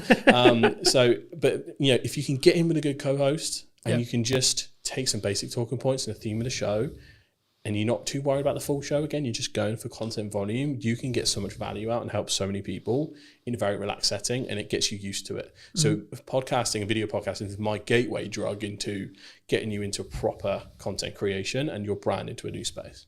And also, we're seeing platforms right now like YouTube, we were discussing while we were setting up and such, that one of the reasons why I'm relaunching the show and how I'm relaunching it is because I'm seeing a demand in these platforms, firstly for short form, but secondly for a long form conversation piece that I don't want to say is fluff, but has value led, right? There's a lot of people who claim to be quote experts, right? And are they? Hard to prove these days. It's to an extent, I think it can be subjective, of course, right? Yeah, and how much expertise is actually valued. It actually does depend on the market a little bit, but from the amount of misinformation we see online, I think it's more about the trust and the brand of the individual as opposed to their knowledge base sometimes, which has its good and bad points. I mean, we're both in, unfortunately, potentially soon, a commoditized market due to AI, right? And I think having a podcast, having a conversation, having brand, having personal brand, buzzword, authenticity, buzzword, community, buzzword, right? Is the reason why you'll be in business in 20 years. Yeah. Right. I mean, where do you see AI? Its point right now, because one of the USPs of Hampshire Podcast Studios is human-led AI enabled, right? We've kind of created a unique workflow where using 3 or 4 different softwares, we can kick out a really good service much more quickly than it was ever possible before, depending on how fussy you are with shooting settings and all that kind of stuff. So it's right now it's beautiful for grunt work. It's beautiful for getting out of the way some of the things that were actually quite tedious. When it gets to the point where it can do the advanced stuff, then we're in a different space. So right now I'm not too afraid of AI, but also one of the reasons I wanted to start the studio itself is so we have, we kind of own the means of production a little bit. I think it's going to take quite a while for people shooting it in person in totality to be replaced. And I think it will go in phases. So it'll be short form, easy or creative content. I mean, we're seeing a lot of incredible stuff at the moment. That will be the first to go. Then the more in details, maybe YouTube video, talking heads when you're more static. I think that might also go. And then eventually it'll be pretty much everything. But we have no idea how long that might take. It could be one of those moves way more quickly than we think in like a 3 to 5 year span, or it could be 10 to 20. Not quite sure. It is interesting, right? Because we're also in a world where AI influencers are a thing now. They will continue to be a thing, right? And I think the commoditization, the commoditization of attention, the gathering of attention, is what marketers want, right? Yes. What we're talking about when we go into detail and we add value is the tactics and the nuance that comes with, like when we first met, we were talking about TikTok as an idea, right? Now, fast forward, 3-4 years? Yeah, you'd be surprised how many people still haven't picked up on that one. Yeah.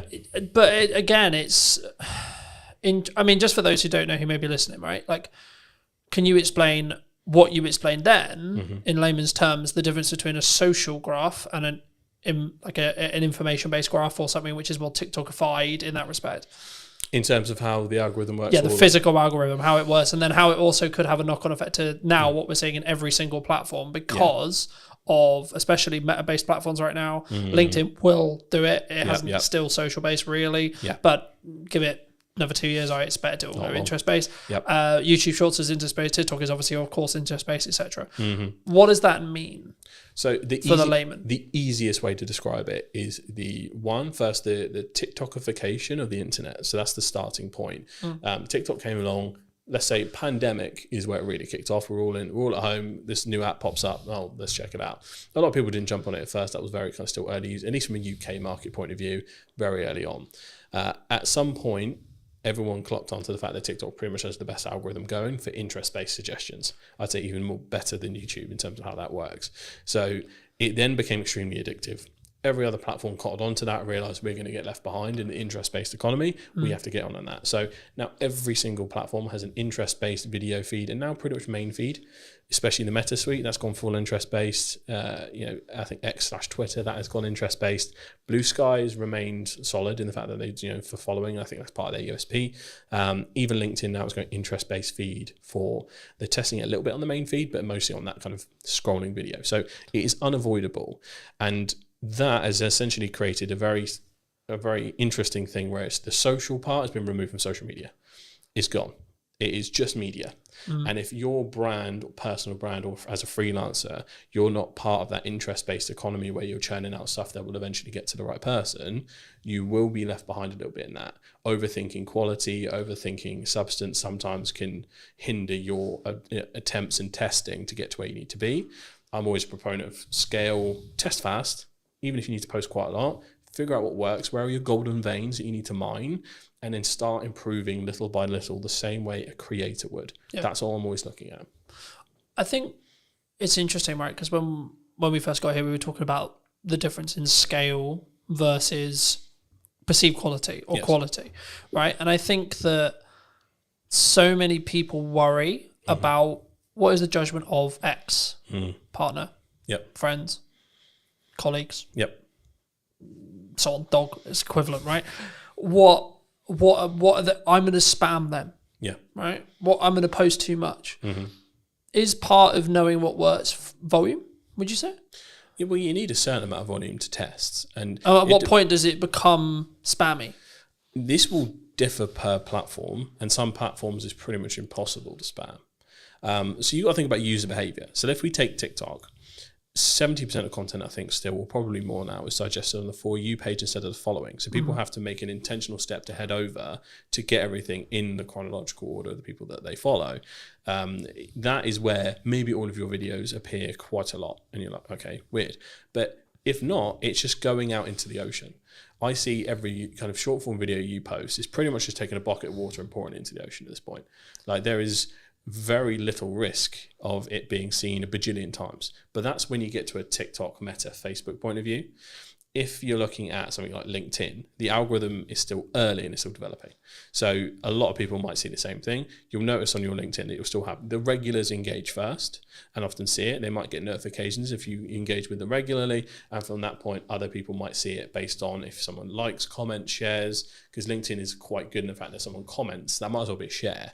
That's quite handy in terms of how that works. So per platform, it does change slightly. However, even someone with an extremely engaged following like me and you, we could probably post 3 videos a day and it won't bother anyone, or they might see one, they might see none. Well, they might see all 3 on Tuesday next week. Yeah. You can't quite tell where that is at. So I'm of the opinion that you're never going to lose out by posting more often.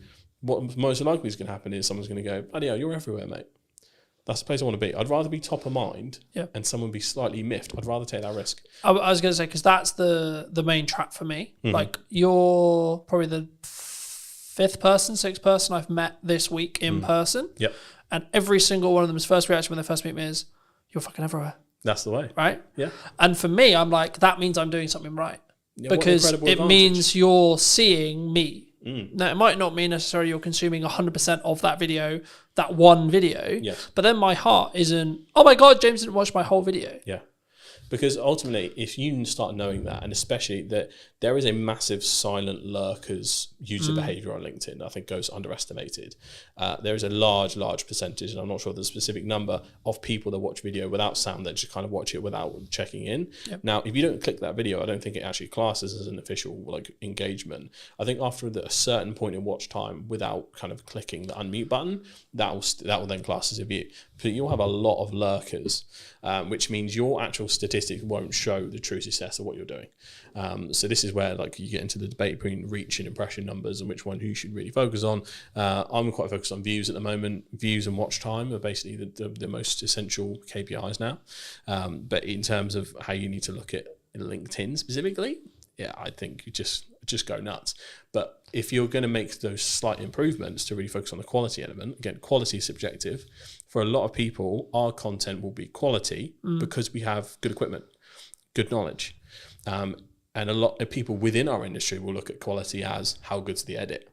What are the things that grab back attention? So there are nuances to the game, and it does depend on your audience. So I often just optimize for the silent watcher. Title that lingers for like the first 5 to 10 seconds, put the best bit at the front, and then let the rest of the story play out. Because you still got to manage your own resource. Even if you have a team behind you, they've still got to manage their resource. You can't do a full diary of a CEO trailer for everything. And often, if you're not already quite big or have a large following, we have catching up to do compared to others. So different spaces for different places. I think, again, and it's one of those things where I think this should be a yes and not a yes or, right? So for me, I'm like, that's a good idea. Let's do that. And a podcast and short form and talks and in-person events best, right? and this and that and that, because I don't then worry or care about this specific video has got X amount of views. I have absolutely no interest, to be honest, in what that standalone video does. What my views are as a whole across Meta, across Instagram, across LinkedIn, okay, as a whole. Specific video, don't care.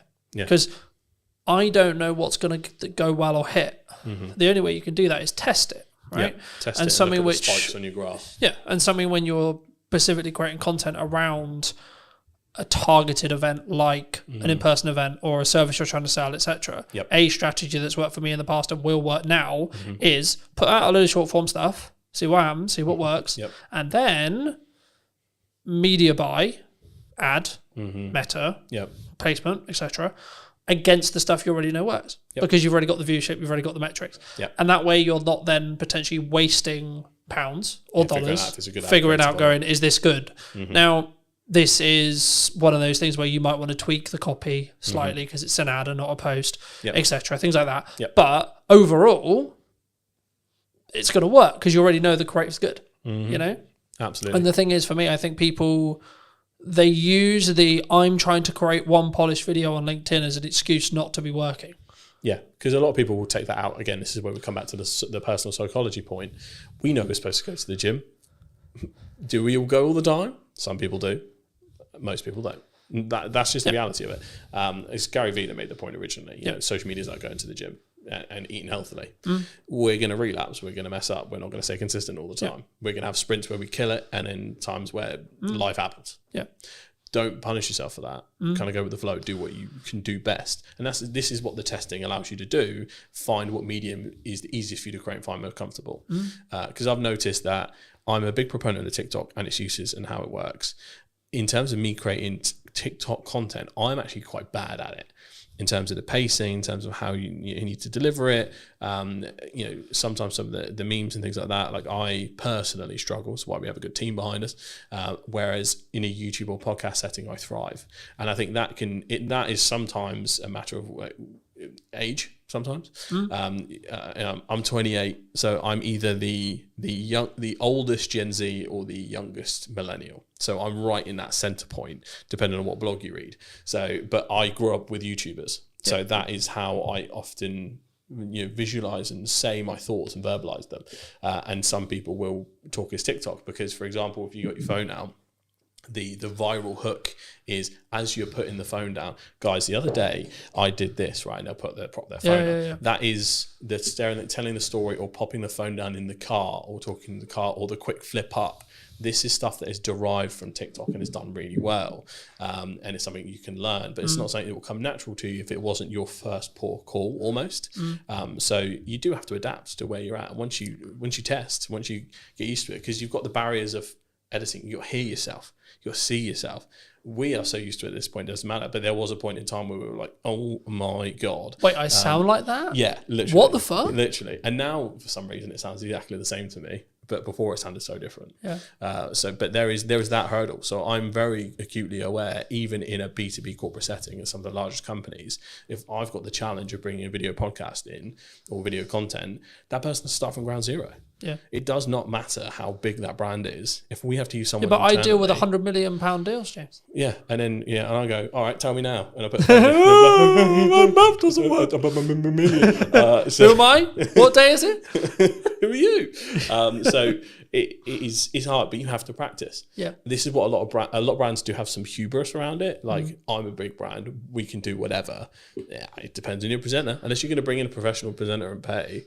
But again, should you, from a brand point of view? Because the whole point is I'm talking on camera, right? You need so the same person who sells is the same person who's talking on camera. Homegrown will always win, in my opinion. Homegrown, authentic, buzzword. Homegrown, authentic. We like our buzzwords. We do.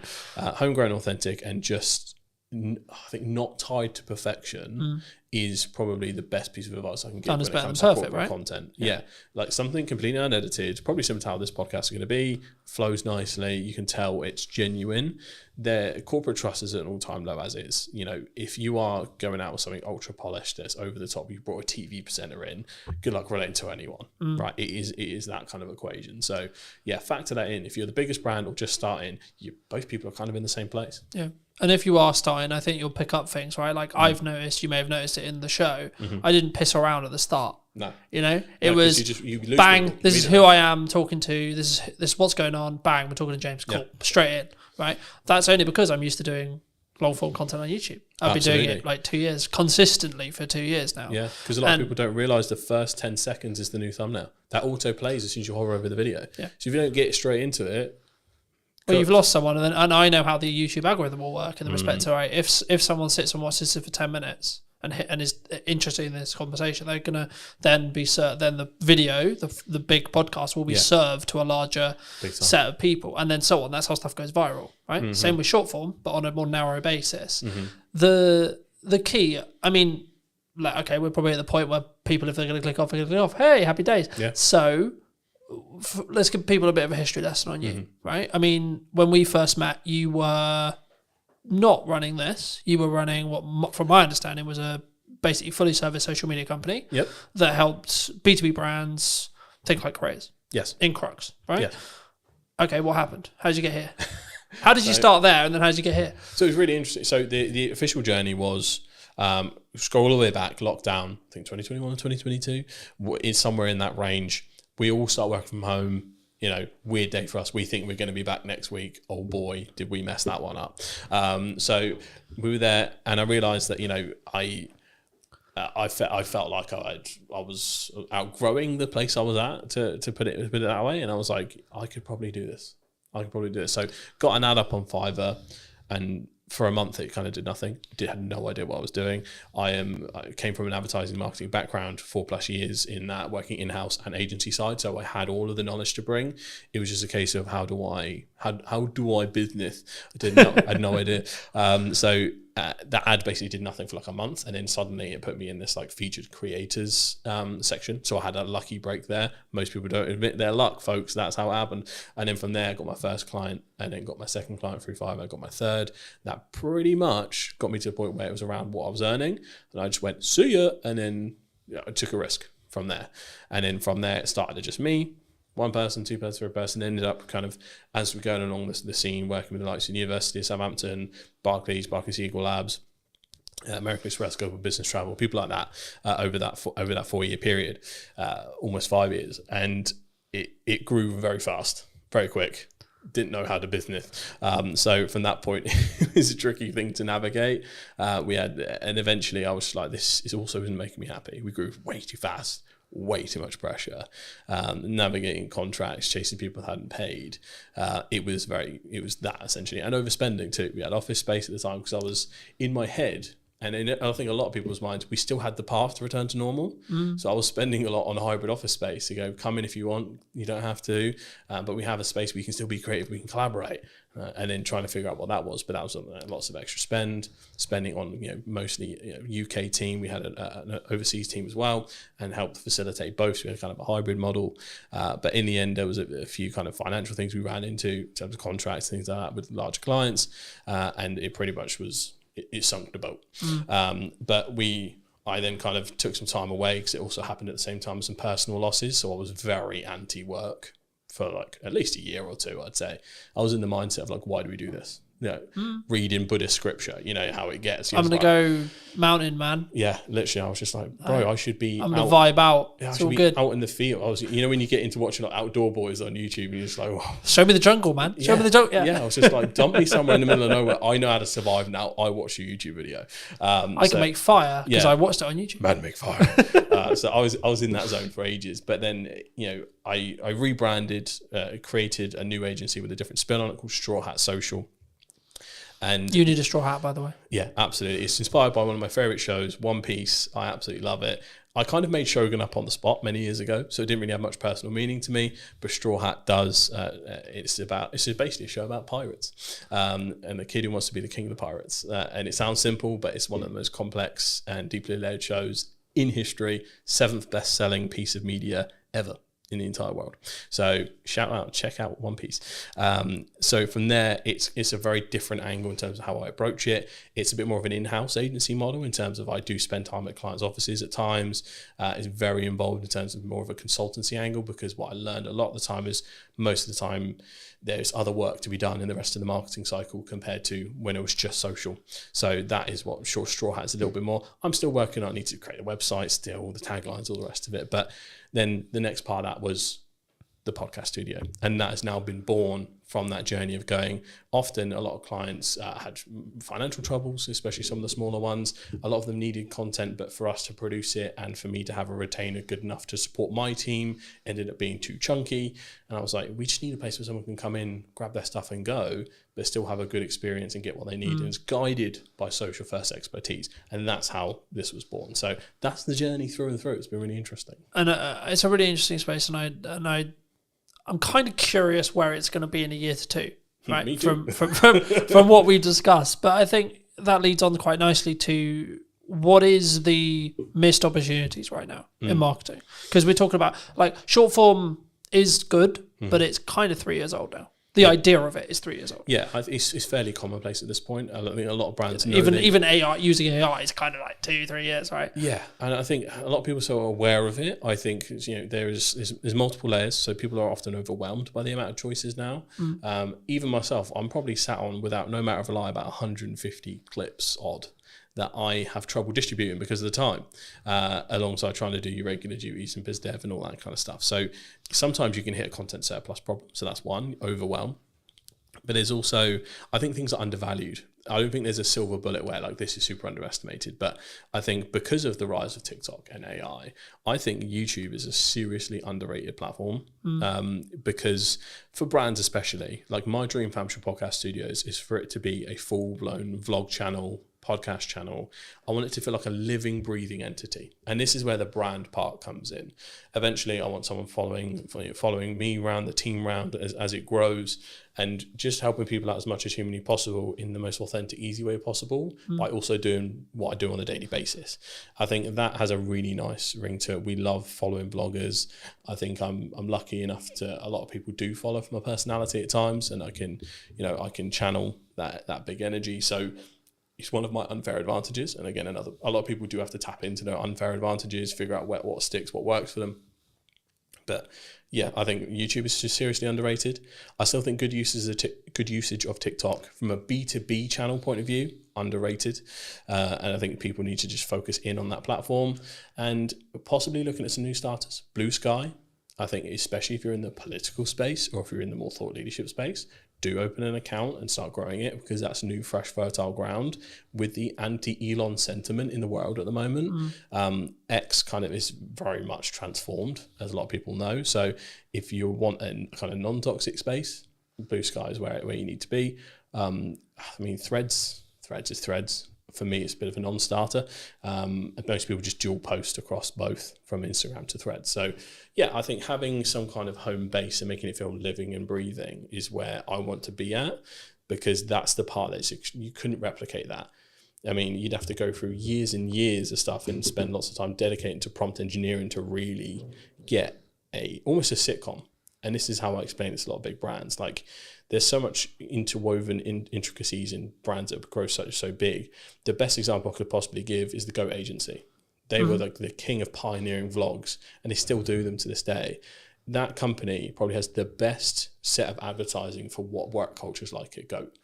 I want to create that at some point and then distribute them through the short form channels, LinkedIn, TikTok, YouTube Shorts, all of them, because it's like a home base, a secondary to your website. Yep. And that's where I want to be at, where I think it's kind of undervalued. But you're also building that parasocial relationship, right? Like 95% of the reason why I have good relationships is actually nothing to do with how much time I spend with you personally, right here, sat here today. Yep. It's actually how much do we spend interconnected with each other's content, right? And ensuring potentially there's value being added or not. And actually, in an interest-based world, it's even easier. Because if I don't like what you're saying, I won't get served it. Sorry, I'm just not going to. No. It's not going to happen. Yeah. Right? Yeah. It's the same. It's like, so there's a couple of rules I introduced with that. Does it go through the Holy Trinity? Does it educate, inspire, or entertain? If it's not one of those three, don't bother. People's time, they'll be gone. And then the second one, act as the audience. Yeah. But you gotta be so brutal about your stuff. Like, would I have been hooked? Would I have scrolled? You got around 2-3 seconds max. We're looking at organic. You have to be better ultimately, and just post. But you don't have to be better straight away. Oh God, no. Right, that's I think the key there, because I think when you say that, people will be like, "Oh fuck it, why do I even bother?"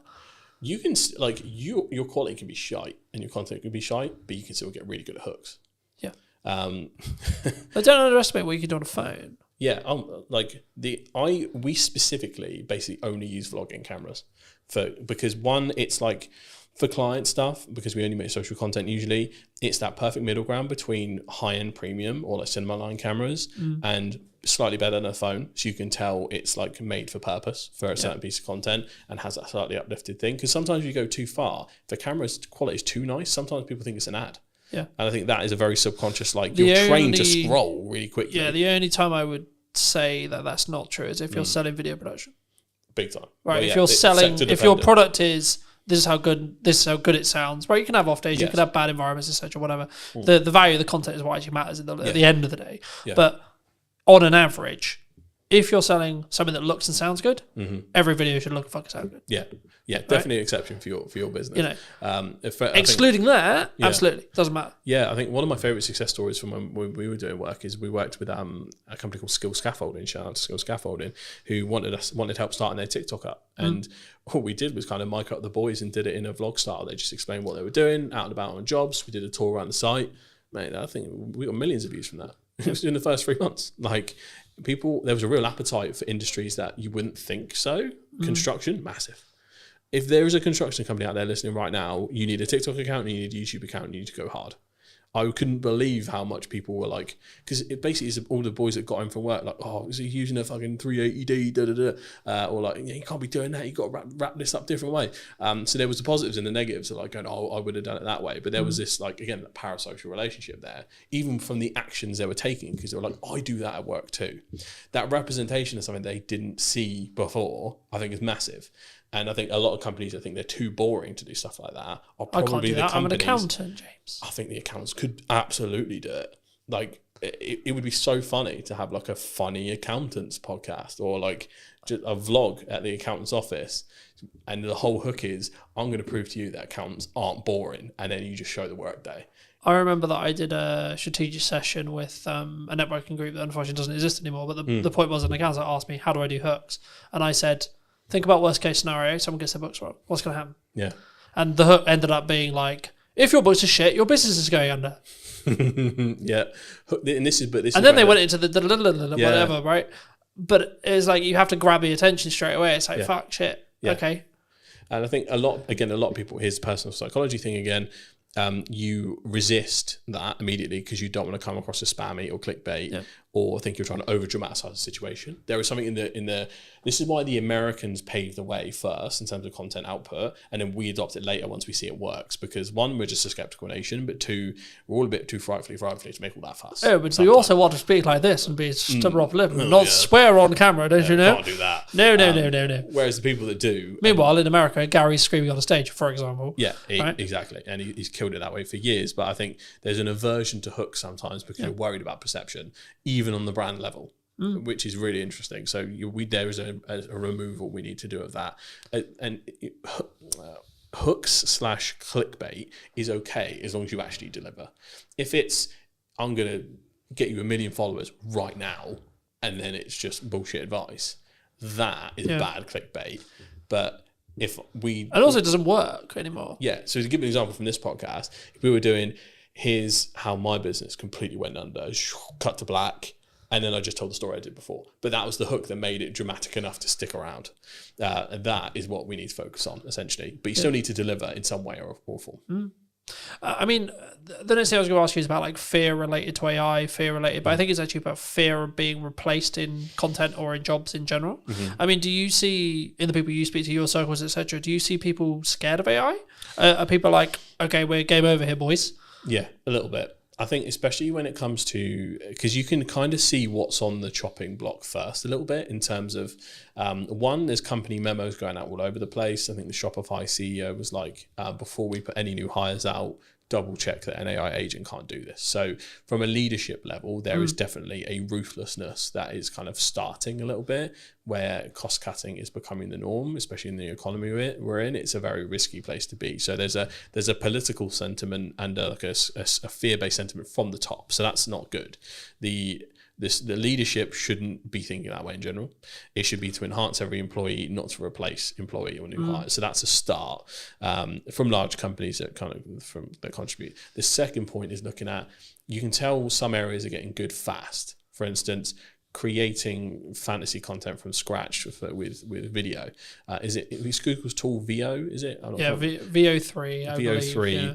I've been entranced with watching like the Yeti and Bigfoot vlogs on TikTok, which sound insane, but like I've never seen. I watched one the other day where Bigfoot was working for the cartel, like dropping drugs in the rainforest, and it's just like, we are here, and they are really funny. But you don't sit there and go, well, that happened, that's real, because it's Bigfoot dropping drugs in a jungle, right? I think that's why it's fairly accepted, because like it's received really positively, because it's a whole fantasy thing. It's clearly AI labeled, and it's using AI in a way that's funny and not scary. But if you try to then, let's say if you took an audio podcast and went transcribe this but put us in a fake studio and everything else like that, I don't think that'd be received very well at all, because that is just a perceived thing of, right, you've removed the cameraman, you've removed this, you remove that, you're cutting the humanity out of a humanizing process.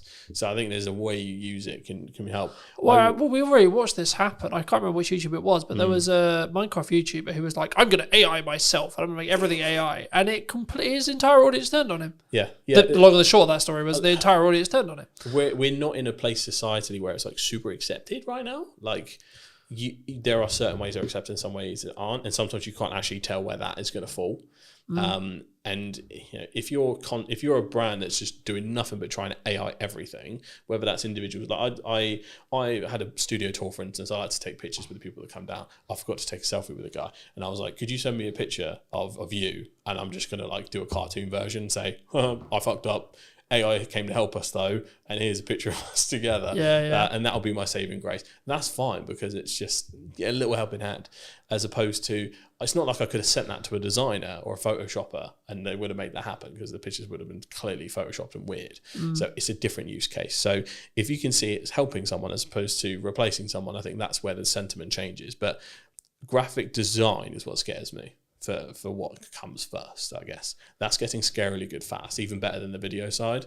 In terms of prompt engineering, if you can get that right, it's like, ooh, that's a bit mad. But I'm mainly worried for entry-level positions, because a lot of the things you have to learn, a lot of the grunt work you do would be the base level edits, will be your standard graphics. It'll be like, that's where you learn your trade. And that's what worries me, because I know that big companies will try and cut that out fast. But is there the counter argument, I guess, to that is, you could be valuable to a company that isn't leveraging AI by teaching them how to use AI to do that thing. Absolutely. There is, chaos is a ladder. There is an abundance of opportunity that comes from this uncertainty, this change and all that stuff. But this depends on whether you're looking at it from an individual solution or a societal solution. I'm always looking at it from, I could probably spin up a course tomorrow talking about how we can introduce it to your business, and this is how you don't get left behind and all this. Morally, for me, I'm like, I can't do that, because I want to look at the societal solution of how do we get AI to help us and not replace people that sometimes you just want a job. Like, I don't want to have to live in a world where we all have to be bombastic entrepreneurs and hustlers, because it is not feasible to live in a society where everyone does that. There was a fascinating podcast, Diary of a CEO, the debate between a guy called Gary Stevenson and Daniel Priestley. I respect both equally, but you could tell they were talking past each other. One guy's talking about a solution for the individual, the other one's talking about a solution for society. And I think we do need to find a middle ground, because ultimately everyone's got to look after themselves. If we go too far in the realms of rugged individualism, we leave everyone who's vulnerable behind. And I think there is a place where we can move forward and do this right. But this is what's interesting. What will happen is America and probably China will pave the way in a massive way for AI development. And typically what's happened so far, the EU in general will then regulate the advancements that come from those two areas. That's typically its role. It's not really a powerhouse in terms of AI and technology, but what it does is it knows how to make rules right, GDPR, other stuff like that, and it kind of reins in rampant innovation, because otherwise people get left behind. And I think there's so much you could go into on that, but I think the main thing is like self-accountability related to your own actions, right? Like, it's interesting because obviously when I've been starting the podcast and do the research on the show, what I want to do with it, etc. But like, even in the podcast I filmed this morning with Jack, we were talking about the fact that the economy is in a bad place, which is really weird for me to hear, to be honest. And this is going to sound really horrible, because I'm doing better than ever in respect to like commercial work. But is that because I'm self-action and I took an audit of what I was doing last year when things were harder? Like, it's not like, oh, I'm fucking immune to it. Last year was shit, right? And it was like, do I get to a position where I did my audit, I redid all my marketing, I redid all my structure, I fill in all the gap times, and then I'm very focused on client delivery? Is that why? Because I'm 100% account. Like, I don't. Yes, you need to know what's going on in the news, but I'm not sat here going, Rachel Weezer said this. Like, we're speaking about this. It'd be easy to use that as a on crutch. the day that her spring statement is happening. I've got no idea what it said. It's probably happened. I've no idea. I've been too busy working. There's a spending review today. That's what I mean. But I know it's today. I've got no idea what was said. What? Because I've been working all day. Same here. I only got to hear a little bit of the preamble before she actually kicked off. But there is a fine balance, and I think it might be industry dependent when we look at it. So industries like ours, you can look at it in two ways. Usually, first thing they cut is marketing. The smart companies don't. When everyone brings their marketing down, you ramp up. That depends on if that company has resource or not. And if you're talking to that company, that's the right mindset. So there's that. The second thing is, it is also, everything's down to the individual. Obviously, the pandemic was an awful time economically. I came up during that. That was my ladder. I was born in the dark, raised by it. So I completely get where you're coming from in terms of, right, yeah, fuck it. If there's chaos going around everywhere, I'm just going to take advantage of everything. But I think you just need to focus. I don't think it's just as simple for as business owners, like you just need to focus on what the fuck yeah. has worked and what the fuck you think is going to work, and then just get your head down, right? Stop getting heady or whatever you want to call it. Yeah. In XYZ person said this, or Donald's done this, or the PM's Honestly, done this, or the news cycle so on. Is so draining at this point. It is. For most people's own sanity, and I'm super clued into the politics and news and all that stuff, it's almost impossible to keep up with America at the moment. And obviously that affects the world, unfortunately. The UK is a little bit more stable, but just not moving very fast.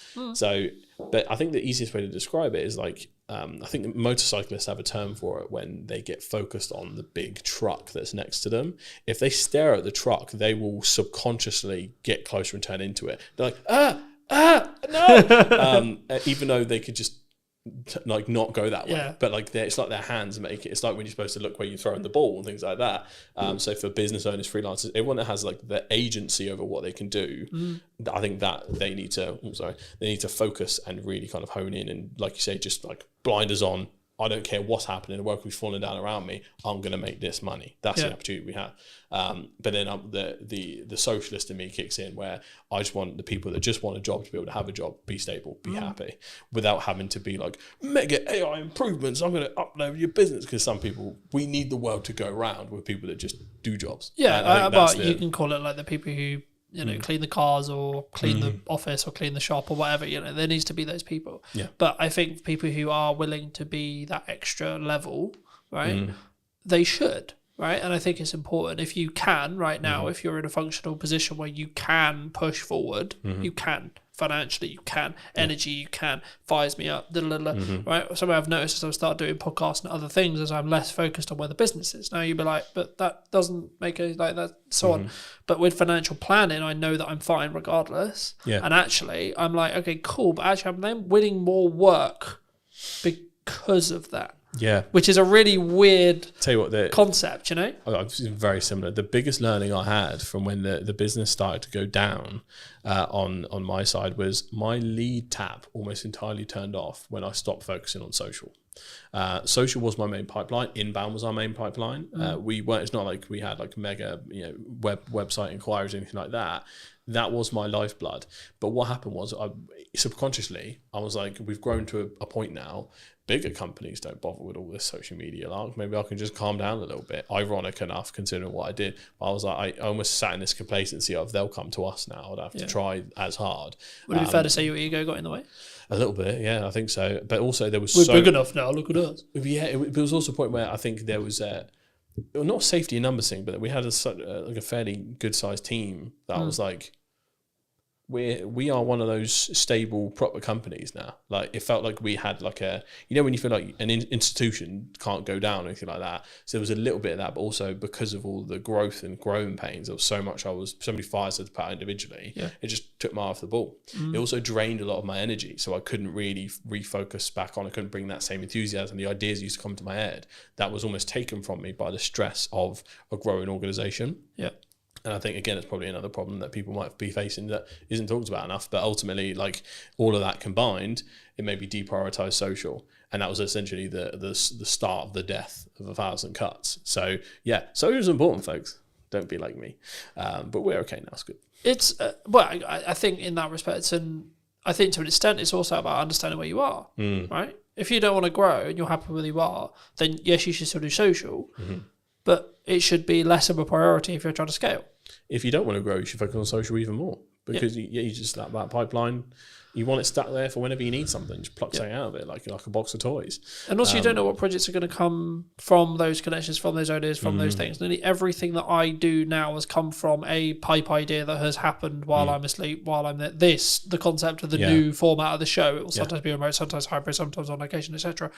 That came from downtime. That came from me thinking, right, okay, I'm doing this on social, I'm good with this, but what about this? The same with the AI workshop.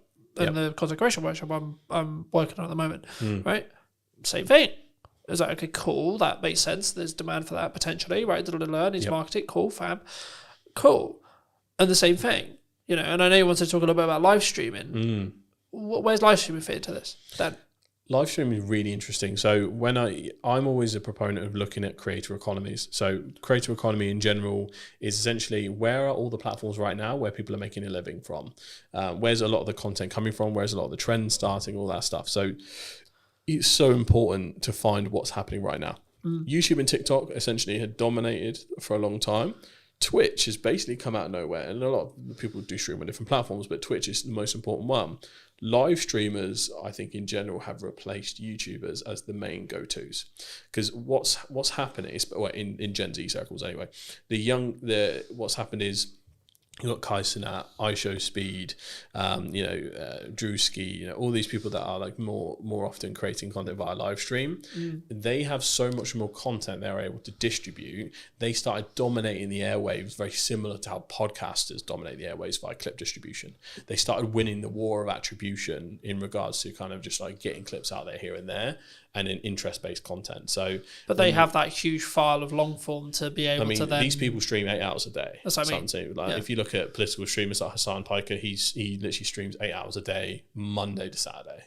Like, it's an insane amount of content. He's giving takes constantly. Every piece of news that happens live, he's staring at the computer, essentially waiting for the next headline to come through so he can give a take. He has full thing.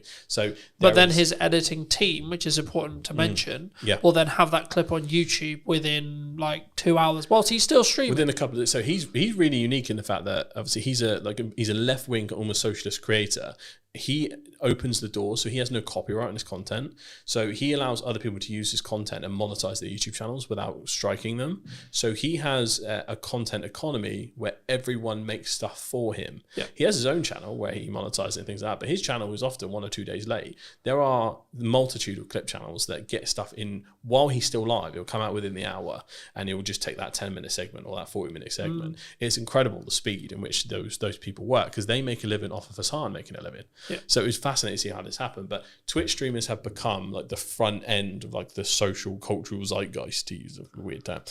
So ultimately, follow what they're doing. And I think the first few brands that get serious about live streaming, and I think brands like, we've seen Foot Asylum, for instance, lead the way in terms of YouTube channels. If they can find a way to do Twitch, even B2B brands, like, my dream would be to like live stream entire studio days, to be able to stream other people's podcasts if they were comfortable with it, to show what they could do through my channels, to kind of always be sharing the love in that sense. You would be able to see such an awesome mix of different things. Each industry, some industries won't be able to do it, some can, but I think if they're the first to market, there is a rare opportunity there to be taken seriously in that space, because Twitch has only been for like gaming for a while. Let's Chat style stuff has become more and more popular. That is now the most popular thing. It's less gaming and more essentially completely universal. Do you think that the TikTok live shopping experience is also going to be a game changer in the next 10 years? They are going hard on that. I keep getting ads for webinars to become like kind of a TikTok live agency, because they're trying to bring other people into the fold. It's really interesting. It's something we're considering for the studio, to have almost a live shopping zone, or to figure out how to kind of do that properly. We have sets for it, but there's a certain kind of aesthetic and way to do it. Live shopping is becoming crazy. TikTok shop, it sells insane amounts, without considering potential bans. At least in the UK, that's nowhere near anything. In the States, I don't think they'll ever ban it, because Trump gets too many headlines from TikTok and too many views. So I think he'll leave it the way it is.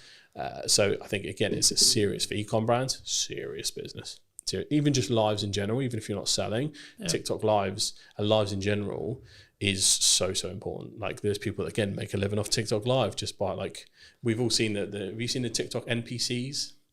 Yeah, so people pretended to be different characters, or every time someone sends them a little emoji, they go, wow, emoji, thank you. And they act like robots for hours and hours, but they make ungodly amounts of money from it. But It's surely insane. linking back to AI, that will be commoditized by AI. Or is it because it's an actual person being aware? Is that the commoditized point? At least for the NPC non-playable characters, for the non-playable character streamers, the whole point of it is the novelty of you're making a human being dance like a monkey. Right. Okay. Essentially, because you make them Here, say have a dumb peanut. stuff. Here, have a peanut. Okay. Yeah. People are sat there donating £1, £2, £3, £4, £5, £10 just to make them do stupid shit. Yeah. Which is a very dystopian place to be, but like that is. It reminds me what's of a happening Black right now. Mirror event somewhere. Yeah. There's got to be an episode like that somewhere. But yeah, no, absolutely. It will happen because currently there are certain creators who are pretending to be robot AIs before that's available, if that makes sense. Yeah. So like they're in full cyberpunk like cosplay, Yeah. and they're going donation, thank you, and like, but they're acting like they're not real. So once that happens, it's going to be easy. But I think when people look at this, they go, AI is going to just replace all of these creators. I think there will be a bigger pushback than you think in terms of people going, this ain't a person, I don't give a shit. And that will happen for a long, long time. Yeah.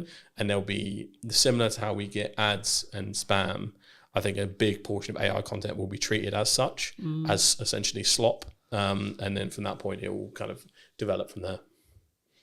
Yeah, I think there's a really important point. I mean, obviously we don't know, right? Like AI is changing every day, All you can do etc. is guess. Right? Like we'll see what the market chooses, because that's who we will ultimately choose will be the market, right? Yes. But as a final point to potentially wrap up on, if you could talk to yourself 10 years ago, right? So you're 18, roughly, like 17, 18. Yeah.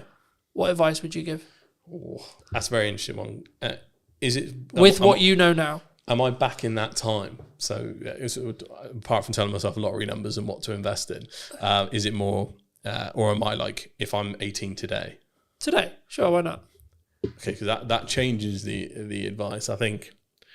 Like if you were 18 today, so you could gain 10 years, what would you say to yourself? But you have none of the network that you have gained in the 10 years.